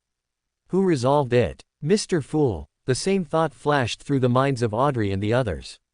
And Mr. Fool himself thought of the whispers he heard when he advanced to Magician, as well as Antigonus, the half-fool, mentioned by Syrian, who was sealed by the Evernight goddess. The danger came from Antigonus, but he was sealed by the goddess as soon as he had a problem. So, this was the real reason the goddess's church destroyed the Night Country. After a pause, his gaze sharpened towards Syrian, his thoughts drifting even further. No wonder he chose the adjacent apprentice pathway, despite most likely having mastered the Seer pathway. Was he afraid of being affected by Antigonus, who was sealed by the goddess? Is this the similar fate of adjacent pathways? None have a sequence 0 existence, but all have pitfalls. After a slight pause, he thought of another question from Syrian's conversation with Miss Magician just now, so he controlled world to continue asking. Why does the apprentice pathway lack high sequence beyonders? Syrian. Because most of the beyander characteristic of this pathway are concentrated in the Abraham family, and they are plagued by a bloodline curse. Sequence 7 is already the limit. After a pause, he added. Do you have any other questions? Ask them all together, and I will charge based on the difficulty of the questions. No more. World refused very quickly. Syrian. Justice Audrey, like an audience member quietly watching a performance from below the stage, watched the two, who were asking and answering, with great patience and curiosity. Her thoughts drifted. Mr. World and Mr. Fate must be very familiar in reality. Their communication is very much like friends who understand each other. Also, Mr. World's gloomy and reserved demeanor seems to be a disguise. This disguise is quite restrained for a spectator. If it weren't for Mr. Fate, a familiar person, I wouldn't have noticed at all. Afterward, no one initiated any further transactions or commissions, and today's Tarot Club entered the free communication segment. Looking around, Syrian was the first to speak. Recently, a demigod-level demoness came to Backland, the demoness of black, coded by color. She's very idle, wandering all over Backland all day. I hope you don't encounter her when you go out. If you want to experience the taste of a demoness, you can also try to encounter her, provided you are confident in your appearance and will. Klein. What the hell is the taste of a demoness? This guy has definitely read that page of Emperor Rosel's diary. Great Emperor, your reputation is at stake. Why do you know so much? Magician Furz's subconscious question caused the hall to fall into a brief silence. Syrian spread his hands with a helpless expression. Apparently, I unfortunately encountered her, and then she clung to me. After another moment of silence, Klein, controlling world, offered a blessing. I hope your will is strong enough. After a pause, he added, do you need any information about the demoness pathway? No. Xiang shook his head, then mumbled. I'm not Rosal, who is brave enough to try everything. Chapter 149 Passionate Love. Chapter 149 Passionate Love. What does this have to do with Emperor Rosal? Justice Audrey was a little curious, but she didn't ask. She felt that if she did, she might hear an answer she didn't particularly want to hear. Thinking of some information about Demoness that the world had told her before, she asked with great curiosity. What is a demigod-level Demoness like? Very beautiful, extremely beautiful. Xiang's first reaction was to praise Clarice's beauty. She can perfectly present the charm of a woman at every stage. Simply put, unless someone has a special preference, they basically cannot resist her beauty, because you will definitely see your favorite appearance in her. If she actively uses her charm, this beauty might transcend gender and species, making all surrounding life infatuated with her. Furthermore, her charm can be integrated into a simple smile, a tiny wink, silently and without warning. In terms of Beyonder abilities, every Demoness of Undying remains eternally youthful, is eerily difficult to kill, excels at resurrection and rebirth, and is skilled in curses. Eternal youth. This was what Audrey and Furs exclaimed. Excels at resurrection and rebirth. This was what Klein, Alger, and Derek exclaimed. The discussion about the Demoness didn't last too long, probably because they felt it was a bit impolite to discuss it with Xiang when he was already entangled with a Demoness. Afterward, Hanged Man Alger shared some relatively fresh sea anecdotes, son Derek shared some things about the darkness in the forsaken land of the gods, while the World, Magician, and Justice complimented each other in sharing about Backlund's recent serial murder case. Then, everyone concluded today's tarot club at the Fool's Reminder. Crimson light rose from the gray fog, melting the figures on both sides of the mottled long table one by one, disappearing within the hall. Leaving above the gray fog, Xiang, who woke up in bed, glanced at the gloomy sky outside the window, hesitated for a moment, then still sat up from the bed. Within a few minutes, a dense gray fog suddenly surged before his eyes, and he saw the blurred figure of Lady Magician, hearing her prayer to Mr. Fool. Respected Mr. Fool, I have already prepared the cash. The scene of Lady Magician's prayer disappeared, and Mr. Fool's magnificent voice immediately echoed in his ears. You can prepare the ritual. All right. As soon as he nodded, the gray fog before him suddenly dissipated, and the figure of the fool deep within the gray fog also vanished. Aren't you even going to let me finish my sentence? Feeling a bit speechless, Xiang rummaged through his room for the materials to set up the ritual, then retrieved the cash Lady Magician had sacrificed above the gray fog. Before he could count the money, a dense grayish-white mist once again spread before his eyes. This time, it was son Derek's figure. Respected Mr. Fool, please help me inform Mr. Destiny that I have found the true root of a mist treant in the City of Silver's trade market, but I lack the corresponding sap. Please ask him if he needs it. If the mist treant sap is greatly needed, I can hire people a few days later to hunt another mist treant in the darkness outside the City of Silver. After listening to Little Son's prayer, Xiang pondered and said, Mr. Fool, please help me inform Mr. Sun that the mist treant sap is not that important. The world might still have some left, and I can also look for substitutes. The figure sitting deep within the gray fog, looking down at the world, nodded slightly without replying. His figure once again dissipated along with the surrounding grayish-white mist. Above the gray fog, after relaying Xiang's reply to son Derek, Klein leaned back against his chair, lost in thought. There is indeed some mist treant sap left, but it's less than 30 milliliters. Also, can Beyonder potion ingredients actually be substituted? Is it because it's just an auxiliary ingredient? After a while of wandering thoughts, upon receiving the £200 paid by Lady Magician to Miss Justice, which Miss Justice then transferred to Mr. Fool's dependents, he left above the grey fog. In the washroom, Xiang's relaxed expression instantly collapsed as he looked at the mirror before him, which had suddenly become profound, reflecting a stunningly beautiful female face. In the mirror, Clarice, whose figure was revealed, looked at him with a hint of dissatisfaction in her eyes. Aren't you surprised at all to see me? Only surprise, no joy. After muttering to himself, he quickly smiled and said, How could that be? It's just that your appearance was too surprising, and I was a bit slow to react. He paused, then tentatively asked, There's nothing left in Backland worth touring for you, so you probably don't need a tour guide anymore, right? In the mirror, Clarice slightly curved her lips, revealing a very charming smile. Why not? Tomorrow's Roussel Memorial Exhibition, or have you already made plans with other ladies? As she spoke the latter part, her tone carried a hint of melancholy and grievance. Syrian only felt his heart pound twice faster, and then feelings of self-blame and regret filled his mind. How could I make a lady so sad? I should comfort her and agree to all her requests. As thoughts floated, his mouth once again moved faster than his brain. Of course not. We'll go tomorrow. All right. Clarice in the mirror smiled at him, the tenderness in her eyes immersing him, making it difficult to extricate himself. Syrian gazed at the mirror before him with infatuation until Clarice's figure disappeared, and only then did he gradually break free from the charmed state. Coming to his senses, he looked at his reflection in the mirror, his face slightly darkening. Recalling his infatuation just now, he had a feeling that if things continued like this, he would follow in the footsteps of Emperor Rosal. He paused, then lowered his eyes and easily exchanged.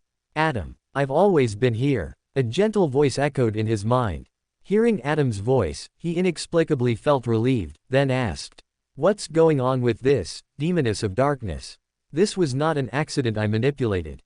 After explaining, Adam then said, "Her charm can only temporarily affect you, which is also why she is interested in you. As for now, I haven't sensed any malice towards you from her. You don't need to worry about your safety. She is a descendant of Cheek. Establishing a connection with her will be beneficial for your future exploration of the mirror world." Syrian lowered his head, his expression complex. "Compared to safety, I'm more worried about my..."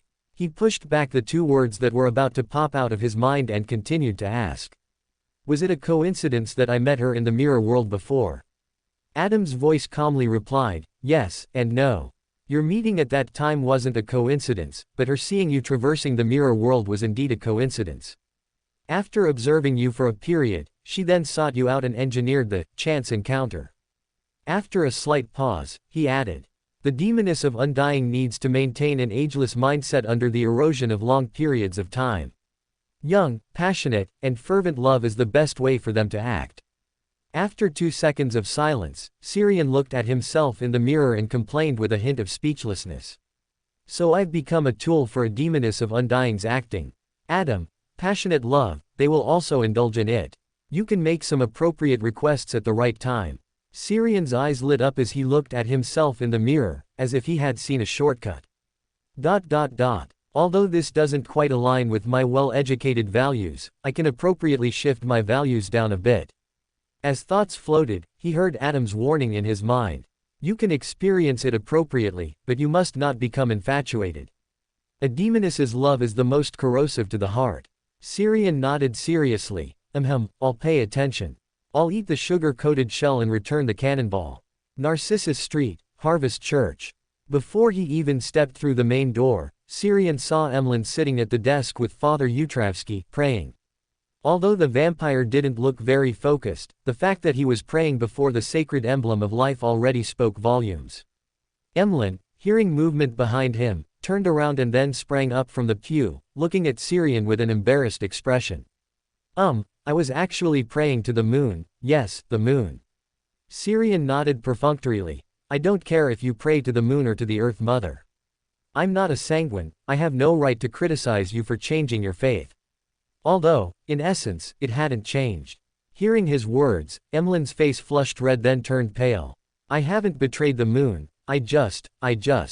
Syrian, you're just a little tired, found a random place to sit down and rest, and then prayed to the moon, hoping to escape this kind of life soon." "Exactly, that's it." Emlyn nodded repeatedly. Syrian shrugged and looked at Father Utravsky, who had already opened his eyes. "Father, I'd like to purchase the apothecary's potion formula. How much is it?" Father Utravsky pondered for a moment, then replied, £200. Syrian immediately nodded. "No problem, that's very reasonable, even a bit of a discount." Chapter 150, Roussel Memorial Exhibition. Chapter 150, Roussel Memorial Exhibition. West District, Kingdom Museum. Figures flickered on the painted bay window on the wall, and then, in a gap unnoticed by everyone, 2 more people appeared in the hall. Syrian glanced at the long, winding queue outside the main entrance and gave a small nod of approval to his decision to use his Beyonder abilities to skip the line and enter. As expected of Emperor Rosal, even in Loan, he has such high popularity. Clarice, beside him, seconded him somewhat half-heartedly. From the 5th epoch until now, Emperor Rosal has been the most famous person on the entire northern continent and south continent. Noticing her lack of seriousness, Syrian turned his head curiously, then followed her gaze to a lady not far away who was looking over at them through the crowd. She was wearing an olive green long dress and an old-fashioned black soft hat, with a fine mesh veil draped down to cover her face. Syrian frowned slightly. The woman gave him a very familiar feeling. Figures flashed through his mind, and soon, he locked onto a suspected target, Queen Mystic Bernadette, whom he had met once before. He then scrutinized her for a few more moments, becoming even more certain of his guess. The Roussel Memorial Exhibition could indeed attract Bernadette, who was still in Backland. But why was she looking over here? Did she discover that we cheated our way in with Beyonder abilities? As thoughts drifted, he heard Clarice's soft, almost playful reminder beside him. You have such a beautiful lady accompanying you, yet you keep staring at another lady. That's not the behavior of a gentleman. Your behavior disrespects both me and her. Is she subtly reminding me that the lady opposite is on the same level as her? Thoughts flickered in his mind, and he immediately withdrew his gaze, nodding apologetically to Clarice. My apologies, I just felt a bit familiar. I think I've seen her before. You've seen her? Do you know her? Clarice's tone was somewhat surprised. Syrian shook his head slightly. Of course. I don't know her. As the two conversed, the corner of his eye noticed that the lady who had been looking over from across the crowd had already left. I wonder if I can use Bernadette to get rid of this demoness beside me. Although soft rice is delicious, I'm afraid I won't be able to control myself. Moreover, I really don't want to be the second person after Rosal to exclaim, the taste of a demoness is truly wonderful. As he sighed, Clarice linked arms with him, and they followed the flow of people to the next exhibition hall. He didn't listen to the guide's explanation, his gaze fixed on an open diary separated by a glass display case. March 17th. Are the ladies of Intis also open? Did I get her, or did she get me? North. This is a very philosophical question, especially when the other bedmate is a demoness. As his thoughts wandered, he felt the soft flesh at his waist being pinched. Clarice looked at him, a smile on her lips, and said with a hint of scrutiny in her tone. I feel like you're thinking some very impolite things. After silently grumbling about the demoness's intuition, he pointed at the diary in the display case ahead and said, I'm thinking about the content in Emperor Rosal's diary. If it's impolite, then Emperor Rosal must be impolite. Clarice was very surprised. You can read this cipher. Syrian shook his head and said matter-of-factly, it's precisely because I can't read it that I ponder it.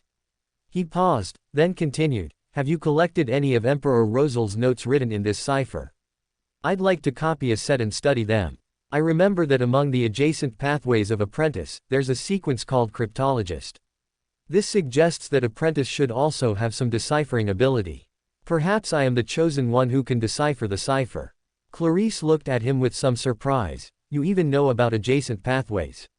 I'm curious where your mystical knowledge comes from. However, I do have some of Emperor Rosal's cipher notes. After this, pay attention to the mirror at home, and I'll have someone, well, not necessarily a person, send them to you. Really? Syrian's expression brightened, his surprise undisguised. Of course, Clarice responded with a light laugh, while one hand touched his waist. So, have you thought about how you'll repay me? Feeling the movement at his waist, Syrian swallowed, both enjoying and agonizing. Finally, the rational little man struggled to kick away the little man of desire and impulse who had been whispering, why not try? In his ear. He then held down the wandering hand at his waist and said righteously. That's extra. Clarice's expression froze for a moment in surprise, then she smiled brightly and captivatingly. Extra. You really are interesting. I feel the sincerity in your heart. So, what's your psychological price? Her voice was neither loud nor soft, like a fluffy paw teasing heartstrings. Before Syrian could answer, he first heard the sounds of swallowing and urgent gasps around him, and urgent gazes, as if they wished to replace him, seemed to pierce through him. He looked around. Basically, all the men, and even some women, in the vicinity had been captivated by Clarice's smile and voice just now. As expected of a Sequence 3 demoness of Undying. This doesn't even seem to be her active charm. Seeing the crowd growing larger and larger, almost causing a commotion, Syrian decisively pulled Clarice to the next exhibition hall. He was afraid that if he stayed any longer, he would receive the treatment of protagonists in those face-slapping novels.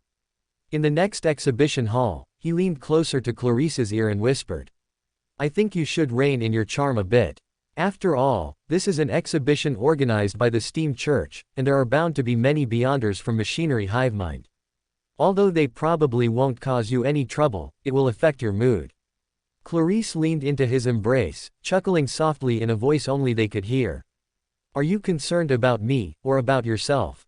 Feeling the envious and jealous gazes around him again, wishing to replace him, Syrian could now easily ignore them, even putting his hand on Clarice's shoulder, challenging those who could only rage impotently in their hearts. Ignoring those gazes that seemed to want to pierce him, he lowered his eyes to the demoness beside him, who was constantly tempting him, and whispered, "As of now, I feel that caring about you is caring about myself." Clarice's tone was a little displeased. "Your sweet words are neither sweet enough nor sincere enough." Before she could finish her sentence, her expression suddenly paused, then became serious, and she turned her head to look in the direction of the Kingdom Museum's main entrance. "Some insensitive fellow has arrived. I must leave first. Do you want to come with me?" "That might not work." Syrian shook his head, his gaze directed forward. Carlson, disguised as a security guard, was coming towards him. The other party had clearly seen him and even waved at him. Not hearing a reply, he turned his head to look beside him with some confusion. Clarice's figure had quietly disappeared without him noticing. So urgent. It couldn't be the Archbishop from St. Hilarion Cathedral, could it? As thoughts drifted, he saw an elder in a white priest's robe, wearing a clergyman's soft hat, with a gentle and kind face, appear behind Carlson. Horamic Haydn, head of the Steam Church's Backland Diocese. It really is him. Syrian sighed with a complex feeling, inexplicably thinking of Bernadette whom he had just encountered. He somewhat suspected that she had reported the demoness of Undying beside him. As his thoughts wandered, Archbishop Horamic of the Steam Church had already stopped in front of him, smiling and nodding at him. "Good morning, Mr. Bly." Syrian's hand reacted faster than his mouth, tapping his chest 3 times in quick succession, drawing the shape of the sacred triangle emblem. "Good morning, Your Grace." Horamic nodded gently at him, his tone mild. "You haven't been to church to pray in quite a while. It seems life after university graduation is very fulfilling. If you encounter any unpleasant things, you can come to the church to pray. God will protect every one of his believers." "I will." Syrian nodded seriously, then his right hand again tapped his chest 3 times, drawing the shape of a sacred triangle emblem. Steam above. He understood the implied meaning in the other party's words. "I know you've encountered trouble. If you want to solve the problem, come to the church to find me." For more thrilling fanfiction stories like this, check out my channel Fanfic Audiobook. Dive into epic adventures, mysterious realms, and legendary journeys brought to life through immersive storytelling. Don't forget to like, share, and subscribe for more amazing audiobooks.